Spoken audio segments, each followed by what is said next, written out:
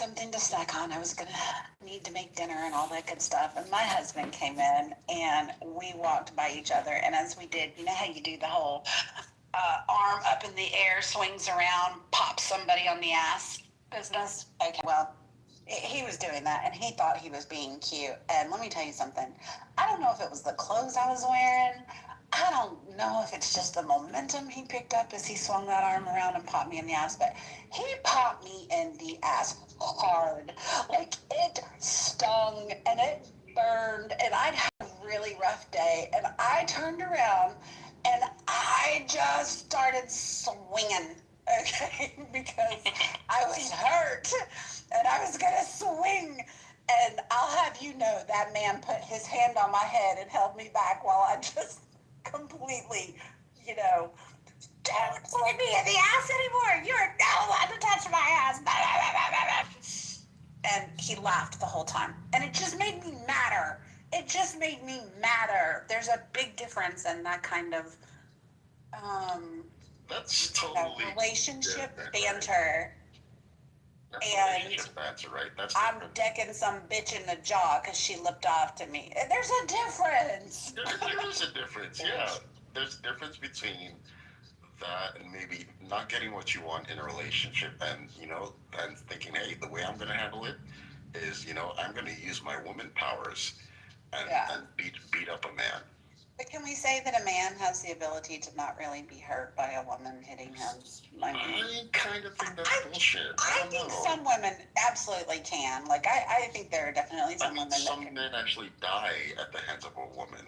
This is true. There's probably a lot of men that die at the hands of women. My brother had a girlfriend who apparently was a little bit of a scrapper, and he said they were in a bar one day, and people that didn't know, a woman hit some guy. So his girlfriend said, you really shouldn't do that because he can't hit back. And she said something smart to my brother's girlfriend. He said my brother's girlfriend hit her so hard, she slapped up against the wall and just slid down the wall. She could, so yeah, women can hurt men for sure. Yes, but I don't think in the context. In your case, it was actually a little funny. In that case, oh my God, you're on domestic violence. It makes it so much worse when you're mad and you want to hurt. That is insane. Like what? the boyfriend's black. The boyfriend was black. Oh, so all she needed was a whip. All she needed was a whip to be a slave. Seneca. Yeah, that's what I told her in back down today. I think she has built up aggression because that man has yet to divorce his wife, and she likes to believe that they are a we, not an I. They're divorced. They're divorced. She told me they weren't. No, they are divorced. Yeah, they are. Well, he still won't marry her, so maybe that's what pisses her off. He's not going to marry a slave master. Is he cray-cray? I don't know. Oh my God. Yeah, Dips, your story, I mean, I get it. He didn't mean to hurt you, but he hit you hard, so you swung at him, but he probably I repeatedly swung at him. I was beating on his chest as much as I could make contact with him holding me back, but I was mad. I was so mad. Like a little T-Rex. I wanted him to say ow, and he just laughed at me, and that just made it worse. It made me more violent. Don't laugh. It's not funny. He was the Put a handprint on my ass. Look, guys are much stronger than women, and I don't believe just because a woman hits a guy that a guy has a right to knock her out. But at the same time, I don't think women. In your case, is different, Tips.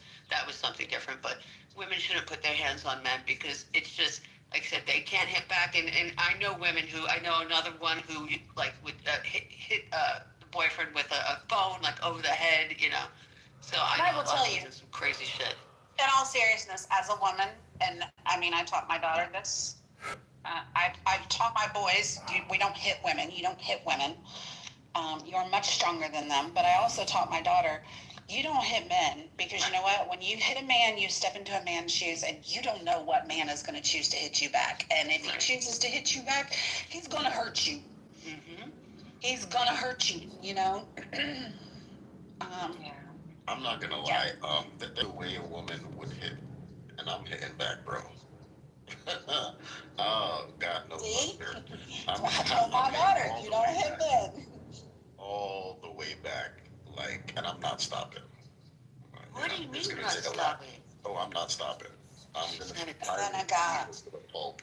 If she took a phone to my head, I'm beating her to the pulp. Don't you dare. Okay, there's Don't a try. difference between defense and then Yeah, legally as well. right. Yeah. Because when you hit me on the head, that's defense, right? Yeah, I mean, if she hits know? you, if she punches Yeah. the shit out of you, I feel like a blow back is debatable. Oh, it's not But gonna like be an equal blow. going further than that, I think is where the line is for. Of course, and legally you can't put yourself to that. Absolutely. Right, that's not you defending yourself. That's Right. you harming them. That's where the line is. Okay. That's No, No, I'm but saying, like- legally, Seneca, if she hit you with a headphone and you beat her to a pulp, you would absolutely be in jail. Right. I would think Yes. so. If she hits me over the head with the phone, Right, But and you're you not can defending claim yourself beating her to a you pulp. can claim domestic violence. You can Yeah. claim assault if she hits you. but she You will can be in claim jail. self-defense if you are. No. I don't want to claim. hitting I her wanna- off I of wanna you. hit her 10 times. I'm just harder. saying. Right, that's I'm not. just saying, that's like, not there's a self-defense works. difference between self-defense for someone assaulting you, and then you also assaulting them to the point of possible death or severe Well, injury. my self-defense is assaulting them to the point of possible death. Okay, I'm just informing you of self-defense. Yeah. If somebody in the street pushes you, Seneca, just stop talking. Stop talking. Yeah, if somebody on the street You're incriminating yourself. Yeah, if somebody pushes you on the street, you take a cinder block and smack them over the head, guess what? You're gonna be in big fucking trouble. Right. If someone pushes me on the street, I'm gonna ask them, why did you push me in the street? If a woman takes a phone to my head because she thinks I'm not gonna hit her back, oh, she's in a world of This trouble. sounds very personal. Yikes. Yeah. Very This is like specific. journal worthy. Like, is this in your diary? This sounds very personal and very specific. Have you been hit by a woman before, Seneca? With the head, but with a phone. Yes, I have, but you know what? I did not hit back, and Yeah.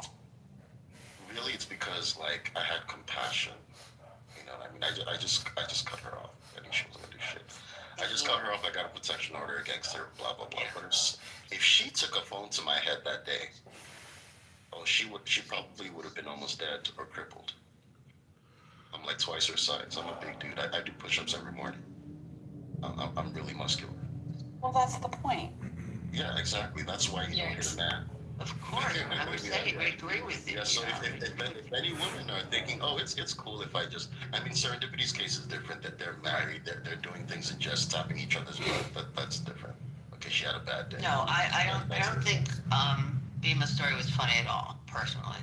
Exactly. The fact that we laugh about it because it's a woman is insane. Yeah, I agree. Because I would beat her to the pulp, blood and everything.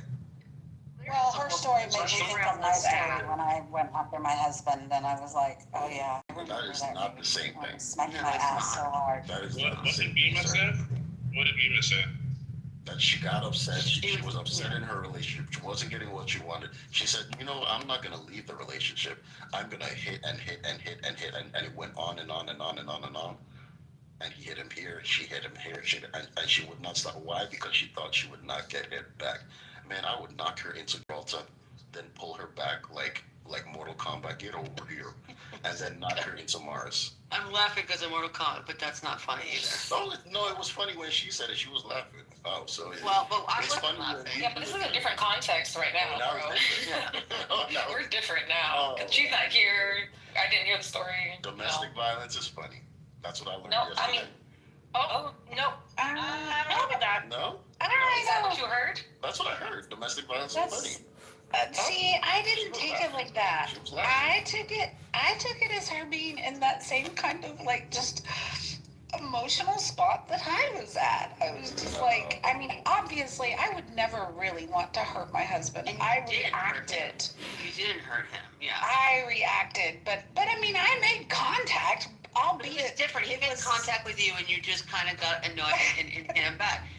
She was laughing laughing when she said it. She was telling it like it was a funny story. Like, I just got so mad I started pounding on this guy. That's the way she told it. It was a little disturbing. Because that was an option in the poll. When when you're hanging on, when something hurts, does it hurt more to hang on to it, to let it go, or to punch someone? That was the option in the poll. Maybe, but Yeah, that's that what is led my to- option. I can call the police and say she's hitting me. I can walk away from the relationship, or I can beat her to the pulp, and that was an option in the poll. So I'll choose as a man to beat her to the pulp because that's an option in the poll. Okay. It's disturbing hearing you say that. Yeah, it's actually disturbing. No, it's not. It wasn't disturbing when she said.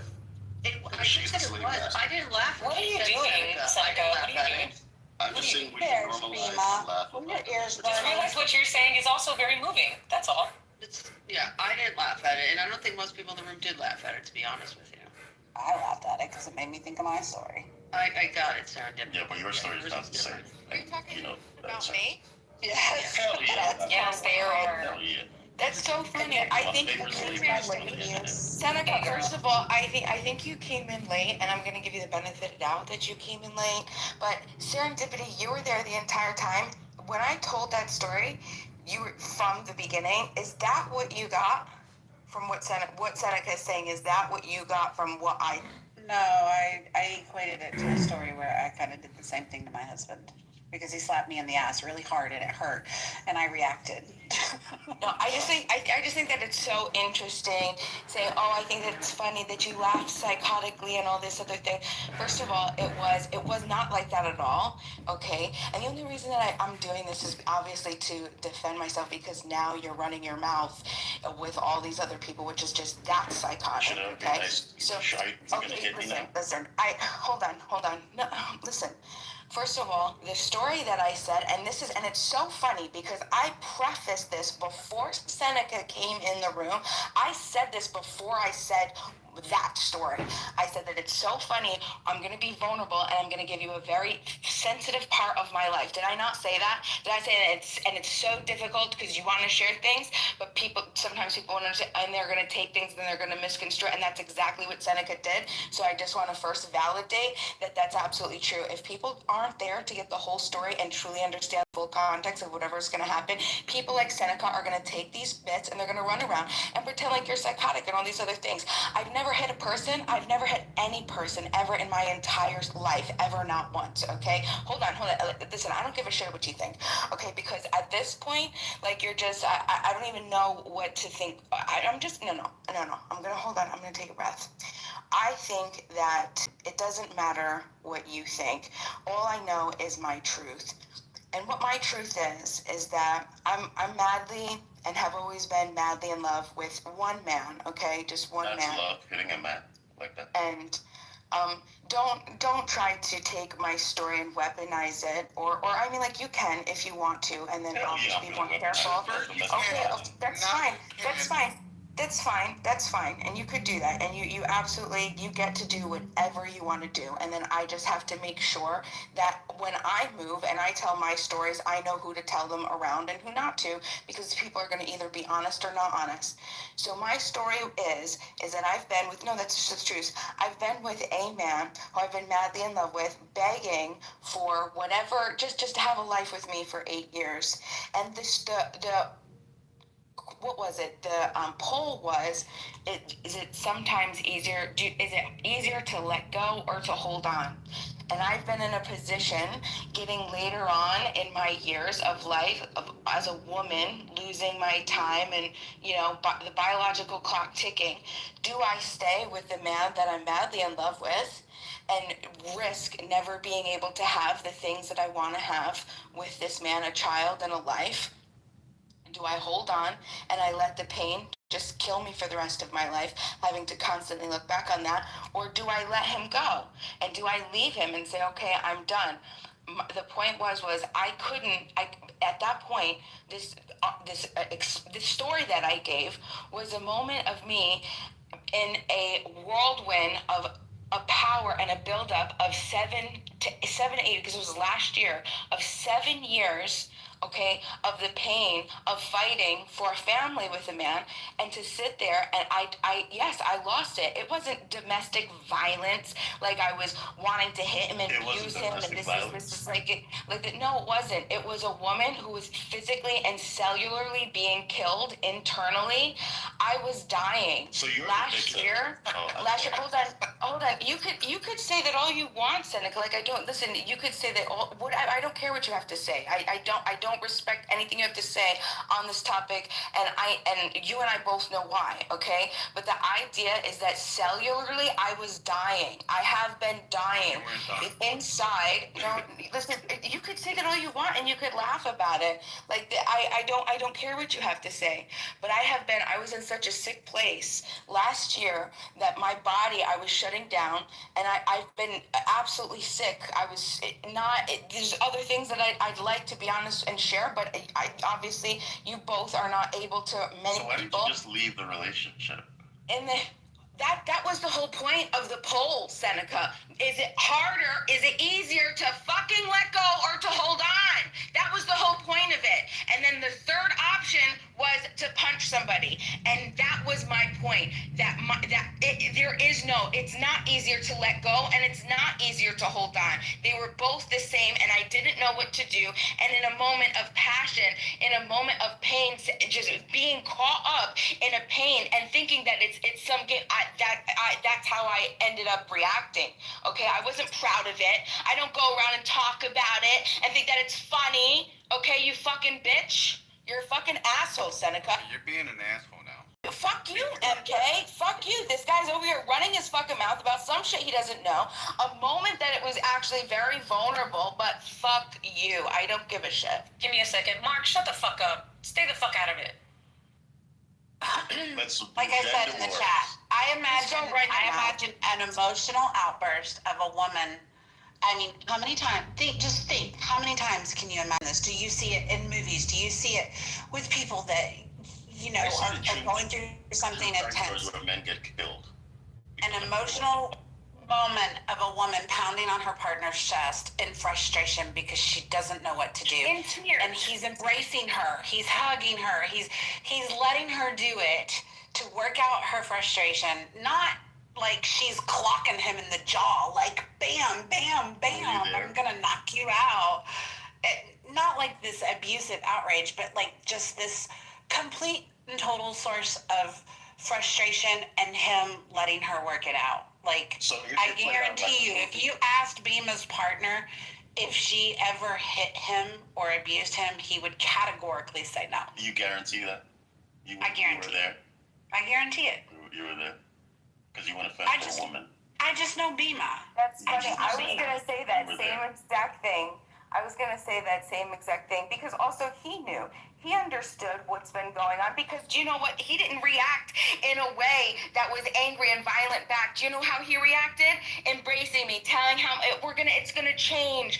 I'm gonna change. I'm gonna be better. It's not gonna be like this forever. And then I sat there and I cried and blah blah blah blah blah. But go ahead and this is just a great testament. You have to be careful who you tell your stories around. Thank you, Senator.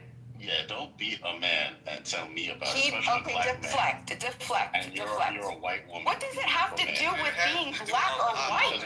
What's wrong with you? What does it have to do with being black or white? Because we have a history of slavery in our country, that's why. Oh my God, you're fucking okay. That's crazy. Only a woman can get away with such. Exactly. You imagine saying, "Oh, it was a moment of passion, and I just wanted to be embraced as a man." That happens all And the be time. told I love you. Sorry to hear that. Clearly, you don't understand the dynamic of love. Not being in That's love, love. I can understand. You're fucking delusional if you think that's love. Why weren't you frustrated with him? I didn't get to hear the story, so I'm only I gonna hope you're never in that position, Seneca. I would never be, because I would walk away. I wouldn't hit somebody. Seneca, Because I'm not getting my way. So how's everyone doing? They coming to bed talk? So simple. Simple-minded men will say simple things. Serendipity, I'm gonna message you later. I just wanted to find out about that thing you researched. for me. Okay, yeah. I take your opinion. I think Yeah. it's wrong. If you could too, because there were basically like 3 categories that I found. If you could send me the name of which one she's on, I'll I'll let you actually put know. it in the chat in a minute. I'll put it in the chat in a minute, actually. Okay.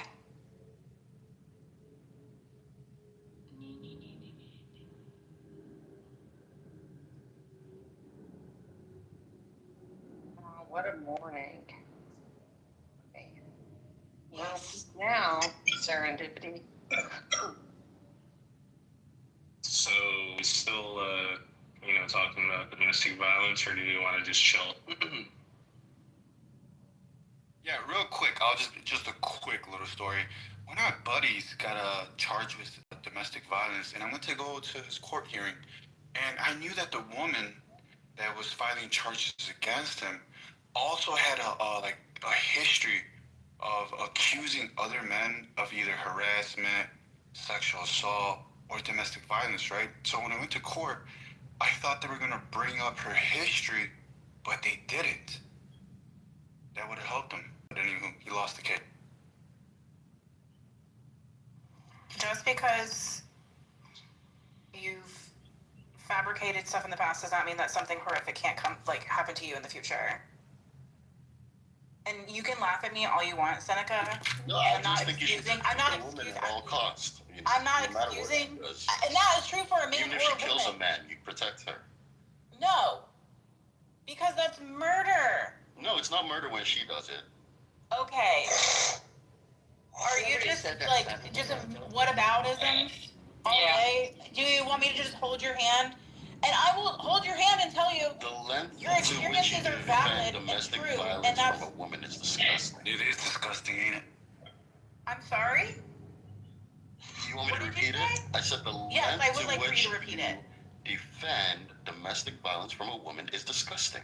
How am I? You want me to say it again? Yes, I would like for you The to say it again, and I would like length for to you which to you expound defend on that. domestic violence from And a expound woman on is it. disgusting. Continue. And continue. Expound. Yeah, I said it. No, expound on that. You also said 10 minutes ago that you would beat a woman To the pulp. To the You would kill a woman To the if she pulp. hit you. If she Kill. ever You did said something kill. like that. I So wish you, you would. sir, I would wish say you would. you admitted that you I would admitted it. murder Yeah, I a said it. woman. I said it. You A want me to say it again? murder a woman. You want me to say it? Hello? I would beat her to the pulp. Hello? You took a phone to my head. Okay? Try me. You said you would murder Don't try her. Jesus. Try me. Murder. Never A heard woman! murder, but I did hear him say beat her to a pulp. I would beat her to the pulp. I'll say it again. Beat You her want to me to the say it pulp again? equated to murder. Hello? Nobody should laugh about a woman beating up a man in domestic violence. Nobody Nobody. is laughing about anyone Yeah. harming Thank anybody. you. Yeah, now you're saying to a The woman. fuck? a woman Now to a coulda, woman, woulda, you but would they did. murder a Beat a woman woman. to a It pulp. coulda, woulda, but they did. You would beat her to the pulp. That means you would kill her or leave her so I would disfigured beat her that to she the could pulp. not Yes, live a ma'am. normal life. Yes, ma'am. Okay, hold on a minute. I just want to take a poll really quick in the room. I'm gonna go one by one. Derisive. If a woman came at you and swung something at you and you needed to defend yourself, would you defend yourself to the point of killing her? No, it depends on the opportunity capability. Hello? You're not derisive. If he meets opportunity Shut capability, up. I'll get to you, MK. Mark. I will get to you, MK. Oh my god. Derisive. Yeah, first can we all take a breath in this room? It's like early in the morning. Don't let It's very woman early. knock it down. It's very early. That's why I'm trying to do this poll. Okay. And everyone else who's not me right now, mute up, please. Correct. Don't let you as a Mute man, up. don't let If you're woman- not derisive, go on mute. Okay. Derisive. Okay. In that situation, my aim would be to simply immobilize her so she cannot continue to attack me. Okay, thank you for your answer. Just because I'm going to work my way up from reverse PTR order, El Normo, if a woman comes at you and hits you, let's just say for argument's sake, she's got a brick in her hand, and you need to stop her. Trying to go at her with the intention of killing her? No, It's a I brick, mean, not a gun. no, I'm just going to take the brick out of her hands and put it in her hands. Okay, perfect. Not that complicated. BB, did you hear the question? If she's attacking me with a brick, Yeah. everybody says they're gonna take the brick out of her hand, but it's not that easy. So Yeah. I would Go ahead. I would kick her in the knee and break her leg, Okay. and then grab the brick. Okay. But you wouldn't aim to kill her. No, That's just the close part to of death, this. but not like so she wouldn't want to do it again. Well, what if you're eating? You're eating. You don't know if she comes from behind you and hits you with the brick. One hit. Then I'm gonna hit her. Well, I don't know. That's not part of the equation, MK. Be quiet. We'll see. So what? Like, Wait. Hold on. I'm just trying to get a vibe for the men in the room. Won't We'll kill her. see. If a woman comes at you and she's threatening you in any manner in a physical way, are you willing to defend yourself to the point of killing her? Do you want to kill her? Absolutely not. I'd just probably destroy the top of her hands. Okay. All right. Frank, now it's your turn to answer this question.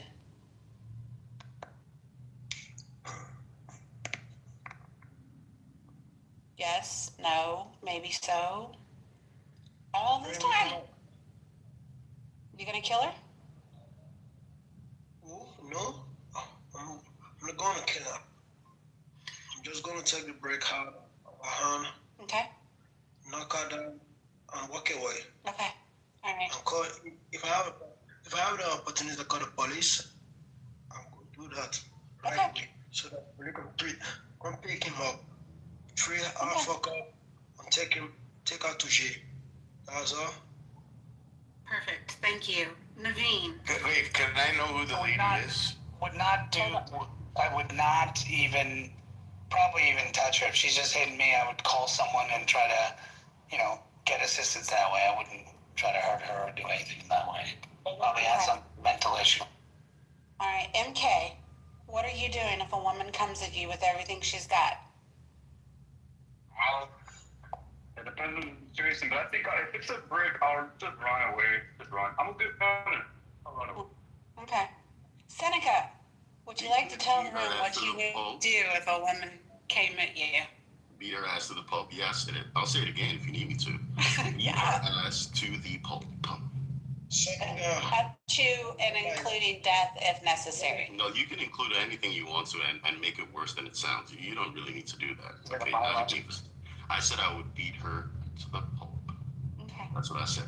You want to include death and make it horrible and so that you can get this empathy for the in all woman. Seneca, you're Because you're accusing biased. Bima. In all You can't fairness, do that, Seneca. But I would beat her to the pulp. Okay, and in all fairness, you're accusing Bima of being abusive. Yeah, because you want to protect an abusive woman because she's a woman. I'm not. That is I insane. don't want to protect. And that's why you're abusive twisting woman. this I girl. don't Would you kill believe. her? Would you slice her arms? You and said stuff? you would kill her. That is- You that said is insane. I would Nobody said it do was a bloody pulp What until if- she what was I- dead. What if You this was a said repeat that. I thing? would beat her Nobody to the put pulp. those words in your mouth. What if this was a repeat That's thing? exactly what you Serendipity. did. Trying to be facetious and twist the narrative to Okay, Seneca. make the woman look like Seneca. Please, Seneca. I'll beat Seneca. her to the pulp. I'll say it Okay, we got it, Seneca. What if this was a repeat thing? It would not be a repeat thing. No, I'm asking you serendipity. Not your name's not serendipity.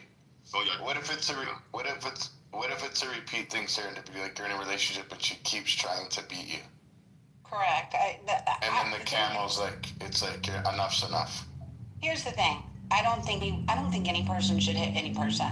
I taught my daughter, you don't hit a man because you know what? No, When you hit think a man, it's you okay step for into a women to man's hit shoes. and No, not- No one is Seneca, fucking saying that. Seneca, don't put words No, into my you- mouth. that's what I you just think. sat here That's and why told. you're defending I her. just sat here and told this entire room full of people. I taught my daughter, you don't ever hit a man because when you do, you step into a man's shoes, and there's a good likelihood that you could get, and they're gonna hit harder, and you're gonna fall harder. Okay, like I don't condone, but But in the back channels, you situation- told me that you would beat Seneca if you had the choice, like the chance. I would even beat Seneca, not even right now. But the situation that she explained was not her partner in an aggressive, abusive manner. Emotional outburst, one in which he embraced her, and yes, she pounded on his chest, but not in a "I'm going to beat the ever-loving but that's motherfucking passionate. shit out So of did you." a man have Were an you there? emotional outburst? You were there? I listened to her tell the story, You saw what Seneca.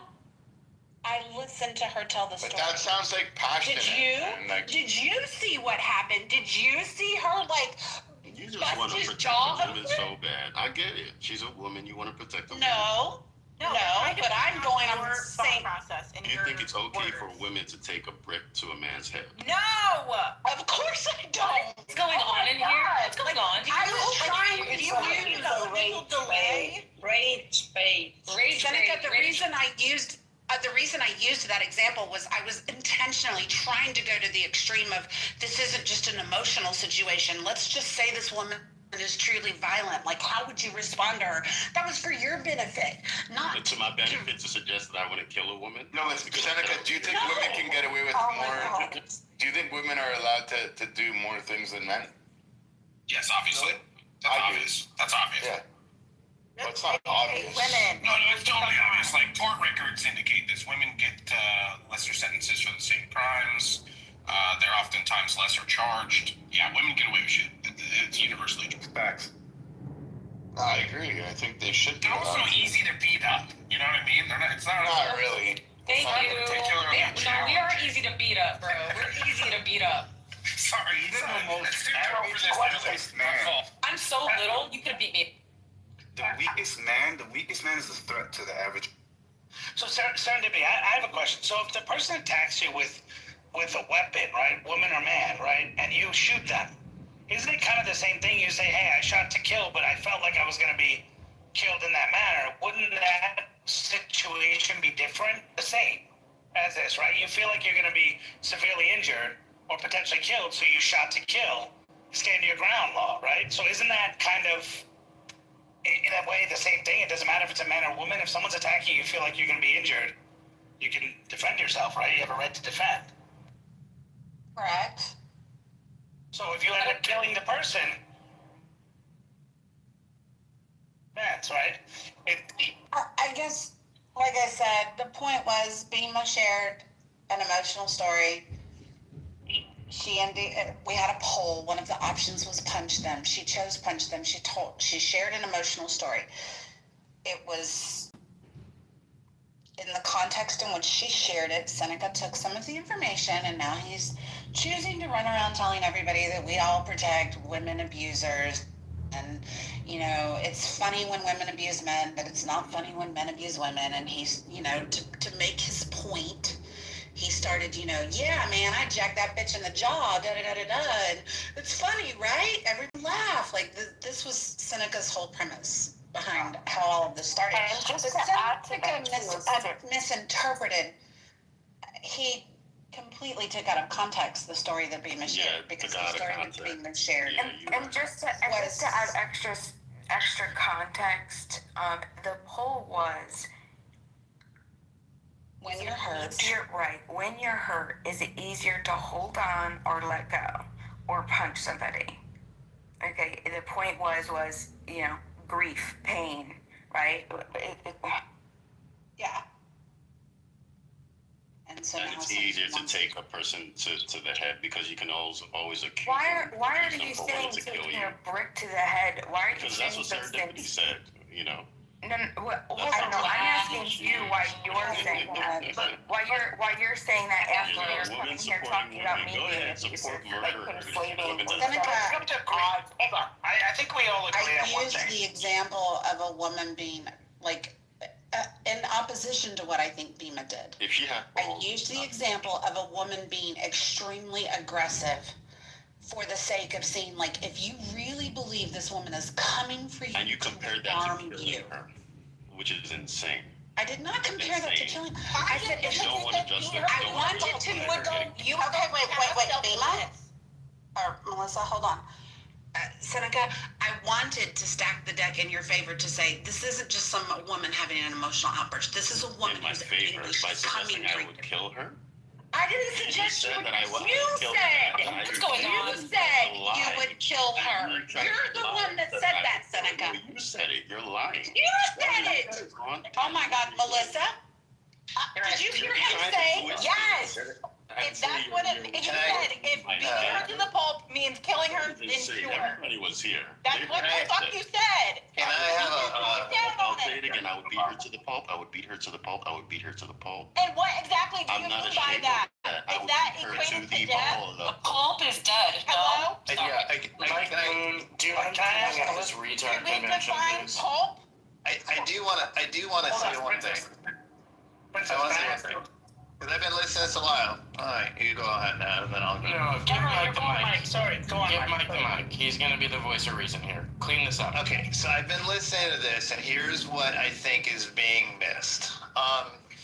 When someone's being attacked and they feel like their life is being threatened or something like that, especially when they feel like it's being threatened, they have a right and obligation to eliminate the threat. What I'm hearing is the difference between eliminating a threat and then continuing, perhaps, to beat and keep going after you've eliminated the threat. So in the case of a gun, if you're using it to eliminate a threat, you might just kill them immediately when you shoot them. That just might be the case. And if you shoot somebody, you should be willing to kill them. That's true. However, if somebody's coming at you with fists or something, even a weapon that's not particularly deadly, but not, it helps to make it more painful to be hit, and you eliminate the threat, and that you get them on the ground, you hit them, you knock them out, you do something to stop the attack, that's enough for most men to imagine this scenario with this woman. That's what would occur, right? I personally would try to grab her and hold her and keep her from doing anything rather than even punching her personally. Like, I would literally leap on her, wrap my arms around her, wrap my legs around her, and throw her to the fucking ground and just hold her there to keep her from touching me, right? I wouldn't necessarily punch her in the face or anything. But the idea that you would say, well, if someone did that to me, I would punch back, and I would continue punching until they were a bloody fucking pulp mess. On eliminating the threat. That's basically taking your defensive and making it offensive, particularly because you could be angry or because you're in the moment. And the suggestion that I would do that, and that's what Seneca did say, that's what makes it icky to describe in the way that he described it. Whether or not he ends up killing her, the idea that he says, I would do more than just stop the assault. I would continue beating the shit out of her until she was a bloody fucking mess, is the problem with what he said. Yes, and I would beat her to the pulp. Absolutely. So she's a bloody fucking mess. All right, we all get it. Yeah, perfect. Can we please move the fuck on from this psychopath? Moving on to a subject. It was great, Mike. This is kind of In most places, you're right. Did I describe it? Why would you want to do that? think I described it, Bima? What I was saying? I think you did an excellent job. It's 100%, and I always appear your rationality. I don't think just for the sake, it isn't okay to ever hit somebody. I truly do believe that was a moment of weakness on my part. It was I had mentioned I was vulnerable about that. If I could, I've talked to my love about I had imagined gotten together. I couldn't even imagine saying a me to him for the longest time. If I could have known or even try to manage myself in a better way, I 110% would take that and take every word that I've ever said to him in anything. I wouldn't even want to talk bad, let alone losing myself in a moment of passion. But I think that there's, they talk about passions of crime. And I feel like in that moment, that was definitely where I was. It was like you weren't, and it's not a good place. And I hope that nobody ever has to be in that. It's when, you really do, you feel, I mean, I don't think I would have ever gotten to that point because obviously I love him so much. I would want to hurt him, but I was just so sad, you know. And it wasn't just this relationship. There was a lot of things going on in my life at that point. You know, like I managed hospice, right, of my parents dying, my grandmother dying, him coming in and going. There was a lot. I lost, you know, my best friend all in a very short period, and it was after that. And yeah, I managed myself illy. I'm not proud of it. I shared that story. I regret that. I know who I can and can't share stories with now. And, you know, I learned my lesson, but I don't think that women should ever, I don't believe that there's any justification in women ever hitting men.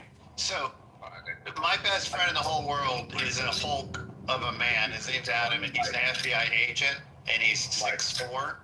And his wife, I'm almost done. Let me finish the story because it's relative to what she was saying. His wife was bipolar, and she was a Fruit Loop, and we all knew it. We went on a rafting trip, and she lost her shit on him in front of all of us and punched him in the face and started beating the shit out as hard as she could. Like literally throwing fists at his chest as hard as she could after she hit him in the face. And he grabbed her, wrapped his entire body around her, dropped to the fucking ground and held her for like 30 minutes until she calmed down, rather than punching her and knocking her the fuck out. And that's how I would hope any man who is secure in his masculinity would react to a situation like that. Very insecure on beating her to a pulp. Here's my question here. I think Seneca is just going to a bit extreme. I totally understand what you mean, Bima. But just from like a legal standpoint of view, do men get to use the same excuse? And I'm not saying that you're using that an excuse, but as a man, in the scenario of domestic violence, you know, it's like you would touch someone or like you beat somebody, and that someone could be a man or a woman. Can we get to use that? Yeah, I think Florida, it wouldn't matter if he called 911, and they could prove that you had been hitting him, you would have been arrested right then and there. And there's a girl that loves to go around talking about a gentleman I know that lives in Florida that he hurt her and she had. I said, oh, the police should have shown if it was domestic violence, that's the law.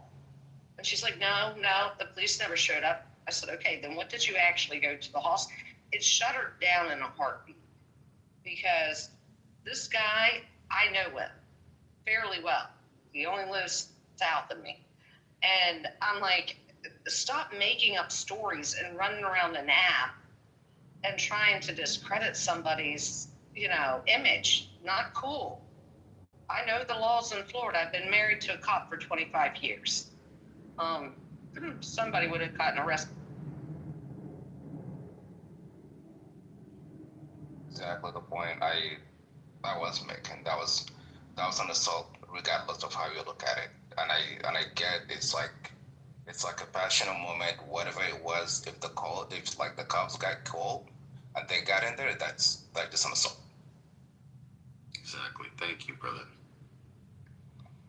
I mean, look, in basically every state, you're allowed a reasonable, proportional response to defend yourself. But this, like, beat someone to a pulp thing, if we're to assume that means beat them beyond what's minimally necessary to defend yourself, then, yeah, both parties are going to jail.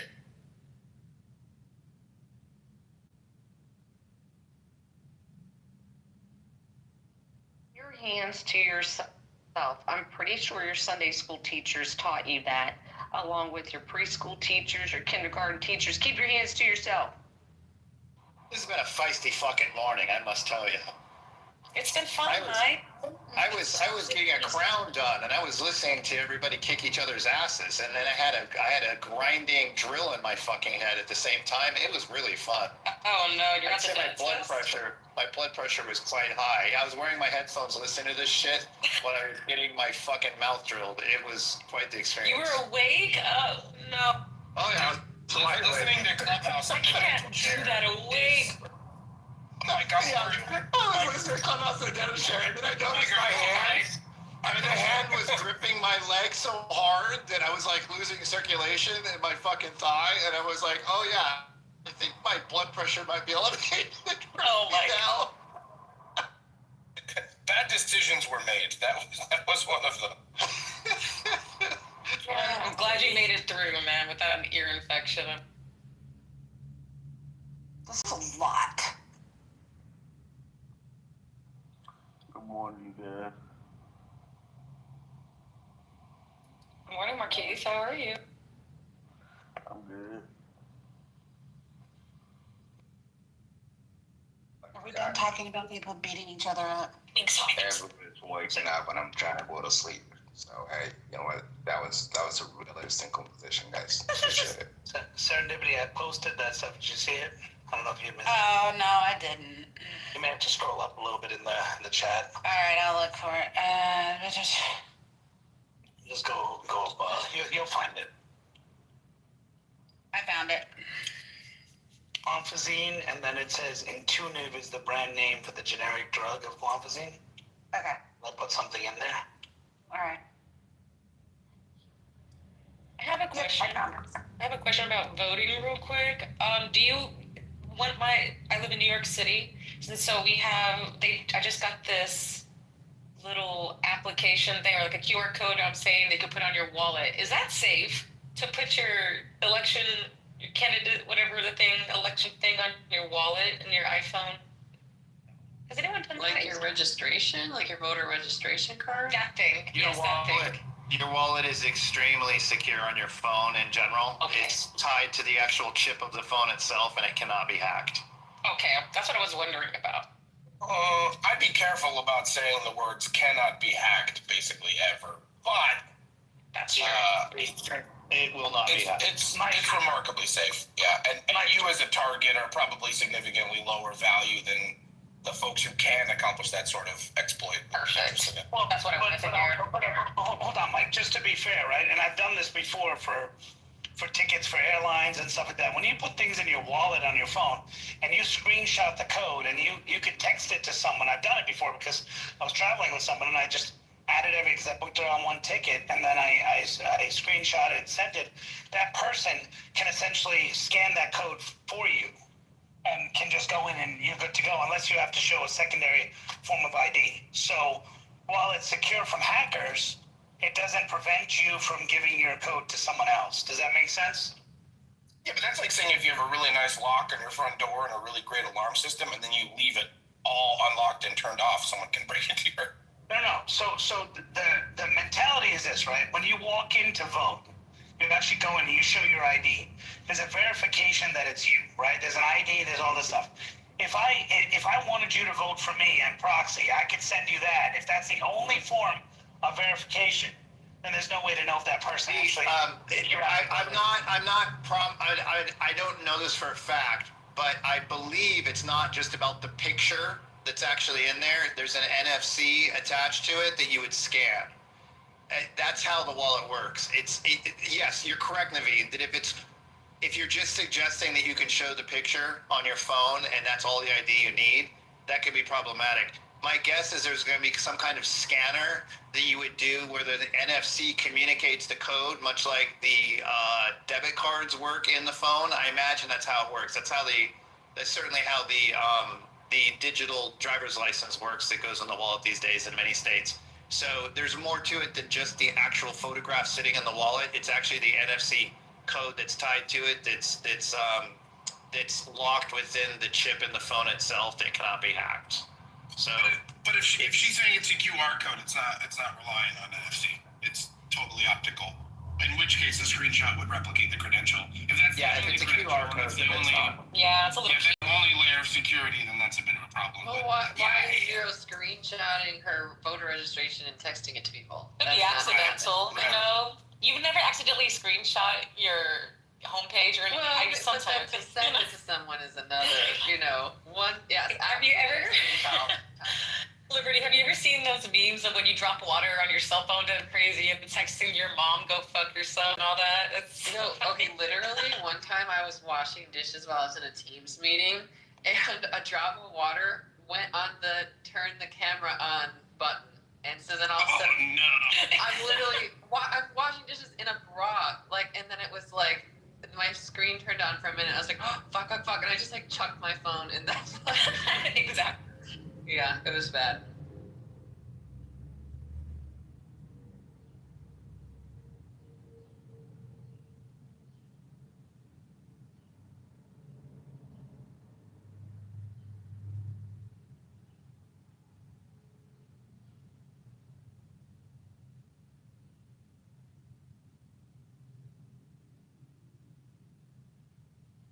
Welcome back, Monica. So, Mike, I cut off for a minute, but what I was trying to say is it depends on how the technology is implemented. If it's like one of those tap things, you're right, it uses NFC. If it's just a barcode scanner, like you do for your airline ticket, where, you know, they basically just scan your barcode, then it, you know, it's not, I mean, it's secure from hackers, but it's not really like identifying that it's you. If it's an NFC, you tap it, right? You know, the probability. Wait, the scan the barcode takes. Hang on, but the scan the barcode. The reason you're allowed to do that is it takes place at the gate. You've already been pre-qualified by showing your ID at the security points. It's not. You're not. That's not the only way you're getting on an airplane. Yeah, but your security. Yeah, but hold on. Your security. When you go through security, you realize you're not showing your ticket to TSA. You're scanning your ticket, right? But and they have a picture of you that pops up, and they stare at your face, and they stare at the picture. But you can. I mean, I've done this before, and I've given someone their ticket, and I've had their ticket on mine, and you know, I've scanned. They've gone through TSA. I just said, oh, that's that person's ticket over there. They say, okay. They just care about your ID. Hey, who's the person coming? So there's. I don't know what you're saying. You're suggesting you've gone through TSA security with somebody else's ID before? No. You show, but you don't have to necessarily show your ticket. That's what I'm saying. When you go through TSA security, yes, you do. You do. You have to show a ticket and an ID. You show your ticket to validate that you have a ticket. You can't even enter the security checkpoint without validating that you have. You definitely show your ticket and your ID. You can't just say like they have a Bojangles in the terminal and I want to go for breakfast. You have to prove that you have a valid issued ticket. Okay. To go through security. So there is this thing called shoulder surfing, right? This is a term in information security, right? So let's say hypothetically you double click your lock button and your ticket pops up and the QR code is on full display for anyone around you. There was actually a guy recently who made the news who had come through security on a ticket, missed his flight, and was still attempting to make it onto the plane. And what he did was he did what's called surfing. He actually took a physical copy of, he took a photo of someone's boarding pass that they were in the boarding area and actually boarded the plane QR code, because the ticket counter agent is not going to validate your ID 9.5 times out of 10. But Mike's right insofar as if you're within the secure area beyond TSA, TSA has validated that you have a valid ticket and it belongs to you, and it's related to the ID that you show to cross team. Well, okay. All right. Anyway, I think it depends if you're pre-check or not, because I'm just even looking at it online. It says non-travelers. Many airports allow non-ticketed visitors to pass through security to go to the gate. According to various sites, that's what it's citing. It says you may need to apply for a special gate pass in the airline, usually TSA pre-check and global entry. So maybe that's why when I go to the TSA pre-check people or whatever, when I go through it, I just give them my ticket. They say, no, I don't need it. Just give me your ID. And then I scan the ID and I just walk through. But anyway, the point I was getting at is that none of these places are using the tap technology that you would use when you're paying something, which is what Mike was saying, the NFC. They're just scanning a barcode. Yeah, an optical code, yeah. Right. So the point I'm getting at is that, you know, if you're doing voting and you're saying, hey, I'm going to tap this for my NFC, you're fine. But the point I was getting at is if they're just using the barcode scan, I can send Mike mine and say, hey, Mike, go in and vote. And they wouldn't know if it's truly me or not unless they have that second layer where they say, all right, now show me your ID. Right? And if they did that, then that's cool. Then that just makes it a little easier, and it makes sure that it's a great process because it means that you're actually a truly registered voter. But if it's just one of these things where, okay, we're trying to make it easy, we're just going to scan people as they come in, then, you know, you could have people who go, hey, you know what, I'll just give my, and I'm telling you, like, there are people who will say, like, hey, I don't want to vote, but I registered or I can't make it today. vote for. There are people who do that. Say like, hey, go for me. And I'm telling you, I've heard people even, I'm not going to say who, but there's people I know who are on different visas who said, oh, if I could vote, if I could get a chance to vote, I would, but I can't. You give them a chance, they'll do it. There's people who start selling those. I'm just telling you, but if it's NFC, which I hope it is, then it's probably one of the most secure things. Now, yeah, there's a chance you give your phone to someone, but what's the probability of that? So, you know what I mean? But, and there's less likely for that. Plus, your phone has all your personal information in it. So, you know, you'd have to report a stolen phone for it to not be you. So, but if it's, again, the barcode scanner, then, you know, I don't think it's that good of a technology. That's QR codes are notoriously insecure. It's a bad idea. Just like if you found a USB flash drive in a parking lot, I would highly recommend not just plugging it into a computer. The same goes for an errand QR code. If you're sitting in a bathroom stall in an airport and you see a QR code sticker on the wall, I'd highly recommend not scanning it, because QR codes can actually execute all manner of things on a device, and it's bad. And with the proclivity of QR code menus post-COVID, it's become normalized. People have a high trust factor with QR codes that they really don't deserve.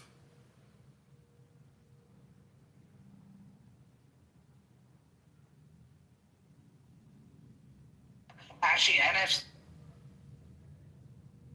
recognition ID, through the me.gov is probably one of the most secure things. I use it all the time. A lot of the bases I visit, and it's pretty cool. And it's a really cool tool. I think IRS now uses it for your taxes. I don't know if people have had that, but they basically do a facial scan, and they know who. I mean, that would be an incredible tool, because you come in, you just scan, and it's you, and you go do what you need to do. You don't really have to sign anything. It's quick, and it can be done very, very quickly. I think that's one of the best technologies they have. It's just that people don't want to give their face data to the federal government or to the state government. So, but I do think it's an incredibly secure technology.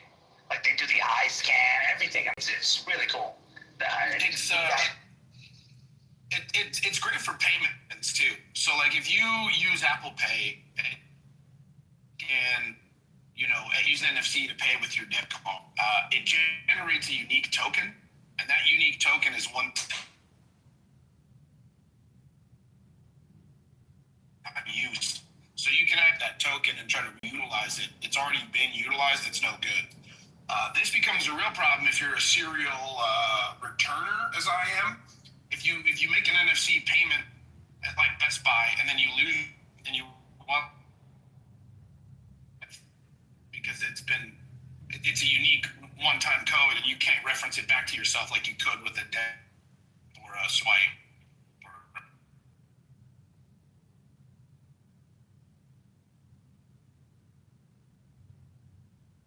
But isn't that why you link it to a credit card, right? So like I do a tap for my TD Bank credit card, right? And so now it's a charge on my credit card, so it can be referenced back to the credit card number rather than the NFC.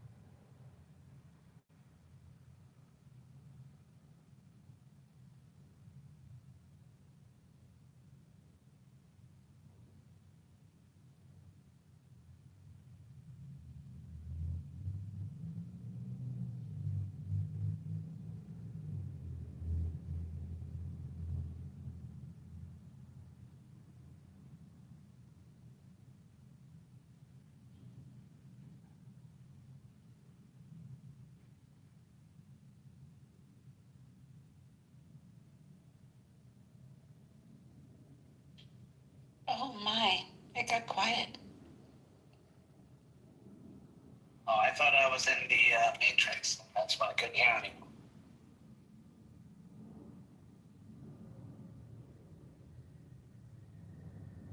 Serendipity, are you there? I am. Would you like like to maybe talk a little bit more about how I want to kill people. That might help Don't you know a that. little bit. No, I don't think you want to kill people. Oh my gosh.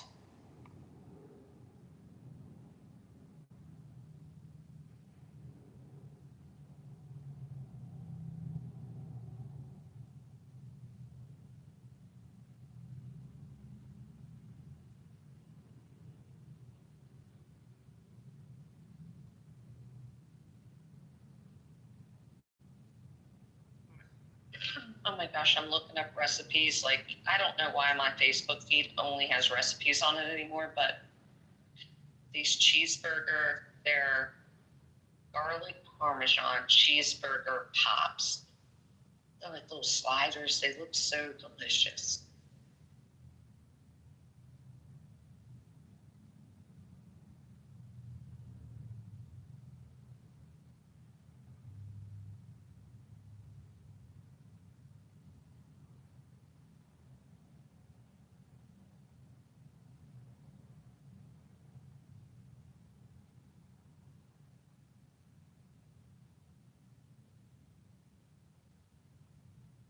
Seneca, Yes. you know I don't think that you want to go around killing people, right? But you tried to convince the room I did. No, I didn't. Yes, just because you say it in a soft voice doesn't mean. Can I tell you something? I was not trying to make the room think that you wanted to go around killing people. When I gave the example, I was trying to make the impact that this wasn't just a woman having an emotional outburst, that this was like a truly aggressive, wanted to do harm to you woman. And I wanted to know what the response was. Wasn't the initial scenario, though, that a cell phone is thrown at someone's head? No, it was brick. That was Seneca. It was a brick. Oh, it was a I brick? used brick. I used brick, but Seneca's initial example was yes, if she clocked me upside the head with a cell phone. No, not a cell phone, a landline phone, the rotary one. Oh. The one you turn the remember those ones in the 80s? Oh, man, you had to go to the antique store to do it? Yeah, the ones you need to turn, those ones. Mm-hmm. Yeah. Because those are the ones you have to actually carry. It's like a little heavy. It's got a little weight to it. You have to actually carry. Yeah, that's functionally a brick, you know? Right. That's a brick. Thank you. Functionally a brick. I like. Yes. I think the point of confusion came when Serendipity said something about, like, is this on the table? And you said something somewhat vague about how, like, if you want to put it on the table, you can put it on the table, or anything's on the table, something like that. I think that is the specific I used point. the word beating to the pulp, and she conveniently, as the you would make an expert mayor or politician, she shifted it to killing. You know, because that's such a pro-choice move. Do you remember? Pro-life. No, That's listen such to a pro-choice move. Seneca. When you were having the conversation with Melissa, with Princess, she said, I mean, would you just diffuse the situation? And you said, no, I wouldn't just diffuse the situation. I would beat the bloody pulp out of her. And she said, what if you kill her? I don't care. Yes. I don't care. You No, said I that. said I would beat her. I did not. I said I would beat her to the pulp. That's exactly what I said. And if you guys want to say I would kill her or I would kill a woman, go right ahead. It does not bother me. It does not shift my emotions, not one bit.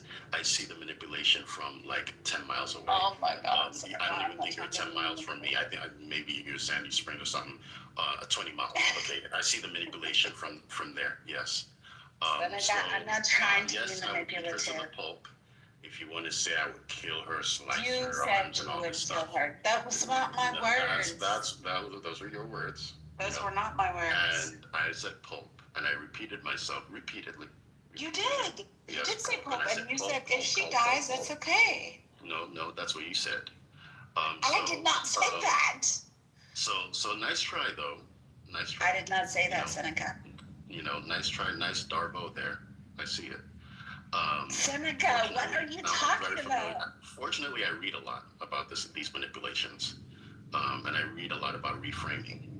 So I know what you're doing. Reframing.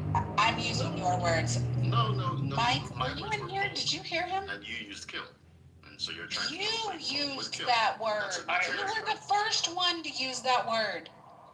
I used pulp. I heard. Listen, I think he said it. I heard him say it. Yep. But I don't know how to. There's no way to prove it, but I heard him say it. Yes, Okay. you heard it. You I heard me just say wanted it to hear because about I'm a black man, and that's why you heard me say it. Yes, Mike. We know. So now it's a race thing. But it is a race thing. Love that. I love it when it turns into a race thing. You're so It's an Can you be a attention dipshit without being a black dipshit? It's an attention thing. Yeah, He's yeah. so happy that all the attention is on him, and all he has to do is This make is what region white for people more do. attention. They do this all the time. Yeah, You know, yeah. they do this all the time. But it doesn't bother me. I I'm used to it. You are offended at the You're way that trying I to conflate pulp. Okay, prove it doesn't bother you by muting out them. No, I will not. Just for you, I will not. Because you asked me to, I will not. Yeah, because I love that. you found your audience here, And your I never- little retard Yeah, antics. you are my audience. You are my audience. I never heard him say anything other than beating him to a pulp. I've never heard him say anything that without over and over again. That is the honest moments in my life. Even though she does not disagree with me, even though she affirmatively disagreed with me, she can still tell the truth and not be a racist. And unlike everyone else, you clearly like the sound of your own voice. I am disgusted by yours. Oh, Yeah, it's because my people have a superior intellect, so I imagine you There it is. similar Did I say repulsion. racist? Did I say racist? There it is. Well, My people have a superior. if the shoe fits.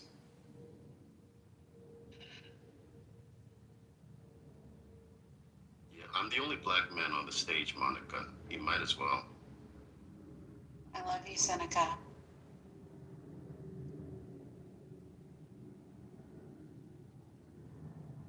Did you push him down? Don't push him down. Don't push Seneca down. Yeah, Monica.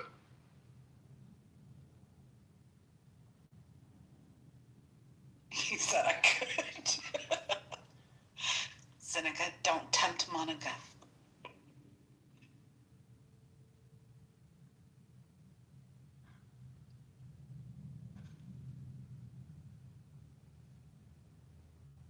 It's hilarious.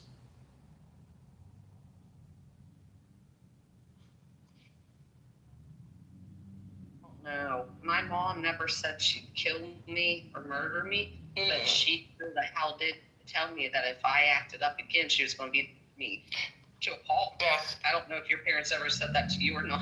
Beth, you always I have did. great topics. I know you can pull one out right now. Let's start a new topic. Will gay men go to heaven? That'll be a great topic.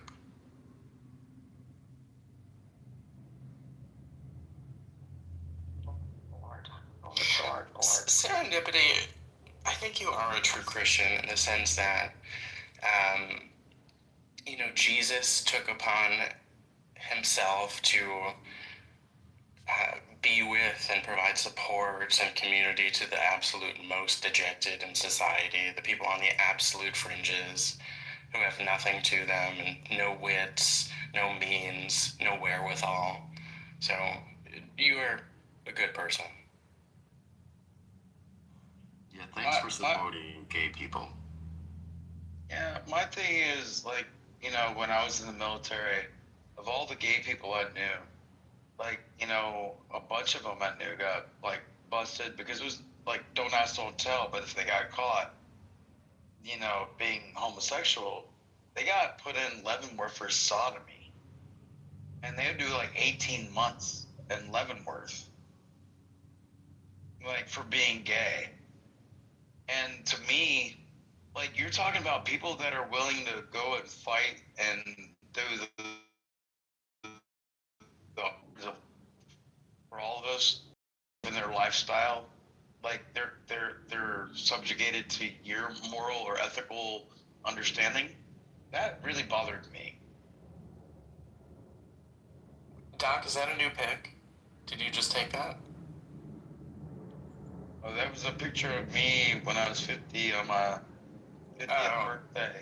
Back in July. That was back in July. No, I was gonna say it looks like you groomed your beard or something, but very good. Just for men and that thing, so I got rid of the grays.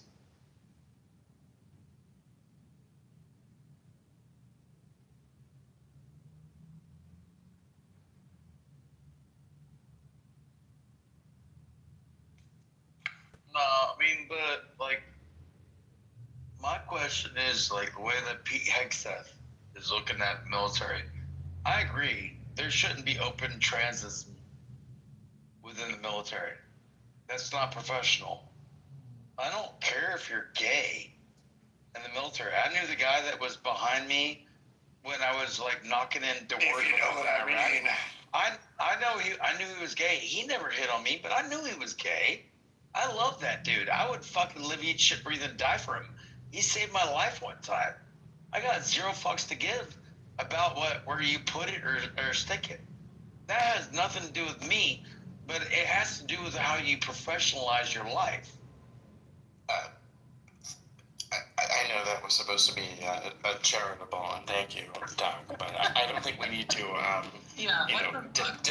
debate the merits of like gay people existing or whatever. Everyone here is enlightened enough to understand that, say for maybe a couple. Nobody's enlightened as much as you, because I know you live in Atlanta, Mike, and I know you went to the grade. My homophobia is disintegrating as I listen to Doc. My homophobia, it's dropping precipitously while I listen to Doc here. So keep going, Doc. I'm changing. You're winning hearts and minds here. Mike, were you the one who said, if you know what I mean? Yeah. That was fucked. No one even responded. It was kind of a letdown. I was like, damn it, I like that one too. There's this comedian that has If I Was Gay, the song If I Was Gay, and it's a song about him and his best friend. And it goes into like, we're hanging out, and you don't know that his friend's gay, but that's what the song's about, is he's like, in another life, another time, I'd be right behind you. I'd be right behind you, if you know what I mean. And it like has all these entendres, and it's a song, and it just reminded me when he said that. Those euphemisms, I think you're using the wrong word. Double entendre? If you're right behind me, it's a double entendre. Because it could be that you're physically standing behind him. It could be like you're sticking it in him, in that use. That's why I said that. That's where the joke came from. The joke was based on double entendre. You're right, I'm wrong. I apologize. It was good timing. The joke was well timed. Listen, I rarely well time a joke. I usually don't think of it till it's too late. So I'm proud of myself. No one responded. That's fine. But Derisive gave me the credit that I was due. So I appreciate it. So Serendipity, Bima, Beth, Seneca, Andre, Liberty, I don't have my glasses on. Does it say well? Is there an apostrophe in there? We will, like the contraction. I don't know, dude. I don't have my glasses on. I'm sitting here rolling a fucking spliff.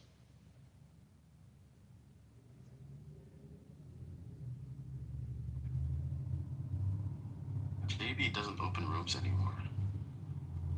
I noticed that too. Seneca.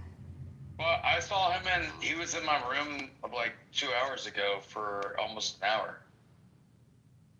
And he never came on stage, even though I invited him multiple times.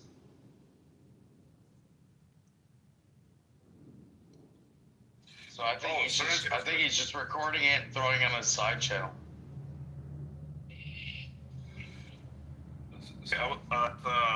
Whatever it was, like a debate, 1 against 10.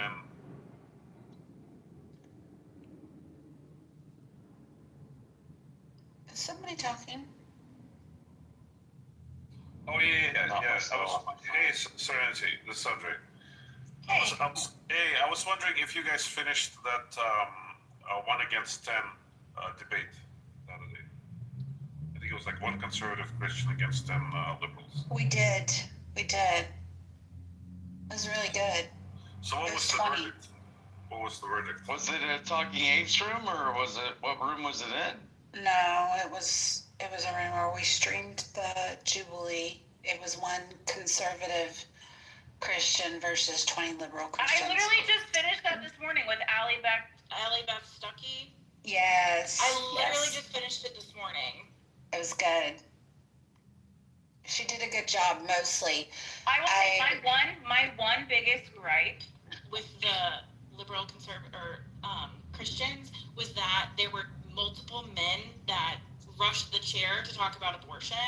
And while I appreciate their willingness to have those conversations, I would have definitely preferred if they would have let the women that were interested in speaking about that speak. That is an interesting distinction because every other time I've seen a Jubilee where they talk about abortion, the men typically will like approach the chair more slowly on purpose. So it is interesting that it was different there. I don't know. You know, my personal belief is that you can have an opinion on it regardless and still, you know, have a philosophical conversation or biblical conversation about it. But I see what you're saying. And it was interesting. There were just a couple of points that she made that I thought that she was kind of not really well informed about. But say more about that, Andre. I want to hear which points you think were weak. Well, the one when she brought dualism specifically, because you know maybe she was referencing to something else and she was just calling it dualism. But Christianity is, you know, necessitates dualism versus monism. Like the two magisterial. So I would say to your point. Yes, sir. Yes, sir. I apologize. So, like, again, the distinction between spiritual and physical, it's a certain condition for Christianity to have. I think she was like referring more to the Gnostics and the way they separated the demiurge versus the actual God, and you know that was I think just.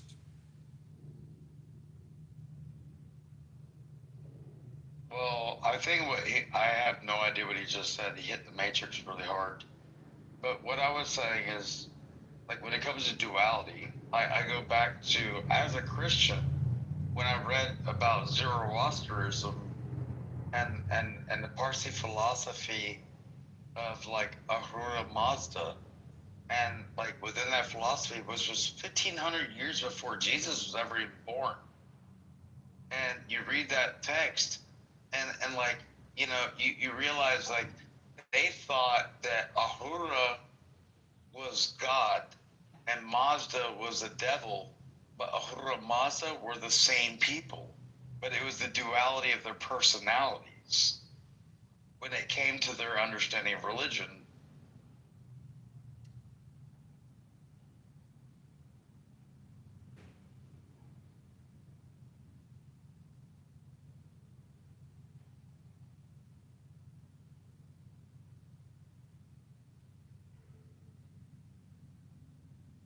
I would love to keep talking about it if you guys want to talk about it, because I literally just... So was her position that it should be illegal for all purposes, or what was her position that she was defending? Her claim was that it's a grave moral evil. Okay, I feel like it's hard to argue that, even if you're, you know, in support of the legal structure for allowing abortion. Well, I think it's hard to argue that as a Christian. But I think if you aren't taking a biblical perspective on it, it's not hard because you just debate the personhood of the fetus, and then you're good to go. Right, because I didn't feel like it was an argument of whether it should be legal or illegal. I think it was just debating the morality of it. Do you want me to tell you what my realistic? You know, I'm 50 years old. I could die tomorrow. I'm gonna tell you right now, the reality that I've understood as being a Christian. I was born Southern Baptist. Raised Southern Baptist. Like, I'm raised by the Bible and the fire and the brimstone.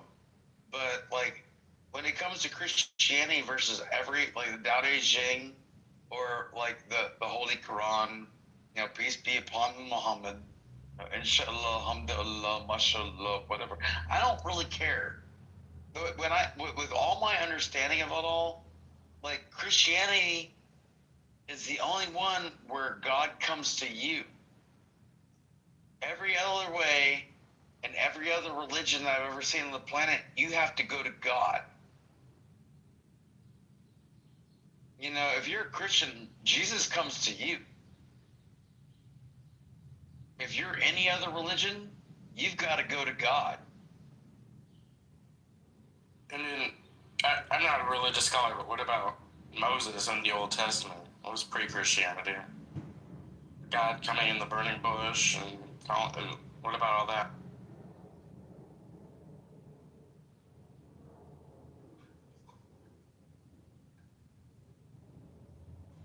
Can you rephrase the question so I might better understand it, please? I feel like there are examples in the Old Testament pre-Christianity of, God coming to people. So if your point was Christianity. Yeah, okay. Well, that's the prophets of old. To me, the way I was raised, we call them the prophets of old. Like, do you know why? When John the Baptist, when he was in his mother's womb, and Jesus was in, Mary's womb, and they were kicking at each other in their mother's wombs, and then, John the Baptist was the one that was heralding the coming of Jesus Christ. But everybody thought, through the mind of, him, that Jesus was going to come to, get rid of the Romans that were within Israel at the time. But John the Baptist heralded Jesus' coming, and Jesus performed all these acts and did all these things and flipped the tables at the temple, said what he needed to say, and then ultimately ended up being John the Baptist. After he got locked up, he sent a messenger to Jesus and said, "Are you truly the Son of God?" Because he thought that Jesus was going to get rid of the Romans. But because John the Baptist was a prophet, he just didn't realize that he was a prophet heralding Jesus to make the truth happen. And then, ultimately, when Jesus sent the messenger back, he said, "Because you have not known me, I will see you in paradise." So, to some effect of that was whether I read it in my concordance when I go through Greek and Hebrew and Aramaic and English and whatnot. But can I ask Melissa? Just sorry, I don't mean to cut you off, but I was just curious what Melissa's perspective was, because we talked about that video pretty extensively the other day when we listened to it together. And my personal belief was that the liberal Christians didn't really do that good of a job. So I was curious, Melissa, as a liberal Christian, maybe you might identify that way, how you felt like they represented your position. I feel like I was a little frustrated in some of the conversations.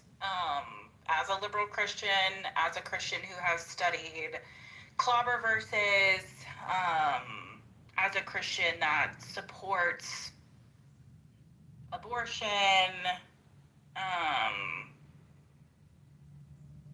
well, can I ask you, because to me, I thought that was the hardest claim to defend from a biblical perspective. So what is your biblical perspective on abortion? My biblical perspective of an abortion is that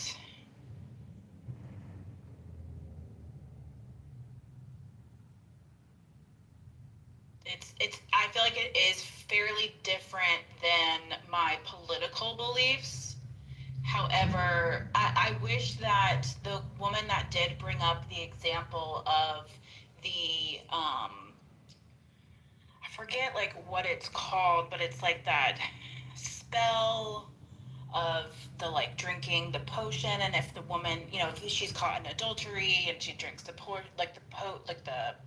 and if she is guilty of adultery, she will then basically have a miscarriage.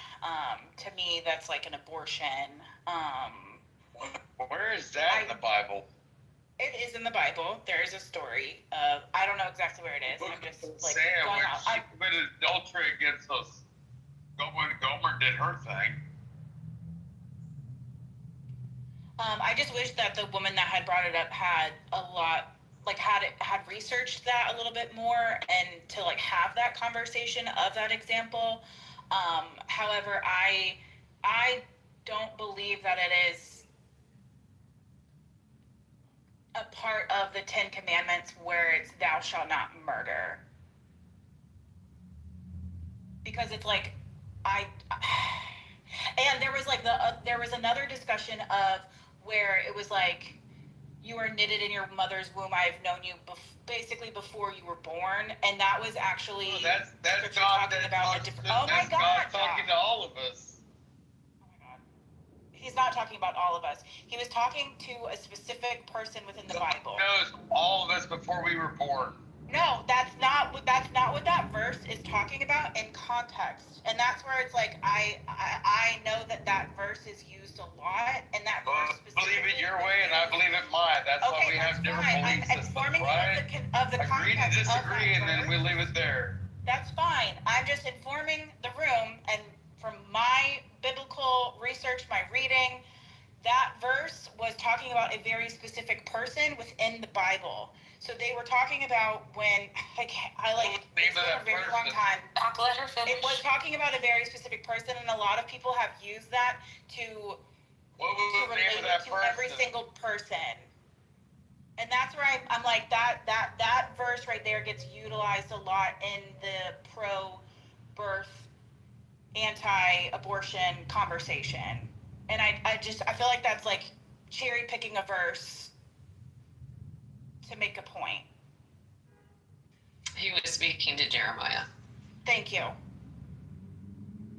He was speaking to a very specific person. About whom? About himself. Like it was God, like saying that God knew Jeremiah and knew his fate before he was even born. But that people are saying that is the same. You're saying that Jeremiah got the only kitchen pass? Like none of us other motherfuckers get a kitchen pass? I do think that that's a reasonable claim, right? I think you could say if it's possible for God to have known Jeremiah before he was born, I do think you could make the leap that he would know others before they were born. Right. That is an assumption. Correct. Yeah. So, but you're saying like. So you said that your political perspective differs from your biblical perspective. So like where do your morals come from as a liberal Christian? So I do believe that life intrinsically has value, and I do believe that it is an actual like miracle to conceive a child and for that child to be born. However, I understand the severity of women's bodies, like, and how pregnancy and birth can be a direct threat to her body. And that is where I, as someone of faith, that's where I have that, how could God create an environment within a woman's body where harm could happen because of this, quote, like, magical thing? Because it's like, especially now, like, being pregnant, having a baby, going through birth, like, I'm like, holy shit, my body is a fucking portal. But I'm also like, I was so scared the entire time that I was pregnant because I understood the weight and the gravity of how anything could happen and how I could lose my life, how my unborn baby could die in utero. Like, those are things that I, as someone of faith, it's really hard for me to grasp those things. Did that answer your question? I feel like I rambled a little.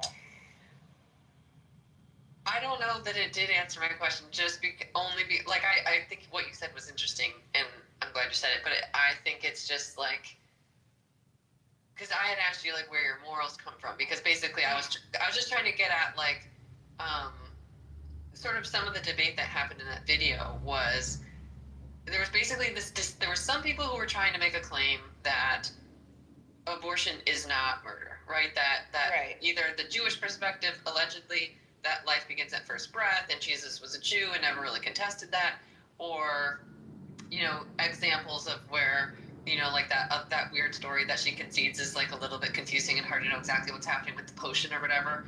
Mm-hmm. You know, there's people that went that route, but then there were other people who tried to go a route of like, well, we ought not to legislate religious morals, you know, and that's a perspective I have long contested, even though I am a strong believer of separation of church and state. To me, the question of whether or not a person is a member of the state, you know, at what point they are a person, I think is relevant secularly. And if it was at the point of conception, then okay, then that's when they become an American and then now are protected by the Constitution. So I think my biggest disconnect is that a positive pregnancy test does not equate to a living being. Now, hear me out. That is not a promise that a baby will be born. That is not a promise. Like, that pregnancy can end for whatever reason between conception and either there's no more development with the fetus or there's a birth, right? So to me, like, someone getting an abortion within the first few weeks, to me, I'm like, there's possibilities that there are so many women that have had unknown miscarriages or chemical pregnancies. That's another word that they call them as well, of like just being completely unaware that there was a fertilized egg. Like, a fertilized egg does not mean that a human is going to come about from a scientific standpoint. For sure. Sorry, Liberty, but I just... Well, under normal pretenses, yes, it will. The exceptions are not the rule. Okay, I was going to ask, so I'm not extremely passionate about this issue at all. It's not anywhere near the top of my list of issues that I'm passionate about, but how do you reconcile... I had one of my girlfriends abort one of my kids, so trust me, I'm very passionate. I'm not asking if you're passionate. I was talking to Princess. How do you...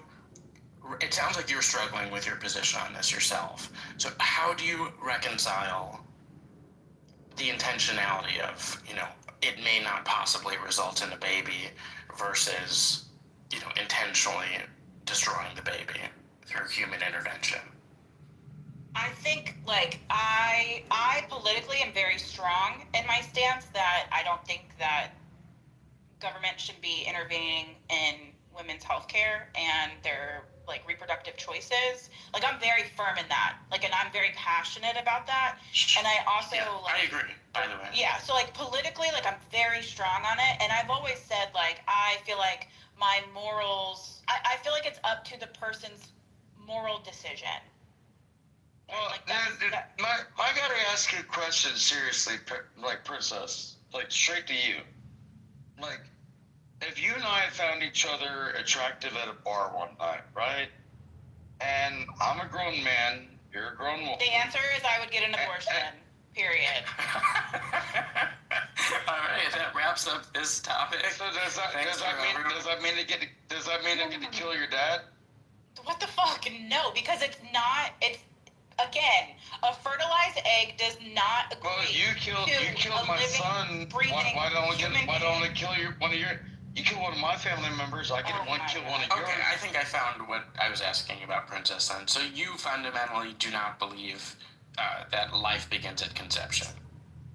I mean, I think, like, from a high-level scientific, like, view, yes. Like, it has to start somewhere, right? Like, yeah, everyone believes life begins at conception. Right. It's like I don't think everyone does believe that.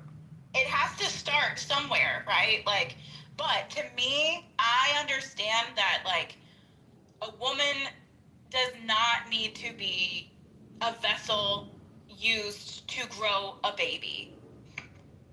No, but if you and I actually didn't go to a bar and we met at, like, you know, a beach cleanup I'm an environmentalist. I like to do beach cleanup. If I have a one-night and you like to do beach cleanup, I'm not carrying that baby to Is it because of the way I look? Oh my God! No. If you're married, I have a baby. Like, I'm not here to play hypothetical games to deal with some man's insecurities. Well, you're the one that's stuck in your own rut. I'm trying to pull you out the mud. And have you seen pictures of Doc from when he was in the military? Those babies would be adorable, Princess. I am not, I'm just saying, I'm not viewing men on this app as someone that I'm gonna, procreate with. I have a man that I'm procreating with. I have never met anybody off this app ever. And I have procreated By the way, I have never met anybody. And I want to continue to procreate with him. What the fuck? Amen. So, hang on, let me take my headset off here. Hold on a second. This interesting thing on Google about while you guys are talking. In Exodus 21:22 through 25, there's a law described that says there's a penalty for a man who causes a pregnant woman to miscarry, and that's a fine. But if the man causes the death of the mother, then it says there should be a life for a life. So according to Google, this is an example that is sometimes used to show that the Bible suggested that the life of a fetus or baby inside a woman is not necessarily equal to the life of the person itself outside of the womb. So I thought that was interesting. Welcome to Southern Baptism. That was also brought up in the video where they were debating personhood and value. Yeah, I haven't heard it before, so I thought that was super interesting. Yeah, they definitely brought it up. I think her counter to that was just that there are she brings up a lot the difference between description and prescription, right? That the laws of the land do not necessarily necessitate the laws of God, and especially in Exodus and Leviticus, that it's not necessarily just because there was lots of laws in those books that Jesus never intended us to follow later. So the prescription, description thing, and also just she brought up other counters. Prescription and description. Do y'all hear those words?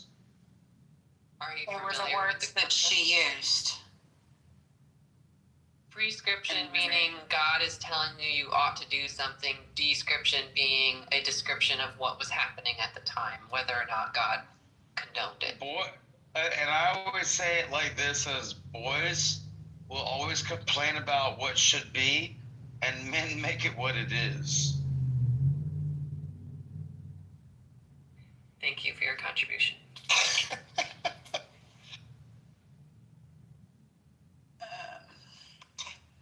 I think every woman in the room should go should go in PTR order and talk about their personal view on abortion, and then what would happen if they had a one-night stand with Doc that ended in a pregnancy. That would never happen. I've been celibate for 4 years, even though I talk about I get I'm fallen. Even though when I had my Porsche, my Skyline. I will say, when I was slutting around, I would have gotten an abortion if I got pregnant. That was a no ifs, ands, or buts. I was fully aware of what behavior I was partaking in, and knew that if that came about. I also have had the conversations with my husband about girl, I got a vasectomy at 32 and a circumcision at the same time. But just for the record, I think Doc would have stepped up and taken care of the baby. He would assume that responsibility as the man. Shit, even if the child wasn't mine, I was adopted, dude. Yeah, and he has money. I remember seeing him just send $100 when he was drunk to someone on the app randomly who just asked him, for instance.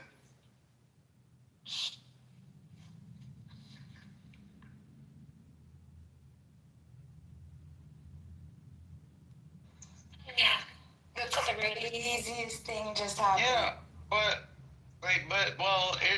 it's a by deflection. Bima, what it was is Princess was saying that if even somebody like me that has got everything that's paid for with like, you know, Dundada shit money. It doesn't matter to her. If I got her pregnant, she would abort my child. I think Bima was like, going to share a story and Nat was looking for a recap of what had just happened in the room. I think Princess also just doesn't like hearing the order of words of Doc got me pregnant in a row. I think it's maybe triggering to her. Bima, what's going on? What happened? You wouldn't believe what just happened. So I'm sitting here and I'm hearing you guys talk, but then I also hear Issa, like Issa's talking too. And I'm like, is somebody playing something like over their thing, you know? And I'm looking and I'm like, wait a second, no, this doesn't even make sense. They're not talking about Israel Palestine, they're talking about abortion. I'm like, what just happened? I was in 2 rooms at one time. Isn't that crazy? Like I had to go out. I think that's a known glitch on Clubhouse. Oh, yeah, I've had that happen. It's the first time that happened to me. I was freaking out. Hey, remember in season 2, if you were on Clubhouse and you got a phone call, you would go off and they'd put you on mute, but you'd be like talking to somebody, but you could hear the whole fucking room. Remember that shit? I just want to say that I would carry Doc's daughter to full term, and I would hire Seneca to beat her to a bloody pulp. That's how I would proceed in life. I would carry his daughter to full term, and I would hire Seneca to kill her. That's what we call a double punchline. But I'll tell you right now. Hey, Mike, if I was ever your daughter, you could treat me like Agamemnon and cut my head off to get favorable wins, so you can go get like Helen of Troy back. Oh, fuck. Period. That's right. There it is.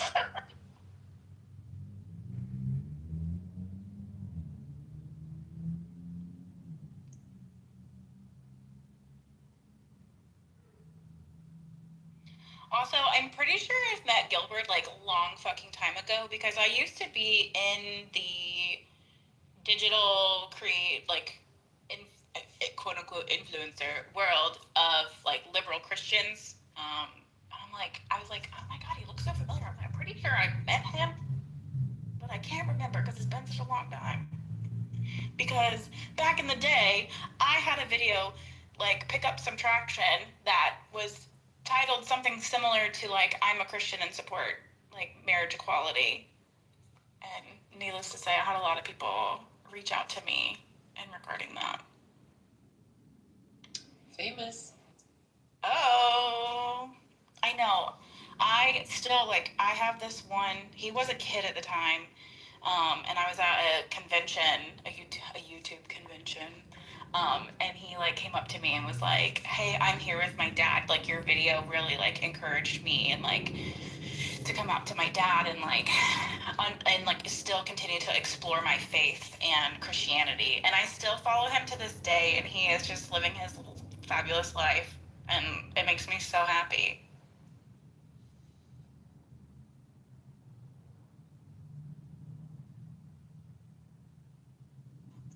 Well, we should all live through peace, love, health, and wealth in our lives, and like actualize ourselves to the best of ourselves by making good choices.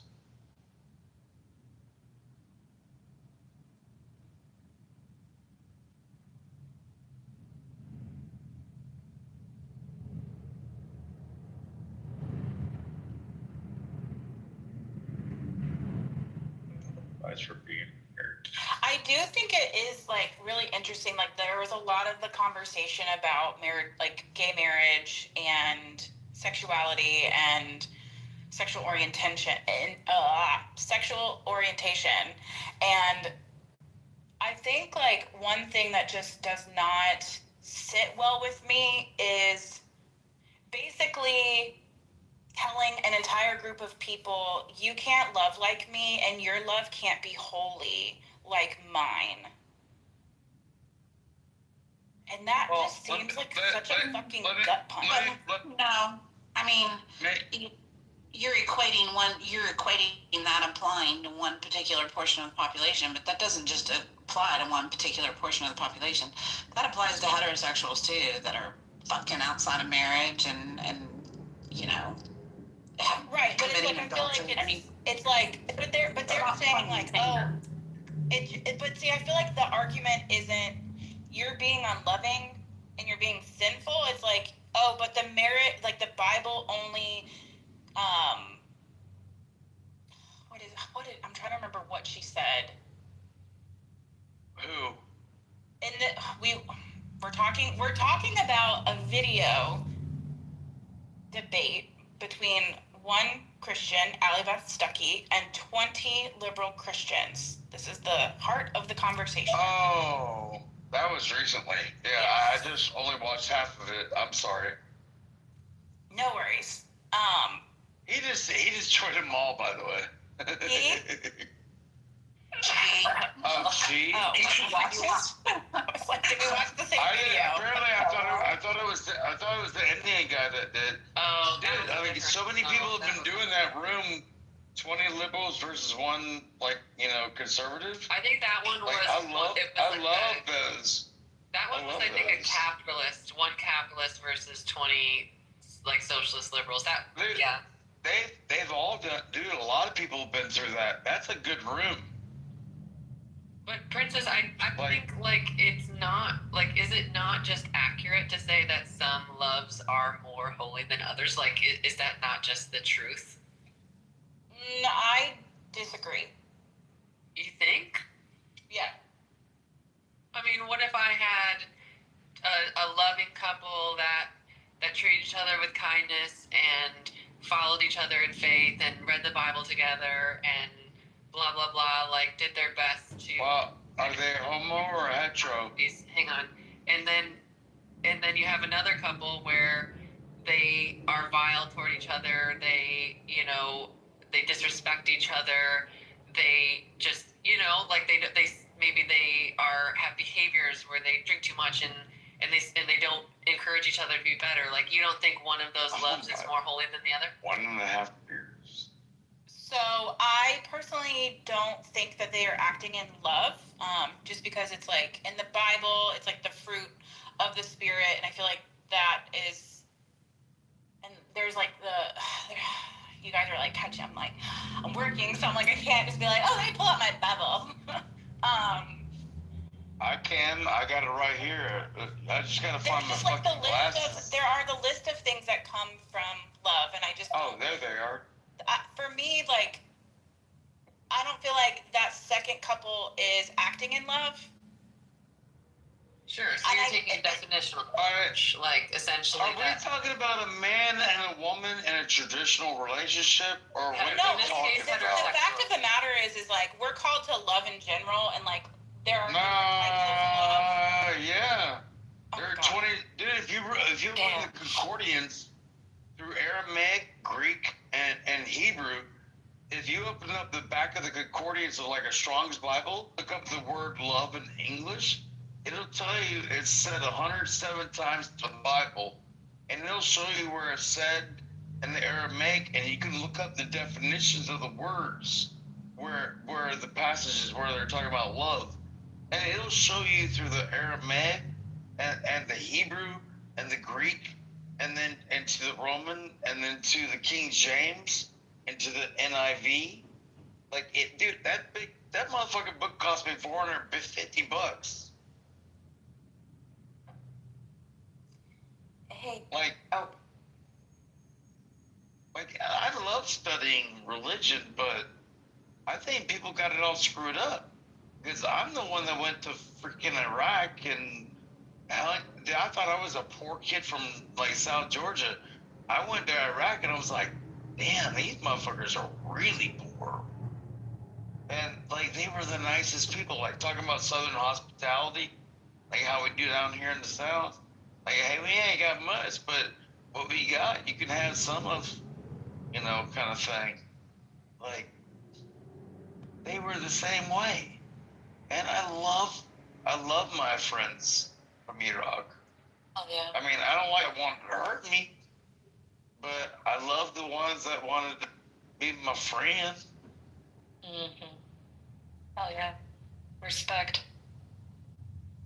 Serendipity, remember what you were gonna say? No.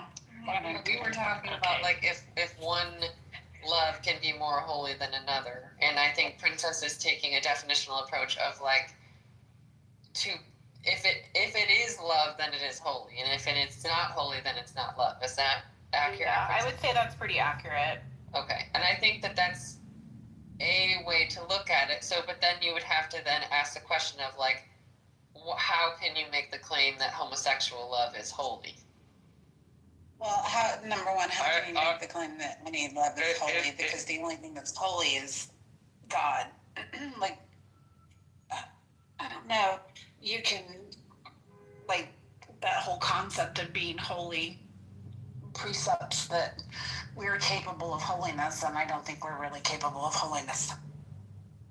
But Liberty, I know you from Adam, and it doesn't matter like your proclivities. Whatever you do, and whomever you feel that you are part of while you're alive, because don't take life so seriously. None of us get out of life alive. We're all gonna die. Well, let me make one thing really clear. First of all, is that I am. This is not my position. Like I am. I'm just. May I finish my part? Person, like in a. May I finish my part? Yeah, you have a very clear misunderstanding. May I finish my part? Hold on, dog. Go easy. She interrupted me. Bro, you keep interrupting everybody all the time. Everybody. I'm saying like sometimes, did he leave? I feel bad. Yeah, I didn't. I guess I shouldn't have interrupted him because that was hypocritical of me. But it's hard when someone's like going on a diatribe about something they just like he was not right now. Like I do not believe it's wrong. I think it's very easy to argue that being gay is not biblical. I think it's easy to argue that. I don't personally agree with that belief, but I think it's an easy argument to make. And so I'm for the sake of the room, I was just steel manning. I personally have no issues with being homosexual. Yeah, everyone be gay. That's all that I wanted to tell him. I wanted to say it's not right I wanted to say it's not right for people to interrupt, but sometimes you can give the exception when they're letting you know that you're on the wrong track, so you don't have to waste your time. Yeah, I don't want it to evangelize to me about being gay is okay. It's just not. Well, I like to read a poem called "It's Okay to Be Happy" by Candidate John. It's only 60-second poem. It's called Be Happy. No. Do you have 60 seconds for a poem? All right, someone hang me when he leaves. Bye.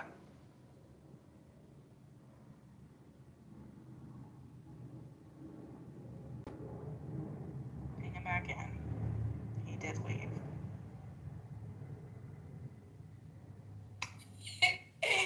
Hey, I have a question. I need help. So, I mean, we all know that, but I've been trying to get, like, I want a new bag for my stuff, for my journaling, like, ecosystem. And I would go on Facebook Marketplace, and I'm trying to find just, like, a canvas bag. Like, I just want, like, a canvas, just like a canvas messenger bag. And there is no canvas messenger bag in the freaking 60-mile radius of me that is like a reasonable price, like reasonably priced. I'm reasonably priced, obviously cheap enough for me to want to get it, right? Used and abused. And so I was just like, let me just take a look on, what the horrible Amazon has to offer me. And it's a, I mean, I could, less, I don't have to go driving around. I don't have to buy something that I don't know. So anyway, I can't pick between two colors. One first, if anyone has a messenger bag, a canvas messenger bag that they're willing to sell me, I'm looking like up to $30. If you, anywhere 30, 35, I mean like 35 would probably be most, let me know. But I have two options so far, okay? And this is the first option, and I'm not sure which color to go with, okay? So this is the first one. Check my PTR, everybody. This is option 1. Everybody look. Ooh. Ah. Okay, and now this is the second option.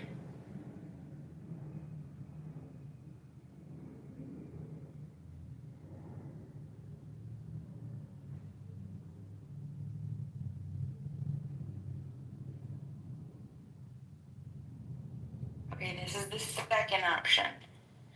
Should I go with 1 or 2? The first option or the second option? 2.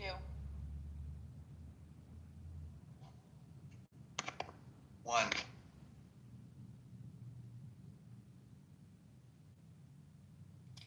Anybody else? Because I need to take a tally now. I need to see the first option again. Sorry to be that guy. I like 2. Okay, that's 2 women going for 2. So Bima, here's the question. Are you in the mood for a darker texture, or are you in the mood for something a little more military-esque? So that's my problem. Those are my colors, like green, forest green, like the military green, and then the browns. I love both of them equally. I can't make up my mind. The brown is going to be a lot more versatile. It's going to go with more. That's true. I like 2. Yeah, number 2, just because I can imagine you roughing it up yourself and creating some character yourself in there. Okay, Mike, I'm going to show you one. Again, this is 2, and I'll show you about... I saw one. I went back in picture history. Oh, okay. Oh, that's right. You got plus. So you think 2, too? Number 2 is it, I think. Okay. I'm nervous. Okay, I'm going to get... Is that you and your PTR? Ooh, me or... Mike. Mike? That... Oh, yeah, that's me. Yeah. They look like...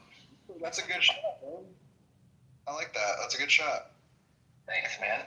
It was good goofy. I was on a set, and I just stood in the camera for a minute, stood on set, and I was like, I took a yes picture for no reason whatsoever. And it came out bougie. Yeah, it did.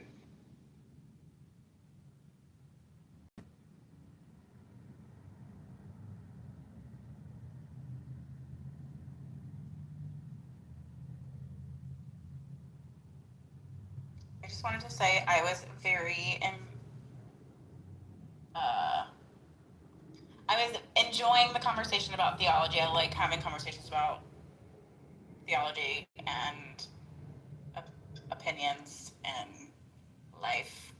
As far as Doc was going, he can make a good point sometimes, and from what I hear, he likes to get drunk in the mornings. I mean, who doesn't? But I saw how things were going on, and he often does do that. You guys can't. And not to say that, and again, I respect vets too, but that was, there's a difference between being a vet and being obnoxious. Don't use being a vet as a reason to be obnoxious. That's what I'm going to say on that. Yeah, I'm a vet too. Hi. We all know Doc. We've known Doc for years, and we've all worked with Doc on trying to, work with him and kind of not totally push him out because he's choosing a lifestyle. We all have, our issues, and we all have the things. I'm also, like I said, a veteran, so I have a softness towards my brothers and sisters because I get it. I've seen the worst of the worst, and he's not the worst of the worst. He can be helped, and he can be a part of the conversation. He has to play nice, though. You're right. He does need to. Yeah, I will say that sometimes he frustrates the shit out of me because my husband can get drunk and he likes to debate when he's drunk, and it annoys me sometimes. So I feel like I was having a very short temper. Here's the nice thing about Doc. Doc doesn't hold on to anything. Like, the room, you have a good exchange. It's great.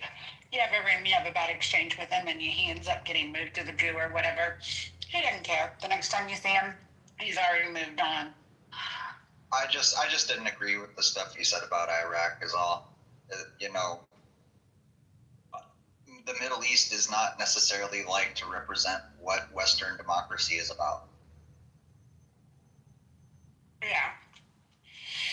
I find that to be global, though.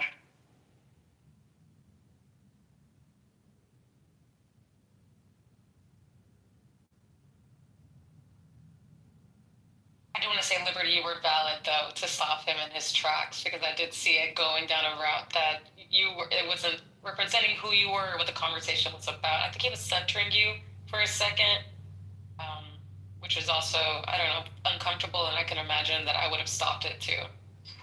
Retrospectively, I would probably have just let him say what he wanted to say. But yeah, in a normal person in a normal state of mind, I think it would have been fine, but I probably should have just recognized maybe not I didn't really know the history, so.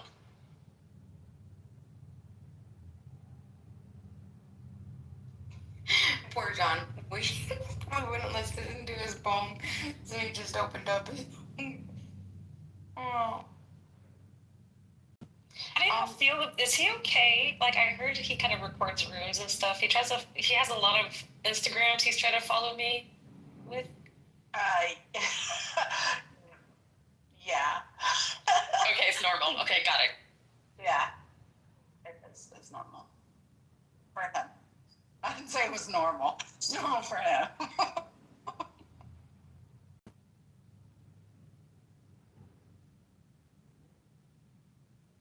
I do occasionally let him come on stage and elevate the room with his poetry because he keeps it to 60 seconds, you know.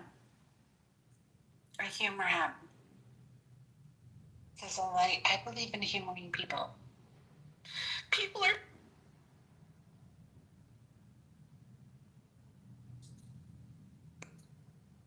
all the peoples.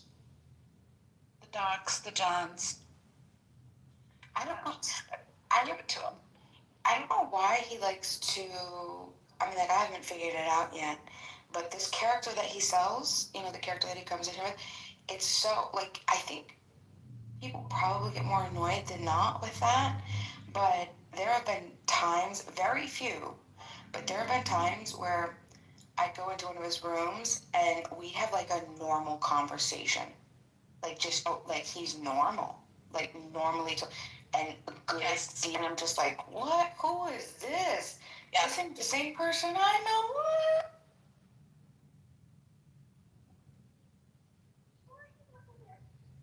I agree, Bima. Have the same experience. But here's the one thing, you can't count on that normal from him. Can't. Oof.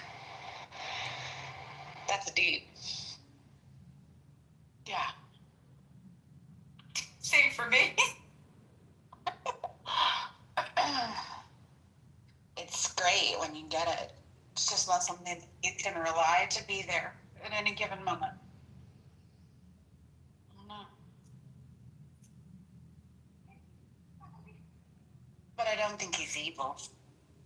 No, but he's not evil, but he is a textbook, absolute 100% narcissist. Like, every single thing that he has to offer is about himself. And sometimes it's, like, awkwardly about himself. Like, he'll come in and turn something onto himself out of the blue when it's, like, super awkward to do so. And you're like, what? Like, okay, yeah, all right, dude. Like, everything is about himself. It's crazy. It's crazy. Like, you can't talk to him for more than a few seconds before he's going to turn whatever's going on back to himself. I can definitely see where I think that observation is very valid in what he shows. I don't think he's a true narcissist, though. Well, I could be wrong.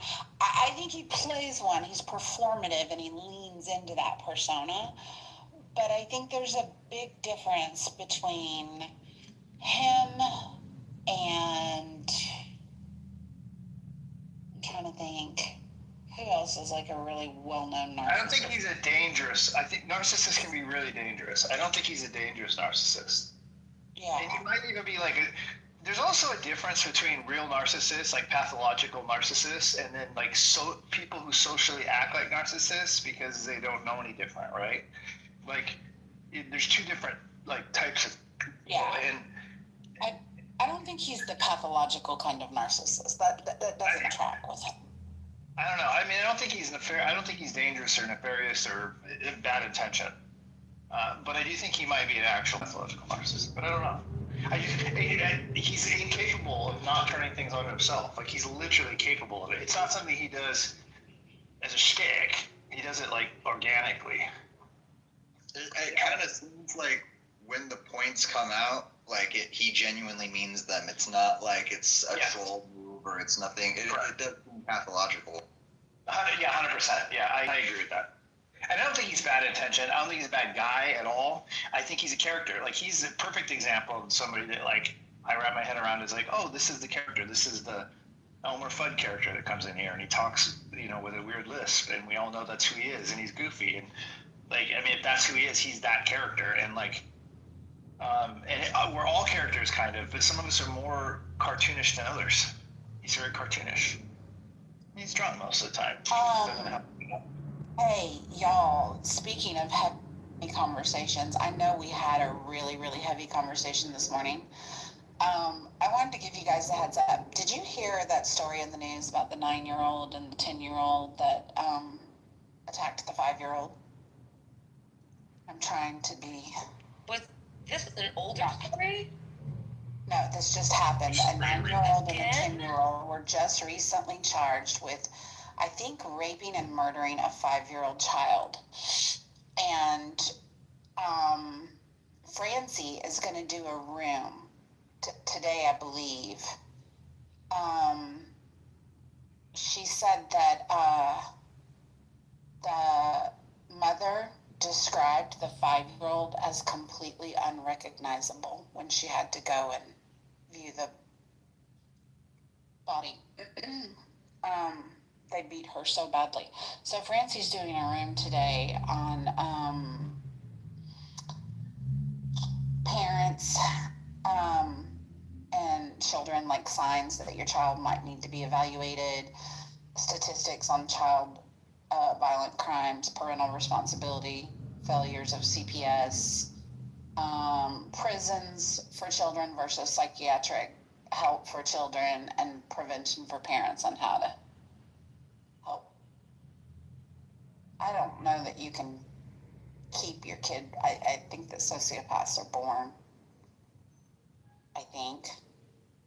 I'm not even real sure on that, but yeah, she's doing a room about it today. Apparently, that scenario was very, very gruesome.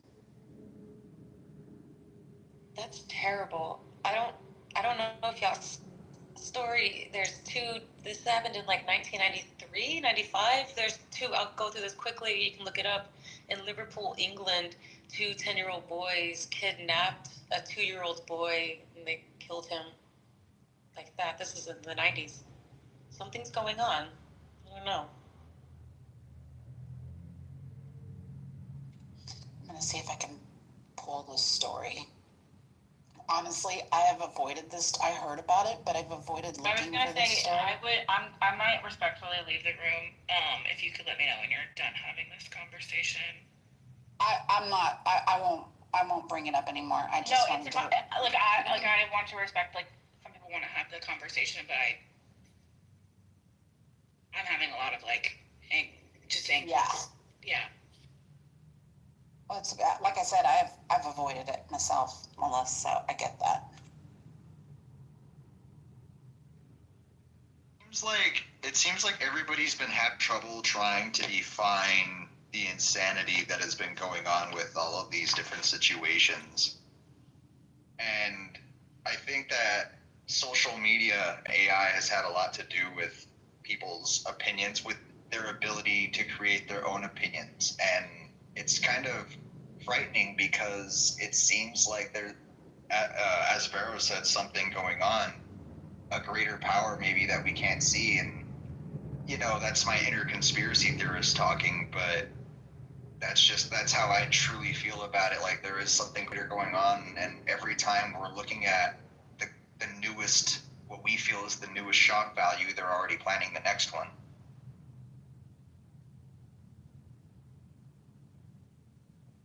You know, I've asked this question a million times of, is it just in how could it be just in my lifetime that it seems like the world is falling apart and there's major deaths and assassinations. Has this always been? Or is it only recently, when the last 38 years that I've been walking?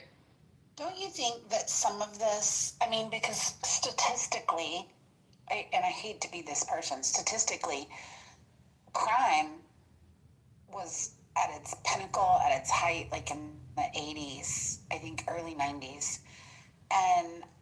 But I think that because of the easy access to material, with our phones and social media and the internet, like, I think we're just exposed to a lot more than we were back then.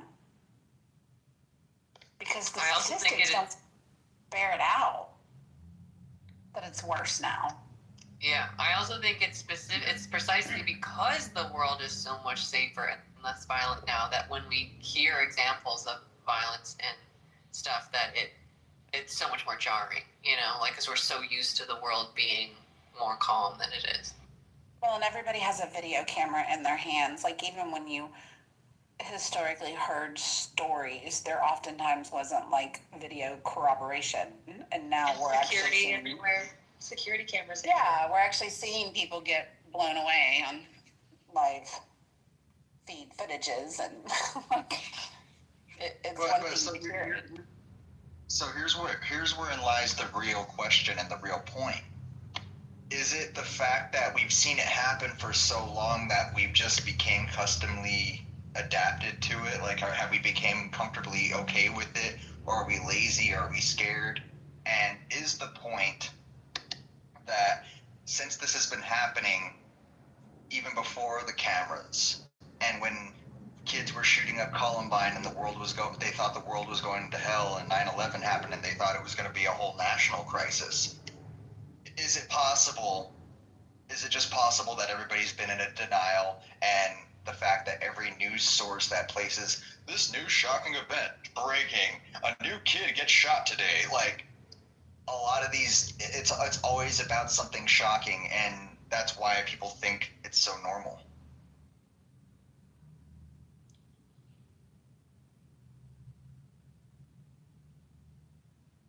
I don't know.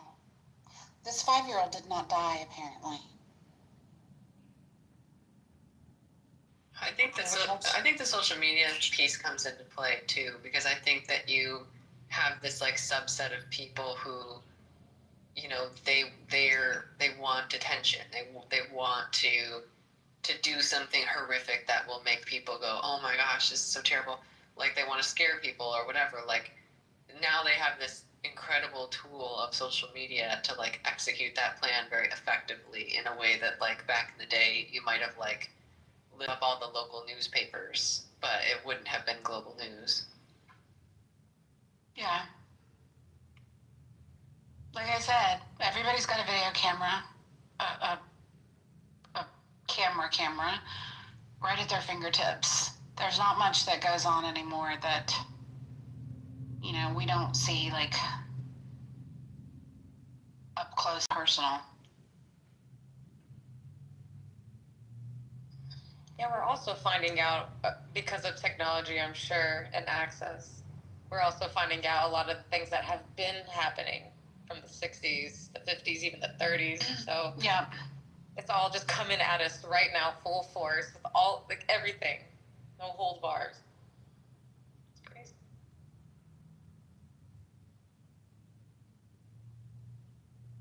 Yeah, I just read my first story on these kids. It's just, fortunately, there's not a whole lot of detail because these are all babies, but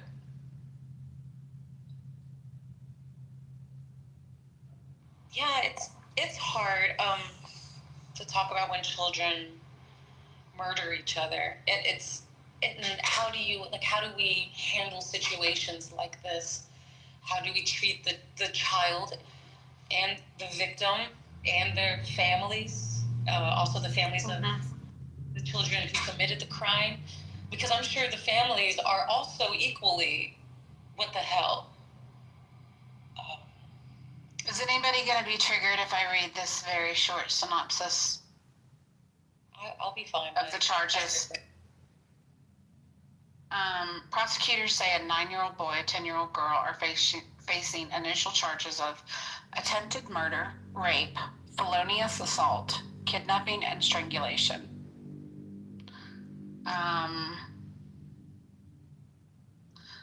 The victim's mother said she dropped her daughter off on September 13th at a family member's home. Somehow the 5-year-old walked out the front door and was badly beaten by a group of kids outside. What I saw was unbelievable. My daughter was not my daughter. Her hair was scalped from her head. She had bruises and blood all over her body. Her eyes were filled with blood. Her lips and mouth were filled with blood. Her nails had debris and dirt stuck in them.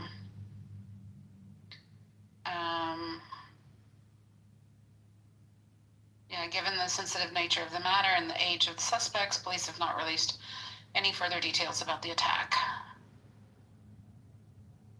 Wow. That's brutal. Yeah.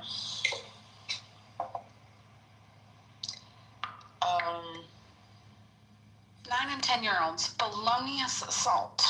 Right. What? I think about that age level. I think that's what's more in my mind than the murders or the anything. You can say anything. In my mind, it's like 9 and 10.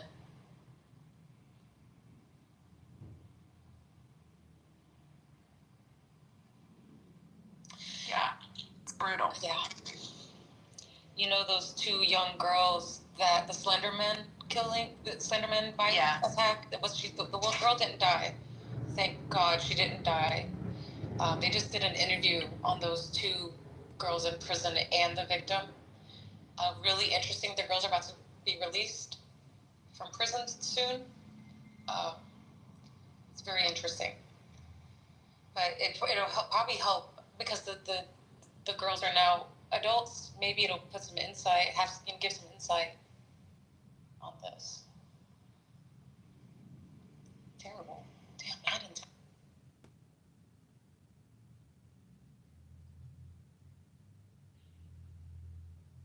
Yeah, that's a lot. All that to say, though, I think Francie's doing a room on it later today. Can someone ping me in just to make sure? I will. Thank you. I'm interested in things like murder, and how that happens. How do people get to murder? It's just so interesting to me. I want to understand. Yeah.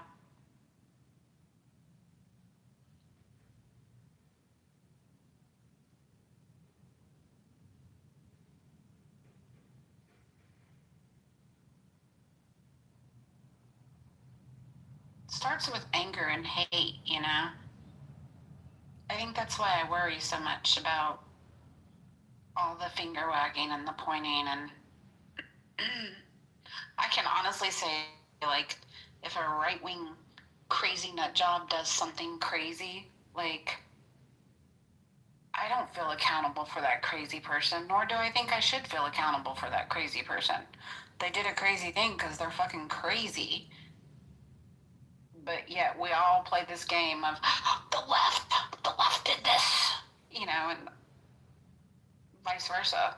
When a left-wing radicalized person does something crazy, I'm not thinking their politics made them crazy. I think these matters go a lot deeper than the politics of it all. That is interesting. I do feel like a lot of people might share the same sentiment. I have noticed that, and you hear people kind of argue that. Go ahead, Liberty.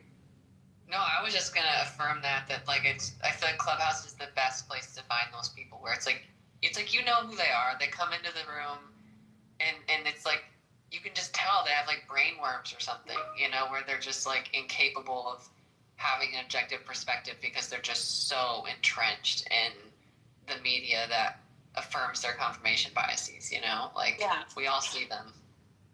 Yep. I mean, when Monica said yesterday that she's capable of seeing both sides and she criticizes the right, You said no, she doesn't, or you rarely see it. She never ever does. She's literally brain locked. She's one of the examples. She's smart, but she's fucking brain locked. She can't. I mean, she literally can't. The first time there's conversation about a real issue that the right's responsible for, she immediately starts throwing out examples of the left. Immediately, she can't talk. She can't face it. She can't address it. She'll deny it if she can, but if it's undeniable, she'll just shift the focus to the left. It's not a right or left issue. It's weird for somebody like me that isn't right or left to listen to these people do this, because I'm kind of like, guys, there's fucking weirdos all over the place. You think weirdos don't have differing political opinions? Like, you're both responsible. It's the fringes, man. Like, when are you gonna start realizing the fringes are the problem? It's not one fringe over the other fringe. It's both of them. It doesn't make any fucking sense to me. I don't get it.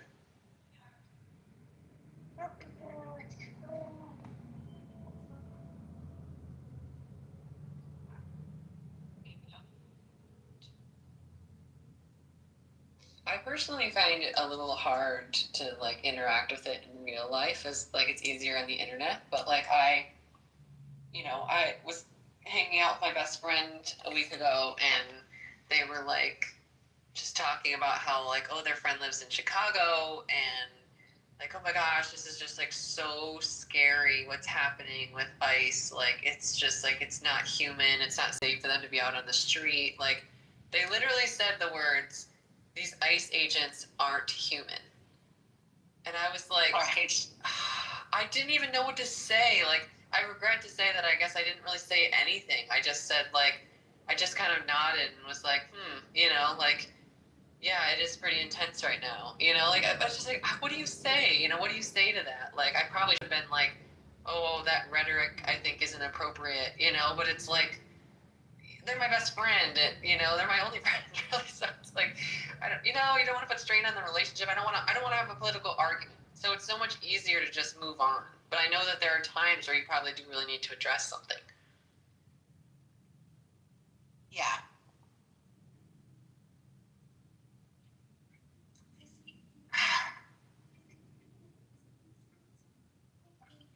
It's hard because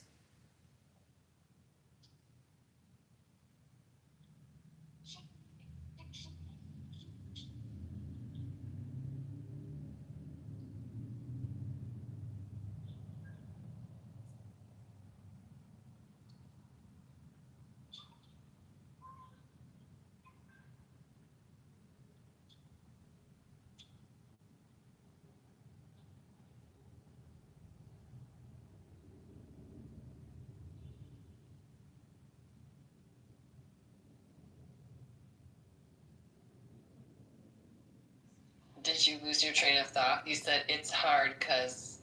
I did. I got a Teams message. Good.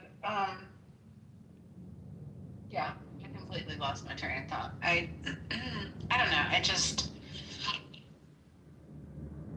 That's one of those things that I'm really struggling with right now, is because I feel like, based on the little affirmations of the house that we've been posting, to disagree is not disrespect. And you can say almost anything without offending people. It's not what you say, generally. It's how you say it. And I feel like I've been pushing back on Monica really hard lately because I think I've felt like this conviction about, like, don't just sit back and let people say things that you disagree with and not provide pushback on it, And I get really frustrated sometimes for the same thing that Mike was saying. Like, I just feel like you're willing to hold people accountable if it's to your advantage to make your quote unquote side look better. But then there's a complete and total lack of accountability if it's something that doesn't portray your side in a favorable light. And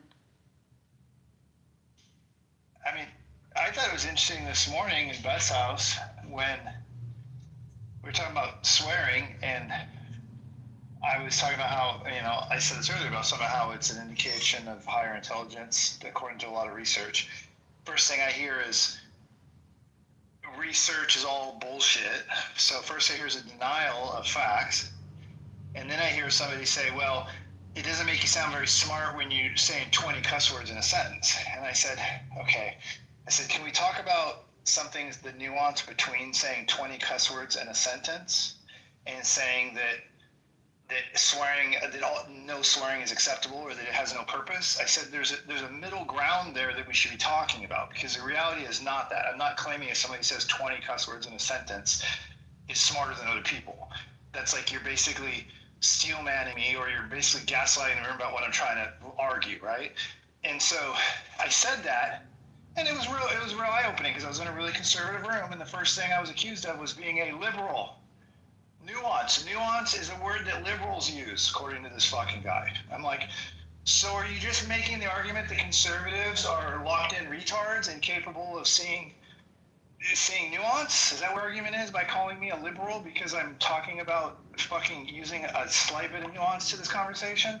Like, you keep wanting to throw me on the edge. That's why I'm not accepted sometimes in conservative groups. I'm not accepted in liberal groups, because they both play the same fucking game. Amen. The only person that's not accepted is the person that sees both of it and says, you're both fucked up, and I'll show you why. They don't want to hear it.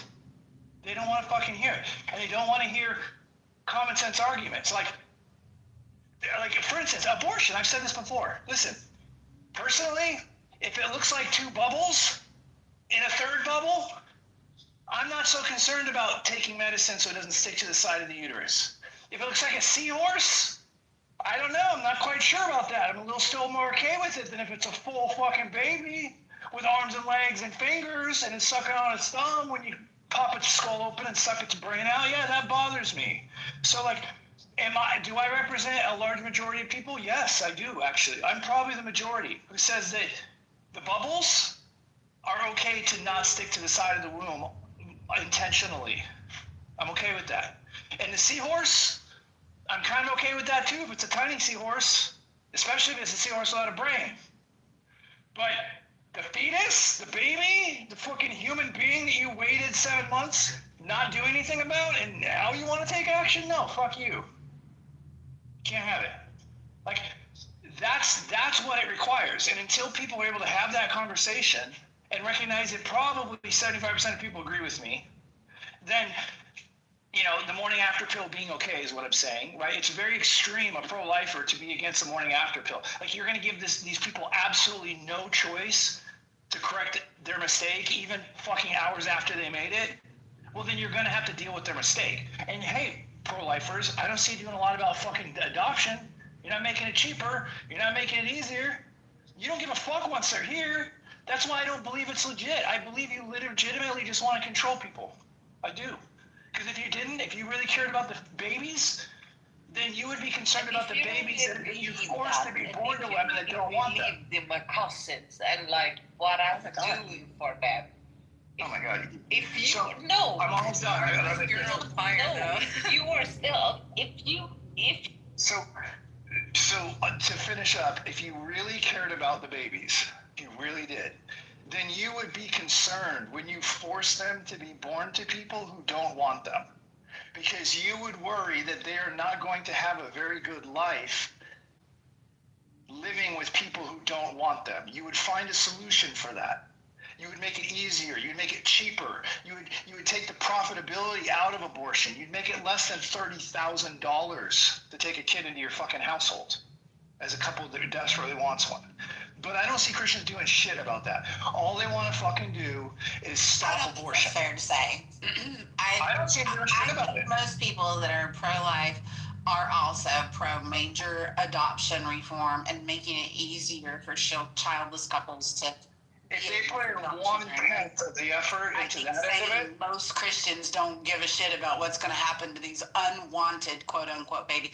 They don't do about it. What do most Christians do about it? You don't think that a majority of Christians do nothing about it? What if you go to your church right now, what percent of your church have anything to do with the abortion system? A lot. Our church runs a foster care program. Like, they encourage foster care and adoption all the time. So, like, it's not fair to say most Christians don't care jack all shit about these unwanted babies. I think most Christians are trying to control people. I think most Christians are shitty Christians. Most. Both of those things are true. Thank you. Point there. I've seen a lot of Christians in my life act so fucking hardcore about the Bible, excuse my language, but they've acted so diehard with it, like they use it as their like life's manual, and then they'll end up doing some Pornhub style stuff on the weekends, and then on Sunday they'll act like they've been wiped clean. That, you know, that it happens with a lot of people, and I don't think that there's truly a genuine, I don't think that there's really a true definition for or a way to be a Christian. I think the best way really would just be to love, respect your neighbor, and to know what's right and wrong, and just using basic common sense. And I think people often like to use the Bible as a way to cause more divide rather than bring unity. I agree, and I know that Christians don't have lower divorce rates, and I know they don't have lower infidelity rates.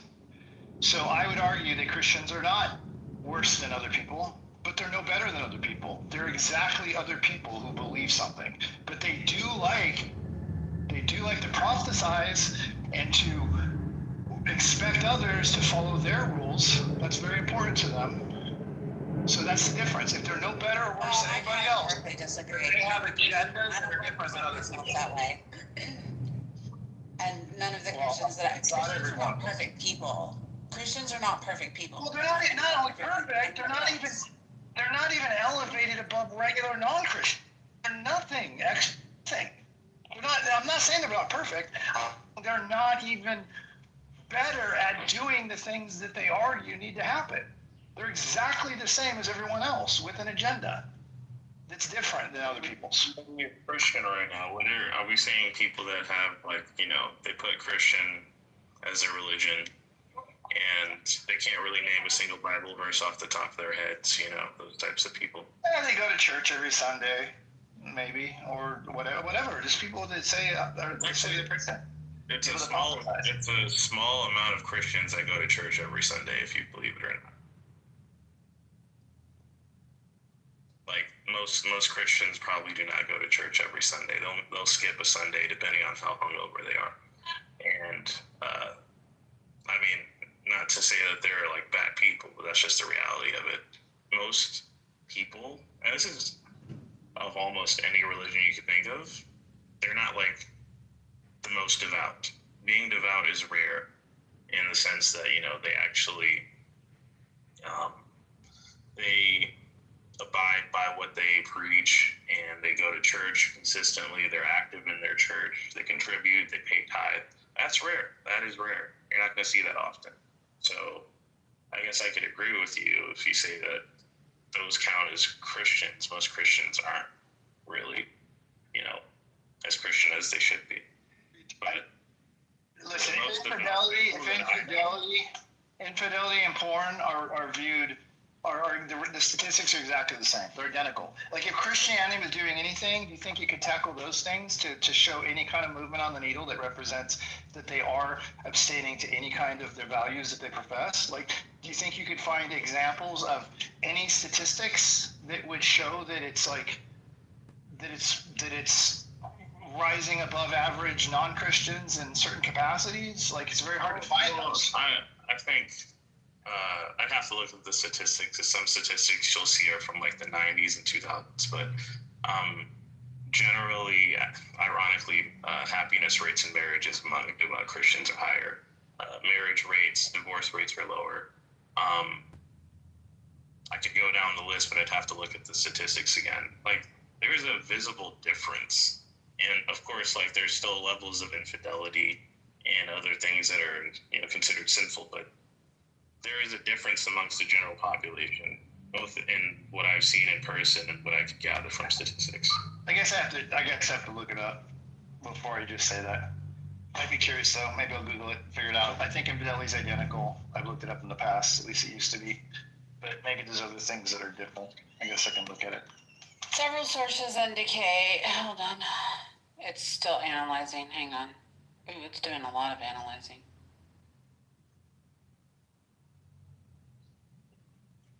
Like, you know, like, it's religious organizations are probably the biggest donators to charity.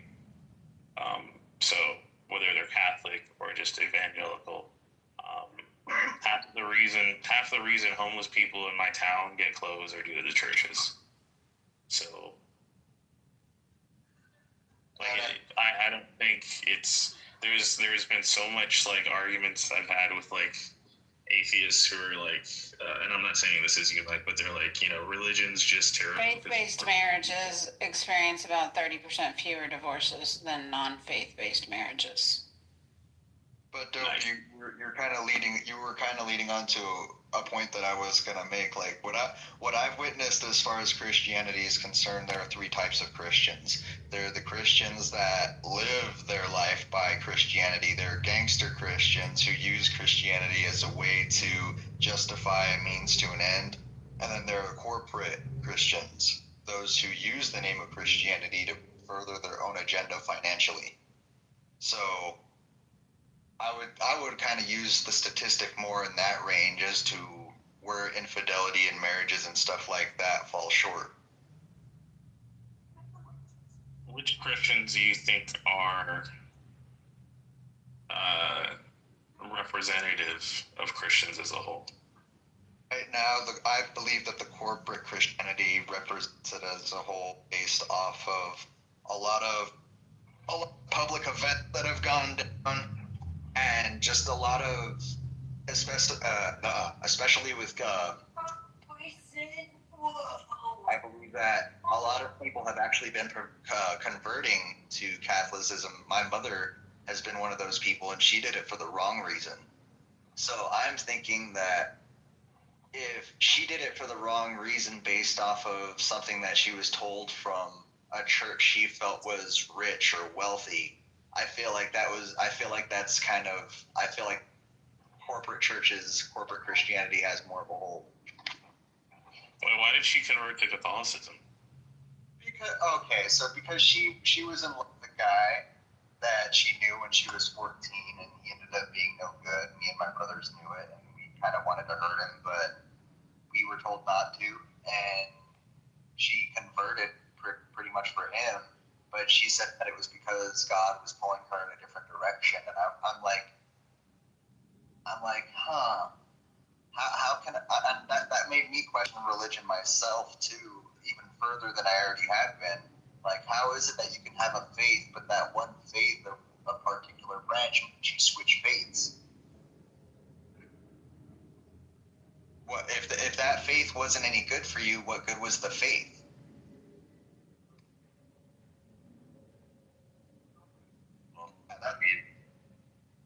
I don't know the situation in detail, but I mean, regardless of whether her motivations are honest, like, I can see what you mean on the general point, but my point more so is that overall, you're going to see, for someone who's like a Christian, a genuine Christian, you're going to see a difference in their life. And that's not even 100%, because works don't define your faith as a Christian, unless you're like a works-based Christian, which ironically Catholics are. That's another conversation. But my point is that you should see genuine changes in your life, and those changes are bared out in the statistics. Like, borne out statistics, you could see that statistics. Serendipity just read some, and charity is done by churches a lot. There's some corrupt churches, especially in certain foreign countries, unfortunately. But in the U.S., religious organizations donate by far, like, to charity. They're not the main nonprofit source, but obviously you're going to see the average church contributes more than the average, like, I don't fucking know, private business. So, like, and it's a good thing that we have churches that care, because if not, like, if we don't live in a society that values a certain level of spirituality or believes in a higher power, what motivation do we have at a certain point? If everything's secular, then this is another conversation in general, but if everything becomes secular, then what? I think people have less of a reason to give a shit about anything. So I'll put the mic down.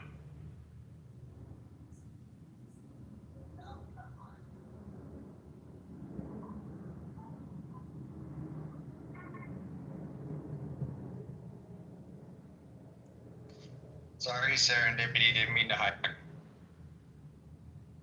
No, you're fine. I don't mind. The thing of it is, I will be the first one to tell you there's a lot of modern day Christian name only people, which don't help the Christian movement. But there's also a lot of really fucking good Christian people that stand by their word, that those things matter, that I happen to be a very faithful person. I don't think that the law should legislate my faith to anyone else. But I mean, I take scripture as the inerrant word of God. I try to live my life by the foundations of the Bible sets before me. I'm one of those people. Call me a holy roller. I don't care. I don't think that my principles need to be legislated and that everybody else needs to live their life the way that I do. I think that we all have to come to personal decisions that we're comfortable with. And whether your personal decision is to walk with my God or whether your personal decision is to not, like, that's on you. I care about abortion. I also care about the fact that sometimes I think it's a necessary medical procedure that has to be done. It doesn't mean that I don't think that that baby's alive, but I think that there are sometimes circumstances where it's just not beneficial for anybody involved. I care about adoption being, I just had a kid adopt a kid. Like, I care about adoption being affordable. My children had to make the choice between, you know, throwing $50,000 at adopting a child or throwing $50,000 at in vitro fertilization. And, you know, like, so these aren't just like fly-by topics for me. They're topics that I know from a personal standpoint intimately. And so, hell yeah, I care about that shit. I care. I mean, that's why I volunteered as a guardian ad litem in the court system. I care about these fucking kids that are in the system. I don't want to see these kids in the system. I also don't want to see people like my children have to get on an adoption agency waiting list and wait 7 to 8 years to a fucking adopt a kid. So, like, yeah, I can recognize that all of these are problems in the system.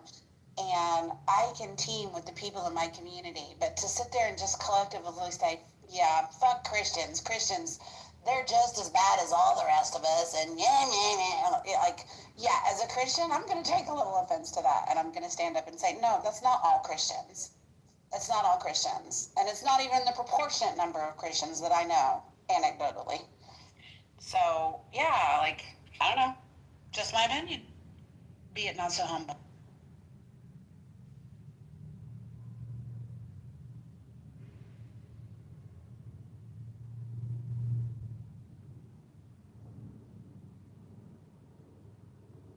Honestly, Christians, we take a lot of slack sometimes, and I don't think it's fair. I think we need to fight back.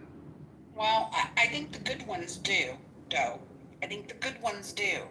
I think a lot of people, like I said, they identify as Christian in name only because it's their tradition or it's, you know, oh, I mean, you know, it doesn't hurt anybody to think about the afterlife and being reunited with your loved ones. If that's their co-pay, more power to them. Like, you got a lot of Christians like that. We need to call out this Christophobia. You know, but I don't know. We should hold ourselves to a higher standard. We should live our lives in accordance with the scripture. And the basic, primary, fundamental tenet of that is love. And we don't, you know, collectively as a group always do a great job of that. But my church is very active in the community. They do huge community outreaches every year right before Christmas. They provide dental services to people that don't have dental insurance. They, you know, provide Christmases for single moms and single parents who are going through hard times and struggles. Like, but there's only so much you can do. There's only so much you can do. And people don't see it and they don't recognize it. All their, you know, yeah. Unfortunately, the Christian church has also done a lot of bastardizing of putting sin on a scale and measuring it and weighing it and counting some much worse than others. You know, They don't want to, you hear the rhetoric of, oh, you're gay, you're going to hell, there's nothing you can do about it. I wouldn't want anything to do with that religion either. Hello? But yet, oh, well, yeah, brother Bob is over there cheating on his wife. We need to counsel him and pray for him. He's just a sinner. I mean, yeah, it's got its problems for sure. It absolutely does. But dude, there's nothing more cringy that I've ever witnessed in my whole life than sitting in church on Sunday morning with some fucking guy that goes up on the stage and starts talking about how he has like a porn addiction in front of everybody. Right? Like, it's so fucking cringy. Like, I have whatever that German word is, like where you're embarrassed or somebody embarrassing themselves, that feeling you get, that same German word. I get that so quickly when I have that going on. Like, I'm just like, oh my God, dude, stop it, you know? Let me tell you something, man. I just feel the devil crawling inside of me whenever I look at a naked female. I need to tell you that, brother. I need to tell you. But if you're gay, you're going to hell, and there just ain't a damn thing in the world you can do about it. Ain't a dang God can't help it if you touch yourself. But if you touch a man, you're going to hell. I can poke fun. Like I said, I can poke fun at the places where they really fucking miss the mark. To me, adultery is far worse. It's far worse a sin than homosexuality. There are victims in adultery. What the fuck are we talking about? If a preacher cheats on his wife, he should not be in the fucking pulpit. Hello. Yeah, and I went to this. I went to this church when I first moved to Georgia, which was, it was based on a Methodist originally, but it branched out on its own. It was this little church. It was super humble. They met in the Lockheed Union Hall, where they Lockheed, and they meet in this room. They had boxes in the back where you give a donation when you walked in if you wanted, but they didn't pass a plate around. They never talked about money. It was like the coolest thing. And when I went to Alpha course there, which they taught about, the history of Christianity and the arguments you can use to talk about people that, talk about the dinosaurs, random shit like that. That's what Alpha is, like a story. What do they call it? What do they call it when you're, what's the word when you're using scientific evidence to prove Christianity from the Christian standpoint? It's got a word. It's some, I can't remember what it is. I'll think of it. Apologetics. So Alpha is a class that teaches apologetics, basically. I went to that.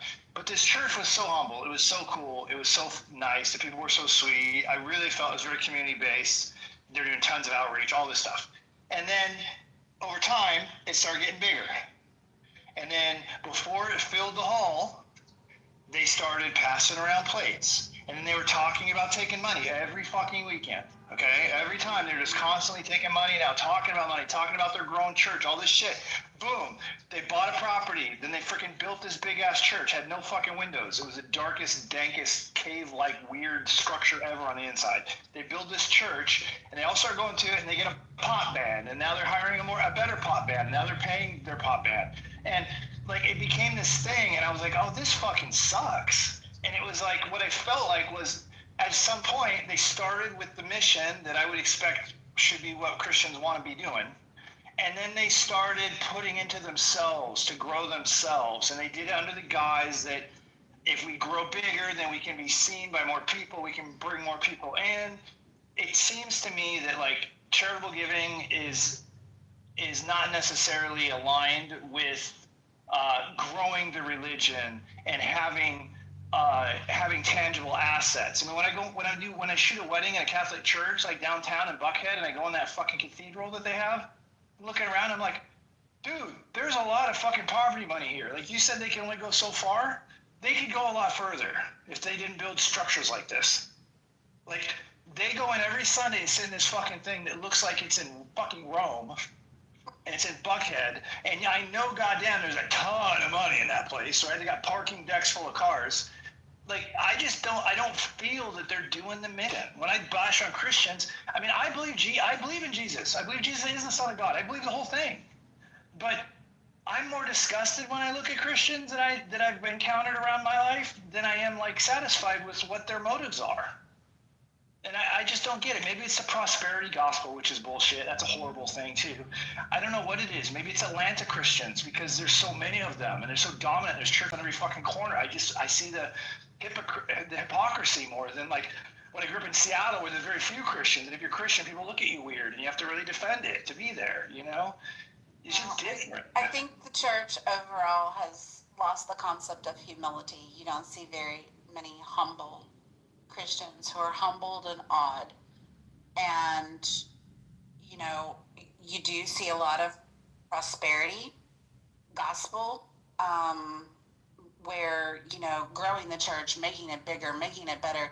And yeah, they justify it on the basis of we're making a difference in our community, we're having community impact. But I mean, all you have to do to say are you having community impact is look at what are you actually doing for the community, you know. And you do have to kind of get into the nitty gritty of what is your church, how are they outreaching their community. You know, our church does a huge program every year. Like I said, Love Loud. They get auto mechanics who will do oil changes for widows and single moms. They get, like I said, they offer dentistry services for people who don't have dental insurance. They do a huge outreach to benefit the community. They sponsor children for the holidays to make sure that, you know, they have good Christmases and to make sure that they have Thanksgiving meals. You have the proof is that you'll see their works and the fruit of their works, you know, like. But a lot of these people that do and that give and that provide these resources are doing it because they're coming from a genuine place of wanting to outreach and wanting to share the gospel. And sometimes that can be done very effectively in a small little church within the community, and sometimes that can be done effectively in some of these larger mega churches.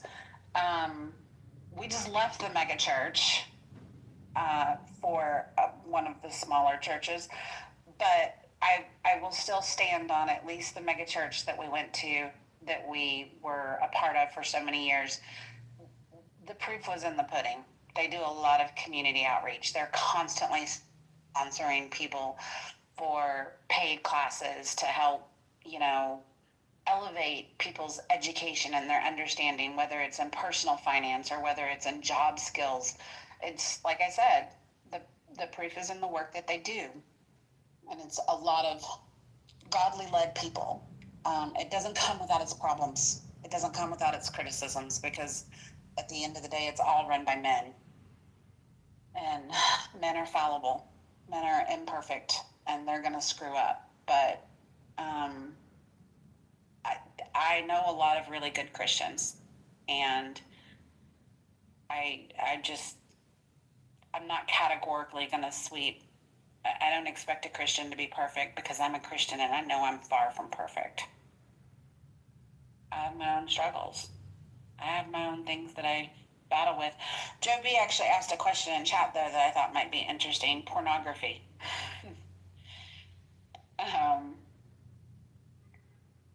And where that falls. I'm assuming, Joe B, you're asking from the perspective of, as a Christian, like, is it good? Is it bad? Is it adultery? Is that what you're kind of getting at? Actually, I was curious what the perspective is on Christians and non-Christians as it relates to how we should, air quote, should deal with pornography. I'm not sure the church deals with it well. They ignore it more than they deal with it. Mm-hmm. Okay, so I think on some levels, this is kind of personal. I'll give you my anecdotal perspective. I'm not bothered by pornography. I also didn't have a husband that indulged in pornography. So it's probably easy to say that I'm not bothered by it. But for example, there were a couple of times when the guys decided to go to a strip club, and I didn't care. I didn't care about them going to a strip club.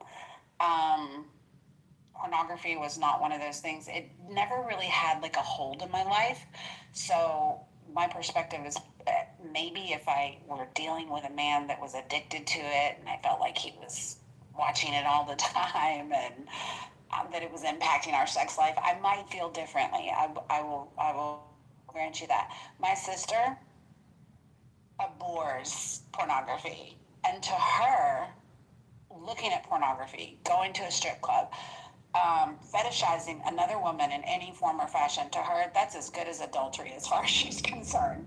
Like, she has a zero tolerance policy to pornography. For her, it's just a hard line. It's a hard no for her. And she made it very clear with anybody that she dated, if that's your jam, hey, have at it. But like, I'm not competing with porn stars. So that's just gonna be a deal breaker for me. Like, she was real hardcore about it. And I say to each their own. I say every woman's gonna feel differently about that. And I don't necessarily think her way or my way is right or wrong. I just think it's what we're comfortable with, if that makes sense. Yeah. If my man was into porn and he's not, well, sometimes we can be, I would do a striptease for him and that's it. I mean, whatever.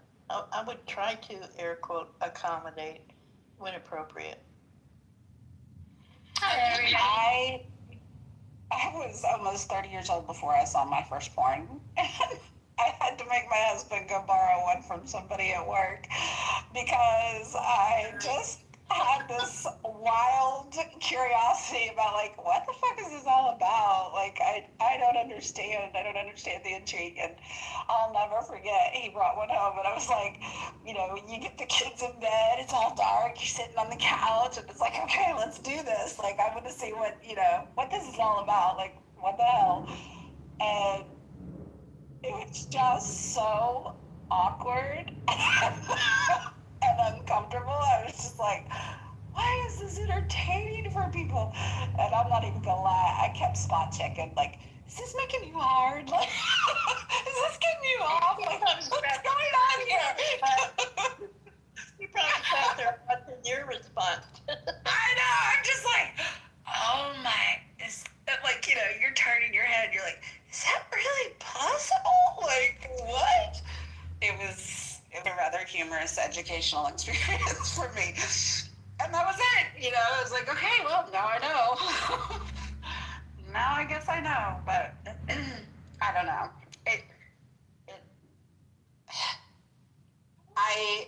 Here's the thing, like, I can appreciate an attractive person, male or female. Like, I can notice a beautiful woman walking down the road and think, wow, her body's, you know, like, she is categorically beautiful. Just like I can recognize a beautiful man. Hello, Adam Levine. And drool over him. How can I very well hold my husband to a standard of, no, you can't look at other women. No, you can't admire the beauty of other people. And knowing I'm doing it myself, like, it's, I don't know. It's just not a big deal. It just wasn't a big deal. Admiring attractive people is different than watching porn. Was that there's a distinct difference there.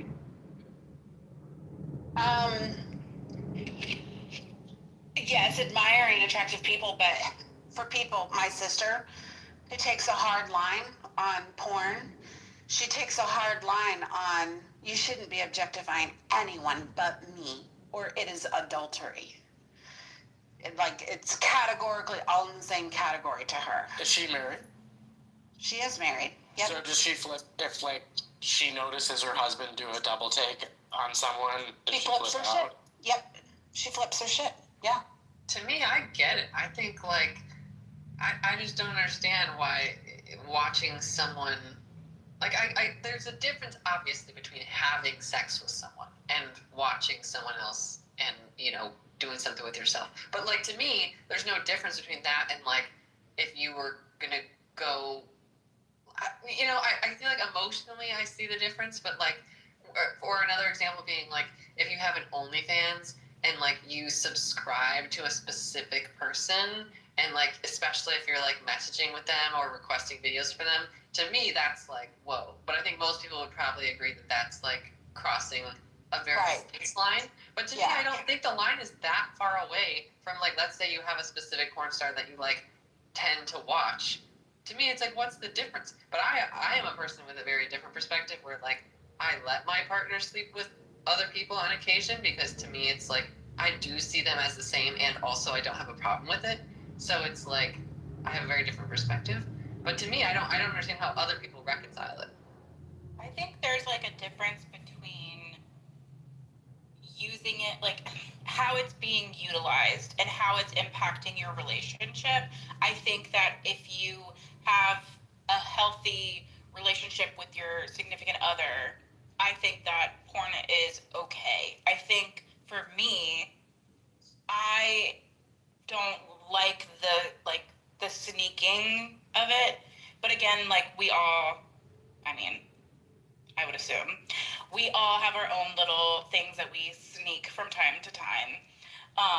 But like, I will give an example, sort of I was home during postpartum. My husband has gotten really into golf, wanted to go golfing with the buddies in a town about 2 hours away.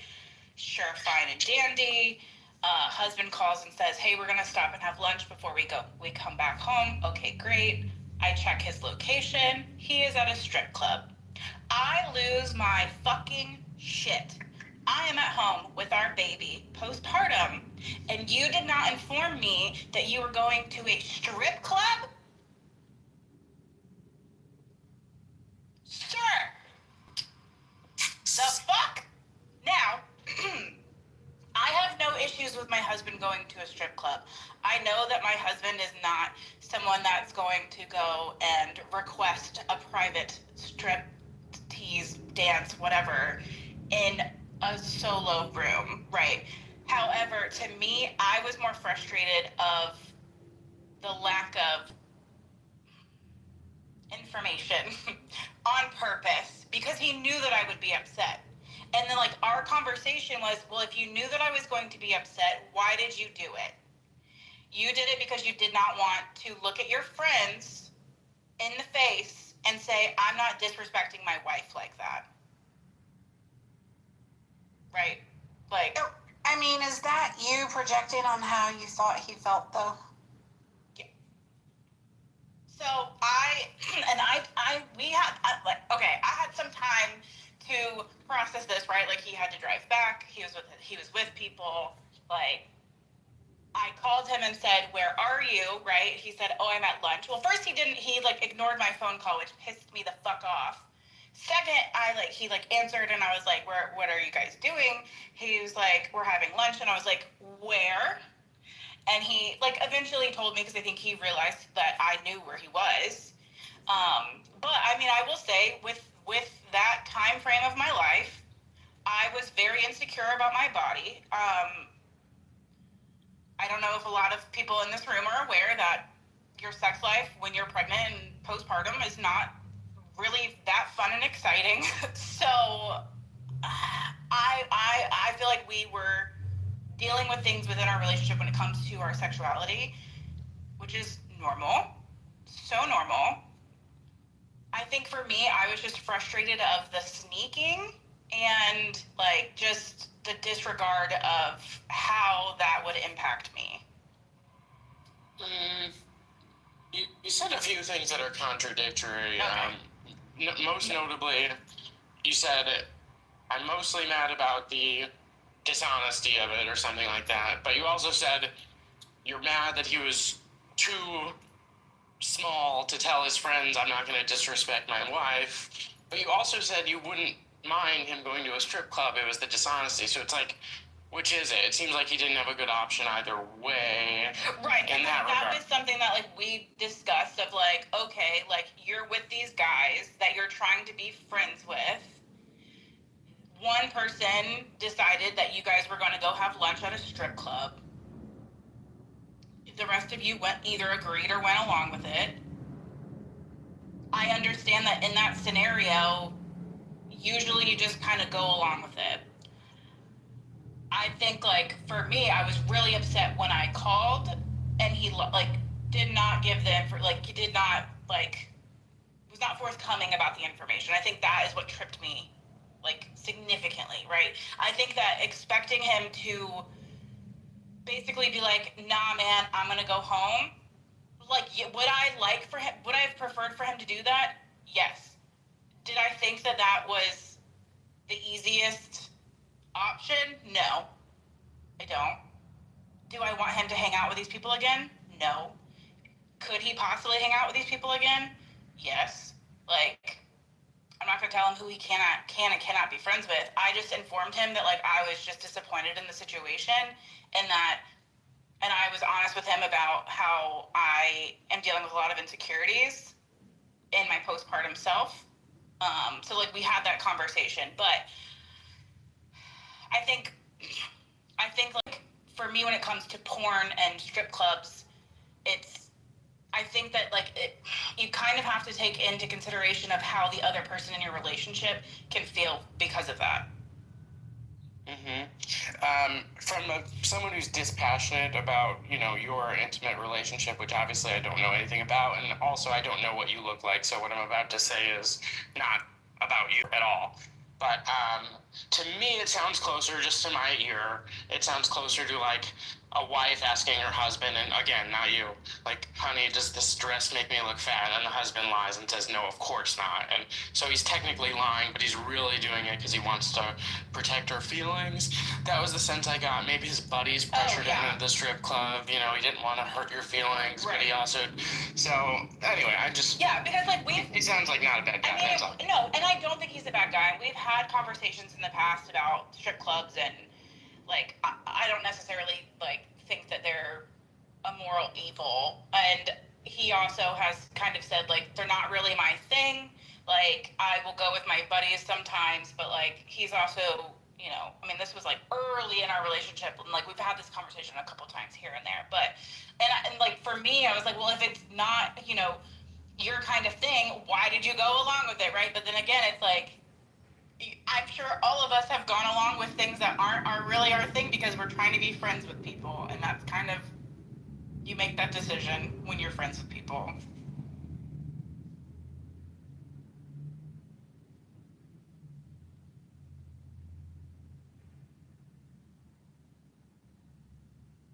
And did you consider beating him to an absolute pulp?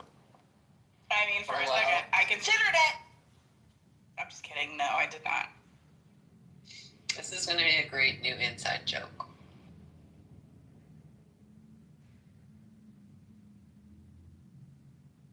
But I will say too, like, when it comes to, like, relationships, it's like, if you are all satisfied within your sexual relation, like, the sexual part of your relationship, I don't think porn is bad. I think porn is bad when it's like you're depriving of the other person of sex or intimacy, and then you're off going and looking at porn. I think that, to me, is where it can be really dangerous.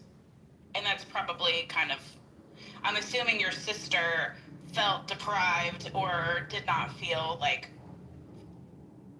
healthy, like they were having a healthy sex life. I'm assuming, just from her reaction of it being such an extreme reaction. Do you think it's possible to have a healthy sex life and also for there be some ways in which a partner cannot maximally please the person? Please you. Like, there are things maybe that you would be interested in doing or whatever, and, like, your monogamous partner is incapable or unwilling to do. Do you think? I mean, I feel like one of the biggest examples is, like, I know that there are a lot of people that masturbate to, like, just relax, right? That it's not for that, like, that intimate connection. So it's like, I understand that when I just want a quick, I don't want to go to my husband for that, and I'm not expecting, it's like, I feel like I'm probably talking to people that are, like, dumb. Let's say, yes, we all masturbate, and it takes 2 seconds for me, but then it's like, when it's with a person, it takes way longer than that. Like, or the energy or whatever it takes to have sex with someone. You could. You changed the title and I couldn't find you. You could get your jollies in 2 minutes? About myself? Hell yeah. Oh my god, less than a minute. Oh my god. Well, literally less than a minute. So, like, Wow. yes, if I just need less than a minute to myself, boy, bye. This is probably why women don't watch as much porn. But I don't understand why they leave the house. What? Oh, because we would do it all the time. Just kidding. Yikes. You can't, I don't know. When a girl does it for herself, you can't just do it over and over and over again because it's... I'm teasing. What is it? So did y'all guys hear how, I'm about to change the subject because I really don't like the topic. And I want to see if y'all allow me or if we can go back to this shit. Boo, tomato. Did you guys hear how Monica murdered a McDonald's employee? Is that like an AI video or something? Well, I was in my Belchosen this morning, and Brad came in all proud because there's a recording of my McDonald's story, the spicy chicken biscuit story, that was posted in a Telegram chat that I don't have access to, where I called corporate to fire a girl, a woman. You did, for real? That didn't happen. That didn't happen. Did they train an AI to sound like you? Is that... No. These are the facts. I was missing a breakfast biscuit. I went back to claim my property, and in compensation for the inconvenience, I asked for a soft drink, and they were unwilling to provide it. And I said, that's no problem. I didn't want to do the complaint line, but I can. That's no problem. Oh, you don't need to do all that. Moved me forward in the line, and I might have been blocking during our couple minutes discussion, and then waved me to wait for the soft drink after I already waited for the item that I purchased. Out of my view of the soft drink maker. And so I left. And then I called. And that's pretty much it. But I don't want anybody fired. Not over that.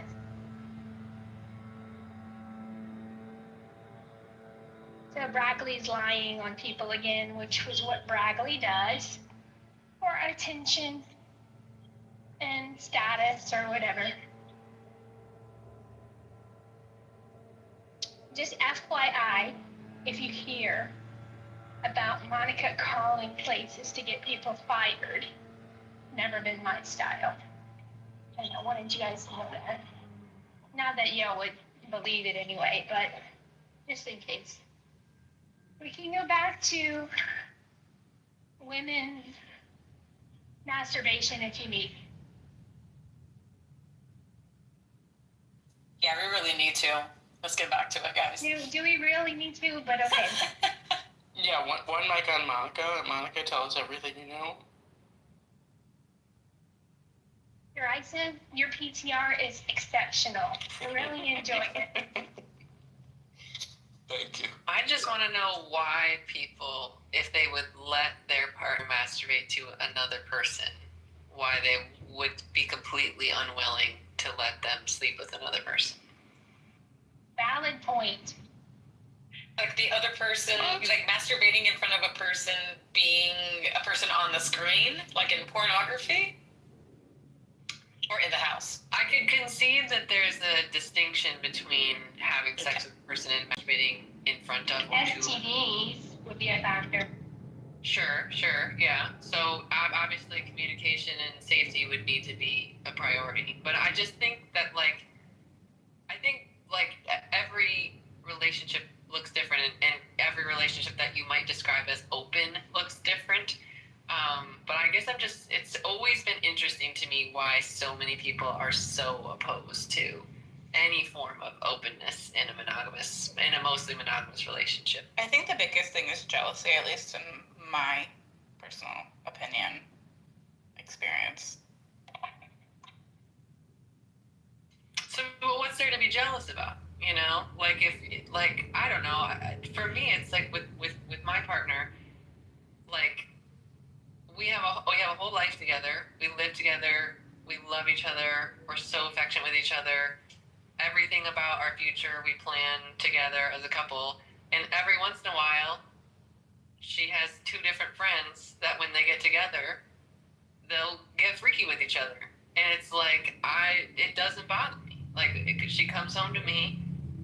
She has no intentions of building a life with those two friends, you know? Like, it just doesn't, I don't know, it just doesn't bother me. What's the gender of those friends, and would it make a difference if they were the opposite So gender? it's one male and one female, and I have set a rule that with the male, there can be no penetrative sex. Why not? I want to know why. Yeah. You don't have to answer if it's too intrusive, of course. For me, it's I'm not trying to raise another man's baby. So Yikes! Yeah, for real. No. Yeah, smart. Is that the only reason, like, it doesn't bother you, except you just don't want her to get pregnant? Yeah, absolutely. It is only that. Oh, even condoms? I'm not trying to, zero risk. I've made it clear that I accept zero risk with that specific issue. What about butt stuff?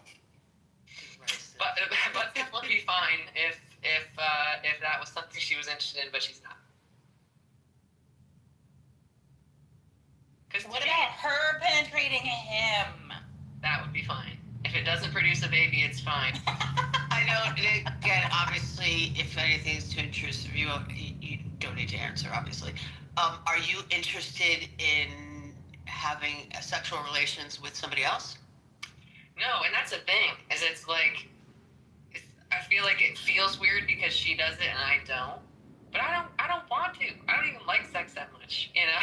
Yeah. So it's like, why would I do that? I maybe if there, I just don't, I'm an emotional lover, okay? And so, but she's not, and that's another part of it too, is like for her, sex is physical, and physical only. Like, she does not have emotions around sex. And so, but I do. So for me to sleep with another person would be totally different than for her to sleep with another person. But if I was interested in doing it, we could talk about it. But I'm just.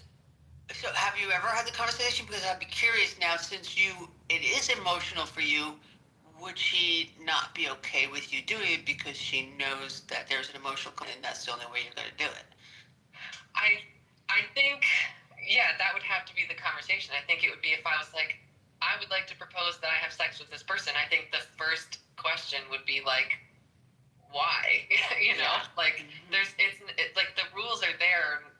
It's just fair is not fair. You know what I mean? Like, I feel like nothing about it is like, we're different people and we have different motivations. And so therefore the context of why we would want to do this thing would be different. Yeah, I get that. I think the only person I would ever want to have sex with other than Cheyenne would be an ex. And so that would be like an obvious not good idea. Right. That's cool. I think that's cool. I like what you said about fair not being fair. Fair is negotiated according to the risks, the boundaries, and all that other stuff that goes into it. I think what Liberty meant is just because Well, I don't think I it doesn't mean she has to misunderstood. do it. That doesn't make it fair. No, I think what Liberty said was, I'm okay and comfortable with my partner doing X, Y, Z, and they are comfortable with me doing A, B, and C. But if they did A, B, and C, or I did X, Y, and Z, we'd have to have a conversation to make sure that was okay. That's how I understand. Yeah. My just to clarify what I'm saying, it's just that it is not necessarily fair for both people to have the exact same rules, because the rules are there for the reasons of the different people being different people and having different motivations. And so that's what I meant by fair is not fair, is that to be fair does not mean to have the exact same rules, in my opinion, in this specific issue. I will say I was very black and white on the, like, having an open relationship, and because there's a lot of them in the military, and I was like, that's weird. Your spouse or significant other is away serving our country, and you're just gonna sleep around. Until my husband deployed for the first time and was like, oh, I get this. This is like, it's more nuanced than just being faithful to your one person. There are a lot of open relationships in the military. I mean, I know it. When I was deployed with my bros, and they're like, oh, you know, my wife and her boyfriend. I'm like, boyfriend? What do you mean your wife and a boyfriend? This is strange. But even in my work center of 15 people, 7 of those men had open relationships while they were deployed. I believe it. People have needs. And the person literally can't meet every need while they're gone. And for some relationships to continue and to thrive, that's right, something needs to change. And the guys do it too. I mean, we're hitting Thailand, we're hitting Hong Kong, you know, we're hitting Rome, we're hitting Australia. I always told my husband, because after the first deployment, I was like, oh shit. So then we had a conversation, and I basically was like, listen, I'm understanding how this is impacting our relationship, how hard this is. If for some reason you want to step out of our relationship, we just need to have a conversation about it. I was like, just don't lie to me and come home and come in our bed while you have been sleeping around. That is where I draw the line.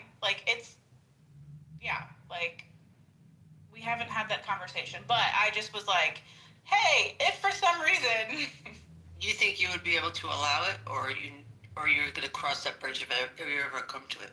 I think it's easy to give an answer to that question now, and that not necessarily be what I would say or do. I think if I were to ask my husband, he would be okay with it. For probably the same reasons that Liberty is okay with her girlfriend. But also for the same, Liberty very much remind me of my husband. Just in that sense, it was just it's very emotional for him. Sex is very emotional. So if he were to bring up, even for a threesome, even just to bring in another woman, because it wouldn't be a man, it would be a woman for him. I would be like, why? What's the emotional thing here? Because to me, time is not linear. And so the fact that my partner has had sex with other people, I'm not the only person she's ever had sex with. So it's I don't really even see that much of a difference between her having sex with someone in the past and having sex with someone in the future. They're just, I don't know. It's she's already had sex with other people. So it's one thing if it's this is where I honestly have a lot of respect for people who are oh, I want to save myself till marriage. I think there's actually a lot of value in that, and then it would be a totally different ballgame. But when you've already had sex with other people, again, to me, it's more information as to why in some situations it just doesn't seem relevant. But the rules for us is for her, it's got to either be a friend that I approve of, so someone who I trust, and someone who, it especially is helpful that the only two of the, I guess there's a third one that she has made out with before, but never done more than that. They're in a relationship with each other, those two, that male and the female. So she just comes in as the third. And so to me, that's even less threatening. You know what I mean? Because it's they've already have each other, and so they're not trying to run away. Yes. Okay, I see. Or it has to be a stranger, right? So it either has to be someone I know really well, who I trust, who we both know what the agreement is and what the rules are, or it has to be a total stranger. But that's something that that's a line we have not crossed yet, but it's something that I said I would be comfortable with depending on the context. Because if it's a total stranger, then they're just going to have sex, and then it's going to be over, and that's going to be it. But in that specific situation, I have said it cannot be a male if it's a total stranger, because I don't trust males. I don't trust that she wouldn't maybe get raped, or that he would say secretly slip it in or whatever. So you had these conversations before anything happened between her and the friends? Correct. It was like, so what instigated this conversation was, so I guess I'm just gonna be really open here a minute. So I am a very gentle lover. Like I will never, ever. This is a public room, by the way. I just want to remind you in case there's something you don't want to say. Sure. I think this is fine. I think this is not something I would just scream in the town square, but it's something, it's something I'm fine with. I'm a very gentle lover, and so I don't ever like to do, I won't even like spank, you know what I mean? Like I will not do anything like that. Like I do not like to be, like, rough is even an understatement. Like it's just like, that's how I do it, And I also have some sensory issues, and I really don't like heavy kissing, Like to me, it's gross. It's like, it's wet and it's slippery, and you taste each other's spit, and it's gross, and I don't like it. And so she was having a lot of sadness about, like, oh my gosh, like I'm never gonna make out with someone again in this way. Like, there were just some things that it was harder for me to do. And we had this conversation of like, okay, do I either ask you to do something that you're not comfortable with, which there's no way I can enjoy it if I know you're not comfortable with it, or is there room for maybe that I could just get this specific thing from someone else that you can't give to me, and it was led to me being like, yes, like that totally makes sense to me. I think that there's lots of things that our partners can't give us that we get from other people emotionally, but it's interesting to me that like physically we act like our main partner has to be the only person who ever provides that for us, So there's been something. It's for me, like the things that made me more uncomfortable was like when she was like, yeah, they were kind of like snuggling me and like wanted to hold my hand or whatever, and I was like, I don't know, can't you just like fucking roll over, That would make me feel better. So some of the more intimate things I feel better about or feel worse about than like the actual fucking, But anyway, yeah, that's kind of the backstory. It was just like, I didn't want her to just feel this regret about like me being the only person she's ever going to be able to experience these kinds of things with again. And it was something I never really felt needed to be true. So when we talked about it, I was like, yeah, I don't care, like that doesn't bother me. I think so then it was, yeah, why not? Win-win.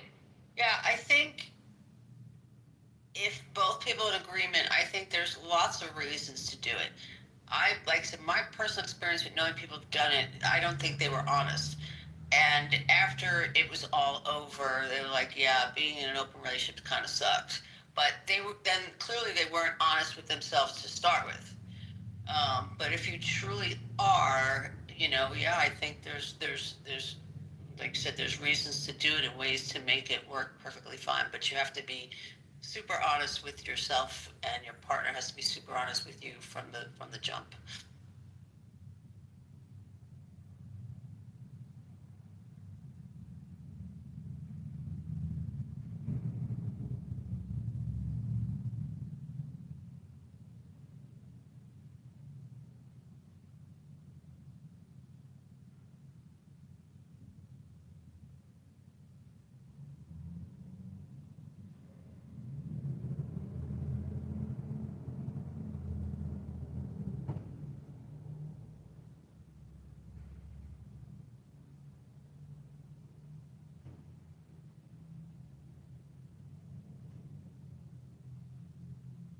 I will say though that part of the agreement was that my family can't know the situation, because I feel like they wouldn't understand, and they would, they would like, please. I think they'd really judge her. I think they would think that she was like a bad person if they knew.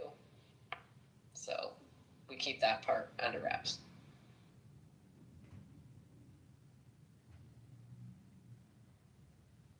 Do you two share a location with each other on your phones? Yeah.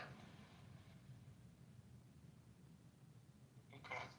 I feel like, I don't know, I mean, it's been a long time since I've been in a serious relationship, but I feel like, and I guess long enough that it was before that was a big thing, I feel like I would never do that unless we were at like an event where we needed to find each other later that day, for a couple hours, but I don't know.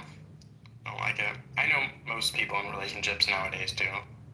I mean, what would you want to do that you wouldn't have the freedom to feel like you could do if you had your location available? Like, where would you want to go that you wouldn't want your partner to know you were going? I don't know. I don't know. I don't like the idea that I'll also say this. I generally don't like going out in groups. Like, I don't mind going out places by myself at all. Or if I do go out, I like to meet one person, not a whole group, because I just hate, like, the negotiating of it. Okay, should we go? When are we gonna meet? Okay, do you want to go somewhere else? You know, like, I don't know. That's just my nature. I would just hate knowing, even in the back of my mind, that someone could be on their phone, like, looking at me as a dot on a map and have a question about that. I love it. Sorry, go ahead, Vero. Yeah, I was gonna ask, do you share your locations with anyone else? No, I don't. Cheyenne and I will message each other all the time, or we'll be like, why are you at this place? You know? Or like, I saw, like, you know, I see you're on your way home or whatever, or like, and it's like, never once has it ever made me feel bad, you know? Like, there will be even times where I'll be like, oh man, I know she's gonna text me because she's gonna wonder why I'm here, or she, you know, I'm getting like a sweet treat somewhere and she's gonna be like, you better be getting me something, you know? I don't know. It doesn't bother me at all, but I think it's a matter of taste. I could totally see why it would bother some people. I share mine with Trevor, but Trevor does not share his with mine, and I haven't asked. I feel like I do it because I'm a girl. I'm just a little nimble thing walking around New York City, and it's been getting crazy. So I feel like multiple people need to have my location. You know, I lived alone for 10 years, and so multiple people needed to know where I was, and I wasn't in close contact with my family, so my friends. I think about 10 people total have my location. Vera, yeah. I bet that you know how to, like, tell off a street person if they're getting too close or too aggressive to you. Oh yeah, I mean, of course I can ward off potential predators, but there are moments where I'm coming home late from a gig, I got my camera bag, you know what I'm saying, and people do come up from behind, you know, I've seen plenty of videos here in New York City of just women walking their dogs, some guy will pass them, turn around, come back and knock him in the back of their head, so, yeah. I gotta keep it. People gotta watch me. All right, you know? Let's role play right now. So, ooh. Hey mama, you looking good. Oh, let me get $5. Why don't you shut the fuck up or I break your stupid ass hip, you big bum? I know you're not talking to me like that, motherfucker. I've run. I've never been more proud of you. There you go.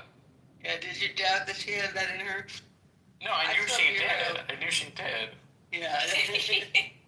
I saw this video a few years ago. It was just, I don't know why it was so unsettling to me, more than in person, walking down the street. But anyway, somebody was stopped in their car, and somebody came and smashed the back of their window and pulled their camera stuff out. And I was like, oh my god, like, and he couldn't do anything. He had stopped. It was wherever traffic, but I guess he couldn't get out and chase them. I don't know. It was just so freaky.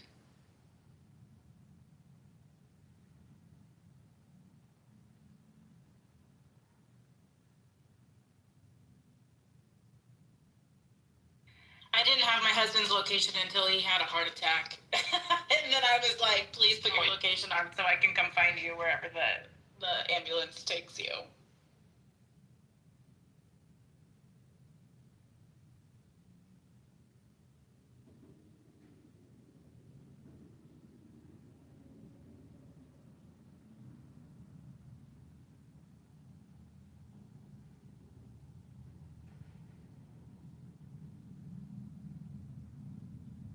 But I do have a friend that does not like that her boyfriend has her location because he will watch where she's going and make comments about it, which I personally don't like.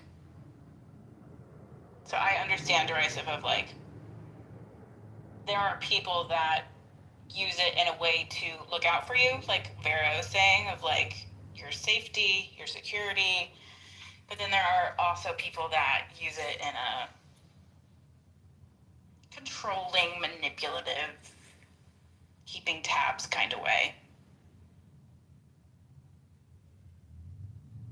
I have my best friend, I have given them my location and they refuse to use it. They have like this, like, I don't know if they just don't want to feel like they have to reciprocate, you know?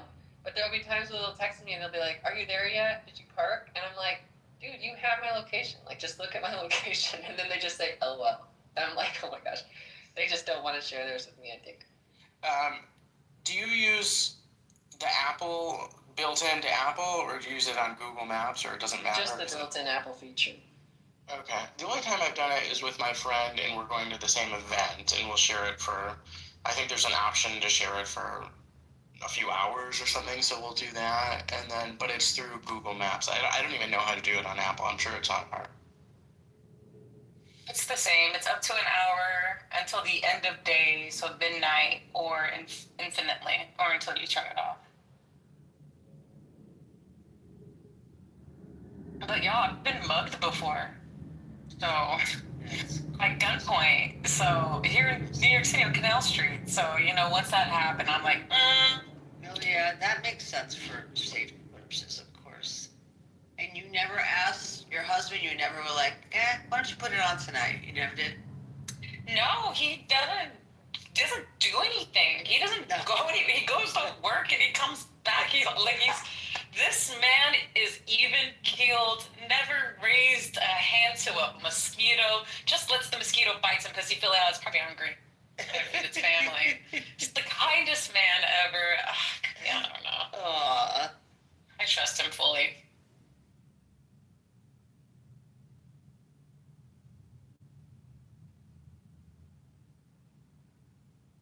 Maybe I'll tell him to come in. Okay, baby, just jump on this app so they can meet you real quick. And he'll be like, oh, hey everybody. You should ask him to put it on one day just to see how he reacts. Just say, I keep my location on. I want you to start doing that and just see what he says. I'm afraid of what he's gonna say. Yeah, he's like, no, I don't think that's no. I don't think that's because that would create a Pandora's box, Edie. That would be Pandora's box.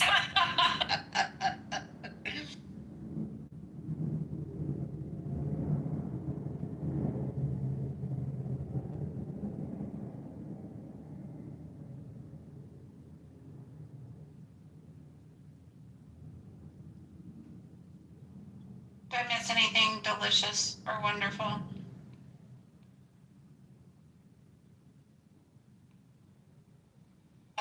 We learned, the only delicious thing I learned today was that Liberty is a gentle lover.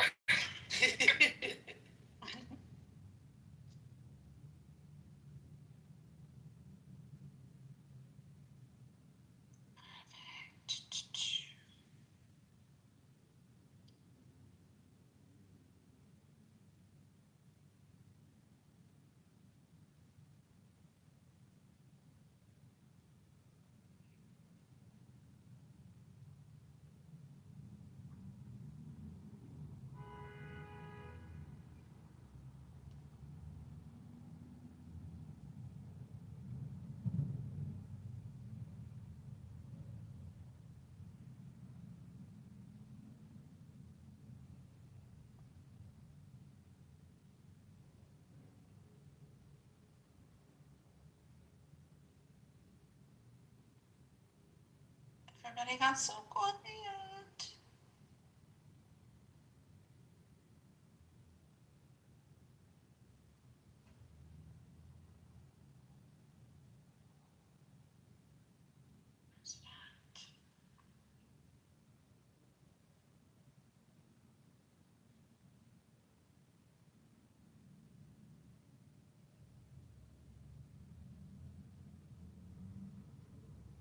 All right.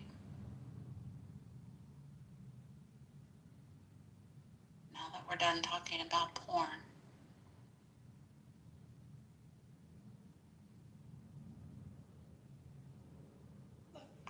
How about the embarrassed? I don't know. I'm just looking at the time. Right.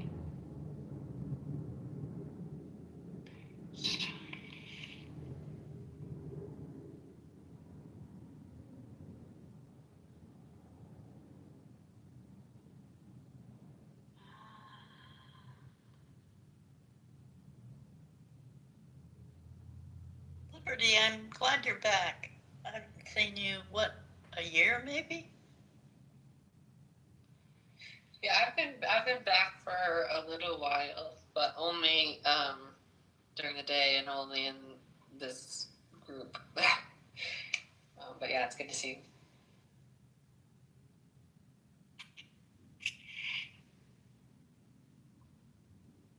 Hey, Kristen, you're awful quiet.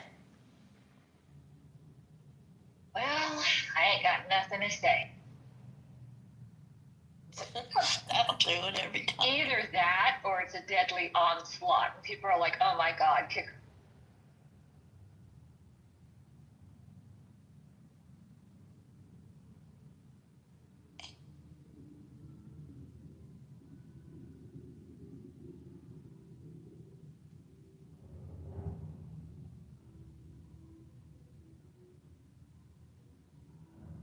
Jerome, are you there?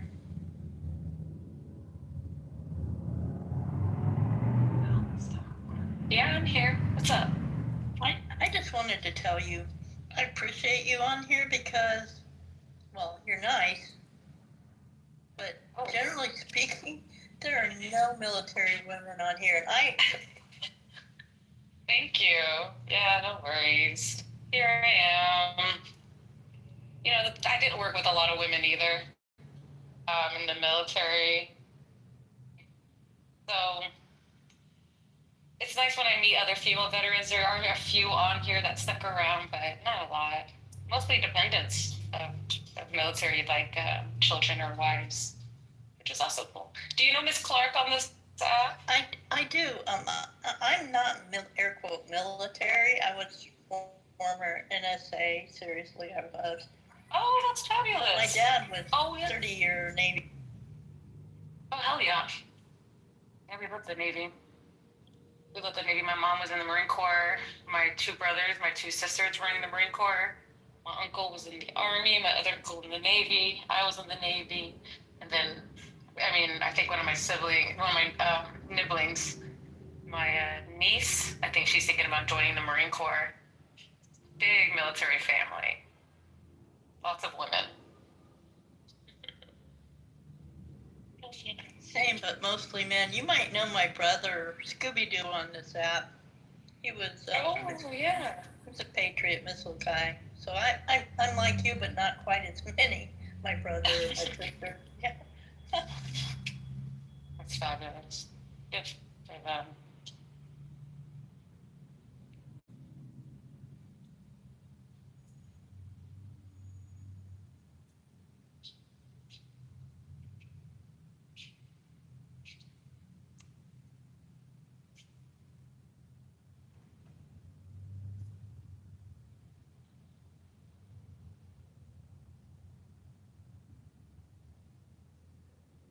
Be your best self.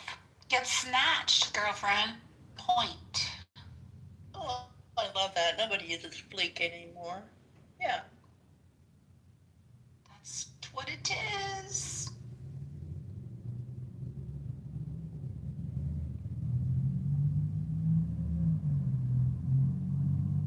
We like it.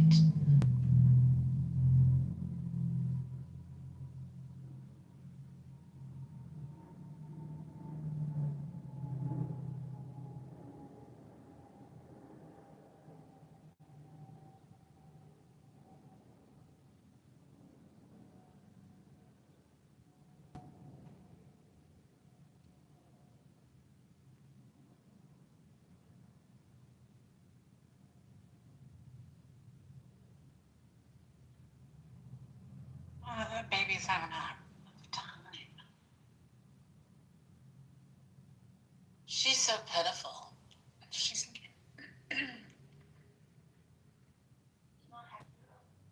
so pitiful.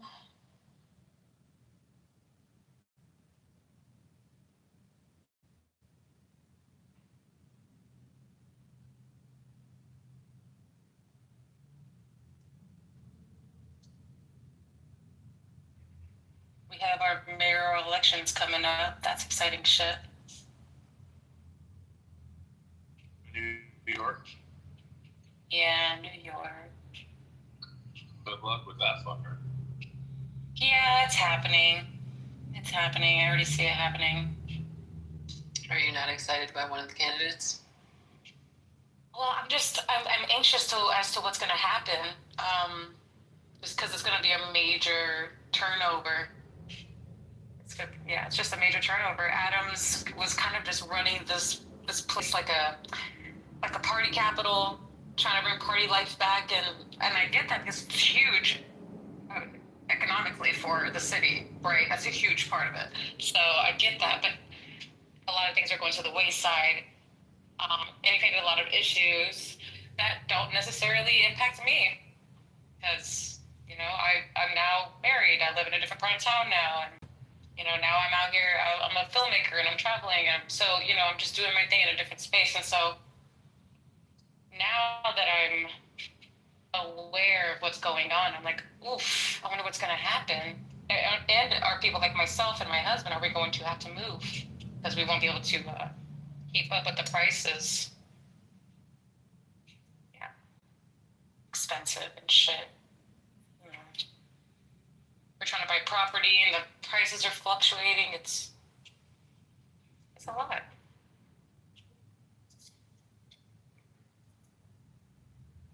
You'll be able to buy property. It's going to be like free housing when small county gets in. Yeah. We've done a lot of rezoning recently. Also, we've done a lot of campaigning for new industries to come into New York City, like casinos, new casinos. We have a few casinos, which are just mostly like slot machines. But now they're starting to open space for tables, blackjack, poker, and things like that. Which would be great for the economy, right? But also, some people are also saying it's perpetuating addiction and corruption in the city. So I can vouch for the latter. We have two Indian-owned gambling casinos. It's everything, and I don't know if you're within the confines of the whole gambling unit. It's a big deal. You're safe, but once you get outside and surrounding it, it can be a little ouchy.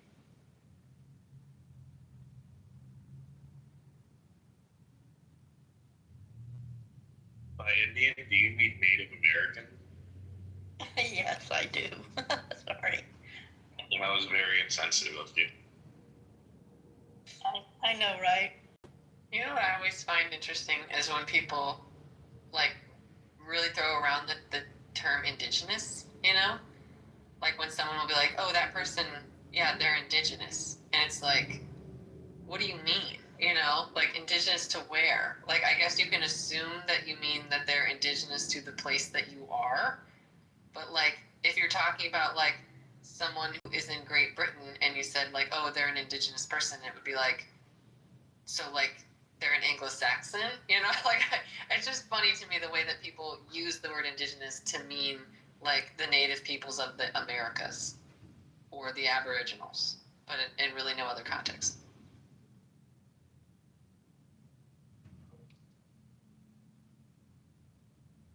That's interesting when you say that. It made me think a little harder about what indigenous means now.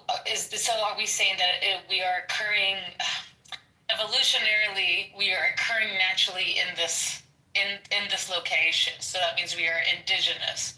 Well, even the Clovis people, which are the first people of America, they came here. They were nomadic people. So they aren't even indigenous. So I'm challenged to say there are no indigenous people to America as we are all just migrants who emigrated in. Yeah, I think it's fine to use the term indigenous, but you have to use it relative to a place, Like, you can't just, everyone is indigenous to somewhere. So it's just like you just have to specify, like, oh, they're indigenous to North America, but, because, yes, I guess you could say, like, the people who are indigenous to North America, like, came here from Africa ultimately, right? We all came from Africa. And so But I think it's still fair to say, like, the first peoples who arrived in an area, you could maybe argue that they're indigenous to it. But I don't know. I think it's ultimately, it's a political, cultural nonsense word in the same way that, like, native plants is. You know, like, people use the same terminology to say that, like, native plants are inherently good, where it's like, well, every plant is native to somewhere. So it's like, I guess, obviously what they mean is they're saying, like, the plants that they're planting are native to the area that you're in. But that doesn't mean that they're, like, inherently better, like, good for the soil or whatever. You know, anyway, it's the same thing. It's just, like, people using these sort of cultural pop words as, like, a form of virtue signaling.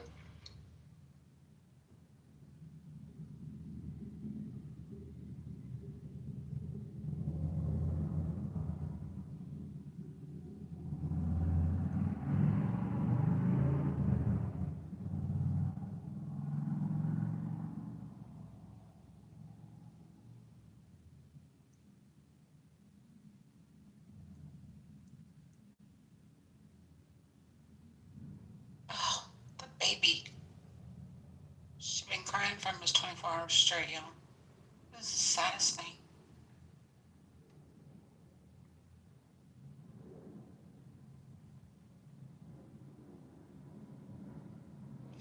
You lay him, I didn't hear, on their belly? She can roll over. She can do either or, but they say her ears don't hurt, and that it's teething pain, but I've never had a teeth like that. She's miserable. They do have a stomach bug. It's an old wives' tale, but my mom used to put alcohol in gums. Yeah, that worked. For a time. Essential oils are awesome.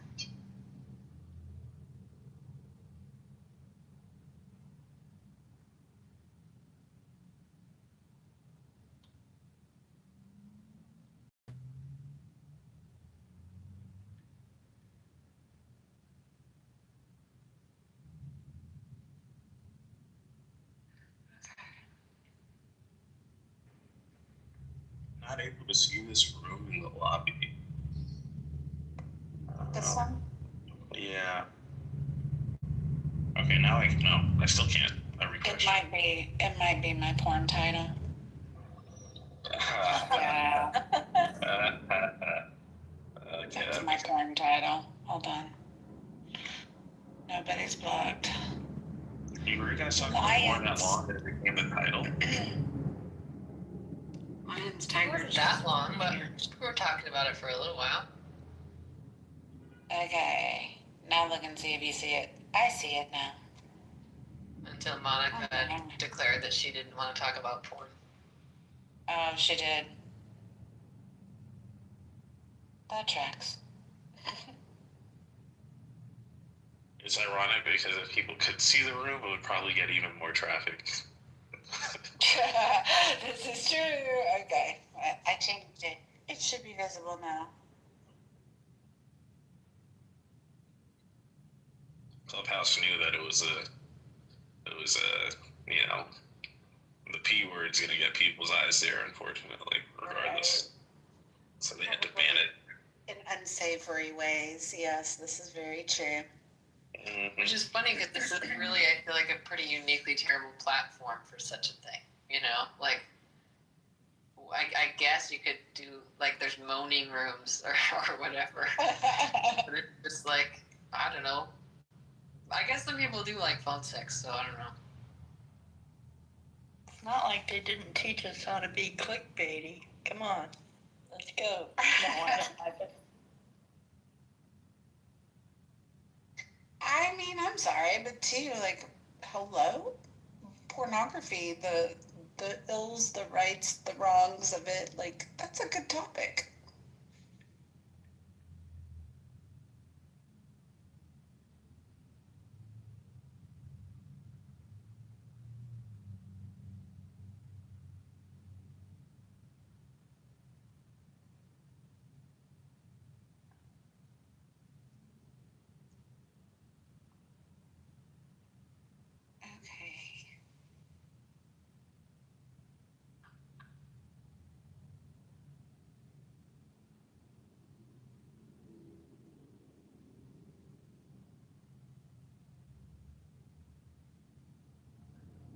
man,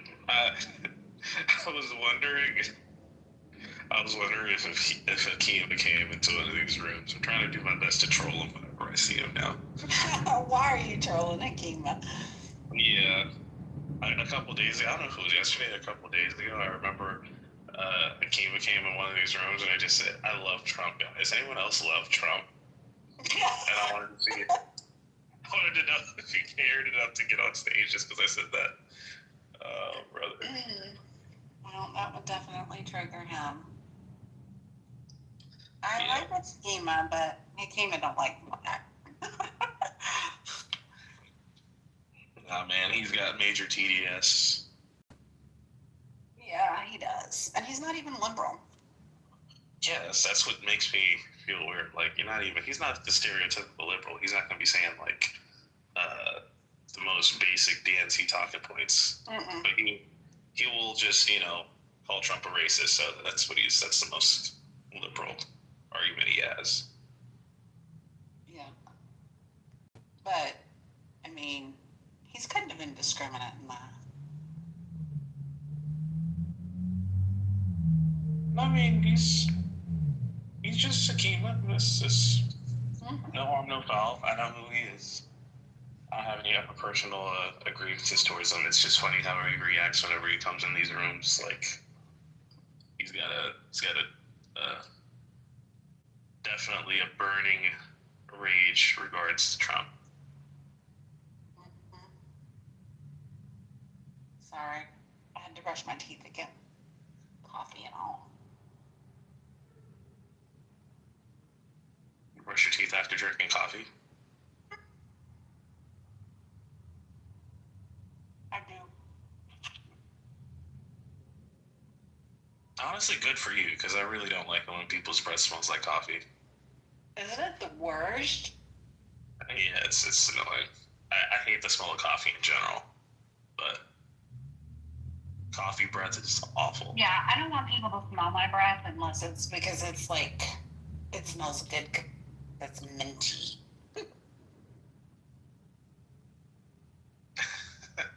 Yeah, there's no reason to smell someone's breath unless it smells like mint, honestly. Right? Like, it needs to smell like a mint or bubble gum. Like, if you have to smell it, it's gotta smell fresh. I don't even know what else it could smell like besides mint. Like, if you had a breath that smelled like strawberries, would it still smell right? I don't know. I think like strawberry breath sounds weird. Not when I have my strawberry chapstick. I would prefer cinnamon or clove compared to mint. Mint is like, whoa, what did you do? What are you hiding underneath that stinky pepper? Yeah, I'm a pretty picky mint person too. I'm with you. A lot of the mints I don't like. I think I'd definitely choose cinnamon over that. Not clove. You know when people have those Listerine strips and you're like, what did you have? Like, what kind of stuff is in your mouth? You had to have one of them. Because, damn. Yeah, those are suspicious. Can't lie. It's like when you walk in, like when you go somewhere and you're like, why does everything smell so bleachy? And we're not at a pool. I like that. It means they just cleaned up with bleach. Go ahead. I didn't assume something terrible happened and they just used bleach to clean. Okay. Not too much bleach in a house gives me serial killer vibes. Right? Come on over, dope. I just bleached my apartment.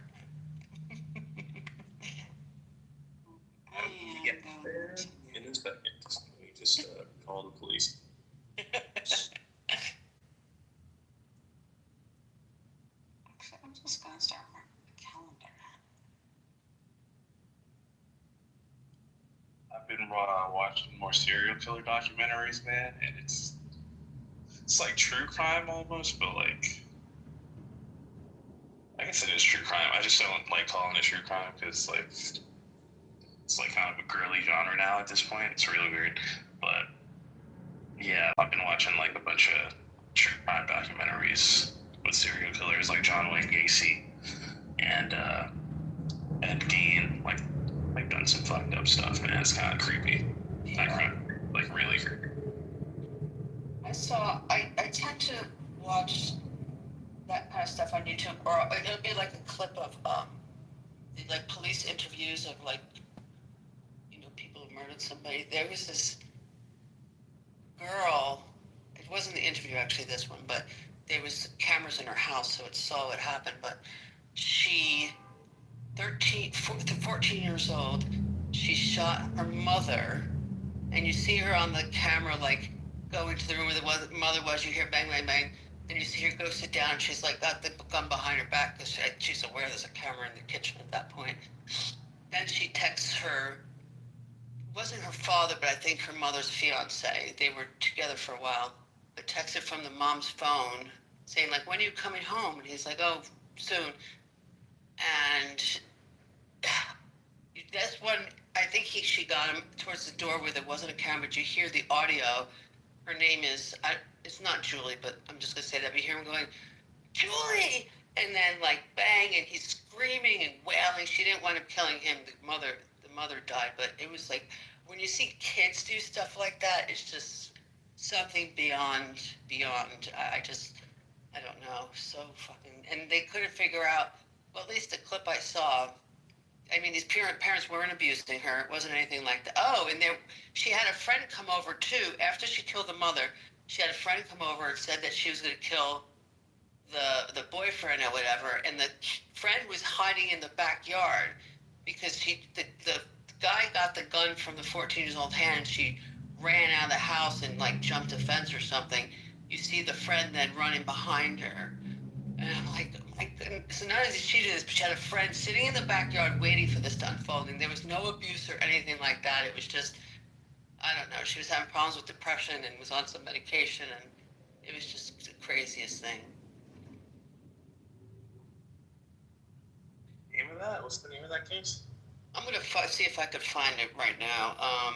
I remember the guy's name was Heath Smiley. So I'll find it for you. Was it recent? Because I'd never heard of that. It's crazy. Yeah, I think it was within the past few years. Yeah. Yeah, that's tragic. There was this case, I guess similar, like a daughter killed her parents. Well, had her parents killed. It was like a Canadian chick, Asian Canadian chick, under a very strict household where they pretty much like would disown her if she became unemployed, and they were on her ass about getting a good job. And she was living with her parents until like her early 20s, and she decided to kill them for insurance money. Goodness. I'm putting an article to the story, but yeah, search for the YouTube video of the cameras in the house. This happened in 2024, apparently. So very recent. Well, yeah, but look for that video. It's just so creepy seeing this kid, like, you know, she just shot the mom and walks back to sitting on the chair, and you see her with the phone texting the guy, and oh my goodness. And she even like hums a little tune, like out of nowhere. It's just like, you know, it's just crazy.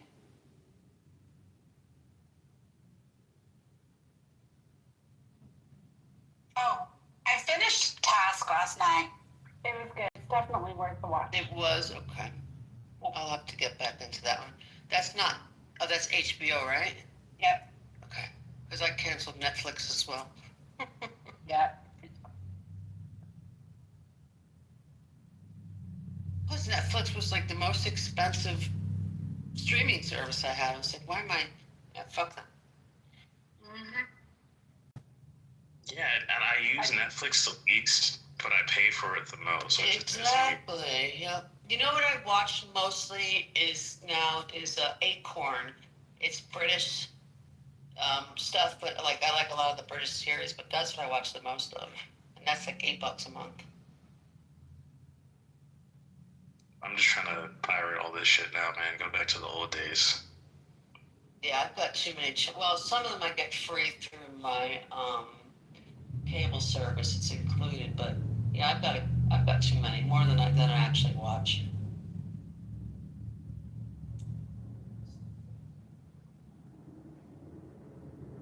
I forgot what it's called. It's like Plex or Plex TV, where it's free. pretty much. Yeah.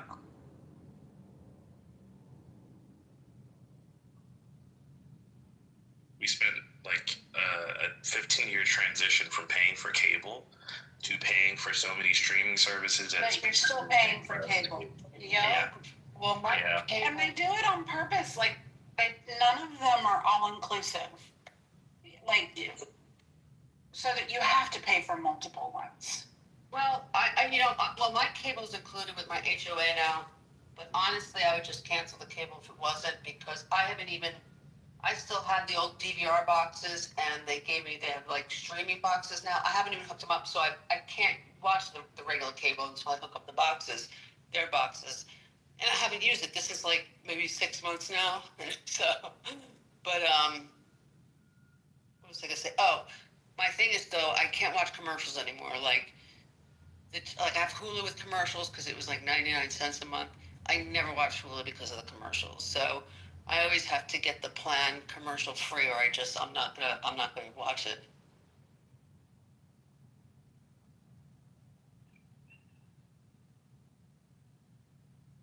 Yeah, now the commercial free ones are extra. That's what they did to you. Netflix used to be commercials. Yep. Now it's freaking $25 if you want no commercials. What? Well, that's for I was paying $25 for the longest time, and apparently that's for like 4K, whatever. I don't even have 4K TV right now. It's like $15 with no commercials, and you'll be just fine with the $15 plan. But it's like they keep sending me things to come back. I guess it's $8 for the commercial plan.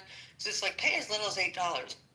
I'm like, nope, I'm not gonna watch stinky commercials. But yeah, I was paying $25 for the longest time for no reason apparently. So.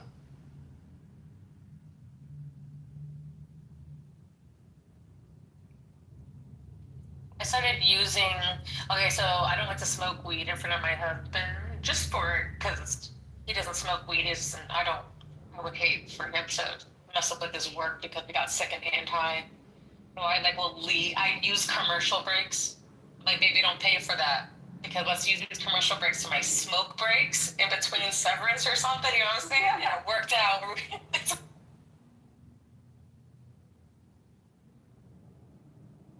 Okay, a lot of people are talking about Severance. What is Severance about? Well, okay. Before anyone don't about this a lot. Like, it's built into the narrative that I'm gonna leave it. I'll come back.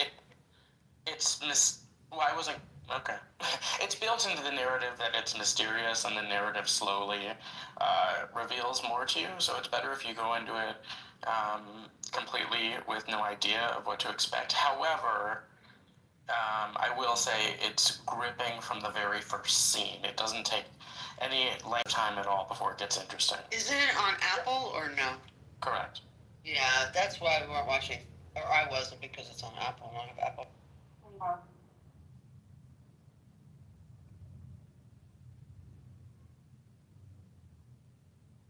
Oh, Apple is gonna. How long do you think? How many seasons is it? The Horizon. There's 2, and then the third one is, I want to say, coming out next year. So there's 2, and then the third one is in development. I could do a free week of Apple and probably watch both seasons real quick. Mm-hmm. Yeah, and you'll want to. Yeah.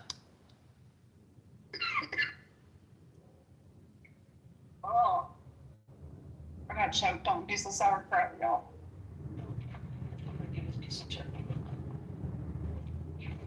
Today, yeah. Like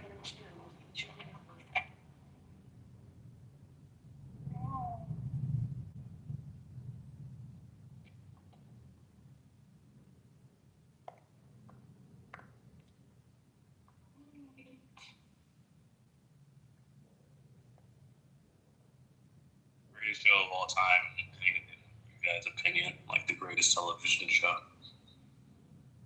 Greatest one. You know what? Which one? Golden Girls. Oh, you're asking. Golden Girls. I can still watch Golden Girls over and over. Ones I've seen a million times, and it's still funny. Isn't that a sitcom though? I mean, that's kind of, Yep. Yeah, that's. I guess that makes sense. It's the point. You know, you don't want to be a serialized sitcom. Did you say series specifically or just television show? Just television show in Yeah. general.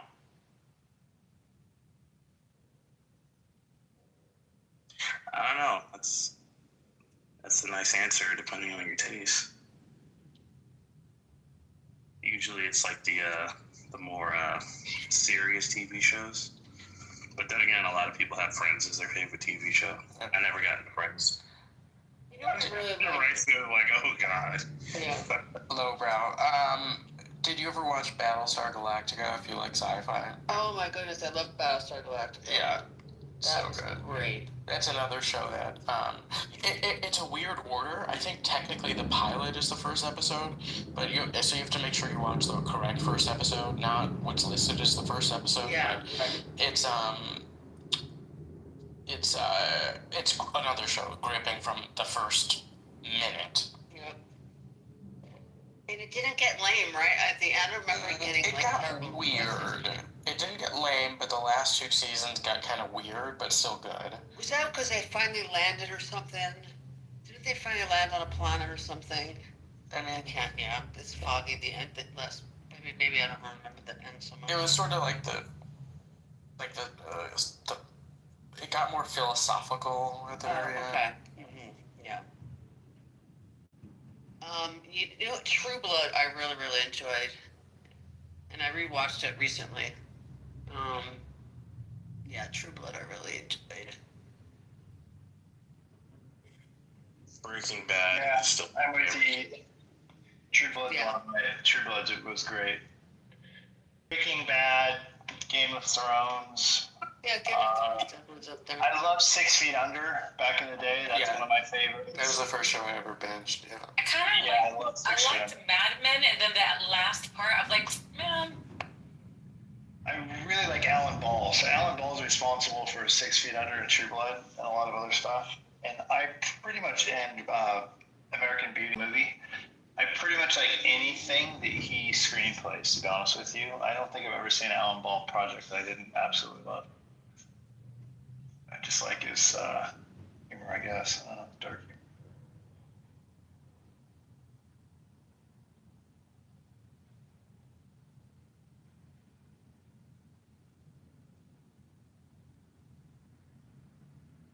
Thrones is the most disappointing thing I've ever seen. The last season is the most disappointing.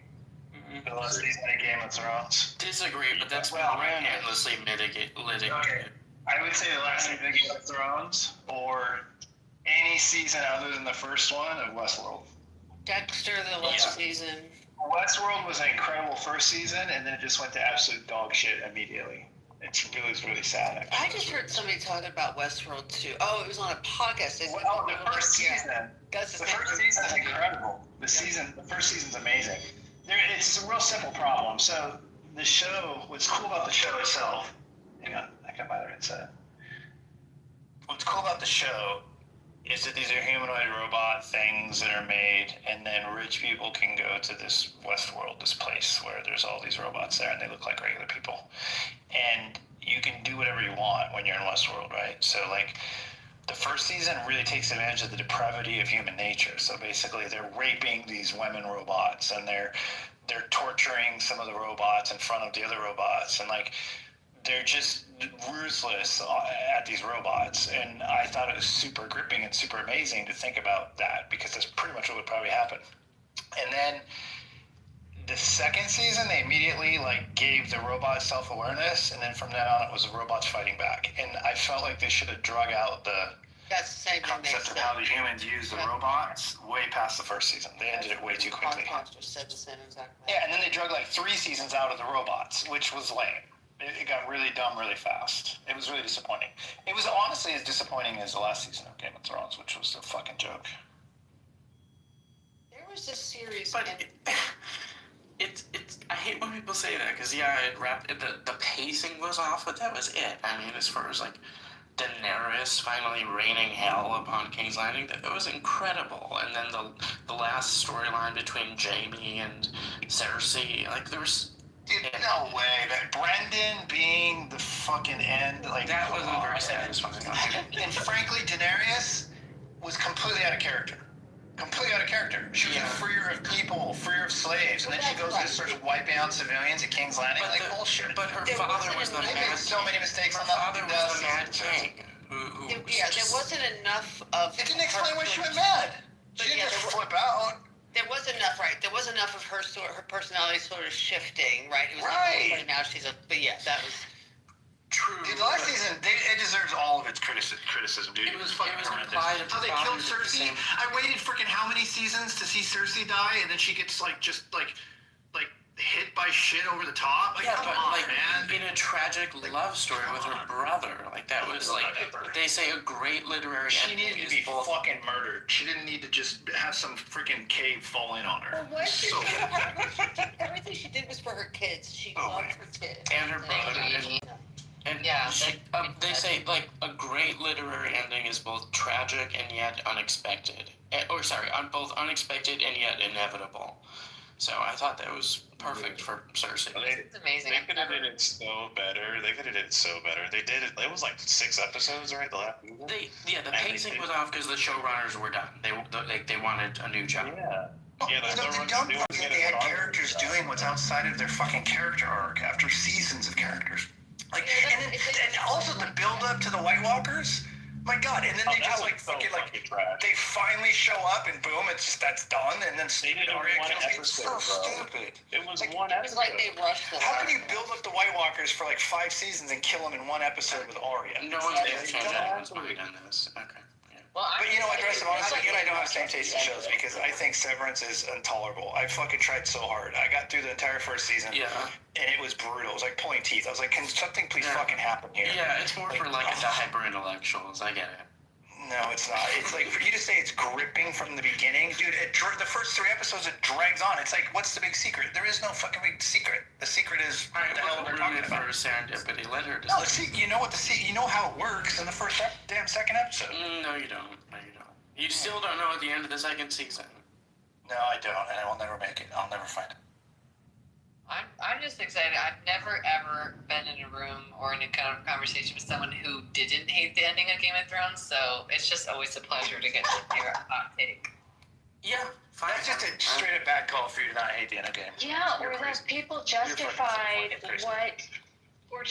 people justified what Khaleesi did. It was that didn't make any sense. Let's say justified. I just said it was foreshadowed. It was both unexpected and yet inevitable. I wasn't commenting on what you said. Oh, okay. Well, I'm very sensitive. You're literally the only person in the entire world probably that thinks that season was okay. I'm in the minority. Everybody has. It's the worst thing ever written. It was just I'm so. But rightly so, because they did a disservice on 7 fronts. They did a disservice of virtually every character arc. They did a disservice of wrapping it up too fast. They did a disservice of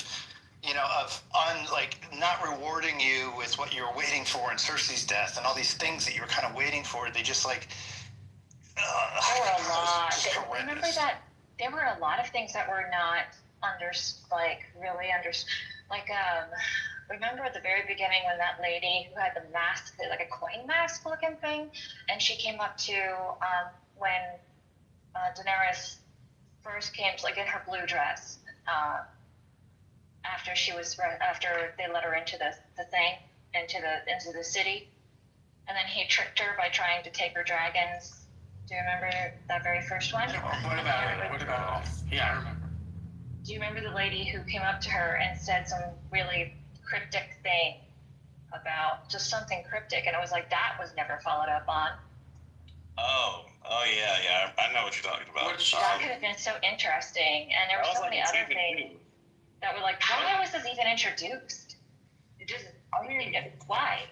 To be fair though, with Game of Thrones, it's based off of the novels by George R.R. Martin, and he's famous for introducing so much shit that for it to be properly tied up, it would be almost impossible. He hasn't even finished the series himself. So stuff like that, I can't blame them. But at least the last season could have been, the stuff they decided would be the finale could have been executed in a way that would have been absolutely Like, good. To give it all to Brendan, so goddamn lame. Like, goddamn. Like, seriously, like, are you fucking kidding? The stupid ass kid in the wheelchair that sees through a fucking crow gets the whole thing. Like, come on, he's like the most boring character in the whole show. Like, oh my god. Everybody's rooting for Jon Snow. I think someone wanted Daenerys to kind of win and take it.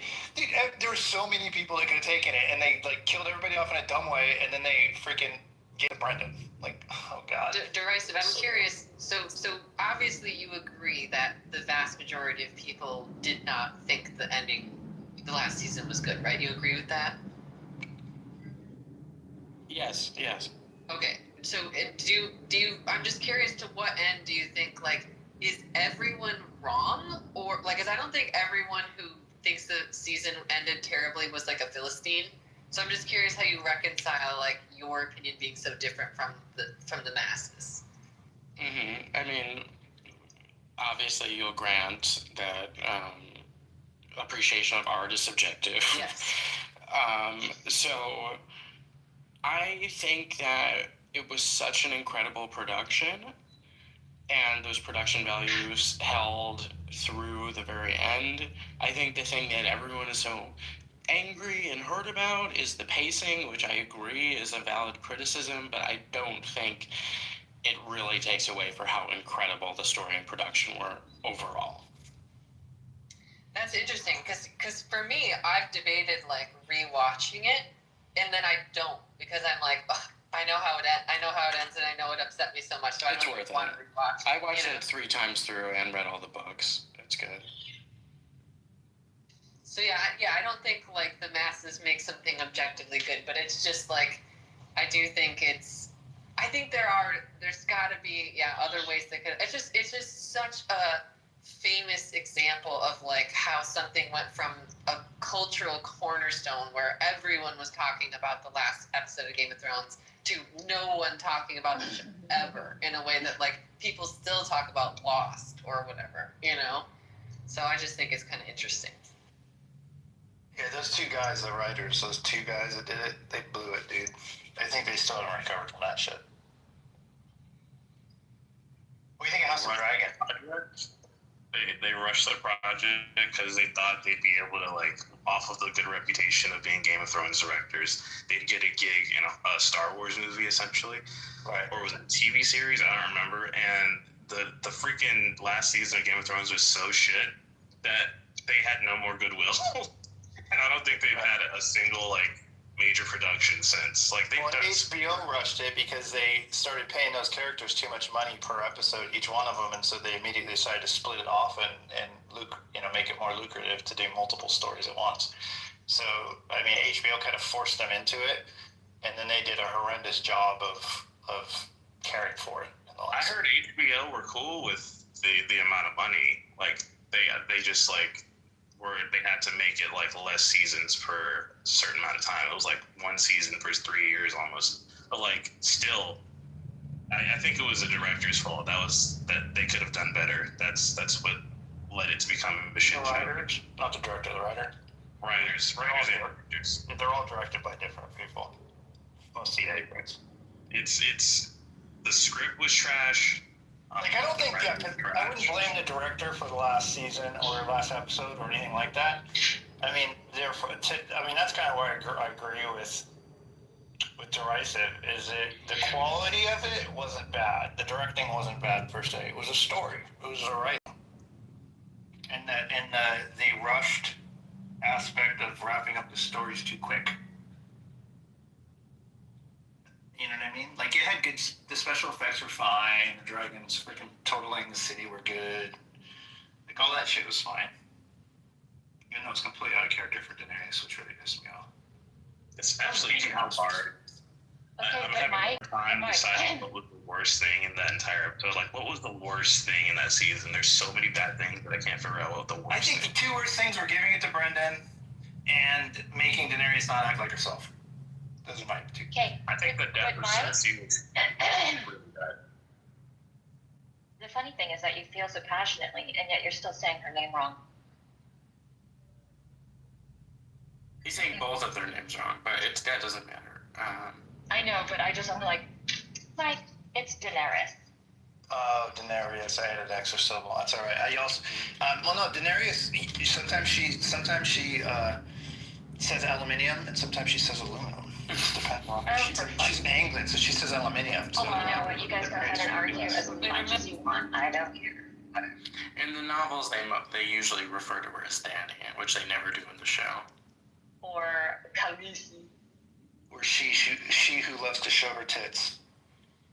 Well, the sex scenes. Well, if I looked like that, I would too. Damn. Also. To be honest, she showed her tits so much that by the end of the show, I was like tired of looking at her tits. I was like, I'm good. I'm fine. Like they're not even hot anymore. It's like, look at my wife's tits. Like there's too much of them. Oh my God, your poor wife. They did it too long. They drug out too long. Do you know what a client said to me today on the phone? He said, man, I have the worst luck.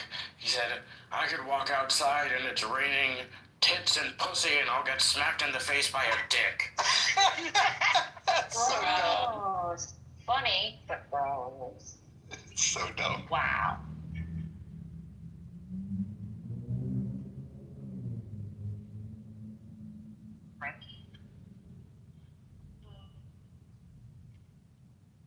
Have you been watching? Has anybody been watching Ed Gein, Monster, on Netflix? I guess y'all bailed on Netflix, so you might not want to. Yeah. Or what about the I want to see the follow up for Wednesday. That Wednesday show. That one, okay. So we can talk about Wednesday for a second. So cute. So I love Wednesday, but I'll tell you, the second season, it's too long. Like they should have cut it down some. Like I'm worn out. Like I haven't even finished it yet, and I'm like, oh god, I gotta keep going on it. Like I like it too. There's too many episodes. I don't fucking know how many there are. There's got to be like, I don't know, 12 or some ridiculous amount. What story? 12 you think is ridiculous? That's funny. There's a lot of episodes of it. Like what part of the story that needs to be wrapped up? I think let me think what I don't like about it.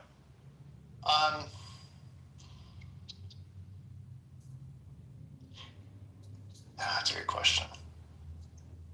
I don't know. I don't know. I don't know how to answer that, actually. I just think the entire thing is just too slow, I guess, maybe, at this point. I guess I don't like that one monster, the monster with the big eyes, the freaking big one, or whatever. Like, I'm not a big fan of that monster in particular, and they show a lot of him in the second season, so I'm kind of like, I don't like him either. Like, he's kind of lame. And then they bring in his mom, and she's one too, and I'm like, oh god, I don't need more of him, right? And then they bring in Pugsley, and he's fine, but he's not particularly that great of a character either. And so I guess I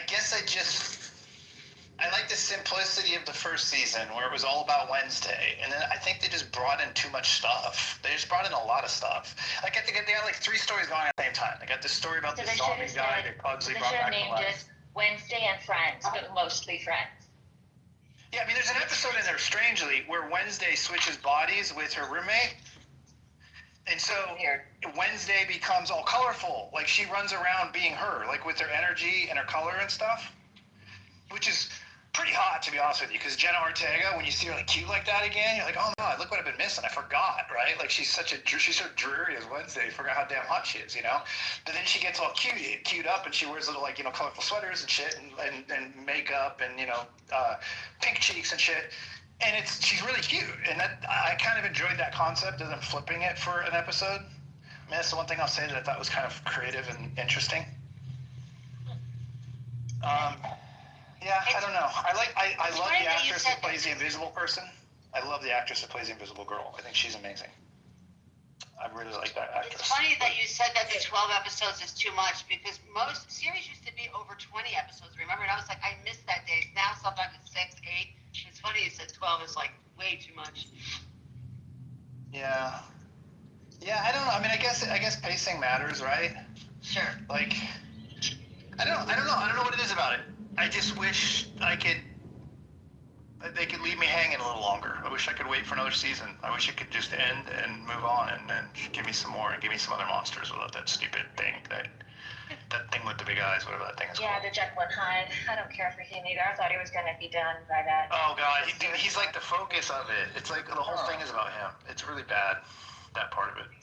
I have been really loving this seeming, what I see as like a trend in Netflix and stuff is like mini-series, where it's like you get 8 to 10 episodes, and that's it. You know, like a whole story that starts and ends, and it's just like, I don't know. I appreciate it as opposed to shows where it's like it just goes on from season to season to season to season. It never dies.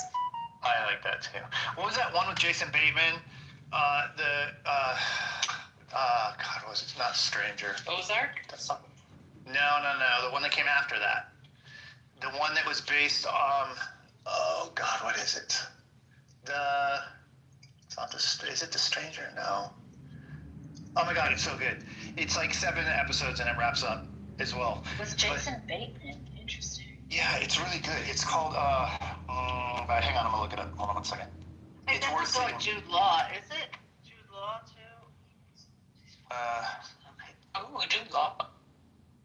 I think he might have been in it. Yeah, hang on a second. Yeah, I Movies started and shows. watching, and I It's called. Oh God.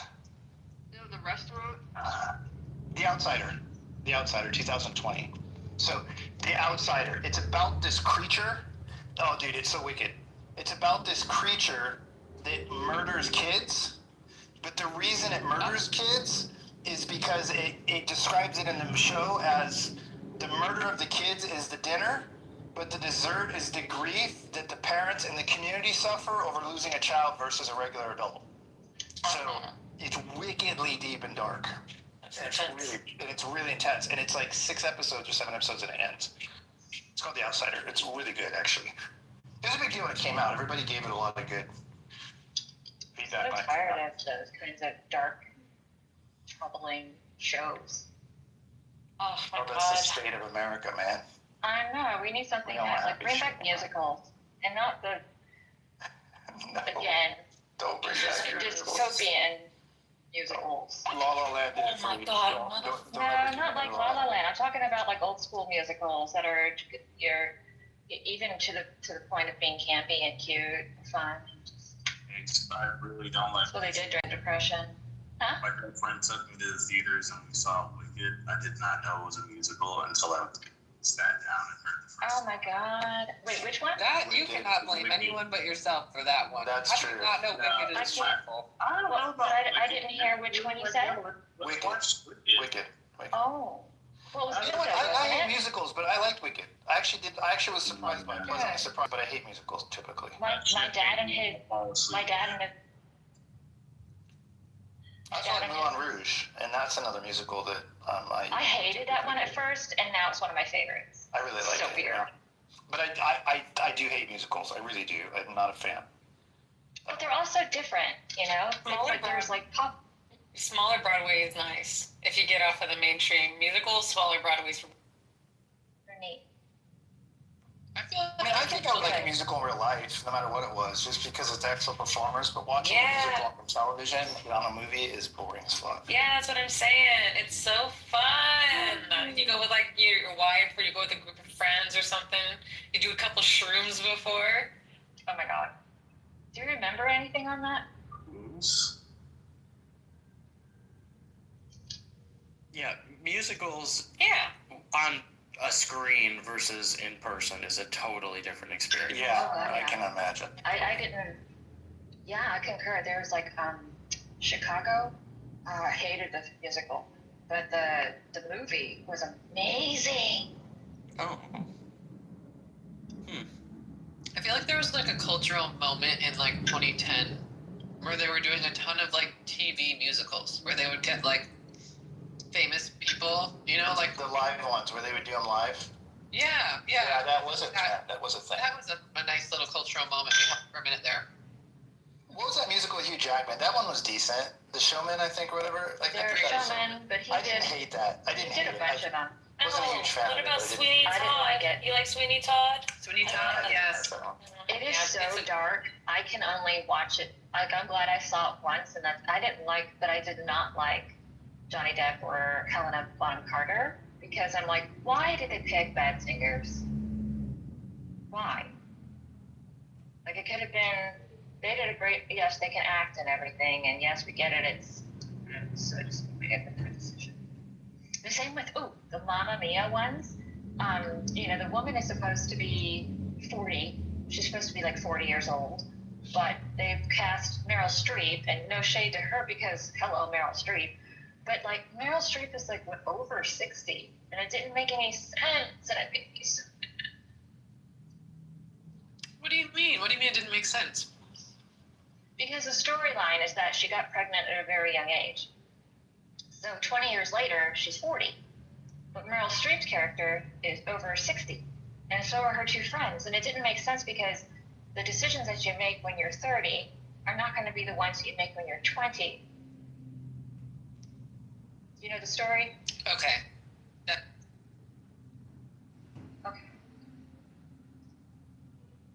What movie was that one? Mamma Mia. Oh, So God, good. no, It's an not- ABBA. What can The hell? ABBA one was so good. I mean, I liked ABBA music, but just the way that they, and I really honestly, I was like, how are they going to make all this work together and make it make sense? And it's absolutely adorable.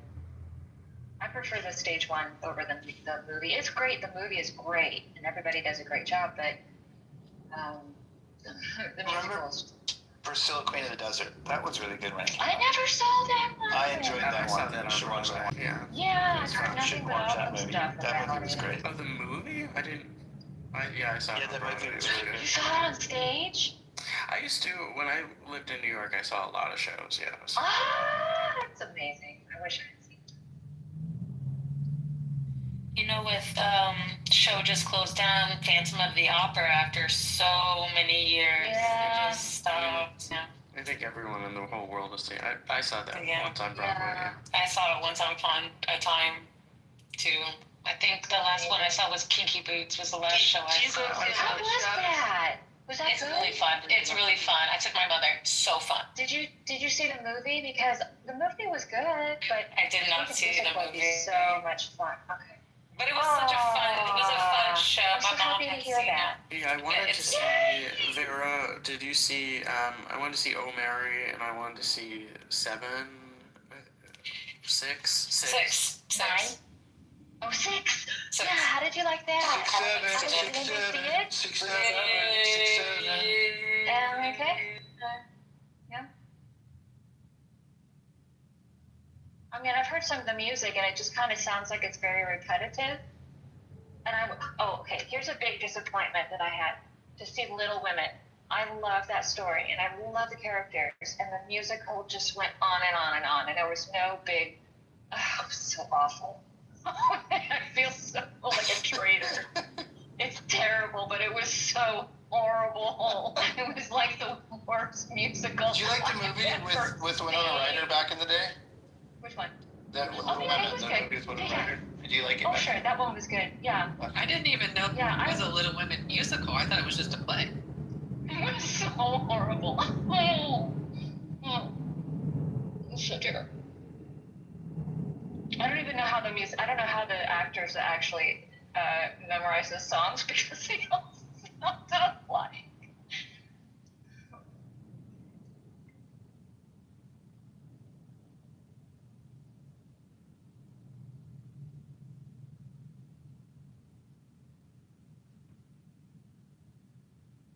That's another one that was really.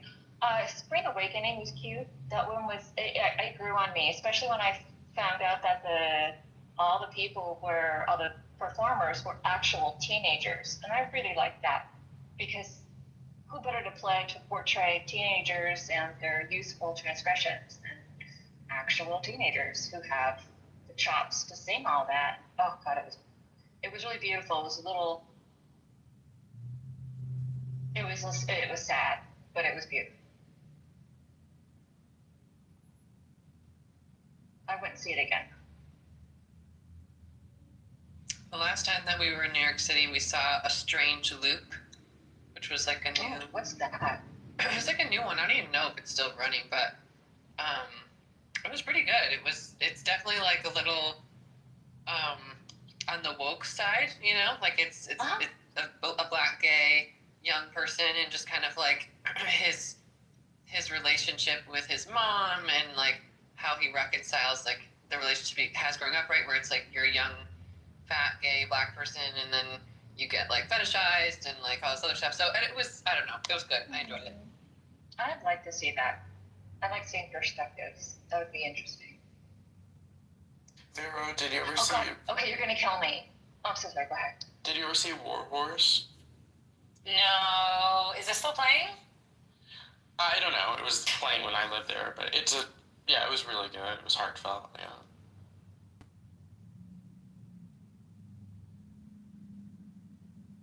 This was really fun. Oh my God.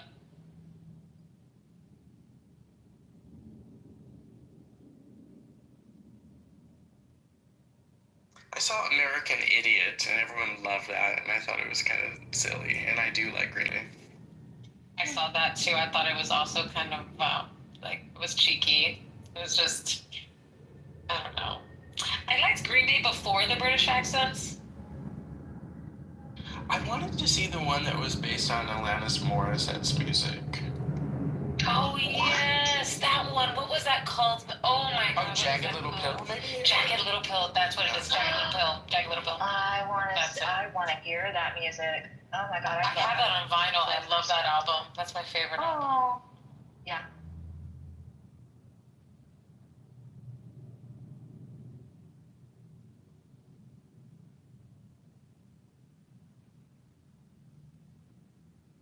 I love her stuff. I was watching, I think it was the documentary on the Lilith Fair, and they were saying people think that women only make the music when they're unhappy, and when they're happy, they don't make good music anymore. And well, Alanis Morissette, I mean, that was my favorite album person. It was pretty angry. Yeah, Lilith Fair, that was in the 90s, right? I remember doing a little bit of just kind of research just here and there on it, just trying to see what it's about. But I really enjoyed Jewel's set when she was singing. She's so magical. I love Jewel. Oh, I love her voice. She was in a rendition of, she was in a show, as like a miniseries of, based on The Man in Black. Hello, why am I not thinking of it?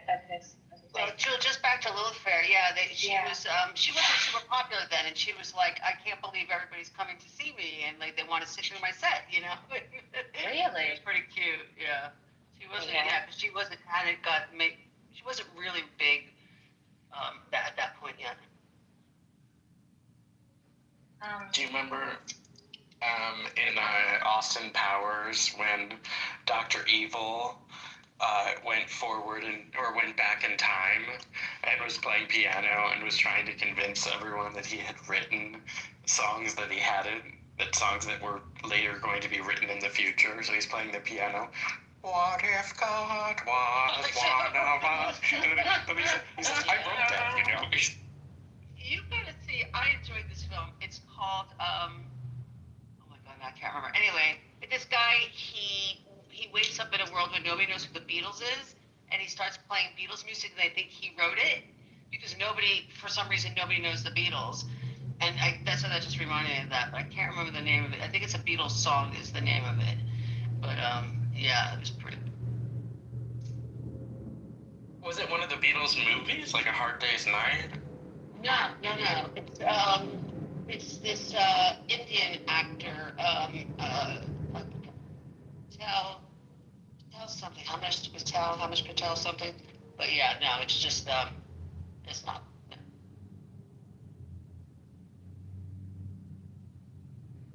Yeah, I saw that movie on, I think, Netflix or something. I didn't watch it, but I thought it was an interesting premise.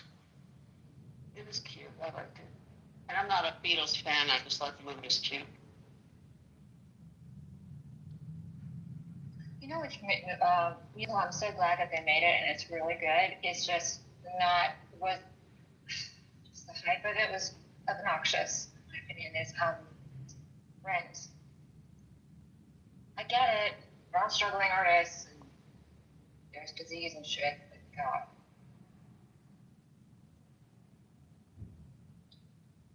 That was the original woke show.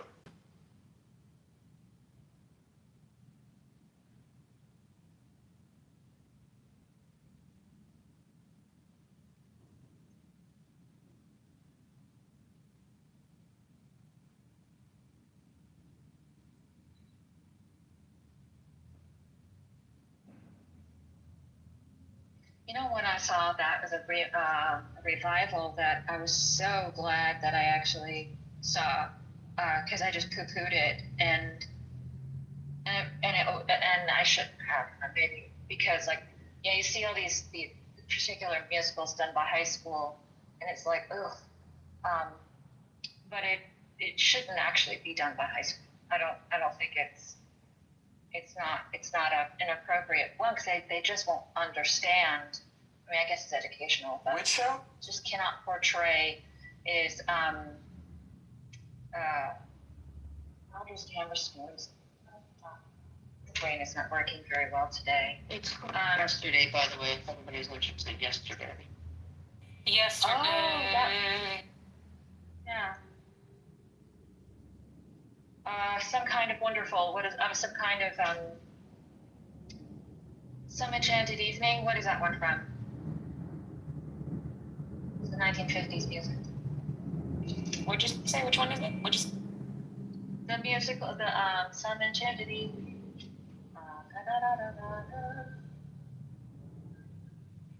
I can't recall. It's from South Pacific. Why couldn't I think of that? The musical's called South Pacific. And I just was like, whatever, it's old, and it's like, cheese balls. But no, it was so good, because it was like, it wasn't even the romance that was interesting. It was like everything else. He had a pilot who was flying to his doom, and it was about the native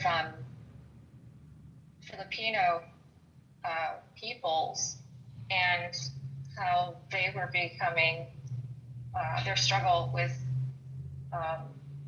the European or the American world, and it was so many things. It wasn't just that one boy meets girl, they go fall in love, and whatever. And here's the musical. It's very sad.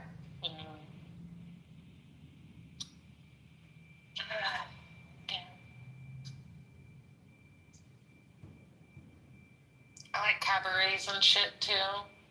Yeah. There was this one time. Well, like very like underground people.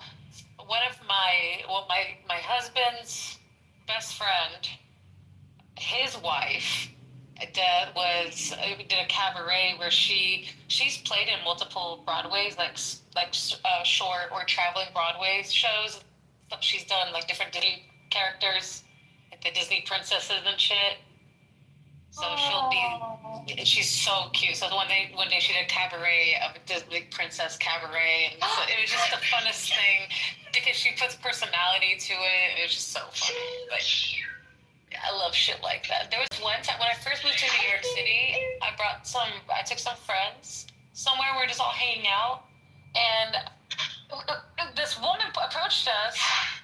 Long story short, she invited us to this cabaret. We got really cool. Invited us to this cabaret. We're like, yeah, we'll go. She was the one doing the cabaret, and she would put on these different costumes. And it's just like the funnest shit. Her name was, what is it? Her name was like, it was like, fuck, what was her fucking name? It was like Dolly something.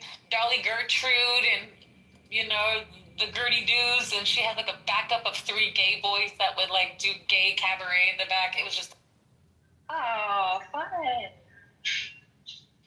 I love that. Yeah, I like those. That would be fun, because then you can really enjoy what they're really into and be immersed in their voice. It reminds me specifically. Yeah, right. It reminds me. It makes me imagine myself in the times of like Liza Minnelli. What was going on, what she was doing, and just kind of performing her cabaret sets and scenes, or who's the woman who did all these other fabulous cabaret. I mean, Cher used to have something like that where she would dress up and do things with other artists. Oh yeah, yes, a variety show, not a variety shows. Yeah, variety shows. I would totally go see shows like how they did back Bette Midler. Like if Bette equipment like she would do variety shows. Exactly like that. And even older than that, with these fabulous glam artists of the 60s and early 70s. So dope. You know what? I was mesmerized by the Barbara Mandrell show, and I looked back, like when I was a kid, I was mesmerized. And it was only until the invention of the internet that I was like, I gotta see that again. That I got to see it again, and I'm like, what the heck was I so gaga about? Because I don't know why I was so excited about it. It's just really weird how when you're younger, certain things have such an appeal, and then now it's like, why did I like that so much? It's so weird. Like Lisa Frank, I know this is not musical, but Lisa Frank, and that I just loved it when I was in middle school. Why? And I look back now and I'm like, I don't know why I liked it.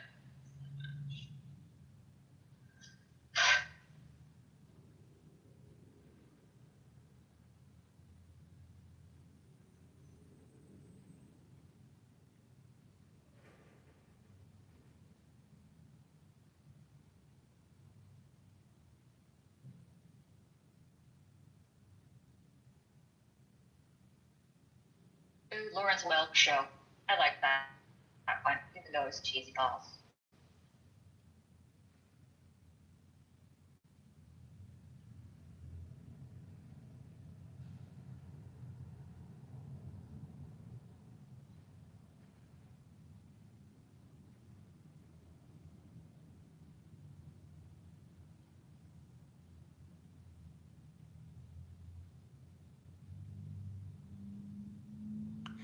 I like Saturday Night Live's skit with Kristen Wiig when they do the Lawrence Welk show with their tiny hands catching balloons. With their tiny hands catching balloons. You've never seen that skit on Saturday Night Live? No, that sounds hilarious. Yeah, you have to Google it. Do Kristen Wiig tiny hands SNL. It's really, really great. It's they do a Lawrence Welk spoof. Okay.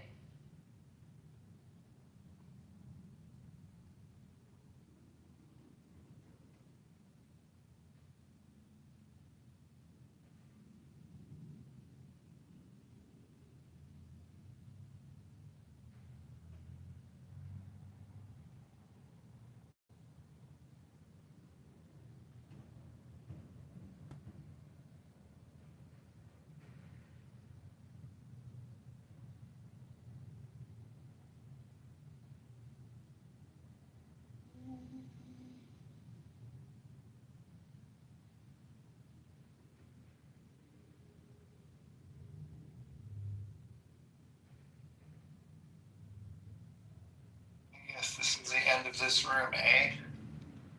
Yeah, you can close it if you want to. That was fine. I'm just doing some work, so. Oh my god, they put a black plum in me. Sorry. Me too. I mean, you can keep it open. I don't feel like you need to, but yeah, close it if you want.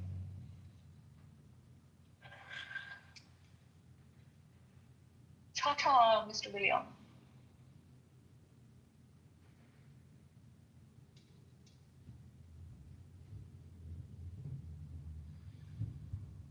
I'm working too, but putting in a drop ceiling.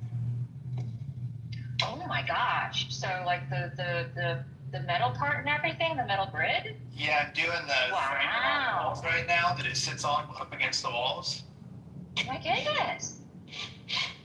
So you start on the walls and you put the frame around at like an even level, like not in my case 9 feet, and then you hang it on the wall, and so then you got like a little ledge all the way around your wall. And then you have beams along the top, and then you hang wires from the beams. Mm-hmm. Okay. And then you take a long strip, which is like the main run of the part where the tiles sit on. You got several of those every 2 feet apart, right? Because your tiles are 2 feet by 4 feet. So the main runs are 2 feet apart. And then you got these little cross pieces that go every 4 feet the other direction just to kind of hold the tile ends properly. But initially, you basically run your long beams perpendicular to the main beams in your building. So whatever those are going, you go perpendicular and you run these long beams and you hang them on the wires. It's kind of rewarding because when you get up there, once you cut the long thing to the right length, wall to wall or whatever that is, then you get up there and you like hang one on the wire and then you put the level in there and you're like, okay, so it's sagging a little bit, so I need to just tighten the wire up a tiny bit more. So you pull a little bit tighter, and then once you get the wire just right, then you wrap the wire on itself, right? And it kind of locks it in place. And then you just go down the line, you just next wire, next wire, next wire, you just check your level each time. And once it's all hanging, all the grid's hanging, you can't really mess the grids up because they have other cross pieces that are in between that go the other direction that kind of make them the perfect space apart from each other, basically. So, and then you just stick your tiles in there. It's very rewarding, actually. You know the trick of slicing the side to bevel it so you can stick it in and the tile itself? No, not really.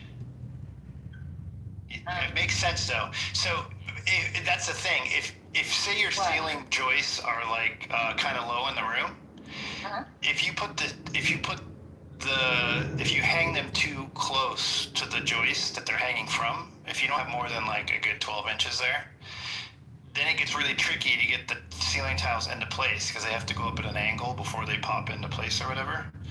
So what you're talking about sounds like it would be really helpful when you don't have a lot of space. Because if you have a lot of space above the ceiling, then you just stick them up through the hole and you just drop them down. You know what I mean? But like if you don't have a lot of space above them, then beveling the edges of them would super help to like fit them up in to the place when you can't actually like shove them up first. You know what I mean? Because you got to kind of put them at an angle at first, right? So they drop back down into place. And if you don't have a lot of space, I gave myself 12 inches on this one to like get them up before the beam. So you basically want your ceiling as high as you can, probably. But you also want to make sure you have enough space to put those damn tiles in, you know? Yeah. So. Like, you know how when you put it in and you try to hang it and then it just doesn't quite fit. It's just like to make it lay. Yeah. Okay. So if you bevel it on the texture side. Okay. When you stick it up and then you allow gravity to do its magic. Yeah. It grips. Good night. It grips the side where it's beveled, and then it'll just naturally flatten out. Like fall in place. Yeah, that's nice because sometimes you get it where you can't get one to sit in place right, and so I have to go like two away from it and pop that one, and then kind of reach over and shove it down from the top, and then like hope that the next one goes in right. Eventually, you get one that falls in. You know what I mean? Like I've had to go like 3 deep before, where it's like they're just not falling in each one of them, and it's like damn it. So you go to the next one and you pop it up and you push down from the top. And it took me an hour to get the ones, and I'm like. And then I saw the stupid, it was like, somebody had the razor and they went zip, zip, zip, zip, like on all 4 sides. And I'm like, why didn't somebody tell me about this? No. I like that secret. That's a perfect secret. Yes. God. Yeah, my boss is like super, he's super picky about like how good I do things. So sure. I don't have to work, I can work as slow as I want. Like if I get it just right, then like I don't have to rush. I can just kind of dig around. He doesn't care. That is perfect. He knows that. That's probably why he's so wealthy. He's like, do it right or don't frickin' do it. Right. Like really, like he does not care how long it takes. You know what I mean? As long as you're not sitting on your ass doing nothing. I don't care if you're sleeping on the floor, whatever you're doing. As long as you're doing something, he's not going to question it, which is really nice. And it's nice because I'm older now, at 51, it's like I kind of need that. I don't need somebody busting my balls every day of my age. It's exhausting, Well, it's also, you were wise enough to understand that it's counterproductive to what the end result's going to be. So what are you doing? Like, why are you rushing me? What? Because you want to crank out like it's a machine? Oh, yeah. I had this other job where they were rushing me like that all the time. And I was doing low voltage installs, installing security systems, and I was up in the attic of this place, and they're rushing us all the time. And I just stepped between the beams and put my foot through the ceiling, and then they lost their fucking mind, right? And then they're like, and I like, we have to, I mean, all I have to do is fix the drywall. It's not that big of a deal. But he lost his mind, and then he immediately sent me out for a drug test. Immediately, flipped out. Drug test because I caused damage or whatever, and I was smoking weed back then, so not when I was on the job, but I was a weed smoker. And he sent me for a draw. He's like, you put your foot through the ceiling. You need to go for a drug test right now. Go find this place. He gave me his address by where I lived or where I was working. The guy with me, I'm like, can I borrow your car? And he's like, yeah, because they didn't want to take my van because they could track it. And I drove to this like head shop on the way. Like I basically found a head shop that was not really too far away. That if they looked at GPS, it wouldn't look that weird.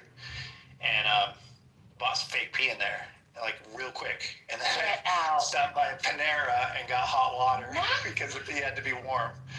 And I did all that on my way to this test. And then I got to the test, and the pee was already at temperature it needed to be, and it was in a bag I strapped it to my leg, and I went in there and tested and passed. And I know that he was like, okay, so this guy I brought into work with me, he let me pick this assistant, and the guy that I liked, he's a real stoner. I'm not a real stoner. This guy was a real stoner. But he was a good worker, and I liked him. So I picked this guy to be with me. Well, because we were like the two guys that were like, kind of like, he just thought we were smoking weed. He was pretty sure of it.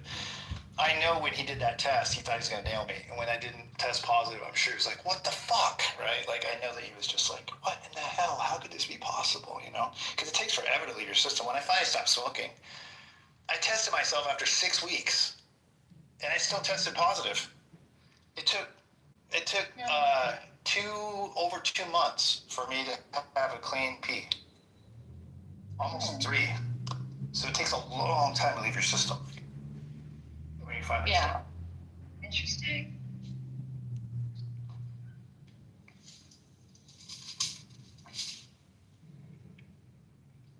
Yeah, I love not doing it now. I definitely should have quit sooner. It's just not worth it to me. I've always worked jobs where I had to be tested. I just was okay with it because it's just the line of work that I do. Like they weren't okay with it?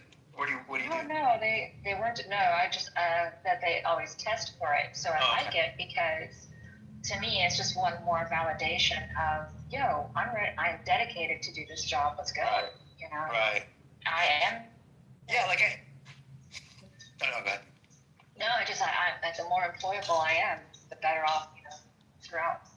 Just, I want to be as employable as possible. Right, that makes sense. Because I didn't have a specialty, you see. So I always did office work, but I didn't do anything. Like I wasn't paralegal. I didn't do I didn't have an accounting certificate. I didn't do, so I did office work, but it was not specialized where it's in high demand. You felt replaceable if you weren't like reliable? I still feel, I think anybody's replaceable. And I like that because I worked with, 20 years ago, I worked with a lot of people who, they did not need to be around people. Awful people. And I think a lot of people, there's been a lot of people who are like, they don't care how you can be the best employee, like you can be the best salesperson or whatever, but if you're awful to work with, they'll take an average person over high maintenance. That's true. Douche canoe. Yeah. Because they're like, I have to be with you for 40 hours a week. Give me the middle player because I can't stand this person. I don't care how good we'll work with, but we can improve the work. We can't improve the douche canoe.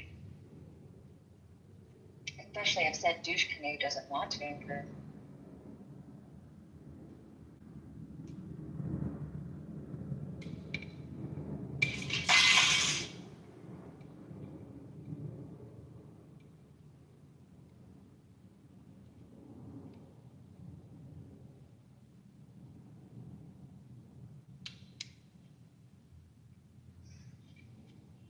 I've gotten cranky as I've gotten older too. I have to keep my temper.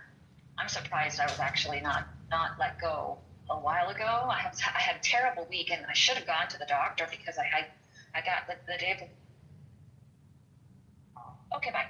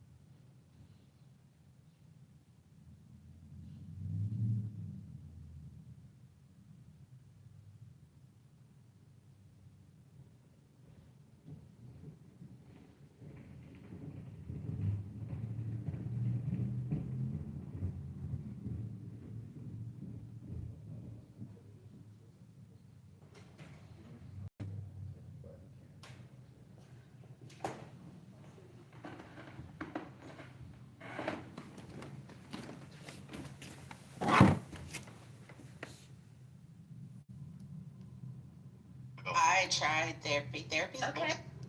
But is it actively, legally, like Nixon, trying to find way to attack? I mean, he just publicly saying it, right? Do you prefer a leader exactly tell you who they don't like, or you want someone who sneaking behind, have a list of people they want to attack and plotting and everything? So this is a choice you want to have. Second thing is, by publicly showing that, he is very strict with how he want to challenge his enemy domestically. He using that as a projection that he's a strong leader. And when he deal with foreign policy, it's very important. When he deal with other one, when he deal with Putin, when he deal with all these leaders who are strong in subjugating their people, they will look at Trump. Trump is also, very aggressively legal against their enemy. So he know Trump is not someone you can play with, like maybe soft person like Biden or something like that. So the question is, this question has to be asked when Trump finished the term, and how this enemy list help him to project him as a strong leader outside U.S., help him to, be effective, at the same time not be sneaky like Nixon. So that is the question. You are right that there is a big difference, that nothing that Trump is doing is hidden from public view. Everything was published ahead of time in the 2025 Project 2025 book. So you're right, there is a difference. However, in terms of the actual effect of what they do, or what they're doing, there may be a parallel. Of course, there are going to be differences, and that is one of them, and I guess we could be thankful for that particular difference. I got attacked or made fun of a little bit in the chat for stuttering, because I was searching for words and searching for answers to questions that were being asked. What the hell? Come on. I don't stutter. Howard. Hey, thanks, Gary. Thanks for letting me have the last word today.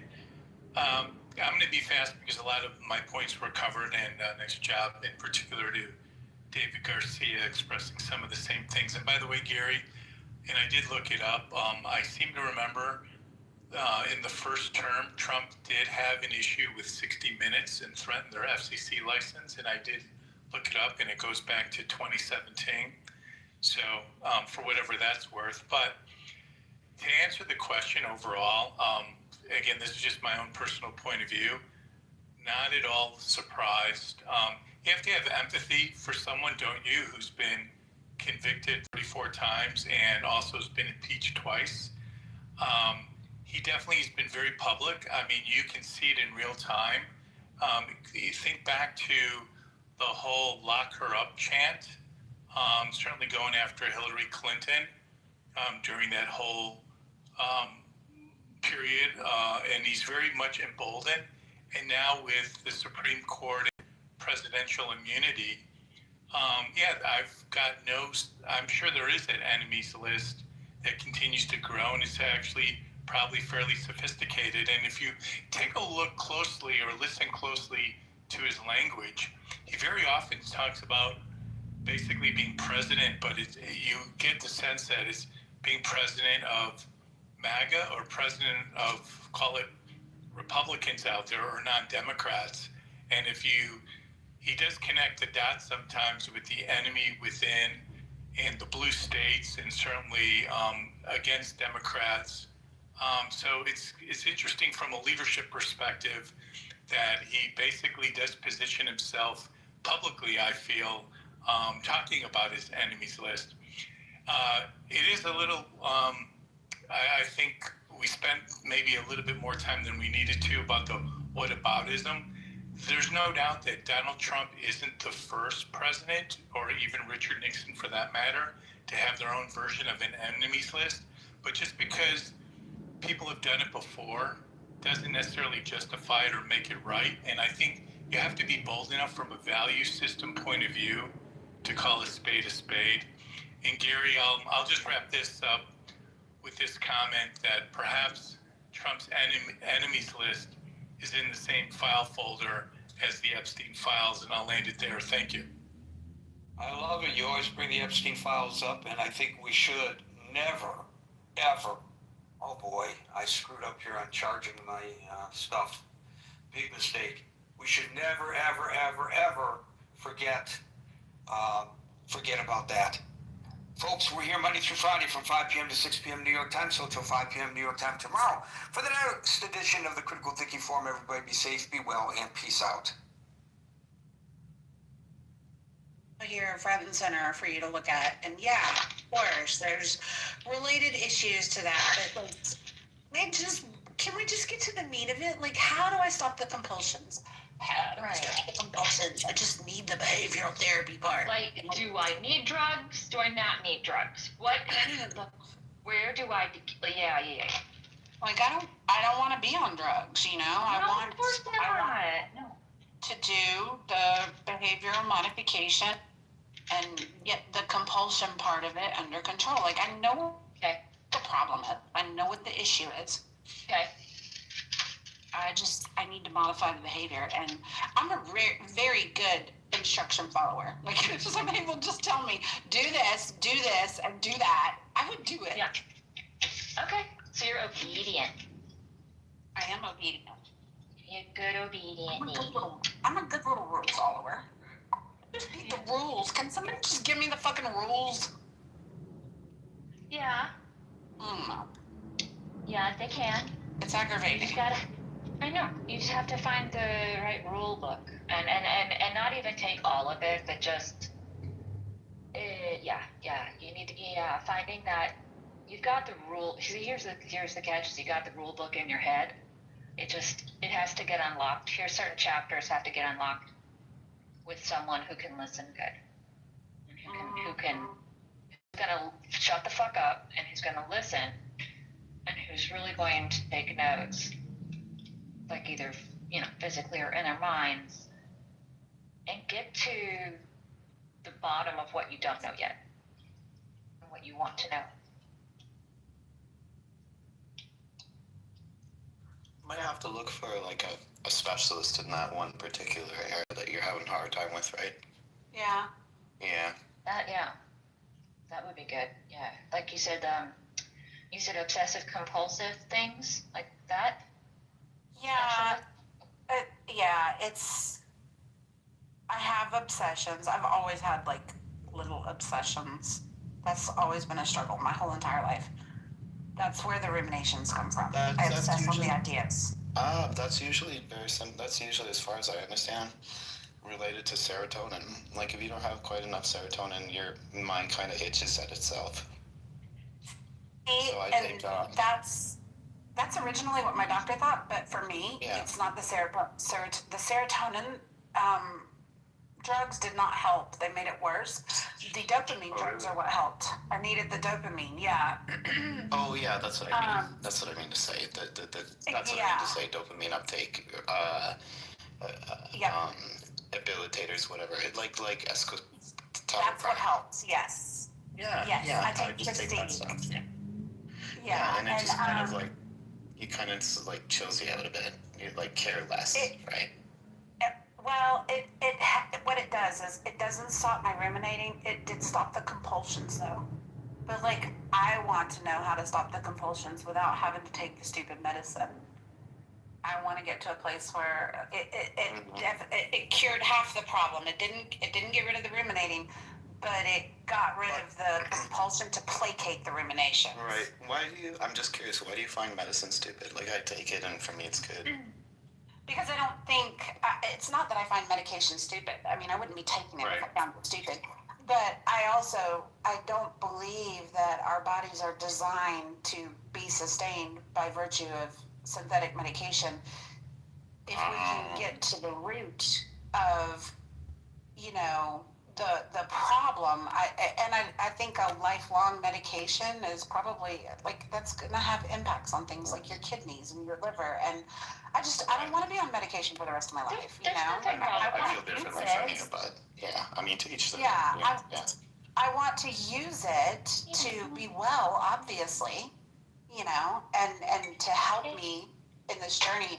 But I feel like particularly with compulsions, it's a behavior thing.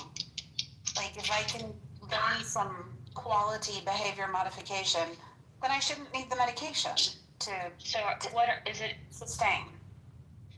So that is it lights turning on and off in a number of times in order to make sure that something bad doesn't happen? Is it something like that, or No, it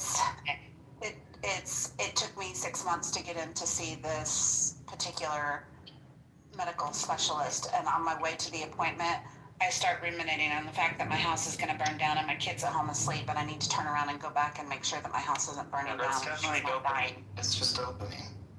It's a dopamine thing, right? It's a medication thing.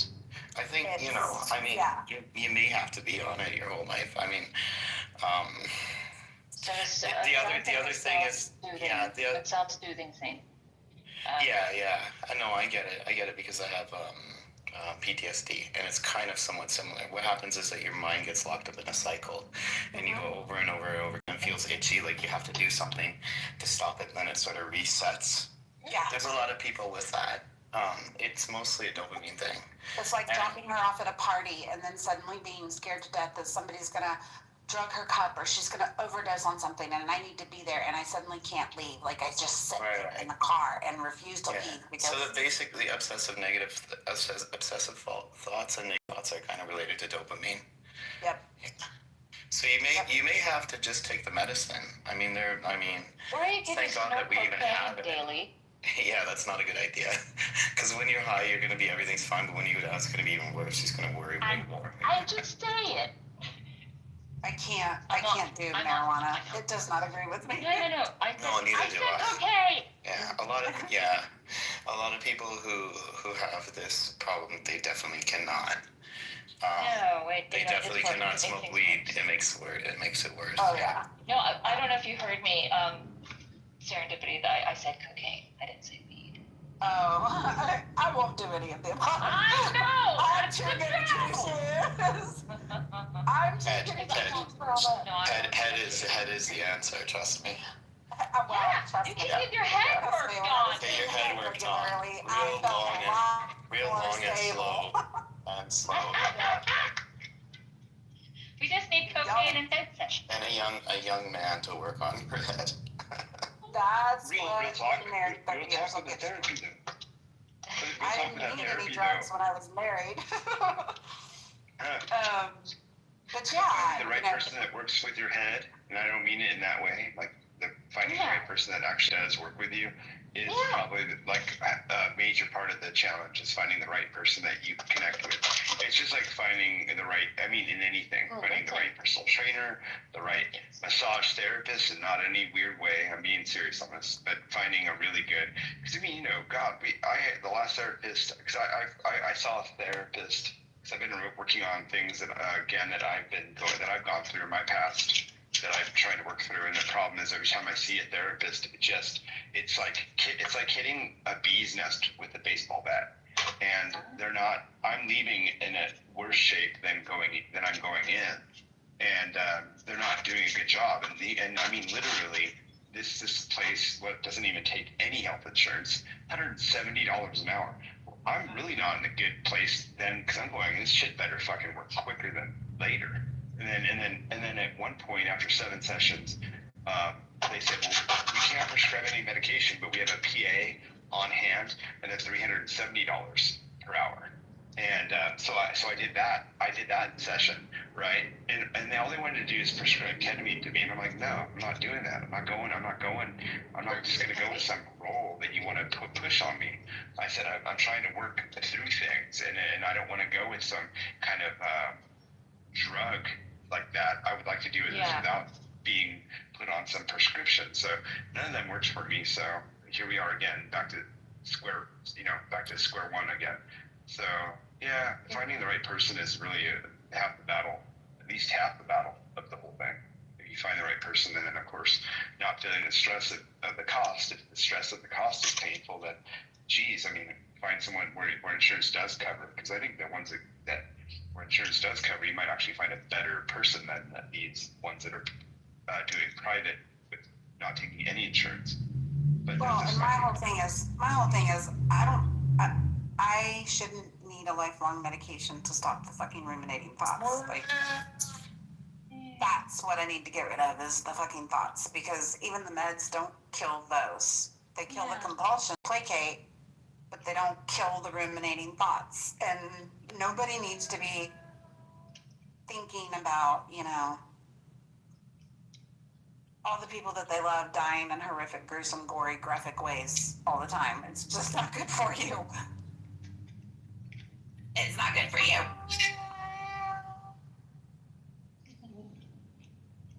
Who is that? Is that Nick? What is his name? Nick. Hey, what up? Nick. What up, baby boo? Do you need attention, Nick? Duh. Nick always needs attention. Well, Are you being a little scoundrel today? I don't know, but if you're gonna go to these doctors and you're gonna like go and they recommend something, like that's what they're there for. So I also think that if you're gonna subject yourself, like you should go in there with an expectation that they're gonna try and prescribe you something. Like that's a doctor. You don't call a doctor if you don't need them, right? Which is why I'm taking the medication right now. I want resources to rely on it. Yeah, I mean, not have to rely on it. But that goes for any prescription. If prescriptions worked, you wouldn't need a refill, right? So you can also use it in tandem with therapy, and then eventually you may be able to wean off of it. Yeah. There's nothing wrong with your advice. That's not technically medical advice. You know, it's different for every person, though. I never said it was. I'm not a medical doctor. Right. Thank you, Sean. Thank you. Yeah. I was trying to help someone on how to get out of debt, and I got barked at for giving debt, financial advice. I'm like, no, I'm not giving financial advice. I'm giving advice on how to get rid of debt. So for this room in particular, I don't like getting barked at either. I'm sorry. Right. So in this room in particular, it's sponsored by BetterHelp, and if you use code DICKIES, we can get you all matched up. Oh, look at this! Here she is. She needs matched up. Monica. We're gonna do a little bit of Tinder Venmo website. If you therapy. click here and you click 1, put in your account number. $300 will be removed from your account number. Press 1 to say yes. No. I scream at those automated things. I want to speak to a person. Just give me a person. I see serendipity in her house going, rap, please, Oh.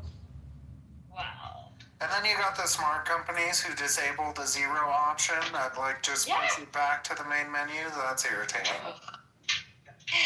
Yeah, like I said, I'm all for using the meds to get you over the hump and to get you the help that you need and to make good changes. I need to get to the changes part. Like, I don't want to stay on the meds, okay?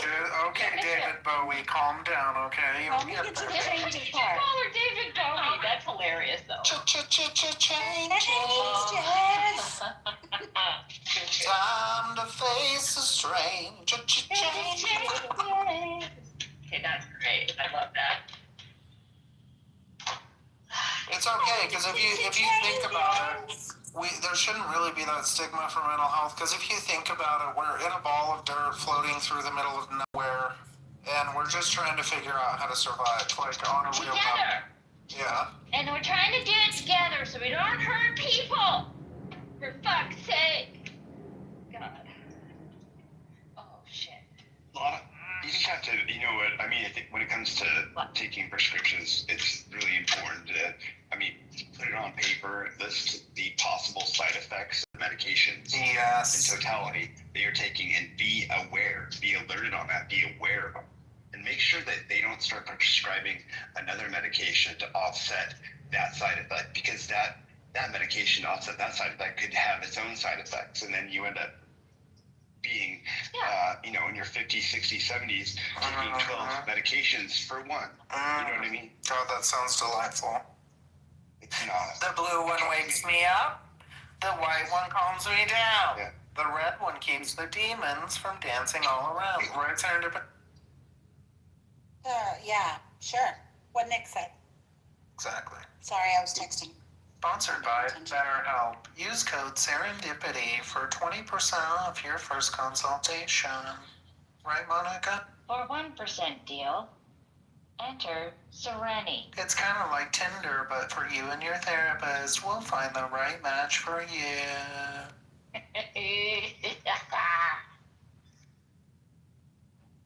I wish it wasn't so funny. I should open up an automated, like an AI therapist, because you got to imagine the therapist is going to need therapy after hearing all this crazy shit, you know? Yes. Where does it end? My last therapist actually almost fell asleep during my therapy session, and I was like, I don't think I'm the one for you. See, it wasn't about them; it was me. And she, I could tell, I'm like, you're so young. You need to be dealing with children. She's just like, blah, blah, blah. If it went outside yet. No, she fell asleep. She almost fell asleep. Did you steal all of her candy in her candy bowl while she was asleep? That's what I'm... No, but I wasn't as entertaining as a child. And I think that it was like an onslaught of drama. And it was also a very hot day. And the sun was shining through. And she already said, I need some coffee. And I do. So, okay, here's the other thing too, Nick. I know I have a certain timbre to my voice that is soothing. There's also one that's aggressive and annoying. But there's also one that's very soothing. And people have a tendency of falling asleep. And so that's what happened. The poor little lady. Hi, Nick! Yeah. Sorry, I didn't hear that. I fell asleep. What? Hi, everybody! How you doing? Did you say you have different voices, or did I misunderstand that? I think she said something about that. I have a lot of, I'm a singer, and I went to school for theater, so singer, dancer, actor, I've had extensive education. Kristen, I actually have I've noticed that about you, but I didn't realize that you were aware of that, but I've noticed that about you. I know when to get off stage, so everything that you hear is me. I'm not being a character, it's me. It's just different tones. Yeah, I've heard 3 different voices from you. 3 distinct ones I've heard, yeah. Oh, there's more. So, and what it depends on is sometimes it depends on who the audience is. And I know, honey, I got it right here. I don't know why you're barking at me. It's right there. Come on. And so,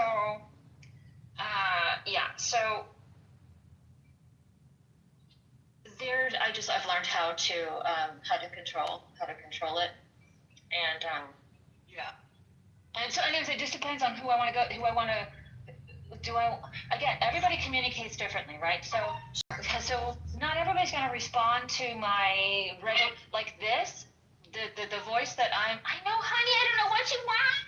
You want water? Okay, all right. Like my dog. He's like, this talking is not doing anything for me. Or there's clearly. What? I love you. So it just depends on, like, most guys can't take my normal the normal bass line of my voice. I don't know why. They just cannot. They feel challenged. Whatever it is, it triggers something in them. I usually, when I'm getting to know people, I try to use a higher pitched voice because it's more childlike and it's not as threatening. And I'm on you definitely a bit childlike, and Is she in the Matrix or something? Yeah, she's in the Matrix. Yeah, Speedy 80 speaks Matrix. Edie, nobody can hear you. But we love you, Edie. Boost. I mean, would you go fucking get Verizon already? No, we don't want her internet traffic on our network. So that, anyway, so that's there she is. I heard nothing the past 2 minutes. Edie. Isn't she cute thinking she's having a conversation? She's so cute and precious trying to communicate with us. And we can't. I would love to hear you what you have to say, but Serendipity is talking. Raise your hand if you want a mod being in place of Nick. Kick her, son. Place of Nick. Wow. Wait, what? Edie, pause, block. She said she was going to give you a mod bean, but you were mean to her. Look at her. I've never been mean to Edie. Are you kidding? I got receipts showing that I've always been nice. Edie, don't let that bean go to your I head. didn't like your laughter when Serendipity said whatever she said. Whenever she was mocking me, you laughed. Yeah, because when she was going, Serendipity, do what you did again. What? What did you do? How is that not funny? I'm not shopping. Look, this is God shutting Edie down. Oh no! She's so cute. She thinks she's having a conversation with the rest of us, but she's really not. You can hear the rage trying to peek through in her shitty service, but you're really not getting any of it. This is like my favorite way to talk to Edie. This is when you get the best advice from her. Just wait. Seriously, I can hear you. Edie, come back to us. We need sex. Kristen, no, we're getting her really worked up. We don't want her to be able to come Oh back. yeah, sorry. I forgot. This is what I'm like, what are we doing? And yes. some people don't want to communicate sometimes, and right now it's one of them. They want to rally you up, and I don't understand it, but okay. So I'm going to play along because I want friends. You're not supposed to play along. Oh, I know, but I want friends, okay? So I'm not good at this game. You all suck, except for Aubrey. She wasn't laughing at you guys. Hey, I'm not laughing. I'm just trying to catch up. Edie, you must be, masochistic. You have the bean. You can make all the changes that you need. Why do you have to make so much sense? God. What do you mean by changes? What do I have to do? Oh no! Where'd Nick go? What happened? Did you put Nick in the goo? I did not. Did you He put poor little Nick in the goo? He does that to himself. I know. Wow. Little prankster. Yeah, he's a little yipster. Yep. I think that was Monica. Oh, sure. Now we're going to throw Monica under the bus. First Sean, then Monica. Monica, throw Dick down to the audience for me. What are you talking about, Sean? Sean was driving the bus.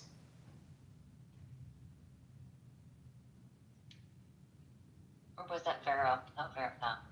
No, it was Sean. It was Vero driving the bus. She likes to see people go into the bus and do big bumps. Those wheels on the bus go round and round. It's fun to drive around during a protest, right? Oh my God, but terrible. Don't say such things.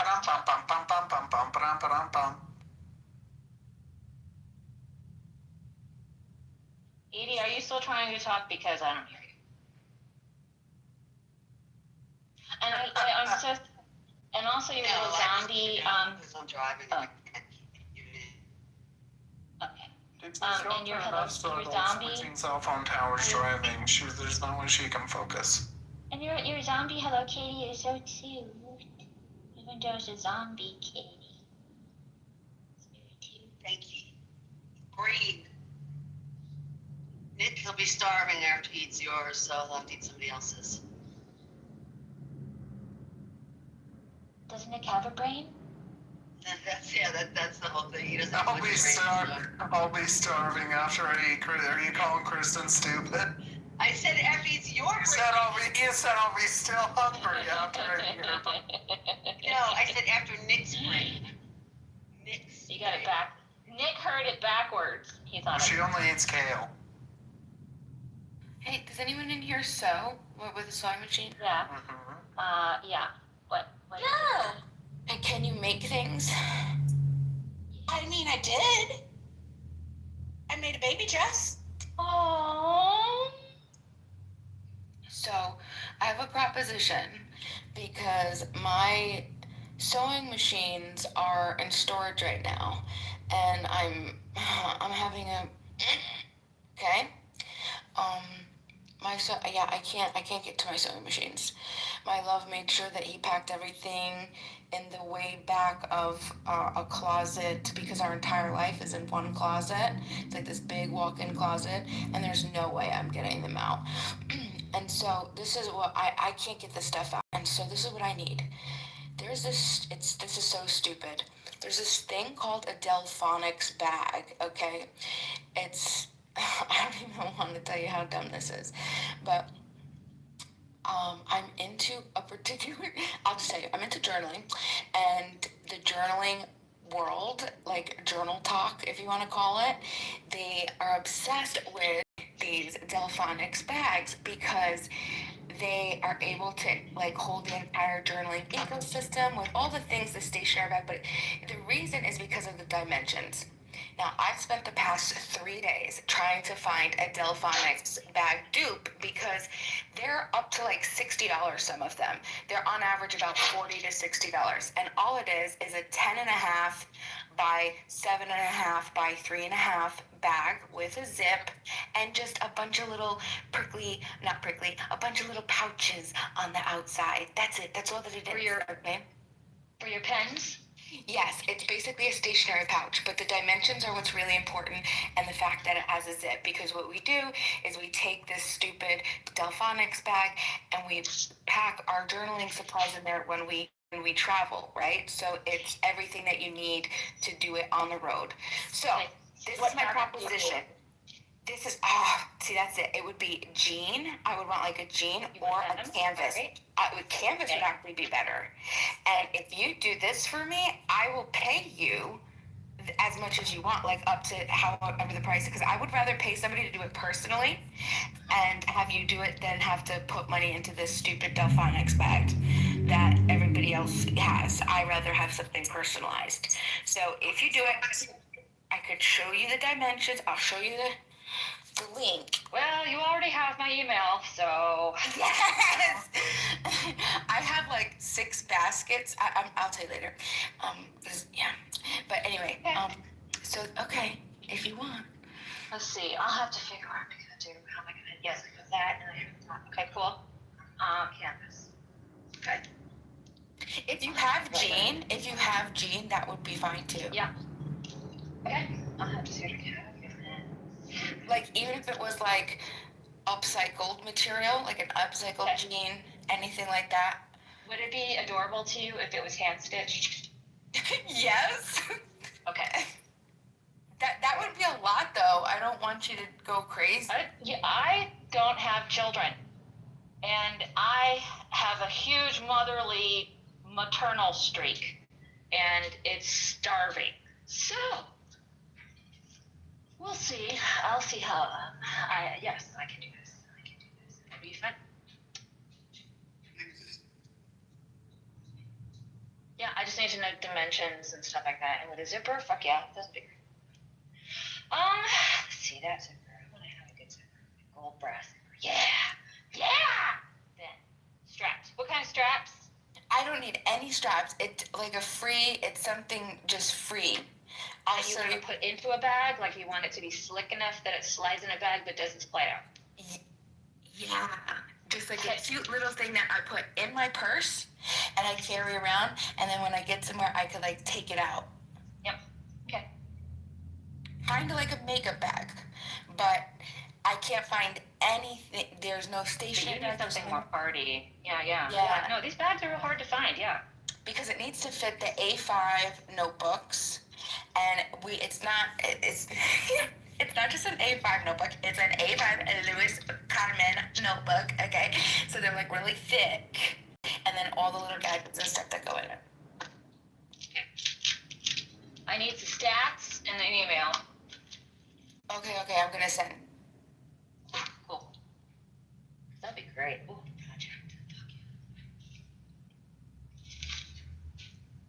project! Oh no, where's my flower?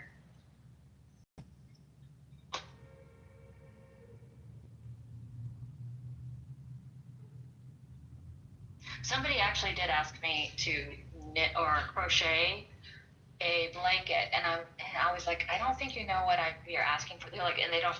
No, I'm not ridiculing at all. I think it's awesome, but I work a 40-hour job, so I'm like, a 40-hour-a-week job, and I was like, I don't think I'll be able to do this, and not enough time, and they weren't specific, but anyways, I was like, so do you know what kind of colors you want? And they're like, oh, no, I don't care. I'm like, so you want a king-size crochet quilt, but you don't care what colors, and you don't care how much it is. If I was devious, but I'm not. So I haven't really answered, but I will. I don't like people leaving people hanging, but I'm all about. Ooh, gotta click my electric blanket. I was fabulously ADHD today, and I used it, and I got so much done. I was so excited. You used what? I know you guys don't. I had some serious ADHD brain going on today, and I used it, and I got so much done. It was so exciting. Thank you, Audrey. You know how to use it. That's good that you know how to use it. Thank you. Yes, I've had to master it, and I've had much ridicule. I've had much, all the humbling things, and it's like, all right, well, I couldn't get it. So that's kind of like when people say they, like,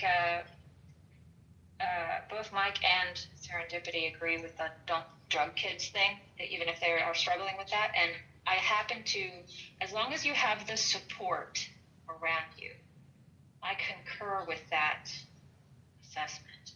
I think if a child is left to their own devices and just not medicated and not supported in any way other than, yelling at them or something like that, that can lead to other, even more devastating consequences than bad medication. It's a superpower if it's managed correctly. It can be, yeah. Yeah, it definitely can. I agree. Yeah, and I use it for my superpower. I the one thing that makes me grieve still is I'm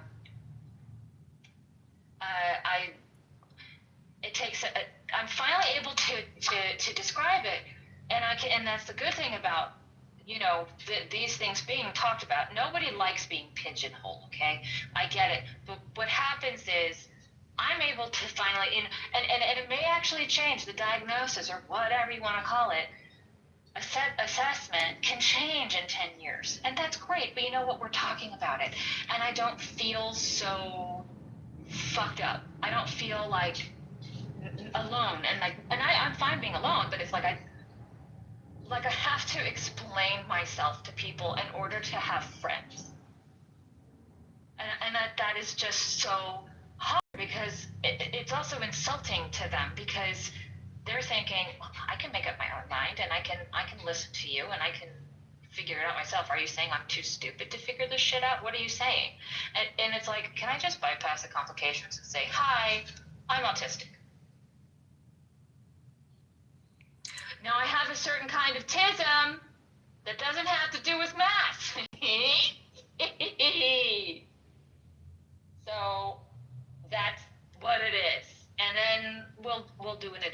every day. The end.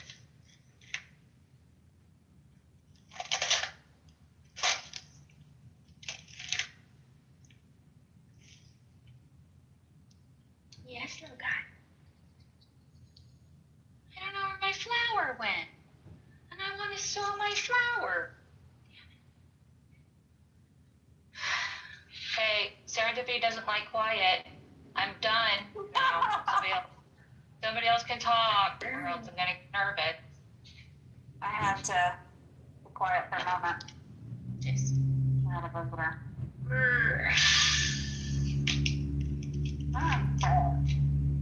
I'm making some chicken tendies, even though I don't want them. You're making chicken candies? It sounded like that. The hell's a chicken candy? What are you making?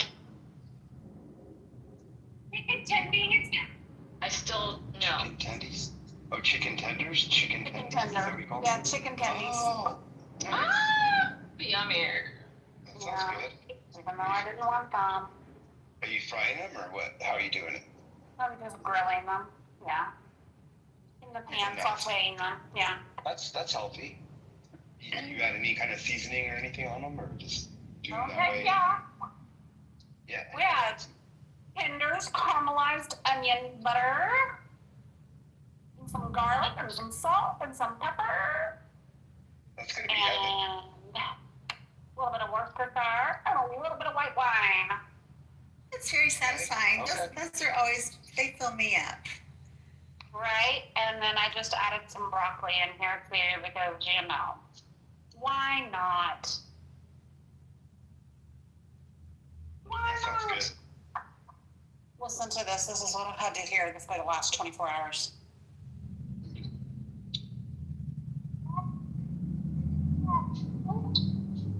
Y'all hear that? A poor screaming baby is so upset. Oh no. She does not feel good. She's like sick. Does she have a fever? Yeah. 102. Oh no. Yeah. What is Is the that a doctor full pack? The doctor says it's just teething, right? Teething, they have a stomach bug. They both have a stomach bug.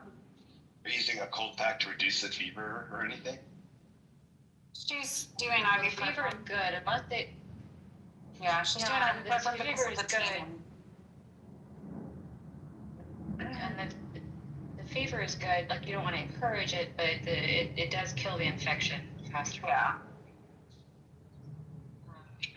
But yeah, I wonder if she's gonna be able to take that serious. So Yeah. cool down a little bit. She's just miserable. Oh, poor thing. Have they tried doing little tummy like rubbies? Yeah, it's positional. She screams when you lay her down, but like she's hardly That slept. sounds like a tummy thing. That sounds like a tummy thing. Uh-oh. Okay. Yeah, she's miserable. She is miserable. Is she eating?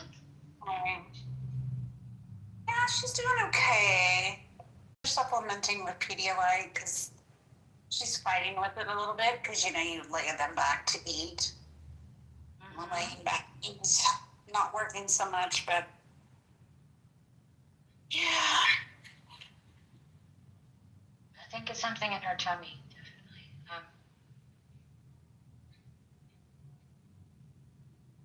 It's just sad. All right, we need a lid. Have they tried? I'm sorry, I know people have suggested things all damn day. Have they tried a very warm washcloth on her tummy, on her abdomen area? Yeah, we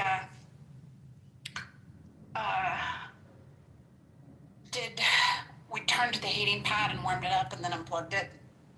Uh-huh. And did the heating pad, and she's at that stage right now where she wants to be doing all the things. Like she wants to be crawling and pulling up on stuff and walking. she's not quite there yet with the locking. So sitting still with the heating pad was not very successful. Not a success. Yeah.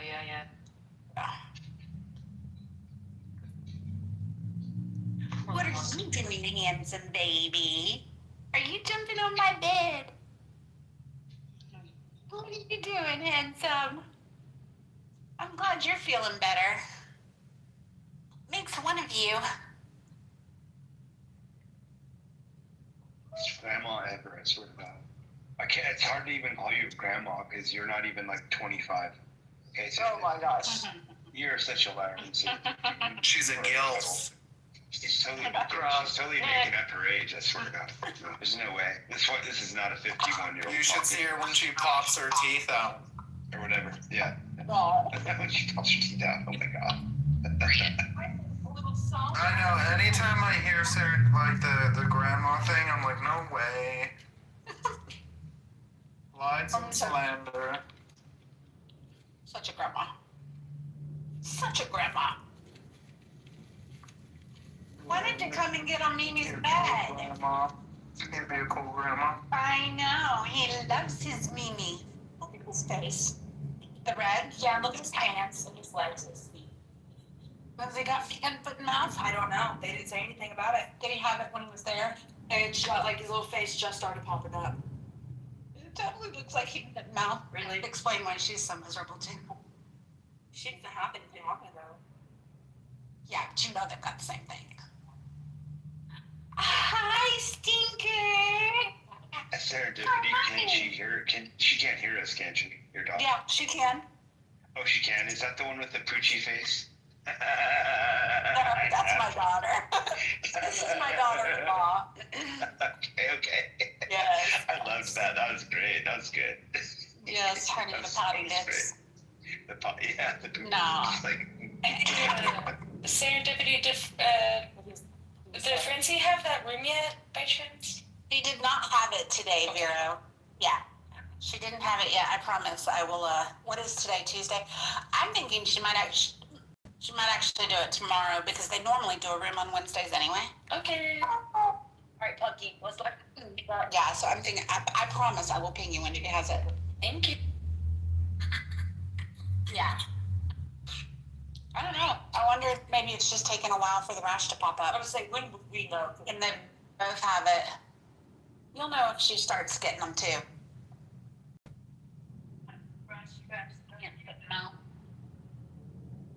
I'm so mad. I'm trying to find a dry cleaner for my husband's clothes.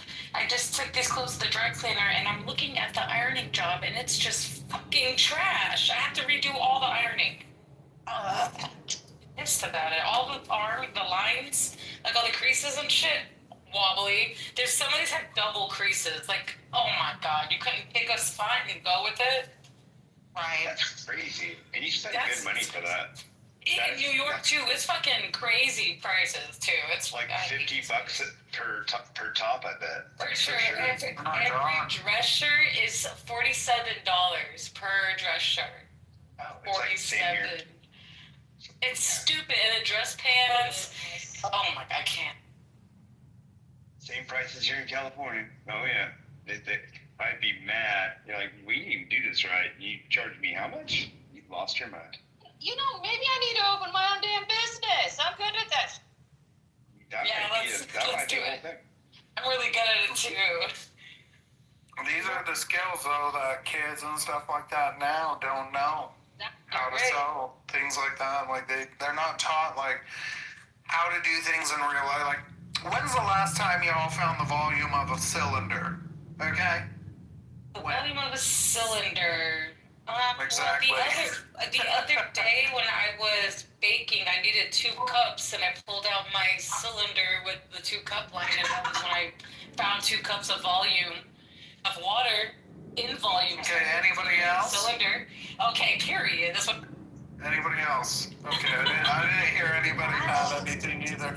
But yeah, it would be nice if they had life skills, right? Like the things. Stupid. ¿Qué pasa? Where you been? You know, just busy. Not on here as much. Well, we've missed you. I've missed you too. How you been? Great. Husband and I just moved to a new place. Yeah, I think that the last time we were talking, you were all stressed that you were moving, but you're in there now? Yeah. Nice. My husband just walked in. Hold on. Can settle down. Baby, these irony. All right, now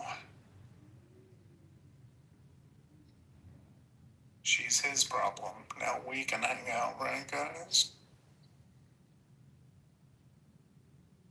You're funny, Nick. I love you. Thank you for giving me. Thank you. If it wasn't for you, nobody'd be left. No, that's good. It's good. But yeah, that's not funny though. Spend that kind of money and then not be done. Yeah, that's what I was gonna ask. She said they like did it and then undid it and then did it again. Like, and you're spending that much. I used to be able to make my singer sing Serendipity back in the day. Singer sing. Yeah, my singer sewing machine. Yeah, I knew what you meant when you said singer. Mm-hmm. Got a lot of miles on it. I want to know what my Beth is doing down there in the goop. I don't know, I'm not a mod. Hey, Beth. Beth, come on. Beth, here. Just so Edie will holler at me later. Why will she be getting it? I don't know what's going on with that girl ever since after her little elope. Like, she's been weird. But we love Edie, dear. There's only one like Edie, we'll tell you, quite frankly. That's right. Dude, I remember when I first met her, I was like, who's this Men in Black chick? You know, because she's always got a picture of her in her sunglasses. Assassin, PTO. Yeah, like straight up, it's like Looks Secret like she could be a Service. female assassin. Yeah, I love Nick, great. Nick, I forgot you could do that Trump impersonation so well. That's fucking hilarious, man. That's really good. I've been working on, honestly, it's just, was birthed on Clubhouse, just talking to everybody and making jokes, and it slowly got better. It's really good. That's really funny. It slowly got better. It's really good. I love Marsha. Hey, what's up, Marsha? How y'all doing? Good. Serendipity does a Kamala impression that's good, though. Really? Yeah. Wait, I've not heard this. The laugh. Do the cackle. You can? I want to hear. I can't do it on command. Come on, it's October, do it. I can't do the It's cackle. October, too. I like how there's no other qualification. It's October, so you should do this. Yeah, see, I was trying to get her to not think about it, Serendipity? just do the cackle. Think about Kamala trying to explain the Ukraine and Russia to students and the size of the country to them. Oh my gosh, it's very big. It's very big. It's like really big. I just remember her repeatedly saying how big it was. It's big. See, the thing with the Kamala impression, And Serendipity, it's another you gotta big start country. off from a middle class household, okay? And I mean, And we lived in the they're both middle of big countries. America. mhm. And I love the I little was people. mostly in the middle of our family. And you see, I gave lots of head so that I could get out of the middle class and into all of the men folks, you know. Some of them nice, some of them not so nice. And, you know, I put on the pretty makeup and looked the pretty part. And, She's awful.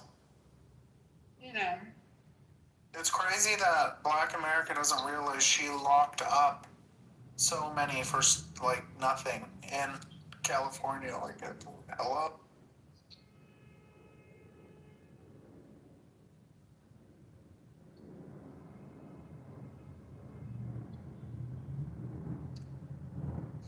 I know somebody. Working her way to that laugh. I know she was working her way to that laugh. She's You gotta give her the scene, like talking about the space and the moon and the stars, like, you know, trying to explain that to kids. Like, Oh, Serendipity, I can make it. I can get the cackle out of you. Get it? What kind of bees make milk? I don't know what kind of bees make milk. Boobies. Oh my gosh. That's not gonna do it. Oh, damn it. Come on. I need better than the dad jokes. Come on now. I thought, even as a dad joke, that's hilarious. I was laughing when I heard. Boobies. You should for Halloween. See, women do this thing that men can't do, Sean. They always complain about, like, oh, men are so awesome. But they can use their boobs, okay, and their flirtatious behavior to, it's kind of like a video game. They turn up the charisma points. You know what I'm saying?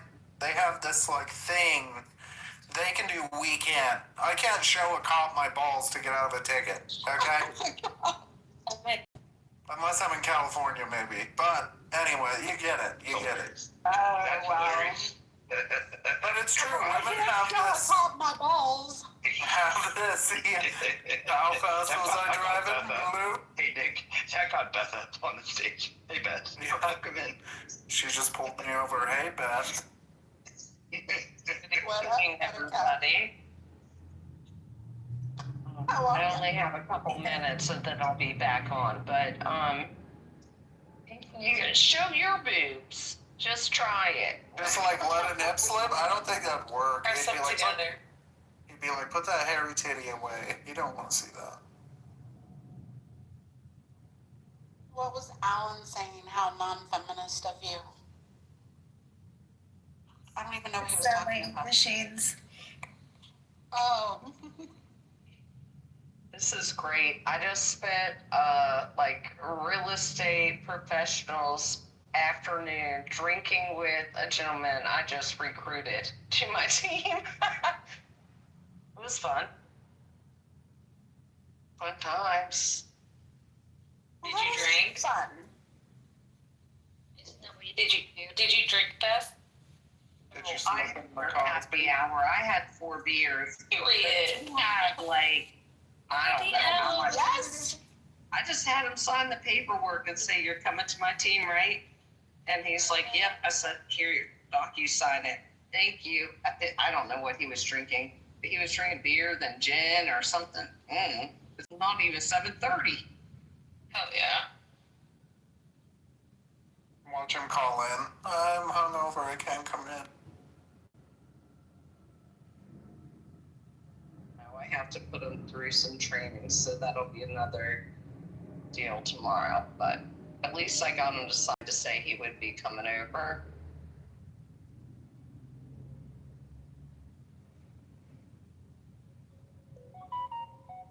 This is another thing, Nick, you can do with your pretty lips and your boobs. And I don't even have any boobs.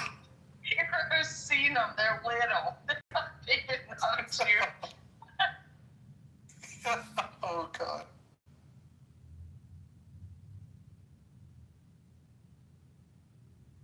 Yeah, Women do. They have this, like, power, you know? Like this, it's like a superpower. They kick up the charisma and, like, it's just whatever. Yeah, sure. Like, if you ever wanted to, like, rob at jewelry stores, like, you gotta get a woman, okay? She can schmooze the security guard. There's always a schmoozer. They're perfect. Okay, but how do you set boobs? Do you just go around naked and then ask questions? That'd be I would watch that news show if that was a news show. That'd be funny as shit. I have to go through desensitized training because really, honestly, all a woman has to do is just turn her head right and give the right look, and that might just... Here, Sean, I got us a business idea, bro.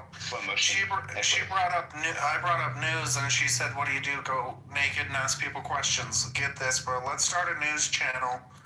You in a bikini, and I'll be the cameraman, and we'll just go report the news. Oh my God, do you guys remember, Sean, Dude, that would blow up. Do you guys remember that guy that trolled the media and he would wait for a news station to try to report on a situation and he'd pretend that he was an eyewitness and then he would interrupt by saying, they'd be like, so explain to us what you saw here. And then he'd be like, well, what happened was Once that red van hit the light, fuck her in the pussy. And then, you remember fuck her in the pussy guy? You guys don't remember fuck her in the pussy guy?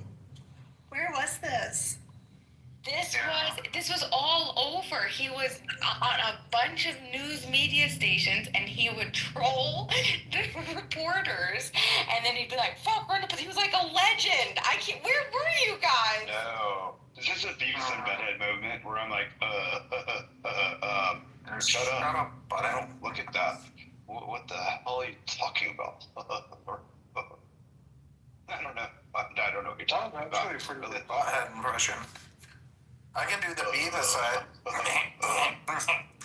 Shut up, bunghole. Shut up. For my bunghole. Okay, Bima. They didn't like it. Yeah. I'm getting a clip. This is for you, darling.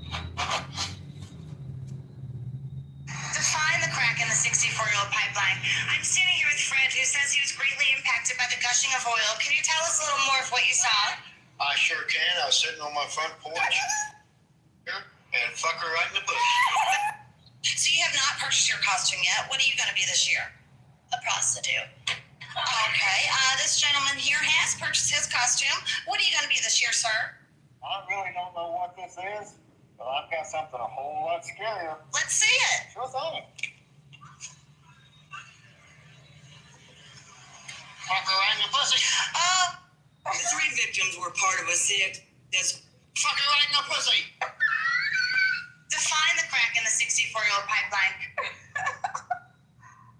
That was just a few of his clips. He created this whole thing where other people were doing it. It was like, yeah, I don't know where you guys are. Fuck her right in the pussy. And what? Oh. I remember it. I think I was good.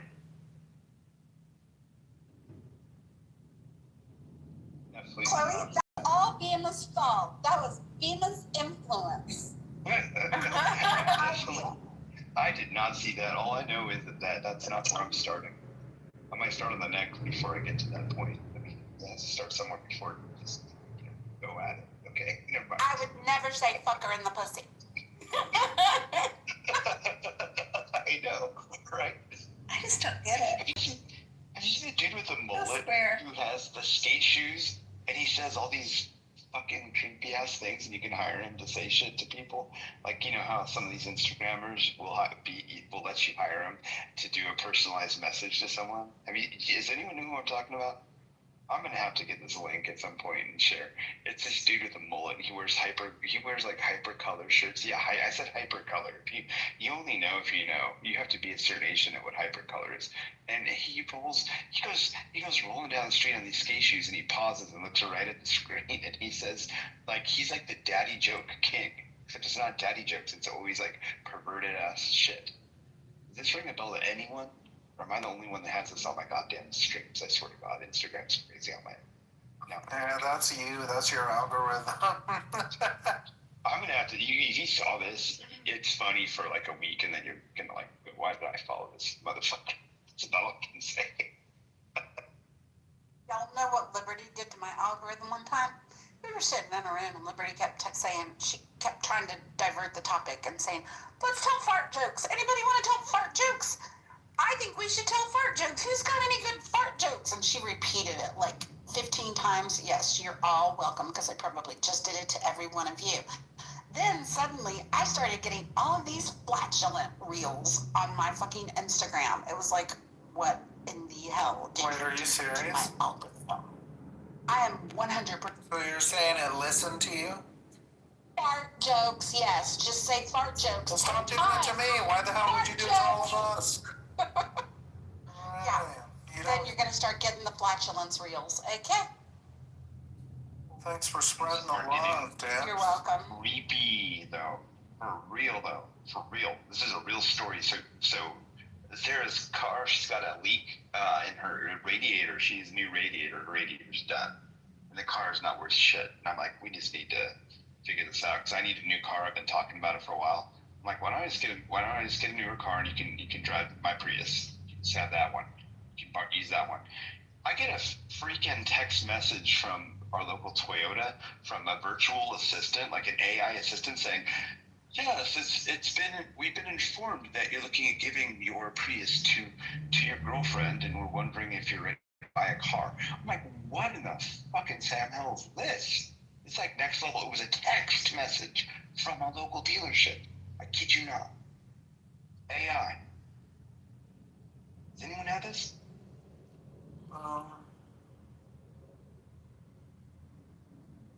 Yeah, completely, Audrey. Exactly. That's exactly what I was doing. I looked at her and I said, I kid you not. I showed her the message. She's all, that's crazy. Because I only mentioned it to her just a day and a half ago. And I get it literally a half day later from when I mentioned it.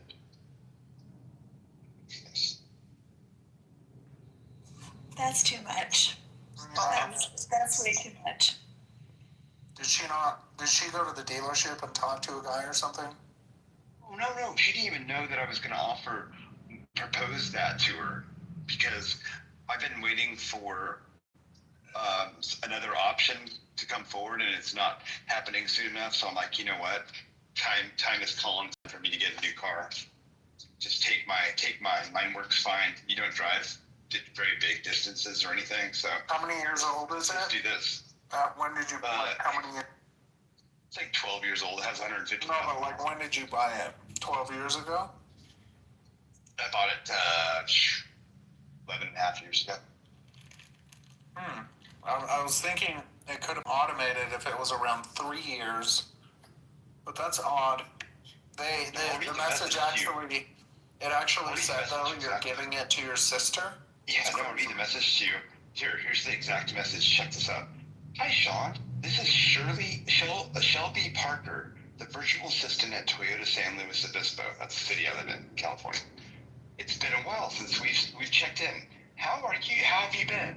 I noticed you mentioned planning to give your current car to your girlfriend. Are you thinking about something new or different for yourself these days? Just let me know what you're driving now or what interests you. We're here for you and always ready to help however you need. I kid you not. Did that come from a short code or a long number? It came from a local number. And there's no way in hell I haven't been anywhere in a place except by my phone, in my studio alone, even discussing or even chatting about it. And most of it was face to face with just my phone nearby. Do you have an app on your phone from the dealership? No, not at all. Weird, dude. No, that is weird. See, that's what I'm saying. I kid you not. I'm not making this up. I'm gonna say that. That's call them. I'm literally gonna call them and go, what the hell kind of creepy shit you guys going on with it? Because my thoughts were like, maybe it's automated, but that's very personal. Considering it literally mentions your girlfriend or sister. Creepy. Like Stockbridge level creepy. Yeah. It's virtual. Like there's really, I'm tech savvy. Ask it back. How do you know? Yeah, how do you know? I said I wanted to give it to Godzilla. I should say that. I want to give my car to Godzilla. Like, who said I was gonna do that and see if it outs itself? That's creepy shit. No, very, very creepy. I think you do not. And I have not even suggested that idea at all out of my mouth. I just suggested that a day and a half ago, and I literally got this message with less than 24 hours after I said it. After I mentioned it, or the privacy of our home. Y'all, should I have pizza or Indian food tonight? No. Indian. Indian. Yes. Yeah, Indian sounds good. I don't know what I want. I think I want a big salad. I'm out of food, so I'm ordering something.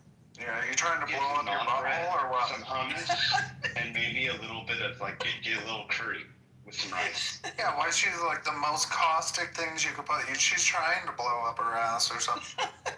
No, that doesn't happen to me. I'm thankful for that. Wow. Considering how old I am. Like, It doesn't happen. Does it happen to you No. if you have Indian food? Most people it does though. If I take I think one you should go with tablespoon of CalMag citrate, or if I take 2 tablespoons of CalMag citrate, if I do that, then it just doesn't matter. It's gonna clear out of my body by the morning. Yeah, it's guaranteed. Calcium magnesium citrate is a godsend as a teacher, because then I don't have to like run in the middle of the client to go to the bathroom down me in the morning. Nah. It's a natural Magnesia. whatever. Same thing. It's not milk of magnesia, Okay. but it's like that. It does work like that. It does.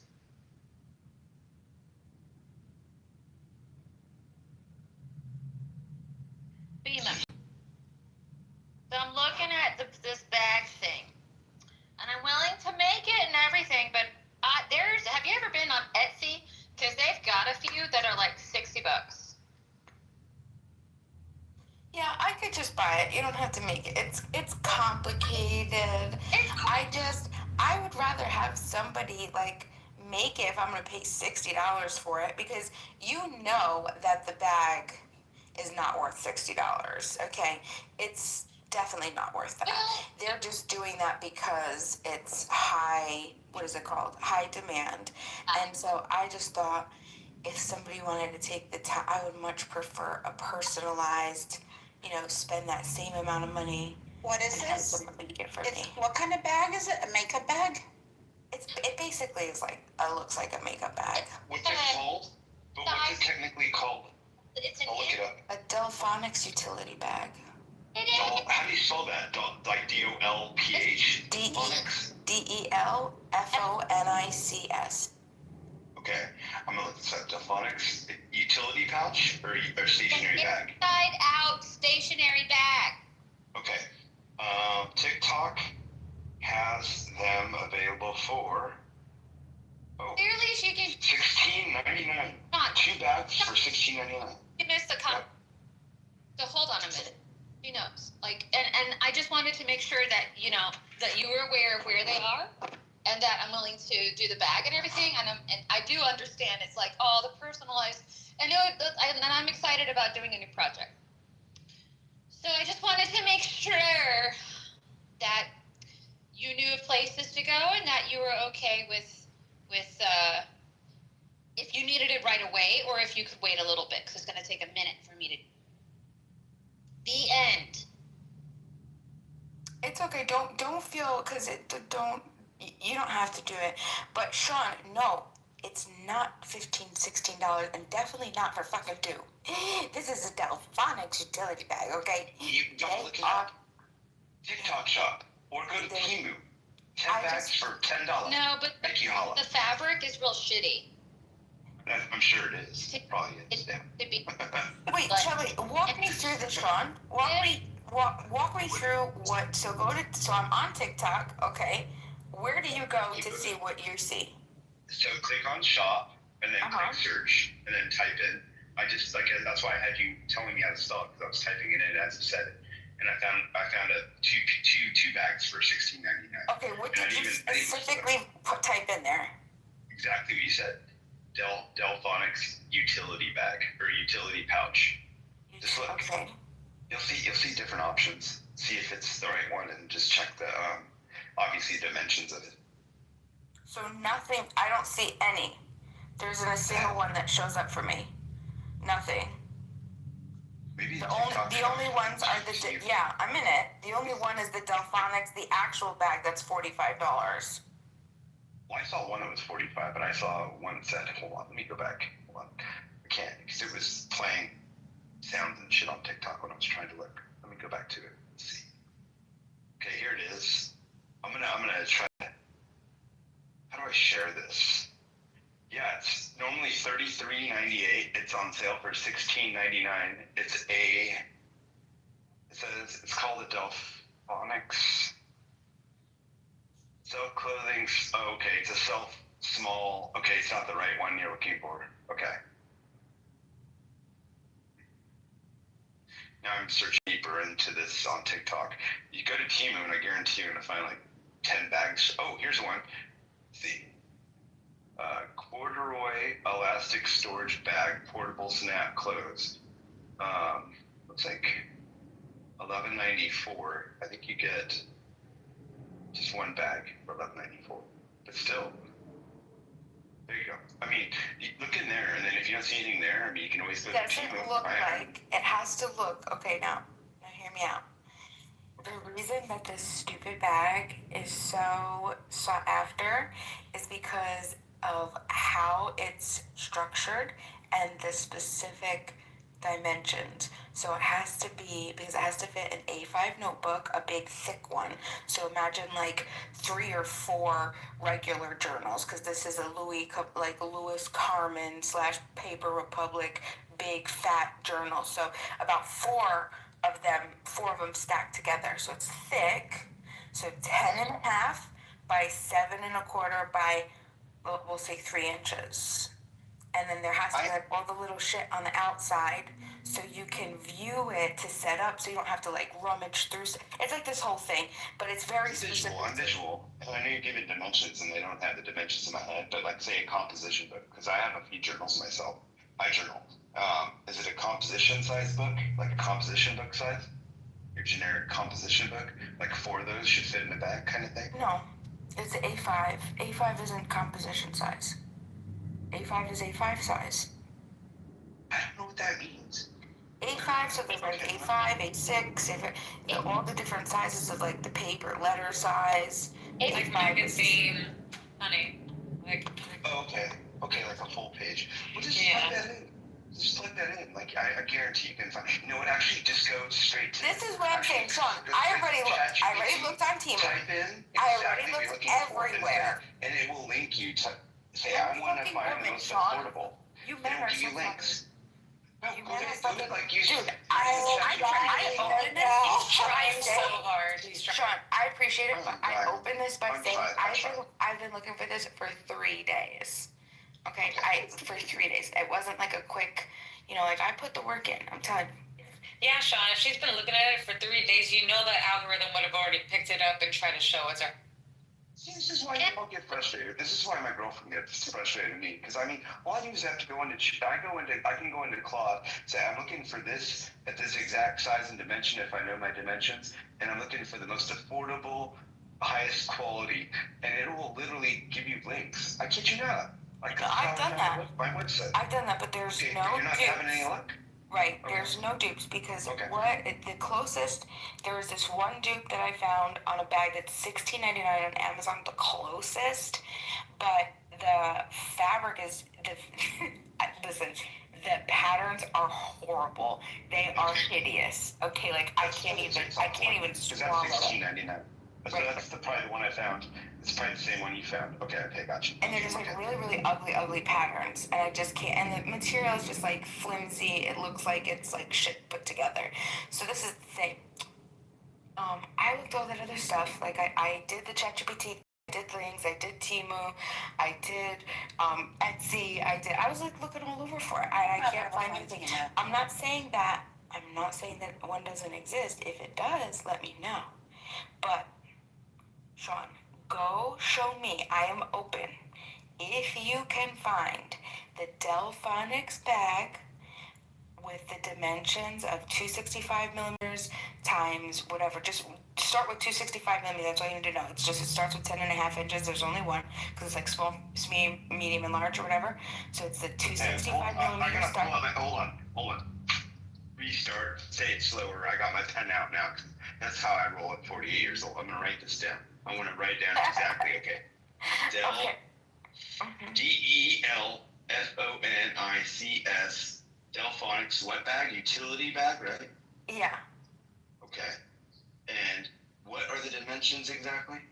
265 millimeters by 184 by 65 millimeters. So that's like 10.5 inches by 7.25 inches by about 2.5 to 3 inches. It doesn't have to be perfect. Obviously, you could move a little bit on all of those.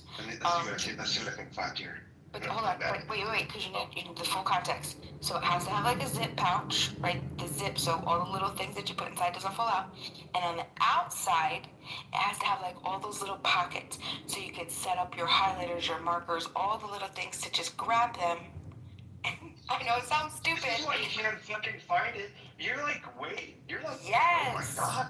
You got way too many demands on this. Okay, that's why you're not. I know, that's what I'm saying. It fills a niche in the journaling. Right. That's why it's so popular in journal world. With pockets on the outside for candy. Is that what you needed for the outside pockets for? Look at the Delphonics bag with those dimensions, and it has to have those type of pockets. Like sucky candies for the pouch? Like, what's the pouch No. for? Like, They're for the markers, the pens. Okay. Because it's stationary for journaling. All you gotta do is just look at the Delphonics bag with those dimensions. I'm gonna plug all this into Claude, because you know what? ChatGPT ain't Grok. It's like my day. Okay? Alright, I'm gonna plug this in. I'll get back to you in a second. If you find something, I would be really impressed. I'll see what I can do. Well, I appreciate your effort. And if I fail, I'll let you know. I know, I'm interested now. I'll take the challenge. I have the time to. I'll do it. Well, you're a sweetheart. Thank you, Sean. I feel bad. I don't want him to go. He's gonna be as disappointed as I am. No, why? No, I did find some stuff on Etsy. I'm gonna find a pattern for it though, but and I'm working on something right now. So, but I've brushed over the things, and yeah, totally get it done. So, Bima, yes. did you see it? Oh, no, I didn't.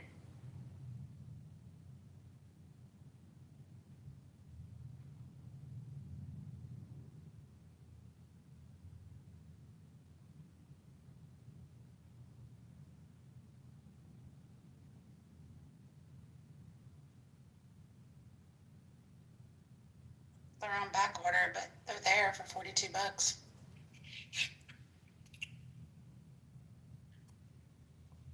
Hi everybody in the goo. I just wanted to say hi.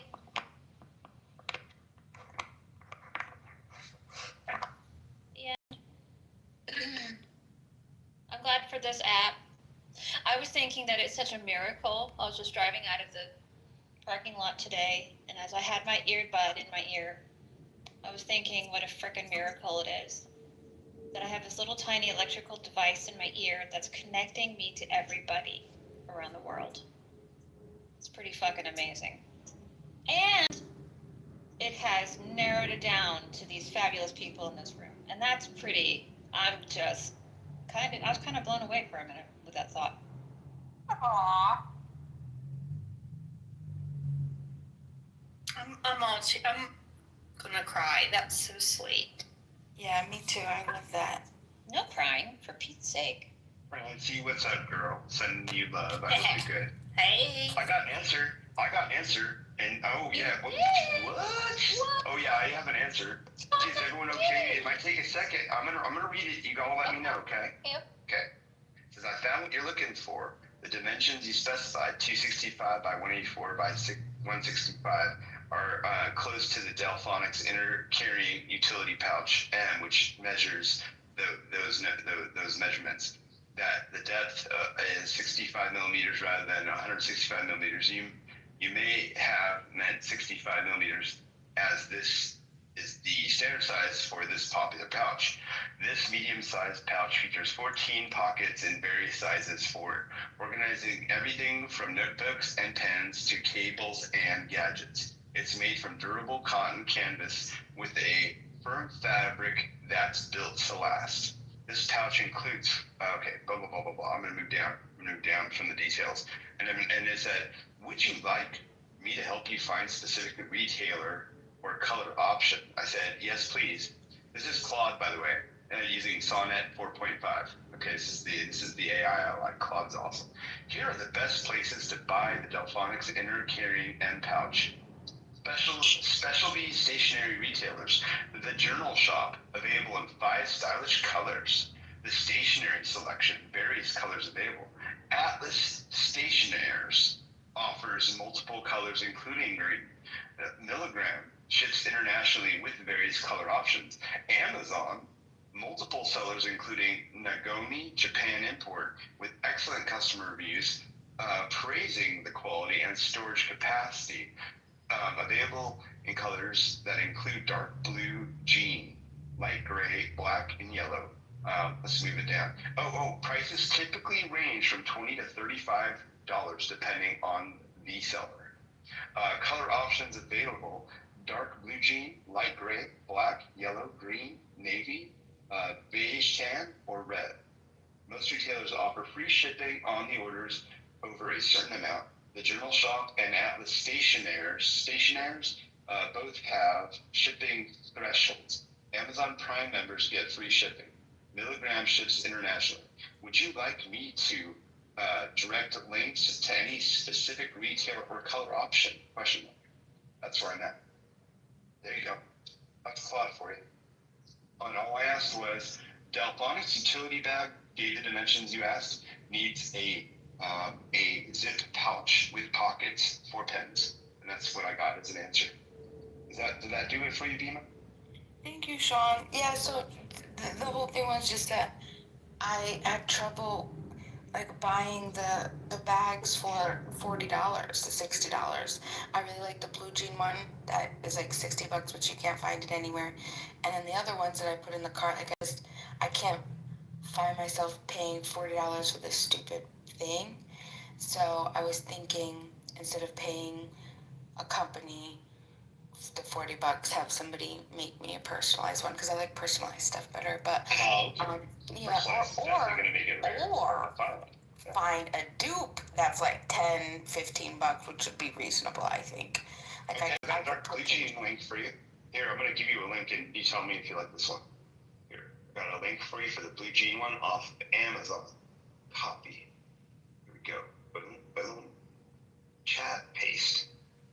There. Check that out. I haven't even looked at it, so I'm just doing it quick, as fast as I can. There you go. Check that out. See if that's what you're looking for.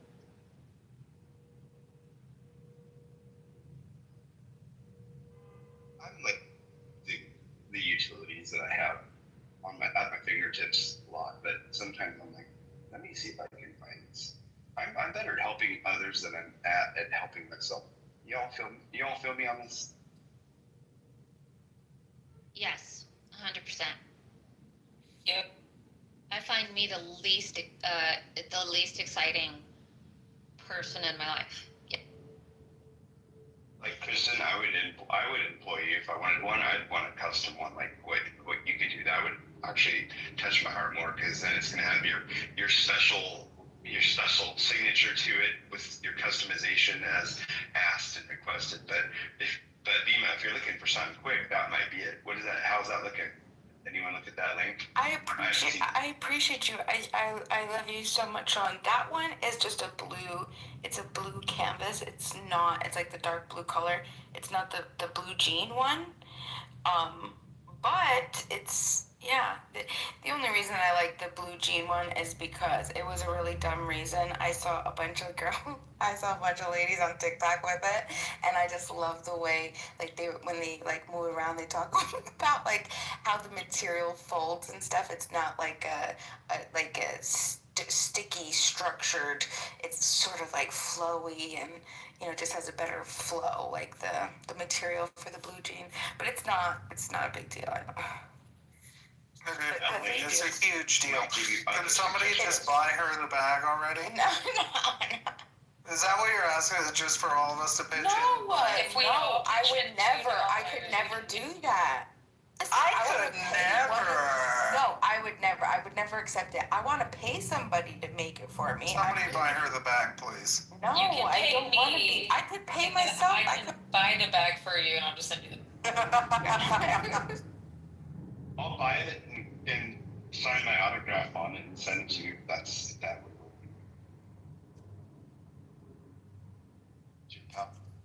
That's actually. No, that's kind of cool though. Those bags are cool though. I never even heard of this before until you said this. So I'm like, okay, that'd be cool for the journals. Yeah. Be good for creativity, keeping something nearby. It's just one of these stupid niche things that a niche gets into, and then all of a sudden it's like this big thing. Like I'm telling you, if you go to TikTok, Sean, go just through the regular videos and do Delphonics bag, but be prepared. You're going to set yourself up for journal talk, so you're going to get a lot of journal. You messed my algorithm already. I just went to TikTok and I'm already seeing this shit popping up. Thanks a lot. Oh shit! Sorry. Seriously, I just went to TikTok just to check. My phone's listening too much goddamn Android. Okay, you know what? Maybe that's why Apples are better. This was all intentional. So now when I talk about Louis Carmen books or the Filofax or the Paper Republic, no, you're gonna be like, oh, I know what that is. I know what that is. That's what that is.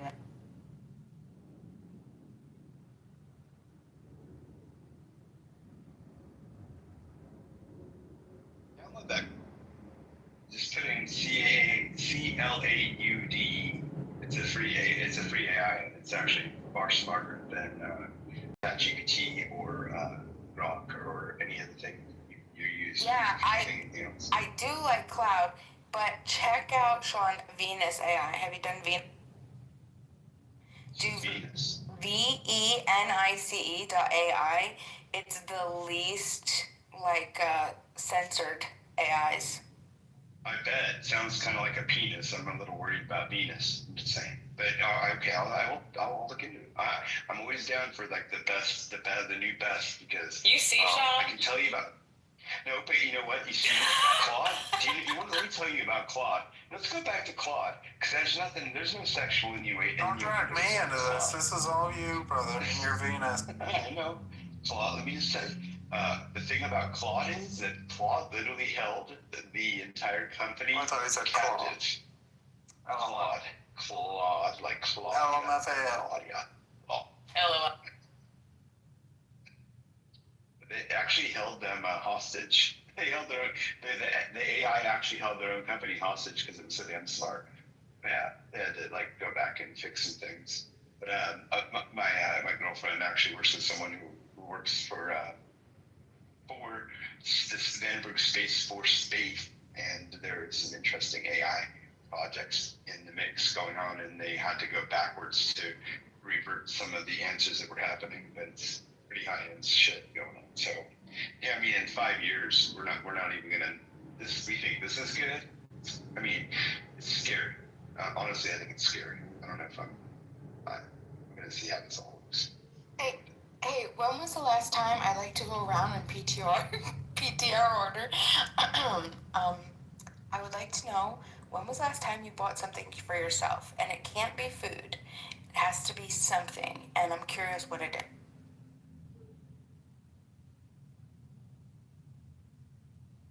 Play my game!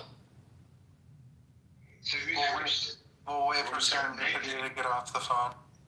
Oh, you're waiting for Yeah, we just want to make sure it's a safe space for everyone, so serendipity can hear as well. Nick, why don't you start while she's on the phone? Well, then she wouldn't be able to hear what I bought. Oh, that's true. Oh, Nick, I love you. That was really sweet. Thank you. Is everybody shopping? Because I've been shopping all Yeah, day. Francie, can I borrow your Capital One number? Of course, darling. Thanks, boo. I'm grocery shopping.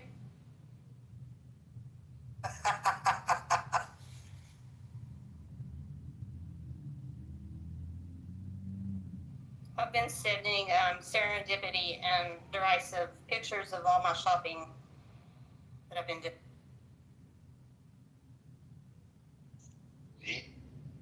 Why haven't you done your homework, by the way, Francie? You have not done your homework. No. I'm waiting for the video. Francie. You said you were going to send me a picture of your gait so I could give you a better sense of gait. Not the metadata. Or alignment and walking pattern. I'm waiting. And I just said date, like she went out on a date, and I'm like, damn. No. Her gait, she wanted me to see if I could. Yeah, the conversation. Yeah, you were there. That's right. Yeah. Tomorrow. So, Francie, I'm not. Okay, all right. Yes. All right. I look forward to it. I'm holding you accountable. Okay. Oh, I love that, though. I love when people care about you enough to hold you accountable. I did not forget.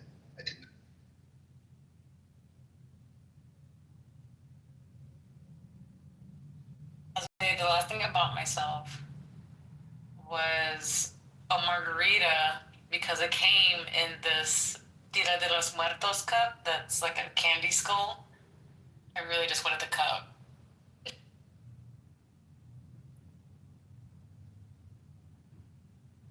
So you said no food, so does that not count as food? No, I wanted the cup. Serendipity, we'll start with you. Go ahead. What am I Next doing? time, by the way, next time you're modding, the room comes first. No phone calls. Wow, okay. What's the last thing that you bought for yourself and it can't be food? And why did you buy Oh it? my god, he's so bossy.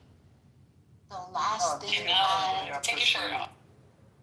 No, it's not a complaint. It's just Okay, don't interrupt the mods. Go ahead, Serendipity. All right, the last thing that I bought for myself that can't be food, that would be this weekend. I got nail polish and I got some oils to do a hot oil treatment on my hair. Ooh. Yep. Have you flipped it yet, like Baywatch? Yeah, baby, I'm sporting that JBF.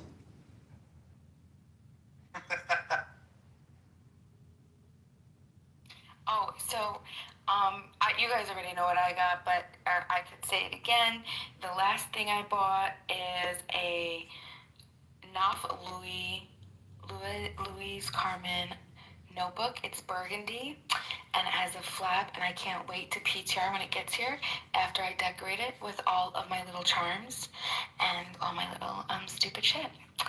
Thanks, Nick. Go ahead. I just got the new iPhone and the Apple Watch. It's not as fun, but... Oh my goodness. Yeah. I got the 17 Pro Max Plus and Cosmic Jealousy, bitch. And I know people are gonna unfriend me in this room and protest, but I'm sorry, dude. You just want to be me. How much was that? $1,500? No. 2K. Well, I got the 2 terabyte version. Oh. 2K. So how much is it? So that one's 2,100, and then the watch is like 700, and then the new AirPods Pro 3, which sound amazing. Wow. I'm gonna. You know what? That's what's up, man. I like the way you put it. Oh yeah, I did a whole refresh. Wow. I'm curious to see if your AirPods last longer than a year, though. I got. But the new ones, last. The new ones, babe. The way they fit in your ear is like they were meant to be there. They don't fall out like the 2. I never had issues with them falling out. Okay. They just don't last. They pissed me off. After the 3rd pair of Pros, I said, no more. I'm done. I'm done with these. Okay. The battery, did you drop them? They get to the point where you can still hear out of them fine, but no one can hear you. Like when you're talking. Can you hear me fine? Yeah. Why do you need... Can you hear me fine, though? Because mine are like 2 years old. 2.5 years old. We can hear you fine. Yeah. Okay. Why do you need 2 terabytes of local storage on your phone? Because you're going to pay for it either on your phone for or you're local for storage. storage. What do you mean? Are you asking me how I use it? Yeah. Video and picture and music storage. I don't rely on my shit to be in the cloud. When I want to listen to a fucking song, it's gonna play, even if it's not. If I'm in the middle of nowhere. That is one thing I hate about Apple, is that for 2 terabytes of storage, they probably charge you $600 or $700 upcharge just for that. It's not even that big of a deal, and I'll tell you why I did it. Is they bought my old iPhone. On Android, they have a micro SD slot, so you can upgrade to 2 terabytes of storage for $15. Yeah, that's really cool. But you also have an Android, though, you know? Yeah, but what I'm saying is, like, it would be so easy for Apple to just put in a micro SD slot, but they'd rather, take you to the coals with that. I don't know. Derisive. Thank you Again, so much again, for it's saying like that. Yeah, Android fucking owns your Apple. Fuck Android. Yeah, seriously. It's okay. You know what? Where is he? Losers. Dope is here. Dope, you need to bring your ass up here. Yeah, thank you, I was Dope. cooking my dinner. Losers and their Android. I'm busy cooking my dinner, and as soon as I come in this room, this is the bullshit I hear. Okay. I know. All right. Right? I'm not going to thank you, Dope, for coming up and saying Fuck you should do Android. I don't want your green text messages. You know what? When I think of Apple, when I think of Apple, that's like the meanest shit. A day ago, I thought of Apple when I was taking that shit. It was just enormous. I thought about how many times. Thanks for telling me about your bowel movements, dope. Well, I mean, you tell me about your iPhone, so I think we're even right Well, dude, you were just shitting out an Android. That's the pain. You were thinking of Apple as a sense of hope. Let's be real. Okay, all right. Plus, you don't even. Was it $600, Derisive? That you said $600 for storage? Extra No, terabyte? it's like 400. I don't know, but he upgraded it to terabytes, which, is the highest possible upcharge from Apple. That's crazy. That's tragic. Well, unfortunate. My S24 Ultra, which is a Samsung Android, S24 Ultra has a terabyte, and that was under 1,200. Too bad your phone sucked. It doesn't, does it? Do I come in clear? That Do I have any issues? Do I ever go into the Matrix? I don't think I've ever gone into the Matrix, have I? Your phone sucks. It is kind of low. Yeah, so the difference is like if you have Google or any other Android system, you're basically used for ads. I don't appreciate that. That's right. What is it about, though, seriously, when someone is speaking on an Android, like their voice sounds different, like it makes them... Because it's an Android, bro. They suck. Okay. Ty. Okay. Oh, wow. I see you, serendipity. These two are so funny. You guys are like sass queens. Well, that's to teach you a order. Oh, coming from Kristen. It's Kristen's turn. Kristen, what's the last thing you bought? So what was the question again? Do you remember the question? Nick? Wait, did we skip over Mike? No, it's Kristen's turn. What did you buy? Okay. Tony. Mike is another question. Tony wants to get involved in the Apple Android discussion. We can move on. Hey man, be careful now. Hold on. Watch your step. Watch your step. Tony, what you got to say about Apple Android? Most of you motherfucker pulling still. Yeah. You got an Android phone, you probably pulling stealing. There you go. Dope. That man is getting a friend out of that. They say people who I'm not even gonna give that nonsense the time of day. don't clean themselves good. You know what? And Android users are like the modern day conservatives. Well, we don't actually tell liberals that we're conservative. We just have our Androids and know our shit is fucking awesome, and we don't actually have to post about it. iPhone users are happier. Studies show that iPhone users are happier. Oh my god. Studies show that iPhone users are a form of a sheep. I will continue to reference the study, dope. That study is ass. Are more intellectual. That study is garbage. That's the biggest bullshit I've ever heard. Or more. That's okay. One day you'll learn. I will gracefully accept you into the Apple family once you learn the error of your ways. I'm surprised your girlfriend is still dating you with those green text messages. Like, seriously. I'm talking about green text messages. You see this, bro? I want to say this, right? Let me say this. Nah, they do make a hole out of a mouth when it comes to Android. They do, right? But hey, they can if they want to, right? They got the right to. Yeah, they got.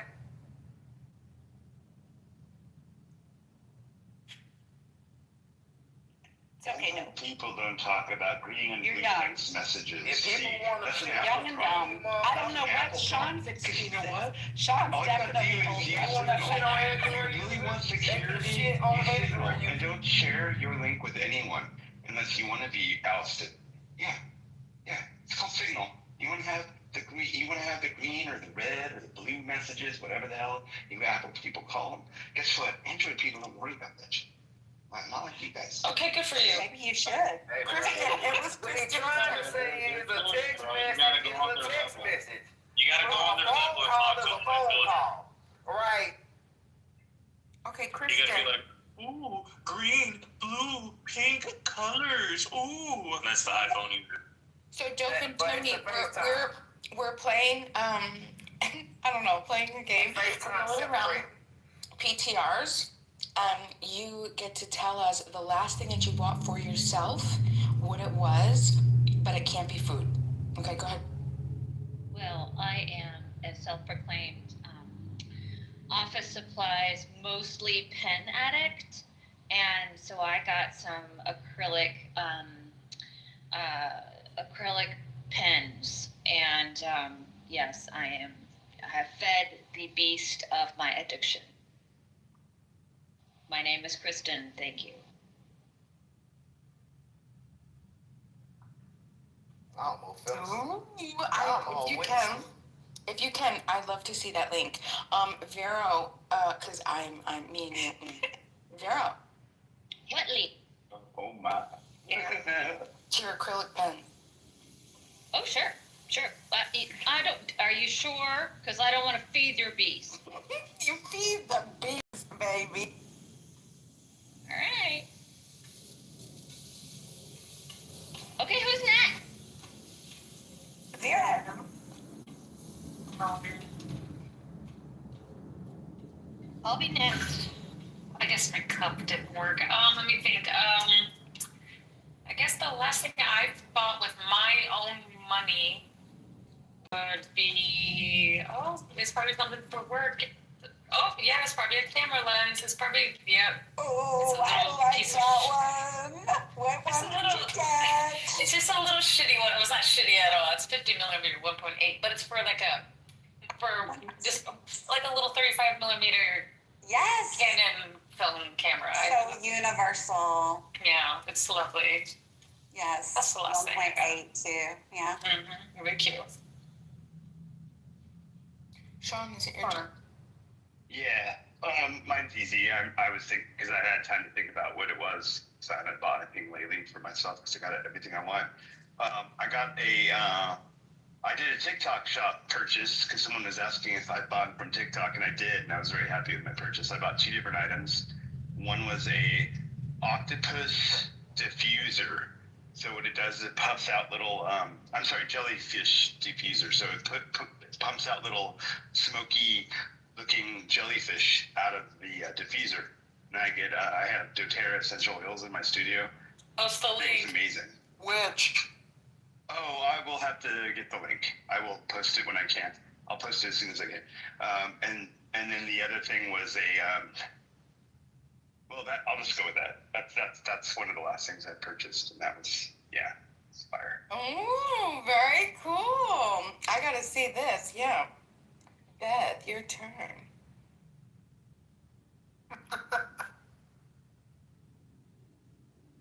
Beth, are you there?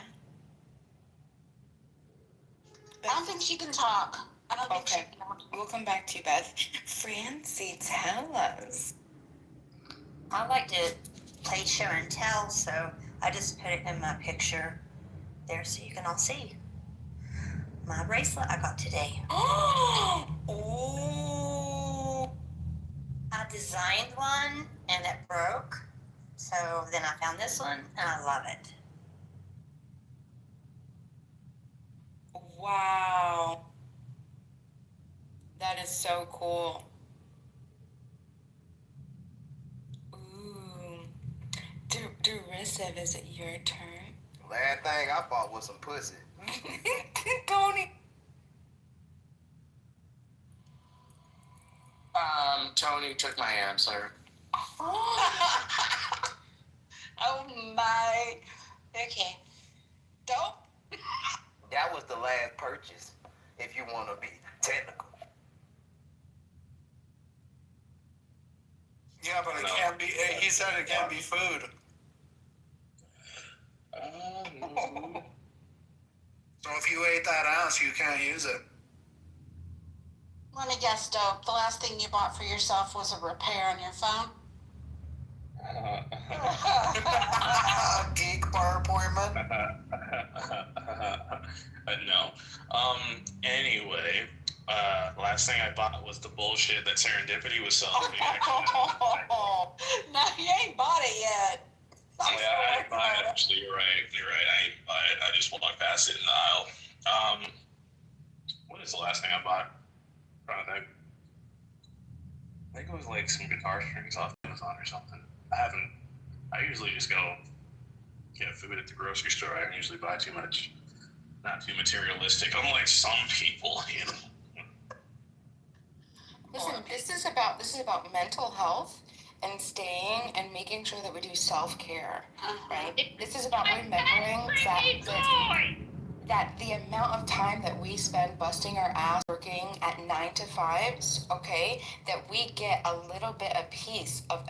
We need to shower ourselves and love ourselves. Touch your body. Say, I love Dope. Dope, you are so dope. And what is something that you want? And let me buy it for you, okay? And then don't feel guilty and go do it. That's right. F it. Money comes, money goes. Touch your body. We're here. I like the guitar strings. And that's true. Dope. The guitar strings works. Very cool. Hi, Nick. Hey, yo, there's a link, everyone. There's a link. If you want the jellyfish diffuser, it's on sale for $20. Oh God, he's gonna convert you to his MLM. I really love that shit. Bima, I really wanted to buy a Nintendo Switch too, but I feel guilty spending the money. No, D already bought it, huh? It sounds better than the jellyfish. No, I didn't. Not yet. Ben got it. It's worth it. But you're gonna spend how much money? I mean, how many bills? How much money in bills do you spend a month? And one bill that you could budget to get yourself what you want, that would be the cost of just one. How much is it, like $300? It's like $600 after taxes. Okay, maybe 2 car payments or something. Maybe a car payment and insurance. Okay, still, or that's 1 month. 1 month, you can have like a year worth of just happiness. Fucking juice. We're bad influences. Anybody else? Okay. Not really. I have Have the next question. In PTR order. Did we get everybody? Tony told us about his pussy. Yeah. Derisive said he stole his answer. Nick, did you give us an answer? I just bought a new gun. There you go. Oh, are you back? Beth and Mike. You pass the background, huh? Mike and Beth still haven't said a third year. Chris Beck in my lap. Yeah. I don't know if it counts, but I bought a $1,100 dental crown today. That might count. Careful, Mike. Don't wear that to the No Kings protest, Mike. Oh dear. That is the most adult, like, self-care thing. Oh my God! Congratulations. Thank you. Yeah, it was. I went in today for cleaning, and he's like, "Your crown is not touching your gum line properly, and it could cause a little thing here. We should give you a new crown." And I was like, "Okay, I guess so." And he's like, "All right." And then he's like, "We'll get it in there. Give us 30 minutes." I'm like, 30 minutes? And they're able to freaking like make one, like computer scan it, build the damn thing, stick it in my mouth, done.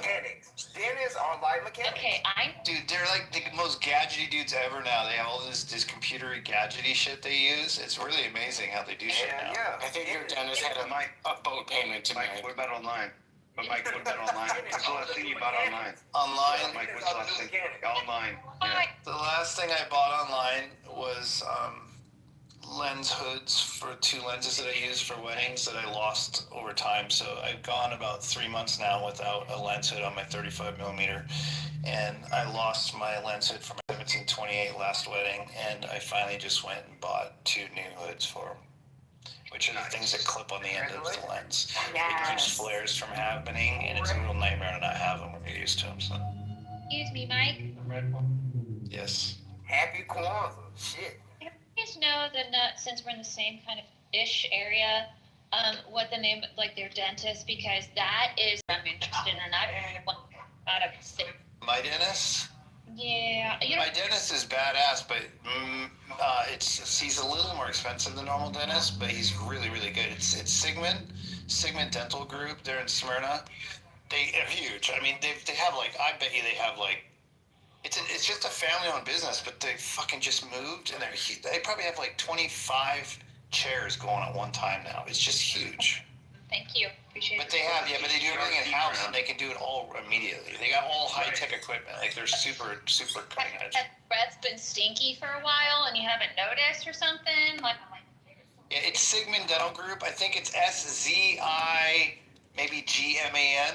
Wait, SZIGMAN. Type that in for dentist and then Smyrna, and it'll come up because it's spelled weird. But and what you got, Mike, is called a CEREC crown. It's a type of dental crown made from ceramic material using computer-aided design. Mine is made from zirconium. Nice. Cubic zirconium. And that's awesome. What happened is I got an implant done. I just finished it, actually. It took a year to get it. They had to freaking bone graft a bunch of shit. So I got an implant done. Well, it turns out when they drilled the hole for my implant, the tooth next to it had a crown on it. It caused my gums to recede a little tiny bit, and then my old tooth that was under the crown was exposed. So you could see it. It just didn't look that good on that side. And so the problem is that my implant actually caused me to need a new crown on the tooth next to it. So it was like an additional cost. And the implant was $6,000. And so it's a $7,000 fix at this point. It's overwhelming, to be honest. That's your family home. Do you brush your teeth? Why are you paying this? I have really good teeth. Literally the only mouth words I've ever had in my whole life are those. I'm only joking you. I'm only joking you. No, I have I literally don't even get cavities. Like, I have really good teeth, but I'm 51 and it's just finally caught up to me. I got 2 teeth there, just kind of found problems. My implant happened because I had a crown. I had 2 crowns side by side. It was a problem area in my mouth, and over time, between the 2 teeth, I got cavities on both of them, right? And so my dog keeps squeaking. This thing's driving me fucking nuts. So anyway, I got crowns on 2 teeth side by side, and then one of my crowns broke off, and I was like, "What the hell?" And the tooth that was holding it broke, and so I had nothing left for them to put it back on. And they're like, "Oh, you're gonna have to get an implant because we can't put it on anymore." I was like, "Shit!" So I went through a year getting that implant because they had to fucking bone graft and drill it out and then wait and all this shit. And I finally got that done, and then the back one looked like shit. And then they're like, "Oh, that's because your gums receded." So that's what I'm saying. So basically, that's what's been. It's been a nightmare, but I'm all good now. And my wife just did a very similar thing. She did not need the bone graft, but it was her right front tooth. And she got this broken when she was 8 or 9 years old. So it's been replaced more than once, but this time she had to do what you did. It took her 6 months to get it done, but no bone graft. Yeah, it took me a full year to get it done. I mean, they drill it out, and then they stuff shit in there to graft bone back, and then it took a year for the bone to grow. And then finally, so I had a hole. They gave me called a flapper. It's like a fake tooth, but I never wore it. I literally, because on the side of my mouth, I literally just went without a tooth for a year, and then I got kind of self-conscious. I wasn't smiling properly anymore on purpose because I was really self-conscious of it. And then I finally got it replaced. And now it's like I'll go to smile and I instinctively won't, and I'll be like, "Oh yeah, I can smile," and then I'll smile big, and it makes me happy because it's like I keep forgetting that I'm okay to smile now. My wife was very self-conscious, and she always wore the fake tooth. Yeah, if it was in the front, I would have. Mine was behind my canine, so it was just on one side. So I would literally smile. If someone was on my left side, I would literally smile like normal. If they're on my right side, I wouldn't smile. Like normal. So like psychologically I started like zoning off half my face, and then now that it's all there, it's like I have to keep reminding myself that I'm good to smile. She didn't want to be mistaken for a meth addict. Do you ever feel like dentists are like mechanics? Like, we're too stupid to know what they're doing, but we just allow them to tell us, and we just pay the bill. Like, I feel like that sometimes. Well, I feel like they definitely get paid a lot for what they do. Like, I mean, you're in the chair for like an hour and it's $1,000. It's like, holy shit, and that thing doesn't cost anything, you know? So, but it's all their equipment. I mean, millions of dollars worth of shit in that room you're sitting in, you know? Did your insurance cover much of yours, Mike? My insurance was actually decent. I was surprised. The crown was well, it didn't cover shit for my implant. Nothing. I paid outright. For my crown, it was $1,100. It covered 600 of it. I only had to pay $520. Yeah, we were out of pocket. We were out of pocket like $6,000. Yeah, my crown was $6,000 out of pocket. Yeah, I paid it like I did 12 months, no interest, no payments. No, 12 months, no interest, all payments. Like $250 a month for 12 months. Okay, so now Beth is back. Beth, what's the last thing you bought online? We could talk. Mike, we're gonna talk about dental because I spent over $40,000 since I was. Holy fuck! Yeah, I don't have that. On my teeth, man. It could be worse. You know what I mean? We could talk some dental game. But Mike just came back and we've gone through everyone except for Beth. I think Dope has not answered. Francie, did you answer yet? But we're going to PTR, so Beth, your turn. What's the last thing you bought online? That was what we were talking about. We were kind of going through order. The last thing I bought online, Oh, that wasn't food. Kristen, yeah, I know you know me way too well. No, it wasn't food. I bought 2 pairs of shoes, and I know you know me way too well that I would definitely buy food online. Nice shoes. Okay. Francie, did you answer this one? Did you already answer it? Because I had to step away. I buy everything online. Everything. Dope, did you get to do one yet? Did you say last thing you bought online before we get to Joe? I did. Joe, what did you buy online? Cigars. I bought a bunch of cigars. I just got them in Saturday. What kind? Can you go into detail a little bit? I was a mixed bag of cigars, some Oliva, some Nubs, some Partagas, some Drew Estate, Cuba, a bunch of different ones. Okay. Nice. I like the PTR order thing. Bima started this. I thought it was a good one. She's all, let's do the wasn't it Bima? She's all, let's do PTR order. What did everyone buy? What's the last thing you bought online? Yeah, I posted a link on the one. If those that were interested in the jellyfish diffuser, yeah, thing's amazing. Yeah, $30 and like doTERRA will sell you the same diffuser that does half as good as what this diffuser does for $100. So. Oh, you want? And it was a TikTok shop order. You want to know? Great. You want to know one of the coolest things my wife got 2 weeks ago? What'd she get? You know how you got really expensive sinks in your kitchen, but the stoppers suck, and they're just metal pieces of crap with a rubber thing on the bottom. You got to find the hole to get it in there just right, and they just get gnarly. They're not cool.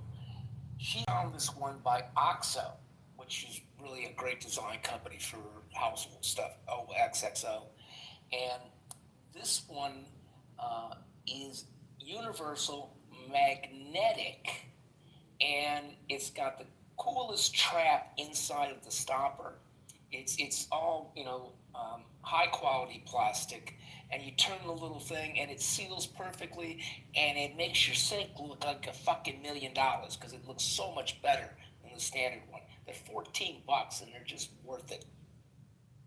I have to ask you a question, because when I grew up, my mom would have one sink with soap in it, and we washed the dishes in there. The next sink, we rinsed them off. I've never used, after I moved out of their home, I've never used a sink stopper ever in my life. Do you guys use that to do that kind of stuff? Or what do you use it for?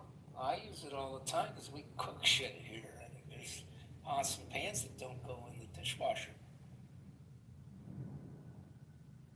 I guess the question is, do you want wash your dishes like that. You do one with soap and water, and then the next one is where you rinse it. And Yeah, I don't feel the sink. I do the soap in one, and I rinse with water running, which I guess is not necessarily the best way to do it, but that's the way I do it. But I also grew up working in restaurants where you had to use 3 basin sinks. So we had one sink with soap and water, one sink with sanitizer, and then you rinsed. Francie, when are you doing your in? Maybe tomorrow, if you're up Yeah. Yeah. The psychology Vera of wants it, right? No, the other one. Psychology. The other one? Yeah, the other one. Vera wants to do the other one. Okay, sure. tomorrow is good. I'm up for it. What time? Where is Vera? There she is. What time, girl? Anytime. I'm at your service. You said if you do it tomorrow, I wake up and I'm at usually at noon Eastern Standard Time. Mm-hmm. So anytime after that, yeah. Okay, like 1 o'clock? Or 2 o'clock, yeah. 2 o'clock, okay. Yeah, we can keep it light. It's a heavy conversation, so we can keep it light. Yeah, let's do 2. Yeah. It's kind of like not crowded in the hallways, so that's kind of a good time to do it. Perfect. Great. I'll set it up. Thanks. Look at my schedule tomorrow because it's been super busy at work. I'm going to be talking, I think, a lot about how Child Protective Services, I think, has failed parents so bad and children that these things are happening. So I just want to let you guys know I'm going to be talking about that. I have a meeting at 3, so Okay. I'll have to dip out quietly for probably at least half an hour. That'll be good. Yeah. Hey, Francie, how far are you from Hagerstown, Maryland? I'm in Statesville, North Carolina, so that's like it's over 5 hours, I'm sure. Yeah, it doesn't matter. I thought you were in West Virginia. I don't know why. Yeah, I'm from West Virginia. I'm moving to West Virginia as soon as I can. But so if I was in southern West Virginia, I would be about 5 hours from Maryland. And see, I'm all amazed that you're moving back to West Virginia. Because before my dad passed away, he told me, he said, you never lost anything here, baby girl. So, no reason to come back. That's so sweet. Yeah, I get it. Like, but my son and my grandchildren are there, and the mountains are there, and I'm just ready to have some land and maybe some chickens and a goat, maybe. Yeah. Yes, goats. goats. I'm so excited. Yeah. Any proper woman has at least 2 goats. And one donkey. Donkeys. Gotta have a donkey. And there's so much to do. Like, we'll do a lot of hiking and kayaking, and I mean, it's just such a beautiful state. So we'll be active, and then we are going to help homeschool our grandchildren. I'll be teaching like history, and my husband will be teaching math and chemistry and all that. So yeah, so it's like everything. Our culture revolves around family, church, and community. So I'm just ready to go back to that life. And many cows. Pepperoni rolls too. Yes. And if you guys we are hoping to do a couple Airbnbs, so you guys are welcome to come and visit. And Vero, I have 2 goats. They are the greatest of all time. My children. Do they faint? I got myself 2 goats. Do they faint? Do they paint? Faint. Oh, faint. Yeah, if I shovel. Did you say faint? Like faint? Yeah, like all faint, over? like fainting. Yes, like fainting goats. Well, that's a special kind of goat, though, sir. It's not a special kind of goat. Lots of goats faint. Yeah, but they are special kind of goat. Have you spent a lot of time with goats? Not all goats faint. I think a lot of goats do faint. You're just not scaring them, right, Kristen? No, there's All goats matter, you guys. Fainting goats are the funniest thing in the world. I love fainting goats. They're so much fun. And I want little cows and I want little horses. We want the Holland miniature. Yes! I want the little cows. I'm gonna name them all with P names. Poppy and Petunia and Piper and Penelope and... Right? I love goats. They are delicious. God, serendipity, you're insane. Did you not hear me? I love goats. They're delicious. Shut up, Joe. I'm choosing to ignore you. Goat. Oh, little fainting goats. And donkeys. I want to rock a donkey in a rocking chair. A little baby donkey. We have we live in a giant HOA, but surrounding us is farm country and horse country, and we've got goats and we've got miniature horses and we've got donkeys, so we can go on like a little parade just driving through the neighborhood next to our neighborhood and see all these things, and they're other people's goats and they can feed them, but we get to look at them. I want some more. The serendipity is very easy to make my goats the greatest of all time to faint the minute you pull the Wi-Fi. They faint. Yeah, my little goats faint. Shoot, where I grew up, we had remember when Kmart existed? They used to have donkeys that you put a quarter in, and then they would rock you. You sat on it, and it did some goofy little bum bum bum bum bum bum bum bum for like whatever minute, and then you put another quarter in. Try the donkey again. I want to rock the donkeys. They wanna love to be rocked in rocking chairs. I only want to rock the horse. That's it. Rockies. Okay, donkeys are so cute. Donkey. So serendipity. This isn't like a fetish or anything, is it? I just No. Okay. I just want to make sure. No. Okay. No. Look. You want to see where my rocking donkeys comes from? I'm going to show you where my rocking donkeys comes from. I'm pretty sure we all in this room rock the donkeys every day. No. Beth. Yeah. That's not what I'm talking about. I'm talking about legit donkey. This is not Punch the Clown donkey, Okay, right? Look. Y'all just look. Okay? I just put the link in the chat. Tell me, that is not the sweetest thing you ever did see. Oh, I thought you were going to PTR. I kept fingering my phone there for a moment. Okay. Oh.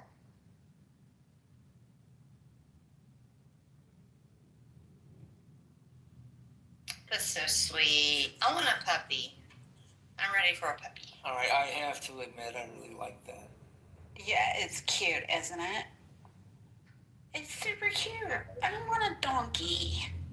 Oh, It'll take care of the cows. They're very protective of their cows and their horses. Oh, that's sweet. And I would never eat donkey. I would eat horse, but I would never. What's wrong with you, Joe? Yeah, not a horse. I'm judging you now. Horses. Now I'm judging you. I don't want to hear it. Don't talk about horses. I'm a vegan. Horses are for loving. They're for loving. That's it. That is a service donkey right there. Did you say they were for Naveen? No, I didn't say they were for Naveen. Oh, okay. I said they were to love. I was like, I don't know if Naveen would eat them. I don't know. If you were sad and you had that donkey in your arms, there's no way you would still be sad. You might cry a little bit, but then you will feel a whole lot better after that. 100%. Yeah. You would feel so much better. Yeah. We do that every day in America. We hold the donkeys and rock them and say, "You're going to be okay, baby. Just hold on." No, I'm kidding. Are you talking to some of your very dependent friends? I'm excited. Do your donkeys look at you, Beth, and go, "I'm not a zoomer around her. At least not most of the time. Yeah, they are Darrell very good donkeys protectors. are cute. And they are zoomer arounders. They get the zoomies. But what if the donkeys do not like us to like hug them? They do. Maybe they're like, just get out of my face. No, you know? did you see that donkey? He loved being held. Look, Lexi, look at this donkey. Isn't this the cutest? I do like miniature horses better than donkeys, though. Donkeys are amazing. One of my clients has a farm, and then she owns 2 donkeys, and they're just there. Like they're animals. They're not used for anything, but they're just there. And I swear to God, when she invited me to her ranch, and I meet up with her, we go out, and the donkey comes like running towards the gate, just doing its hee-haw, hee-haw, you know, the sound that donkeys do. No, dude, Screaming for her. No, dude. And like, it was the sweetest fucking thing on the planet. I was like, oh my God, there's no way. They remember, yeah. They have anything bad to these things. They have long memories. There's this video of a donkey horse being reunited after like 5 years, and that donkey is just crying. I mean, it is so sad. The horse is like, oh. Maybe it was crying because their relationship was toxic, Serendipity. I'm thinking. It thought it got away, and then you reunited. Have you thought about that? No, because you only think about yourself. She like, look, they're happy. The horse is like, God, that's my drunk father who used to beat me. Fuck. I thought I escaped. Nick, I'm just thinking that Sean's friends, like that has the 2 donkeys, it might be her husband and her mother-in-law. And he just didn't know the difference. You were spicy, bad. No, no. It was a whole-on ranch. She had 2 donkeys, and I couldn't wrap my head around it. I'm like, okay, so they have this whole big, huge, beautiful space, but God, they were always so excited. Anytime she'd walk up, like 2 different times, they would just get so excited to see her, and it wasn't for food. And she just scratched their necks and their face and their eyes. It's like just ridiculous. Like you can't even. I can't even. It's like anything, like with animals. Yeah. When they're so excited to see you, whether it be your dogs or your cats or whatever it is, it was like donkey style. Oh Lord, that didn't sound right, but donkey version of that. John, how do you feel about alligator Alcatraz? I think it's great. I think it's a great thing. Serendipity. No, donkeys are absolutely adorable. My aunt's mule, because she has it out to protect her cattle, had a baby last year. But you want to get a family member pissed off at you? Just say, oh my God, that is the cutest ass we have in our family. Oh yeah, I got nobody in my family liked me for about a week. And my aunt was like, that was... There's been lots of ass talk today.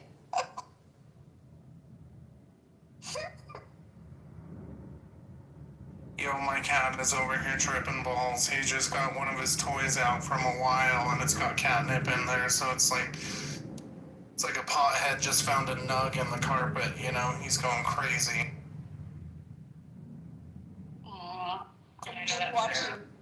I'm watching donkey reunited videos. They're so cute. Alright, Serendipity, log off, okay? Alright? No more donkeys for tonight. So cute. You should, we should Google. Enough about they donkeys have that everyone's Serendipity, algorithm is going to be showing them donkeys on TikTok. Go ahead. Serendipity, check out the Mexican donkey shows. Google that. I will if you Google fainting goats. Okay. No. I don't know if it's an even exchange. The famous tier 1 donkeys. Yeah, no. Don't Google that. No. There's no... Oh, Google what? Okay, I'm not going to Google it then. She ruined it for you, Ty. Sorry. No, there's donkey shows. They rate the donkey. Uh-huh.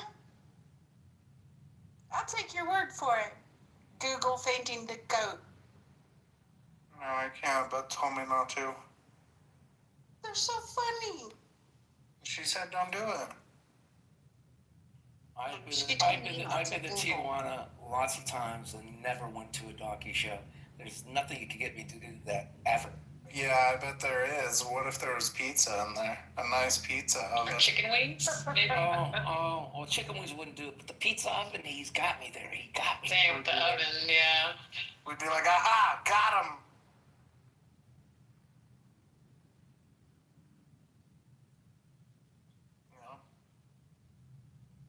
Your mom. My mind's telling me no, but my body is telling me yeah. Oh, I'm not much worse than that one chick. Come on. Which one, chick? I just knew you were gonna make a. I didn't even want that sound coming through my new AirPods. I was just like, I'm gonna take these. I knew you were gonna make a beta reference. Come on. I just had to take them out. I was like, you maintain my new AirPod speakers. You might not be a true Clubhouse person if you haven't heard Bader sing. Nothing wrong. Can't get me going with that song. Damn it. The song is ruined.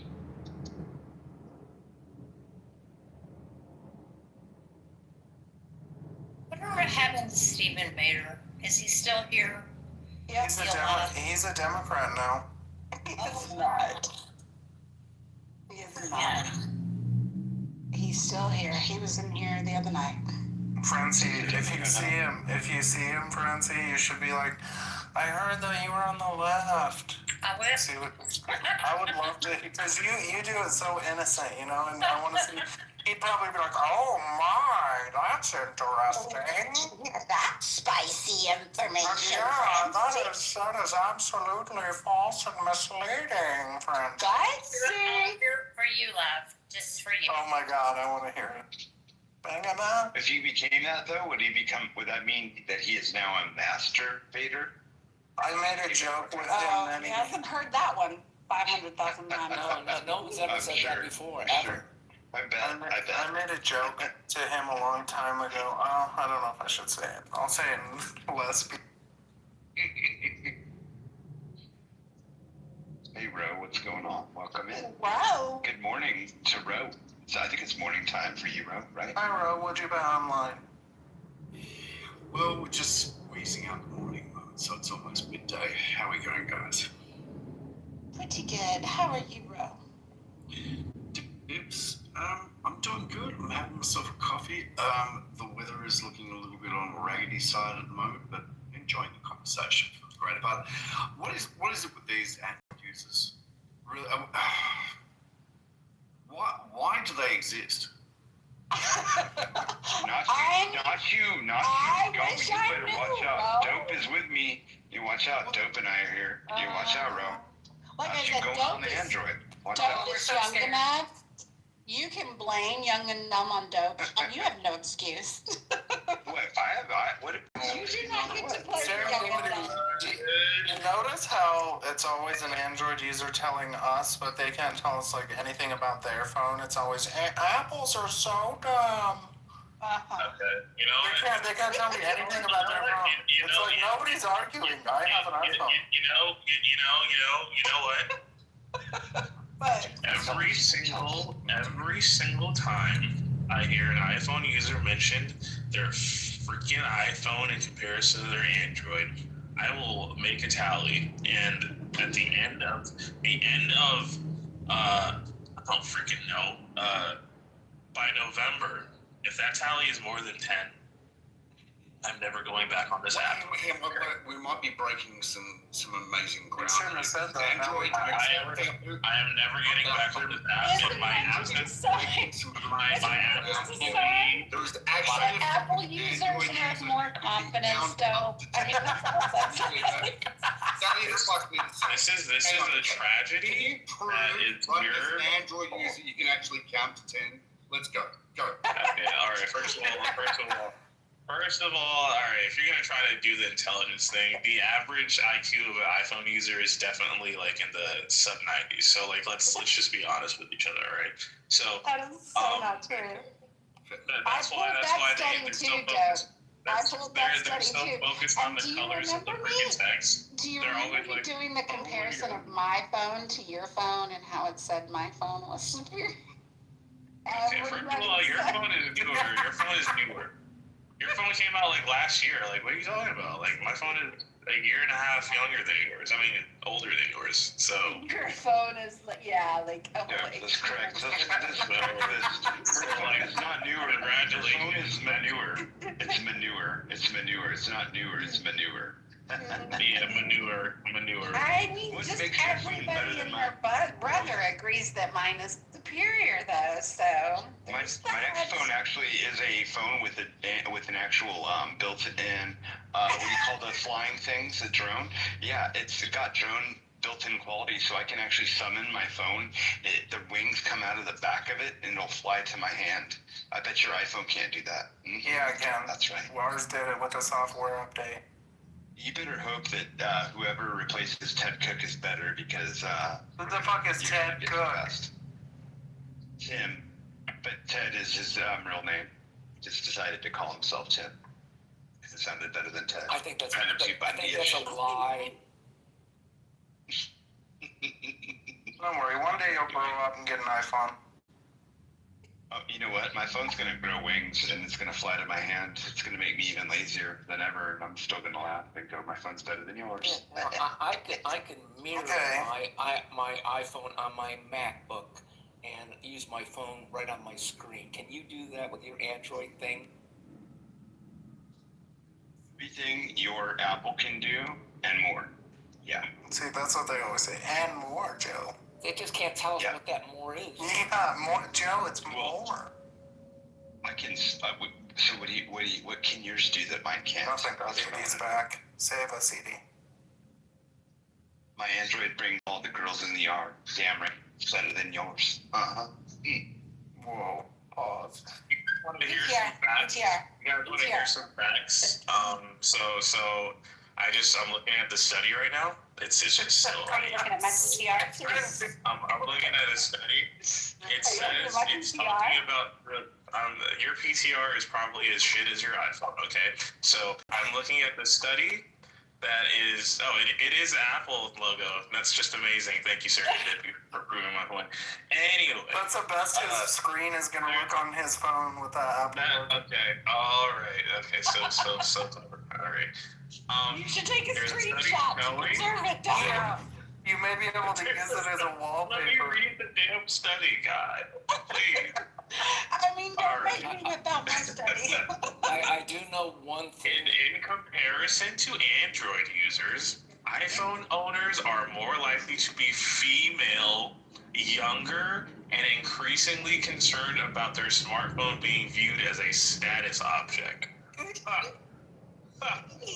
They also display lower levels of honesty, humility, and higher levels of emotionality. That is just amazing.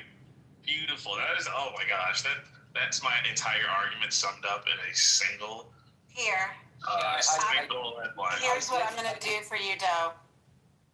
I would like to draw your attention to the top of the room. Okay? You're going to put my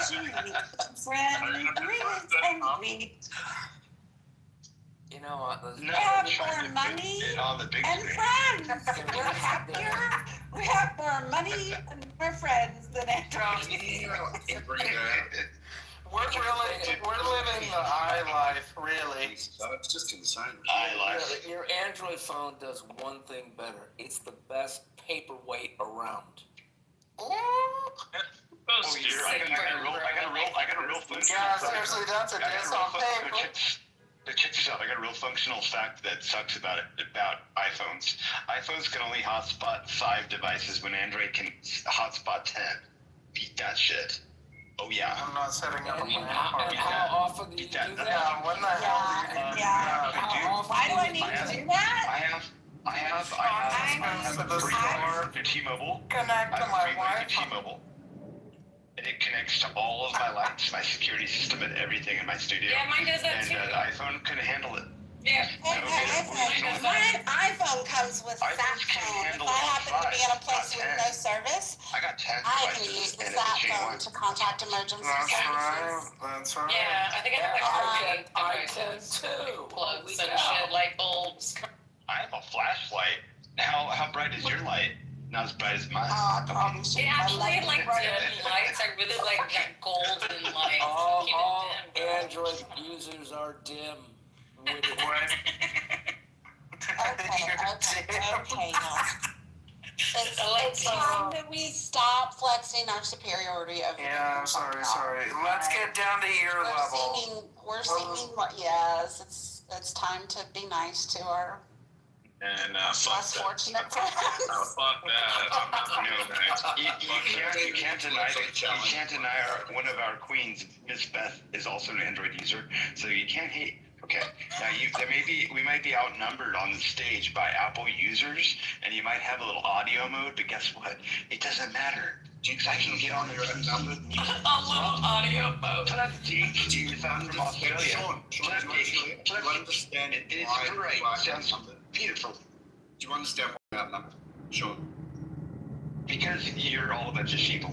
That's why. Oh boy. It's okay, Sean. We don't want you in our iCloud business. Damn, bro. Stay in the Google advertisement space. That's right. Hey, I'm happy you're happy. I'm so happy you're happy. I'm patting you on the head and seriously. Smiling, knowing that mine does way more than yours does. Every time. Every time. Well, it kind of proves, like, Sean kind of proves Serendipity's point. Like, obviously, Sean is not happy. Oh, I'm very happy. And then it's almost like my relationship is my happiness, but. When you have to defend your Android to such an extent, it just proves how. Well, especially when nobody's attacking him. No, when all I have to say is Android, and then I listen to all of you go rah. That's all. I mean, that just gives me the answer. Sean, can we do a check-in with you? I just want to make sure. Are you okay? You alright? I'm good. Are you good? I don't want to feel as if everybody's ganging up on you because you're No, I don't. The average IQ of an iPhone user was 102. The average IQ of an Android user was 110. So Stop it. Nice. Stop it. And I have 154 IQ. I was testing. So like. Stop it. How did they get the IQs of these phone users? Hey, it was self-submitted studies. Sorry. Self-submitted. Well, if you liars. If you are content, if you're sorry, average feeling, I can't do much to help you. If you're That's just the facts. being average, if you love being average, You're literally average, though. You're 100 IQ. Well, That's listen, literally average. we actually need people. I am not average. Well, the average iPhone user is average, so yeah. Averagely above. It's funny though, because Cambridge actually ran a study and said, unfortunately, there is just no definitive evidence that iPhone or Android users are inherently smarter. Intelligence isn't tied to phone choice, although I think That's nonsense. You know what Cambridge is? Fake news. That's fake news. The most retorted statements on social media come from lame. So lame. According to UC Berkeley, apparently iPhone users are the smartest people on the planet because they follow the sheep. That's search for it. You'll see it. It's there. Now, if Hitler came back to life and he needed a sheep nation to follow him, he'd make sure that all of his supporters have iPhones. So it's so easy for the propaganda wouldn't have any problem to be administered as an iPhone user. You just be like, oh, my iPhone is this way, so obviously this is the right way thing. And Nazis would sponsor freaking Apple apparently, or Apple would sponsor the Nazis. That would totally make sense. And you people would all buy it. You're schmucks. You're sheep. You have no backbone. You should be ashamed of yourself. I just blocked. You're all defeated. You apples. I just took a bite brought of you your a apple. question about who puts the dingier shit on social media, iPhone users or Android users. Android folks get dinged for seriously overcomplicating life, like defending their phone with a manifesto on rooting and foldable. iPhone users just shrug. X roasts Android users as and ashamed of their gadgets with gems like Android in 2025. Get your money up, brokey. Well, Serendipity, did you know that Android is the official phone of Antifa? Oh my God. Okay, wait. That makes a lot of sense, dude, why they're straight at Serendipity. If they have Androids and they're trying to do, like, gatherings with all those error messages and shit, you know, I'd be frustrated. Yeah, the fact that you have to call them error messages is like just a sad state of affairs. Because guess what? Android users just say messages. Yeah, we don't have to worry about error messages or, you know, all that. Yeah. Gypsy, who looks at more porn? Android or Apple? Apple, we have a better screen. Oh, do you now? Really? Guess what? Yeah, we're 3,000 nits of brightness, bitch. No, but guess what screen you use? Samsung. Do another check-in. Which Sean, yes. Apple use Samsung. Sean, take it. You lost. Sean, take it. Breathe. What do you got, Ro? What do you got, Ro? Just want to make sure everybody's okay. Sean, take a breath, deep breath in for 3. Oh, yes. Hold, Yeah. and It's okay. Sean. It's okay. Yeah. You're okay. Whilst we're actually doing this Apple exercise, users, depends. 5, 5, and 5. themselves. Inhale for 5, hold for 5, and exhale for 5. Edie, here's the history. Nobody can deny. Okay. Nobody Edie, can deny here's the the history. ecosystem integration Android at people. a faster period than that in Android. Okay, so Apple devices, right, have seamless handoff integration between all the different products. Android cannot replicate across different manufacturers. Software updates and longevities. iPhones receive like 5 to 7 years of iOS updates, right, directly from Apple versus 3 to 4 from most Android phones. Just Actually, all privacy. I know. all You're in your Android 7 years. No. I know. Right, Joe? Okay, got it. Hang on. So 2018 iPhone SX still runs on the latest iOS, by the way, dude. Okay. Privacy and security. Okay. Apple's business model doesn't rely on selling your data like Google's does. Okay, for number one. There's transparency right across the board. Optimization and performance. Yeah. You want to talk about that as well? Because Apple controls both the hardware and the software, and iPhones are incredibly optimized. Like their the A series chips constantly outperform competing Android chips in the real world too. I get it. Look, you love your Android. I actually appreciate a lot about what Android does, the flexibility. You're not tied into an ecosystem as well. Lots of good things, but fuck, seriously, I'll give you an extra couple of bucks. Okay, we'll buy you an Android. You know what, though? You know what? You can only hotspot 5 devices. You suck. You have proven one thing. Android derangement syndrome is a thing. Whenever I see cool pictures on social media, it's taken by an iPhone, not a fucking Samsung Galaxy or some shit. It's always, it's taken with an iPhone. Cool pic. That's good bullshit. First of all, iPhone cameras are not as good. It was a lot better than yours. That's my flip. What's it taking on the flip fucking phone? The fucking flip, whatever the fucking flip is. Yeah, it's like nobody that has an Android is on a cruise.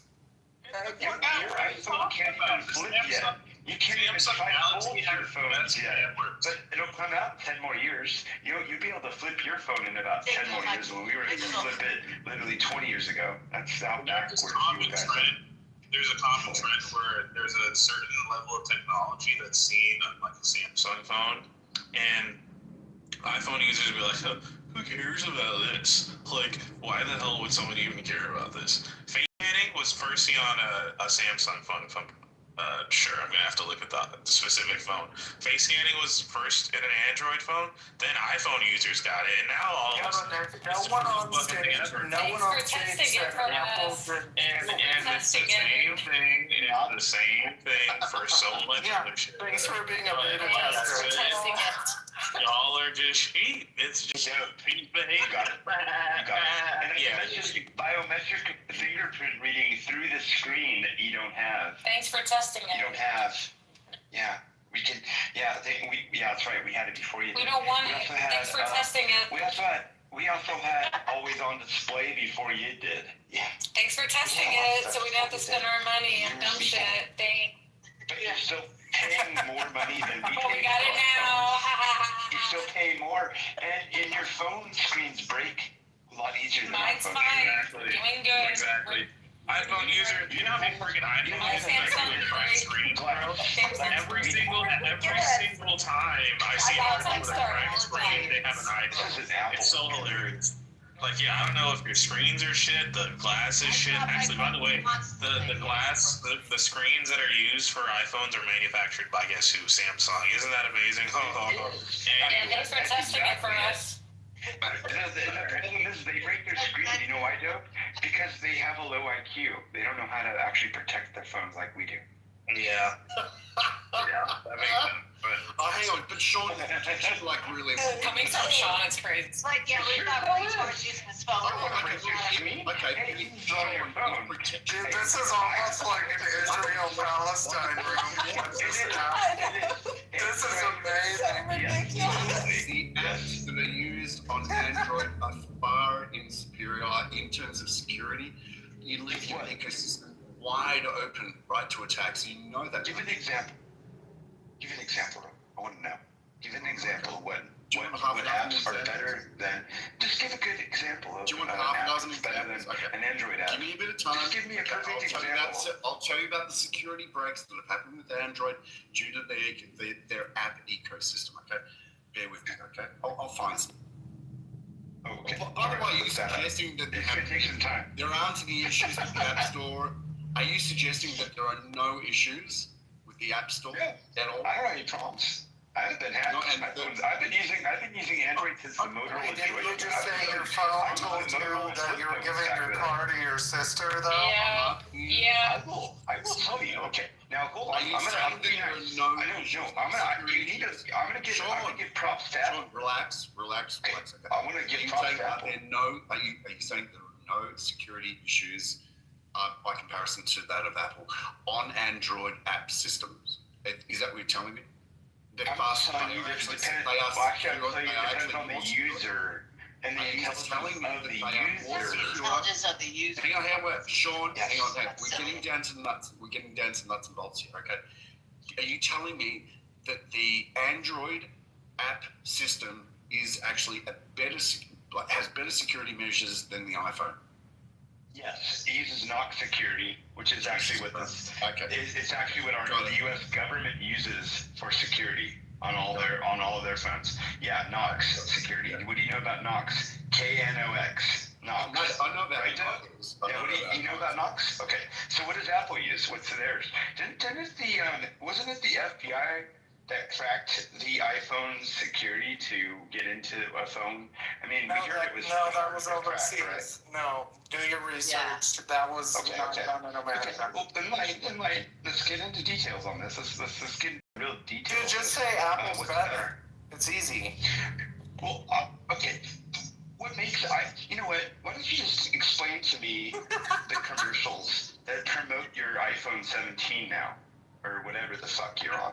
See, Samsung got smart. Some fucking respect. It is a 17 Plus Pro Max. The primary Android device is Samsung, okay? So when I talk about Apple, I'm going to talk to you about Samsung, because guess what? I don't care. We put our screens in the yard on your phones. Yes, you're using the Android screens on your phones, right, Doe? Thanks for testing it for us. I said it before.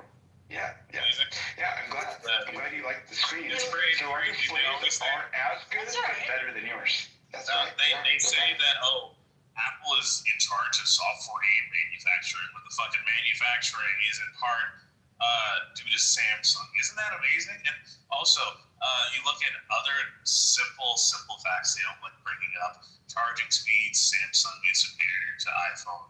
I know that's something you guys aren't likely to. They don't do it for a reason. You don't get it. You don't care about those things. You don't get it. Anyway, charging speeds, we destroy you. We crush your shit. Camera quality, the latest Samsung beats iPhone. The latest Samsung beats iPhone. Cameras always sucks, all because you're so good. Customization, you got no fucking customization. You're like fucking cardboard boxes. Like every single iPhone is pretty much the same. I think you want one. That's okay. That has something that looks in there. It's like a fucking, it's like a fucking a whiteboard for a college classroom. So The plain, U.S. so government doesn't pick just one smartphone OS. It is a mix. However, iPhones dominate, especially among high-profile officials, lawmakers, and White House staff. Due to their closed ecosystem and faster updates, better security, 71% of phones issued by the government are iPhones. 28% are BlackBerry, and 9% are Android. Blackberries actually have really good security. Yeah, they do, don't they? 9%? 9%, is that what you said? 9%, yes. Wow. Wait, was the BlackBerry even higher than the Android? Yeah. Yes, it was 28%. They actually have more Blackberries than Android. Are we going to this level? Okay, all right. So neither is definitively better. Special operations forces are not I worked with an iPhone is better for general users. Generic users. Oh no! Check this out. This is the generic Google. I did the generic Google, and this is the generic Google AI answer. When I said is Knox security better than iPhone security, it says neither is definitively better. Knox is better for customizable enterprise needs, while iPhone is better for general users. Oh yeah, generic users. Prioritizing general, user-friendly. General, not generic. Let's not be changing the words. Okay. I know. I threw that in. Okay. Fair. Knox offers highly layered, customizable security and is safe for business use. So yeah, if you're not using an Android and you're using an Apple, you're kind of supporting more of the liberal. I'm just saying, it sounding like you know, if you're a business owner, listen, you're smarter at using Android than Apple. I'm just saying, sounding kind of like that. Did you know the original name for the Android was the Dingleberry? They decided they wouldn't market it with. It was originally called the Dingleberry. You know, the first time Android was actually presented was in 1977 in the original Star Wars Episode 3. You saw the little green Android. It was there before Apple even existed. Wait, as of late 2025, for an Android. You'll see it right now. which are more secure, Android or Apple? And as of 2025, iPhones have edged out Android. For most users with tighter security due to iPhones edged out Android with fewer vulnerabilities in the wild. For the people in the back.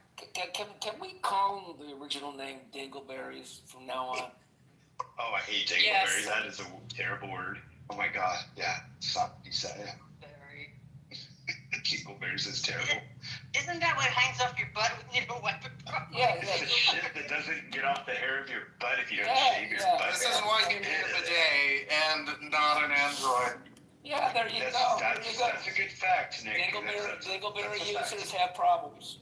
Yeah, and thank God none of us are Dingleberry users. I mean, we all agree on this one. Sean, I just want to maybe just revisit something that's actually really important. Sure. Conversation. Okay, cool. So, I mean, for me, like, okay, I know that talking about dingleberries is probably something that Android users do, and that's perfectly fine. Probably go to the website. And that's perfectly fine. But I look, for me, if I'm going to be carrying a device that's holding on to passwords, photos, access to mirrored websites, I want to make sure that the apps, well, the ecosystem, the apps are actually as solid as possible. That to me is actually one of the most important things. Okay, and I think Android offers a lot for special people with special needs. But have a look at That was great. That was excellent. Name the App Store Google Play. Let me land this, okay? I just want to look, for me, I think security is actually a very, very important issue, especially in today's days. I think the ecosystems these days are actually some of the most important things we need to be able to have a look at. And Apple, without a question, across the board, if you do some research, I already knew this, but I want to get some reliable sources. I put a link at the very top, and I put a couple of links of third-party testers. They've got nothing to do with Android. They've got nothing to do with Apple either. They test these the functionalities of the phones, especially with regards to security. So have a read. Weep. We're going to do a GoFundMe. Okay, buy your box of fucking tissues. You pack a fucking Nancy motherfuckers. You're hilarious, man. We know what, though. To be quite honest, though, I know several people that are white hat hackers that go to the Las Vegas white hat hacking conference, and actually both phones are equally challenging to hack if you know how to set your security correctly. Yeah, I mean, respectfully, that's fantastic. I think that would be where there's somebody who works at McDonald's drive-through, and I can get like an extra ice cream cone if I ask nicely to go. I'm sure you could. All you have to do is speak to them with the way you speak, and you're probably going to be able to do read. It has nothing to do with Apple or Android. Less flapping with the lips, okay, and do some reading, okay.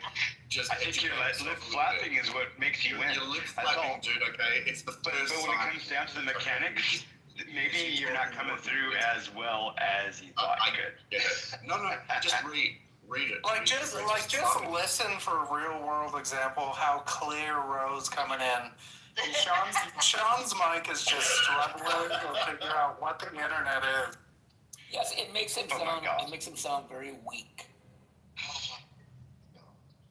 Maybe it's because he just woke up in the morning, and for me it's after hours. Okay, it might be just it. It just seems analog, very dial up.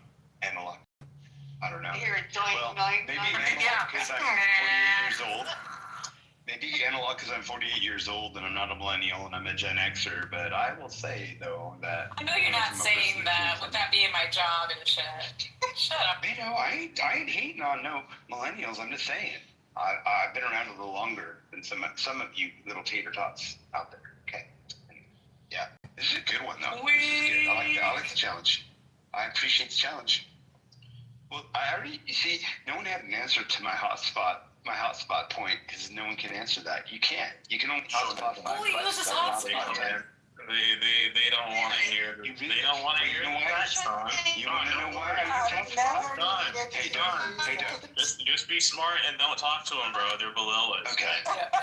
This is like talking to a bunch of preschoolers about why they could actually do it. How often do you use that? I'm the preschooler that when you are stranded in the middle of the woods with no cell service, and I can use my phone to rescue they're like, wait, bro. I said I will maintain this. iPhone users are like kids with leapfrogs. You guys know what leapfrogs are? There's those little tablet thingies that kids use for entertainment. They're like, iPhone users are adults with leapfrogs. Dope. I won't leave you in the woods unrescued. I'll use my iPhone to rescue you too. I seriously got stimulated by this conversation, though. No, hold on. This conversation with Android users is like playing leapfrog with unicorns. The Samsung lists their phones based on the year now. They changed the way they number their phones. So each year, so the S26 comes out sometime in February because it's 2026. I have an S24. I used to update my phone every single year. And I will say, there was a period of time where Apple definitely proceeded and beat Android in many ways as far as stability and connectivity and a lot of different things. And now Android users watch more porn than iPhone users. Wake it up. They do. But I have Starlink satellite services on my 2024 fucking phone. It's 2 years old. It's almost 2 years old. Wake those This fucking thing has freaks Starlink. up. I can connect text to anyone, anywhere in the world with my phone. Yeah, I can. Sean, I just hope they don't get your porn inventory. You just lost. You lost right there. You can't connect anywhere in the world. Sean, like I got to make sure that we reinstate the fact. I mean, as it is, you are not a loser. You're a winner. But look, I want to ask you, what is the most important thing when it comes to a phone for you? The most important. Just customizability. Being able to sideload apps that I want. You're There's losing apps that that you don't get in your app functionality. store. Android's taking that away. That's a lie. No, that's not a lie. Dope, is that a lie? Dope, is that a lie? That is not a lie. You can lose that? It's happening. Dope, what do you know about that? It's lies. It's lies. I have friends that work for Spotify, Pandora, and many other music services, as well as video services. And like I said before, I can access all that and have unlimited service without Can you tell your friends at Spotify that they treat their artists like shit? Yeah, you tell them. Actually, all the streaming services do. Did you hear that Napster's coming back in a big way? Oh, I did hear that. Yeah, of course. Yeah. So, I mean, yeah, I was a big fan Bro, I use LimeWire, dude. LimeWire was the bomb. I was an MIRC guy. I was on MIRC.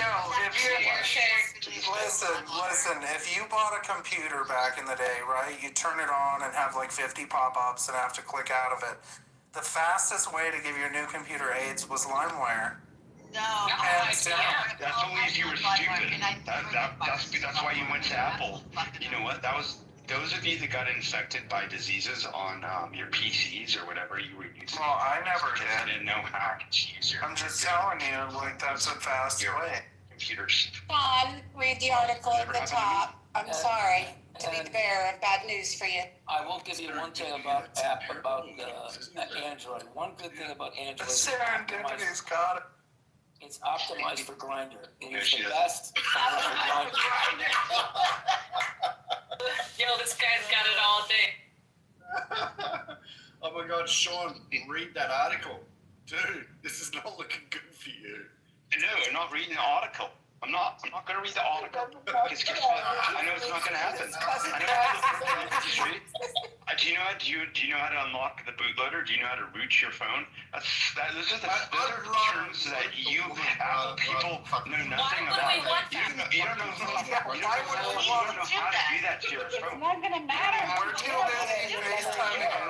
You own a piece of computer equipment in your hand that you spend as much as you do for a computer, and you don't have the access that I have. Well, the nice thing is it's so compatible with my computer, my Apple computer. Like, everything is everywhere on all my devices. I can find, it's so easy. Like, I can navigate from my computer to my phone to my iPad, and it's all there. I don't have to set it up stress-free. It's Until it goes down. Until it goes down, and then you don't know how to wipe your butt. And you do. Look, you're losing your ability to sideload. Look, Sean, look. You can't decide you're going to be sideloadless. We're not. And Google's still losing the pixel phone. So that article is a lie? Well, then let me go get the other 10 that popped up. But they're sideloading. I can put any of the other 10. Sideloading is, that's the biggest problem ever. Because what's sideloading? The article from Lifehacker. Would you like the article from Android Police? We don't care about sideloading. We're too busy unloading. Okay, fair. If I write a note on my iPhone, I can put it up on my deal with this shit either. You have to email it to yourself. You have to fax it. Oh my God, fax, not the fax. Oh my God, I never faxed. Who's actually faxed? I never. That's all they say is my phone did that first. Yeah, I'll make changes as soon as the fax comes through. Tell us They all don't about just say fax. Tell us all about your Grindr superiority. Never used Grindr. When I log into an app Why would or I a use that? streaming Is this an service, Android it's thing? just automatically there for me on all my devices. I didn't know that. Yeah. Never used that. It's so nice. Android users are more murderous. We can't root our phones. Yeah, who the fuck wants to buy a new phone and sit in front of a computer and root it right away? Like, I'm FaceTiming my friends, okay? I'm buying cases. I got shit to do. Ted Bundy. You guys spend thousands of dollars on new I'm not phones like, every yes, year. the $2,100 phone, time to You guys buy new iPhones that have commercials that are like, we don't have to root our "It's a phones. new You do. iPhone." No, but your commercials, it's a new iPhone. And I'm We not don't saying need to Android, root. We're already rooted, bro. I think What you does that need to mean to root. Well, my root's so bigger than yours. Listen, we are grounded and muted, and you're the only ones living in shit right now. It's not the flex you think it is. Well, the fact that Android does a good job rooting means they're pigs. They're rooting pigs. Oh my god. They root your data through everybody in the fucking world. Alright, this has gone on too long. This has gone on. No, it's way better than Israel Palestine. Shut up and let it happen. It is. We should have more of these rooms, instead of the black or white or the Palestinian Israeli. We should totally I have would rather debate a pro-Pally than this shit. This is ridiculous. Oh shit. Okay, okay, we'll do something totally different. Spotify or Apple Music? The same people. I like Apple Music. Apple Music is by far the best when it comes say to that. Hold on. Say it slower. No. I have no problem saying that. No, I'm not afraid to say what's good. But I can get that on my Android. See. Oh my God. I will say Apple Music is by far the best music. You won't be able to sideload, Sean. Oh my God. See, this is a problem with Apple. See, Sean, this is what happens when you try to be. I'm actually. This is what happens. Apple people. They're not good with you, bro. You gotta download, not sideload. You cannot reason with an iPhone user. You gotta upload. They're just like. But you guys can't sideload. That's what's really the problem. We are dealing with a kind that is below us, okay? Sean, we have to stick together, all right? We are being degraded in the presence of these heathens who strike up this conflict as if it even matters when we all know that they're just sheep, all right? We shouldn't even be talking to them. It is also. Now it doesn't matter. It's also. You can't talk to anybody else on your Android but us. Dude, mic drop. Let them just continue to argue about apples. If we weren't here, you wouldn't be able to talk. We won. Yeah, we're done. We dropped the mic. No, you seceded, Bob. You should log off and go get an iPhone is the way you should do. Yeah. Android causes prostate cancer. Android causes prostate cancer. So if more gays have Androids, that means if you have an Android, you're more likely to get monkeypox. That too.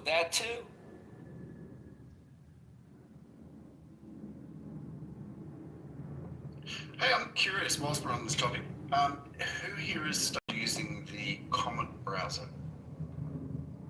Never tried it. Never heard of it. What is it? Damn. Okay. It's a new AI style browser. It's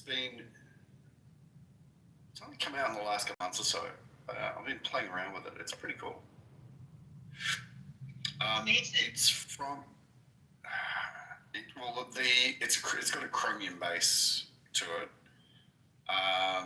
and it's just trying to think of the name of the company.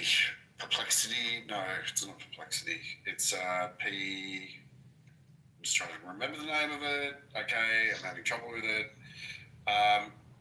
It's actually a browser that was made by. Is it Perplexity? Yeah, Perplexity. It's an AI browser. Yeah, so Perplexity AI brought out this browser called Comet. It's pretty cool. By the way, with PayPal, I don't know if it's everywhere, but at least in the U.S., you can get a year of Perplexity Pro for free. So go get your Perplexity Pro subscription. Please.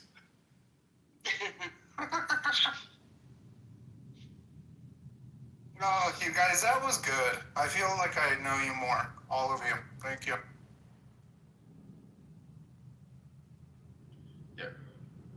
And we can all be sort of like appreciate the Android users for what they are. Yeah.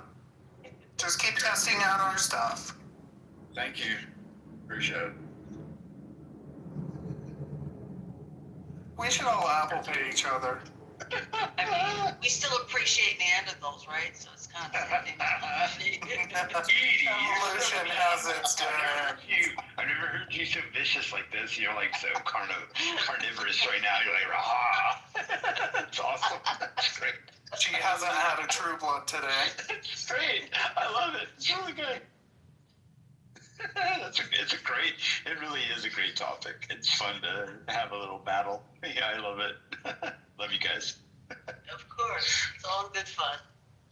Definitely. You're all in good fun. Yes, Sean, it's good to hear you reek of envy. Yeah, and there ain't nothing wrong with that. I didn't think that was fun, actually. I think that was slanderous. Entertaining to listen to people with an IQ below, what was it? What did you say? Below 102? Oh, you've been listening to Yeah, from a self-submitted survey. I would have a trouble. No, but to be in all honesty, though, I am honest enough.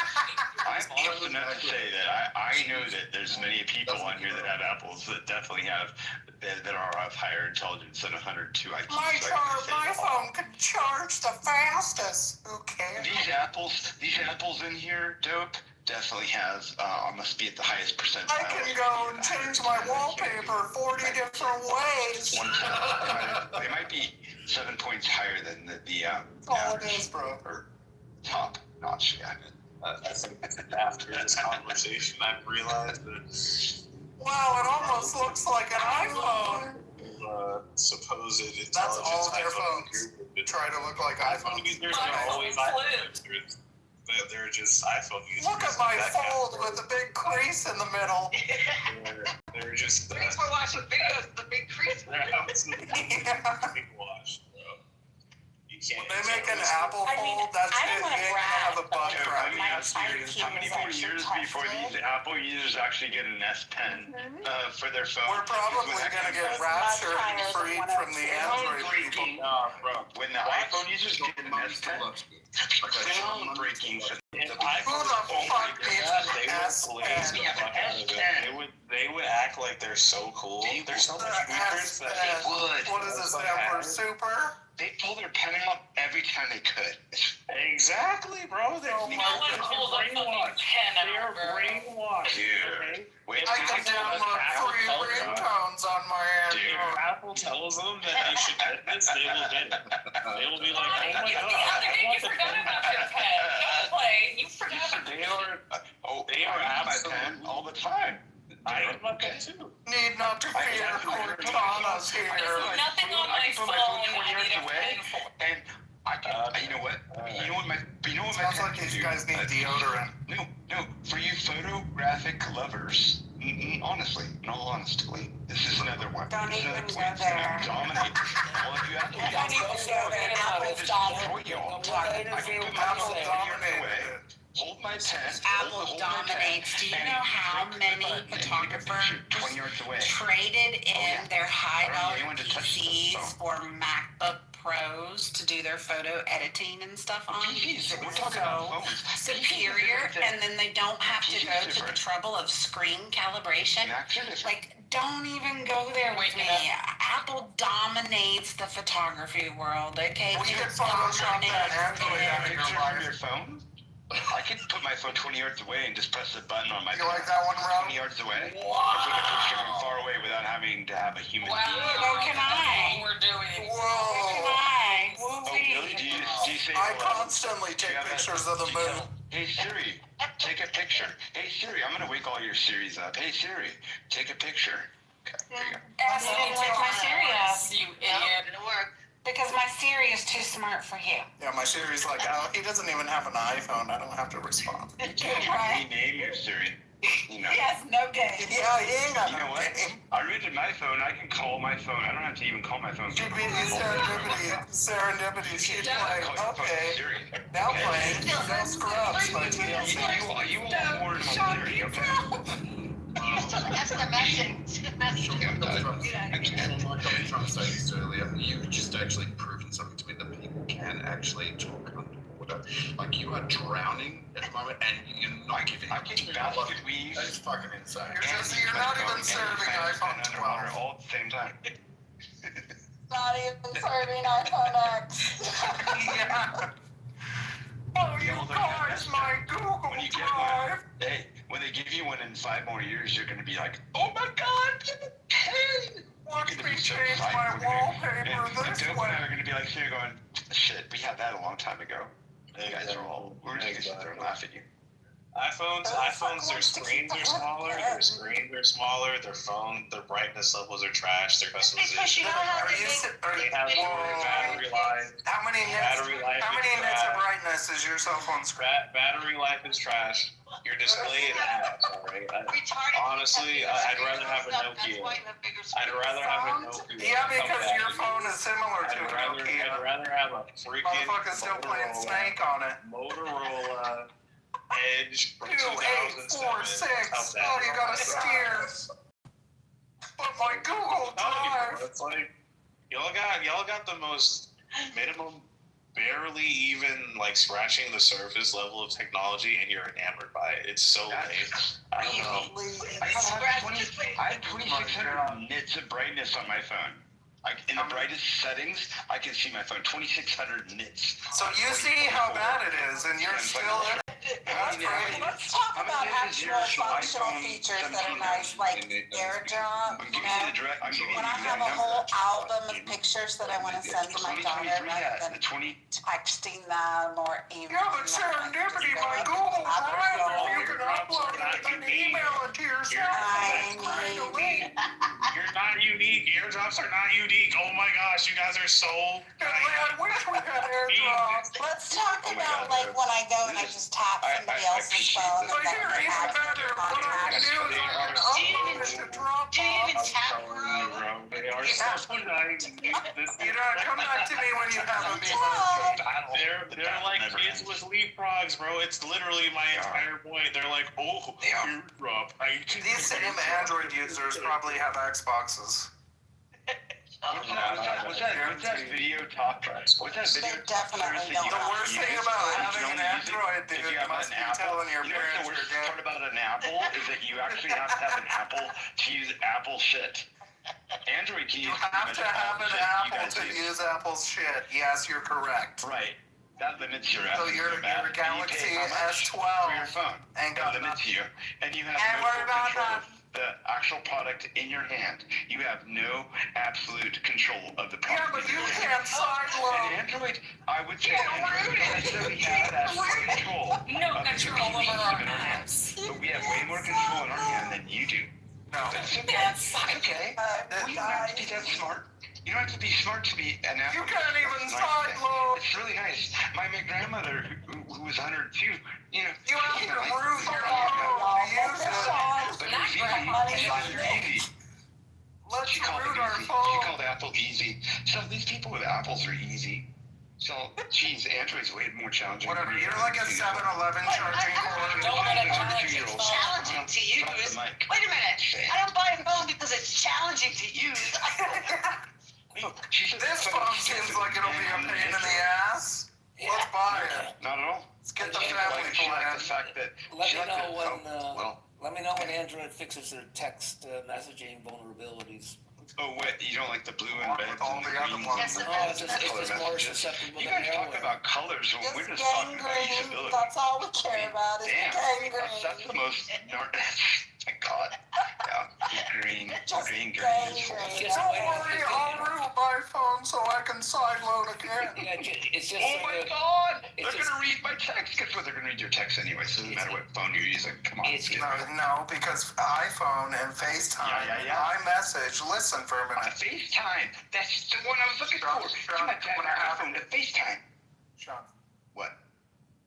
That all uses data. I know you don't know what data is for Android, I don't but worry about data. they use data. I use 500. I use a half a terabyte per month. No one asked. That porn sure takes a lot. Yeah, seriously. They're all how-to manuals for his iPhone. That's not an issue for me. He's down with He's got to figure out how to root his phone. Those files are my phone is capable of going up to 3 Mbps. Hey Sean, how long do you wait to get on Clubhouse? Wait, what? Wait, no. I said, how long do you have to wait to get on Clubhouse? I was on it in February of 2022 when I didn't have to get invited. No one invited me. I got self-invited. So when it showed that you got invited, you Apple users, by some of your friends, I didn't actually have a name saying that I had invited to me on. by invitation And by the way, Beth is here. Beth can talk. Beth was on here before I've never heard somebody say I didn't have to be invited as the last. When you go to parties, it was so exclusive. I didn't have to be invited. Like what? Come on, I didn't have to be invited. Android users were on the inception of Clubhouse. Android users were on almost at the inception of Clubhouse, believe it or not. Yeah. You don't believe me? I don't know if Beth is here, but if Beth could answer, she would testify to that. She could actually answer that. It was a sad It was day. Clubhouse only for months. It was a sad day when Clubhouse let all the unwashed masses of Android in. I wish it would just off. Racist are you? I wish they would sideload it off of the Android marketplace. People are so different than Can you sideload an app away from your phone? Hey, Serendipity, what party you want? Serendipity, what party you want to go to? The one we need to be invited to, the one that anybody can go to? The one that's super exclusive and open. I want to go to the exclusive party. Hey, Nozzle's here too, and he probably might be able to answer that even as well. Yeah, Nozzle's a smart I person. want to go If to the exclusive party. What's up, Nozzle? It's good to see you. They should sideload this app off of Android Marketplace. What if we lost all of our Android people? That he made is only The world would be a better place. and that's a good I agree. It would be a lot more peace. People, we wouldn't have. We'd have a lot of peace. You'd have half the number of entertaining The people mouth on there. breathers on that we have. Yeah, seriously. Yeah. Oh my God. We would That's not lose me. all of the Who's races. the mouth We breather? would lose all of the races. We're going to do a little thing called deleting Clubhouse, okay? Nick. We're going to remove it from Android users. That would be great. God, this app would be like it'd be like walking through New York at night, just smiling and no crime. The Clubhouse streets would be clean, dude. The hallways would look great. Just no more Android, just boop. Y2K. Android users tend to have to defend themselves. Don't worry, Sean. I have a backup iPhone you could use. They tend to have to defend a lot. Why, son? You dummies. None of you even realize that. Okay, you can't use it anymore. You just lost your privilege. It's terrible. It is a terrible piece of crap. I have an iPhone. It is stupid. I hate that stuff. It's the most stupid thing on the planet. When's the last time you had a CAT scan? Just in case there's a lump. I have an iPhone. I swear to God, I do. You can die all you want. I have one. I really do. Okay. Flex on that S29. Oh, I have an S12 mini, motherfucker. And it can charge really fast. Oh no, iPhones are the slowest charging fucking pieces of shit I've ever seen. I like to drive around town and let everybody connect to my Wi-Fi all the time. I need 5 open connections at any given moment. These iPhones are the slowest charging bricks I've ever seen. Yeah. I like to go sit in the playground and play Pokemon Go with no Wi-Fi. Let me just get my iPhone and put it to my head. They need to look at people that broadcast 5 Wi-Fis. It is good that he goes to homeless shelters and lets people use it. That's a public service. Yeah, but listen, I think that's why he acts this way on Clubhouse, because he's out all day, doing nice things for people. By the time he wants to come home and chill, his phone's dead from blasting his Wi-Fi all day. So he's like, stressed. He's like, fuck, I wish I had an Apple. I have 64% battery life left on my phone right now, and it was done charging at 11 p.m. yesterday. I haven't charged my phone since I bought it. Okay, sure. Yeah, I'm looking forward to that. Okay, we all demand. And that was like 4 days ago. Capability. Okay. I don't know. It could be something to do with the premium infrastructure. All right, so we need to take a little poll. Oh, let's do the poll. I love polls. Oh, I love pole dancing. We need to do a little poll. Let's do a little polling. Let's poll the poll. A lot of polls. This poll. Polls are great. It's the greatest thing ever. Serendipity put in their iPhone, Android, or Trump. Oh, God. Or both. You know, Trump has an iPhone. He seems to get a lot of shit done. Are you sure it's him? Do you really think he's well, doing it's all not autopan if that's what you think. Honestly, that's a good question, though. Do you think he does all that? No, Siri does. Personal assistant. Oh, there we go. Let me screenshot the poll. Oh, yeah. Oh, well, hello. Okay, so Beth isn't even here. She's just idling. So it's like... Because she can't figure out how to unmute on the Android. And down below... He's not an Android That's user. trying to get off mute right now. Like, how the hell on this Android? That's still rooting her phone tie. Yeah, we're going to have to root it. The mute button's broke. This is ridiculous. I'm dying. I know. And one of you is going to screenshot this. I swear to God, you're going to tell me. You know, have we exhausted this conversation? Have we exhausted No, I'm still going. I'm just getting started. I just had a Red Bull. I was like, are we done now? That's another comparison. Like, okay, like Red Bull stunts, shot on iPhone. Okay, like fucking weird shit, gay pride rallies, shot on Android.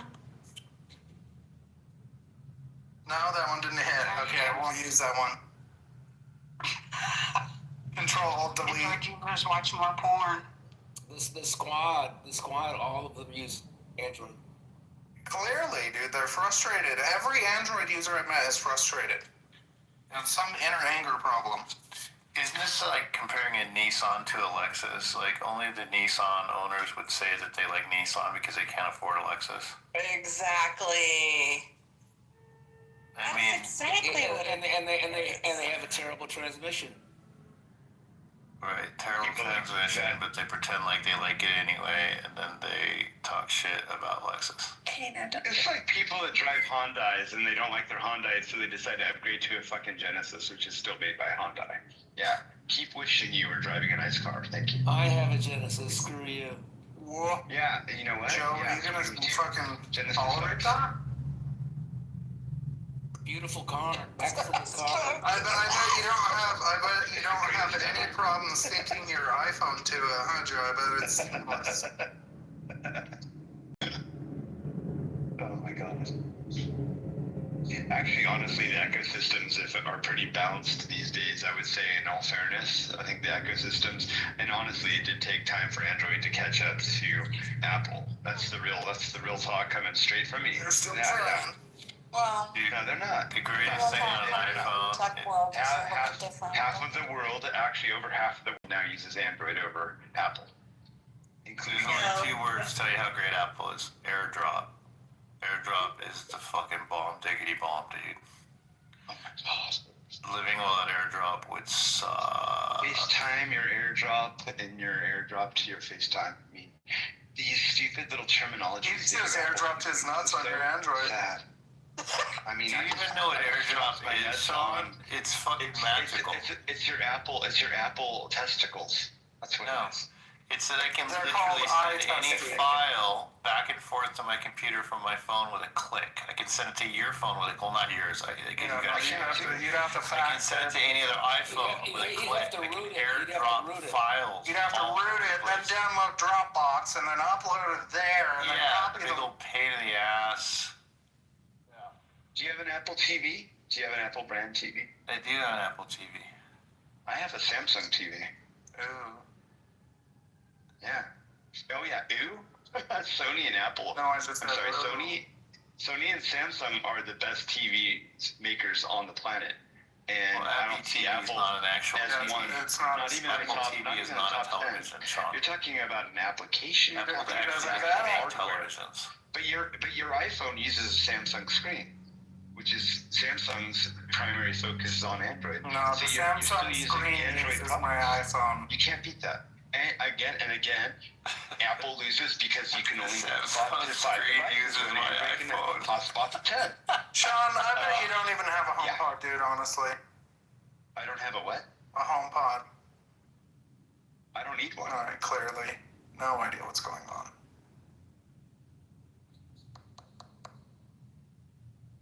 Hilarious. Sony, great war. I love it. It is, dude. This is a great room. It's all in good fun, by the way. Totally. Yeah, it's a really good war. I like it. Apple's better, but yeah, hell yeah. Yeah, you know, Samsung cares about Knox security. Yeah, that's Let's see who's Grok's favorite. The debate between iPhone and Android has raged for years, but as of late 2025, the iPhone continues to hold a clear edge in several key areas that matter most to everyday users: seamless integration, rock-solid security, long-term reliability, and a polished performance. Okay, who's the source? CNN. And better customer Who's your service. source? This is Grok. Who's your source? This is Grok. Oh, While Grok. Android shines Lord. in affordability, uses it. iPhone excels at delivering a hassle-free premium experience that's just hard to beat, especially if you're invested in Apple's ecosystem and prioritize privacy. Drawing from recent analysis and user sentiment, here's a breakdown of the iPhone's superiority backed by real-world data and trends. It has an unmatched ecosystem integration. iPhones don't just work, they harmonize. Features like AirDrop for instant file sharing, Handoff for seamless task switching between iPhone, iPad, Mac, and iCloud syncing make your devices all feel like extensions of one another. This closed ecosystem ensures that everything just works. From continuity camera using your iPhone as a Mac webcam to universal clipboard copy and paste across devices. Android's fragmentation across brands leads to inconsistent experiences, but Apple's vertical control keeps it tight and efficient. Would you like for me to talk about security and privacy and longevity and software support and polished performance and battery efficiency and premium apps and developer focus and camera media excellence? Let me give you Way too fast for the slow Android users. He's still got a side loaded. Just Much better than your Grok. Or your ChatGPT. Okay, well, I'm going to tell you what Claude said. Okay. Starts with the iPhone. I said, and my question was, what's better, iPhone or Android? It depends on what matters most to you. iPhones tend to be better if you value seamless integration across, like we just said, blah, blah, blah, blah, blah. Ecosystem, typically 5 to 7 years of updates, while Androids get 7 years of updates guaranteed, not 5 to 7 years, 7 years. Okay, so Android's already guaranteed 7 years, especially if you get a Samsung phone, guaranteed 7. Android phone offers more choice in hardware, different brands, prices, and form factors, greater customization of your interface, more flexibility with file management and default apps, and often better value at lower price points.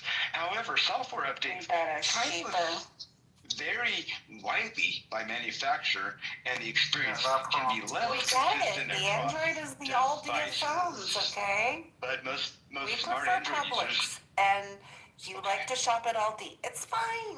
It's But the fine. better choice, so here's the last part, last Louis paragraph. Vuitton, The better choice Ross really Dress for comes Less. down to whether you prioritize Apple's polished, controlled ecosystem or Android's flexibility and variety.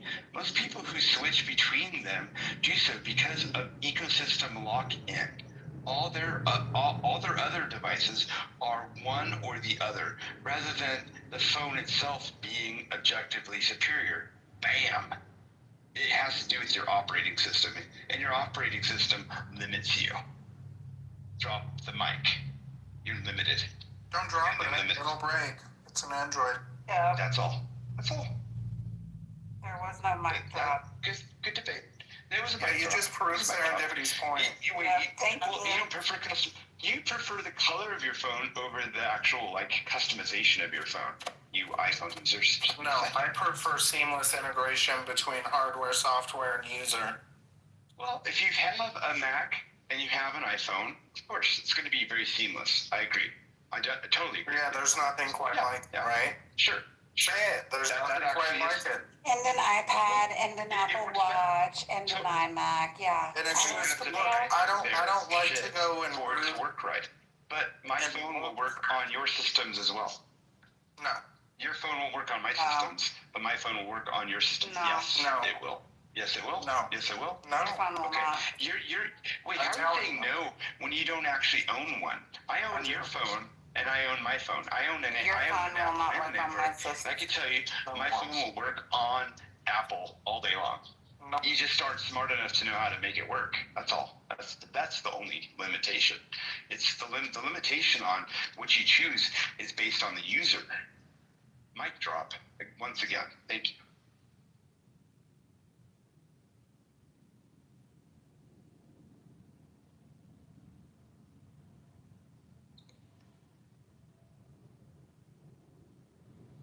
I'm trying not to say it, but Sean, come on.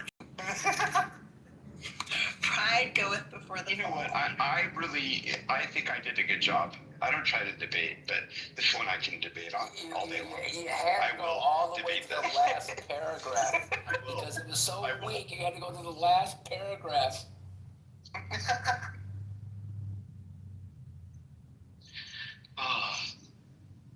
Was the last paragraph that summarizes it all for y'all? But honestly, it really is. But yeah, and honestly, if I was an iPhone user, I would definitely have a Mac. I'm a PC user. I've been a PC user since DOS, since Commodore 60, since everything that some of you don't even know what exists have existed. Most of you have. Let's see. I didn't get to finish mine. Let me just finish mine real quick. iPhone versus Android ecosystem. iPhone seamless across Apple devices. Android fragmented across brands. Security. Apple is closed system and it has faster updates. Android, it's an open system with higher malware risk. Longevity. iPhones 6 to 7 years of support. Android 3 to 5 years typical. Performance. Optimized chips, less bloat in the iPhone. For Android, high specs, but varies by device. Apps, premium, revenue-driven quality. Apps for the Android, more free options, but add heavy software. Battery, iPhone is efficient, lasts longer than Android in tests. Android varies, some flagships match. Camera, iPhone, consistent, pro video tools. Android, innovative AI, but lacks consistency. What were you saying about mic drops? That's a generalization. Compare it to, since we're going to talk about brands like Apple, let's talk about Samsung, Android, Samsung used phones. Compare it that way. Because guess what? 7 years of But Android itself is not Samsung. Exactly. We get security patch updates every month. Do you? You get a lot of iOS. No, we don't have that many security problems. Exactly. There's not that many. Oh my God, he doesn't go. Continue. We're not that exposed. Exactly. There's not. Have you been exposed? No, because I have an iPhone. gotta I keep haven't had any fixing the issues. broken operating I system. think you've been I've been exposed. using it for a long time. I don't have any issues. I think you have been exposed. The only thing where I might have been exposed with is what I shared with if you were here earlier, was when I was talking about giving my car to my girlfriend and getting a new car. And getting my phone doesn't do AI that. text message. You're right, my phone doesn't do that. Dealership that said, we here. Okay. You're lucky. Okay, so that might be where, if that truly did happen correctly, then maybe that might have been where I lost. But yeah, I don't know. I think, it's preference. It's preference. That's all. When it comes down to it, it's preference, right?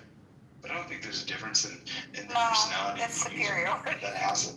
Yeah, it's preference and superiority. You're right. It's so, but you get a new phone, and you go from a 16 to you could go from a freaking 12 to a 17, an iPhone 12 to a 17, and the damn thing is exactly the same. And you guys, for some reason, want to buy the next phone, thinking it's better, and I'm going, what's better? Oh, it has a bigger chip. Well, what kind of bigger chip action are you using on your phone? You probably couldn't even explain it. Jelly belly now. Don't get bitter. Don't get bitter because we're better. I got an upgraded camera. Ooh. Well, no, the cameras is actually where it's at. Like comparison in cameras. Oh, yeah.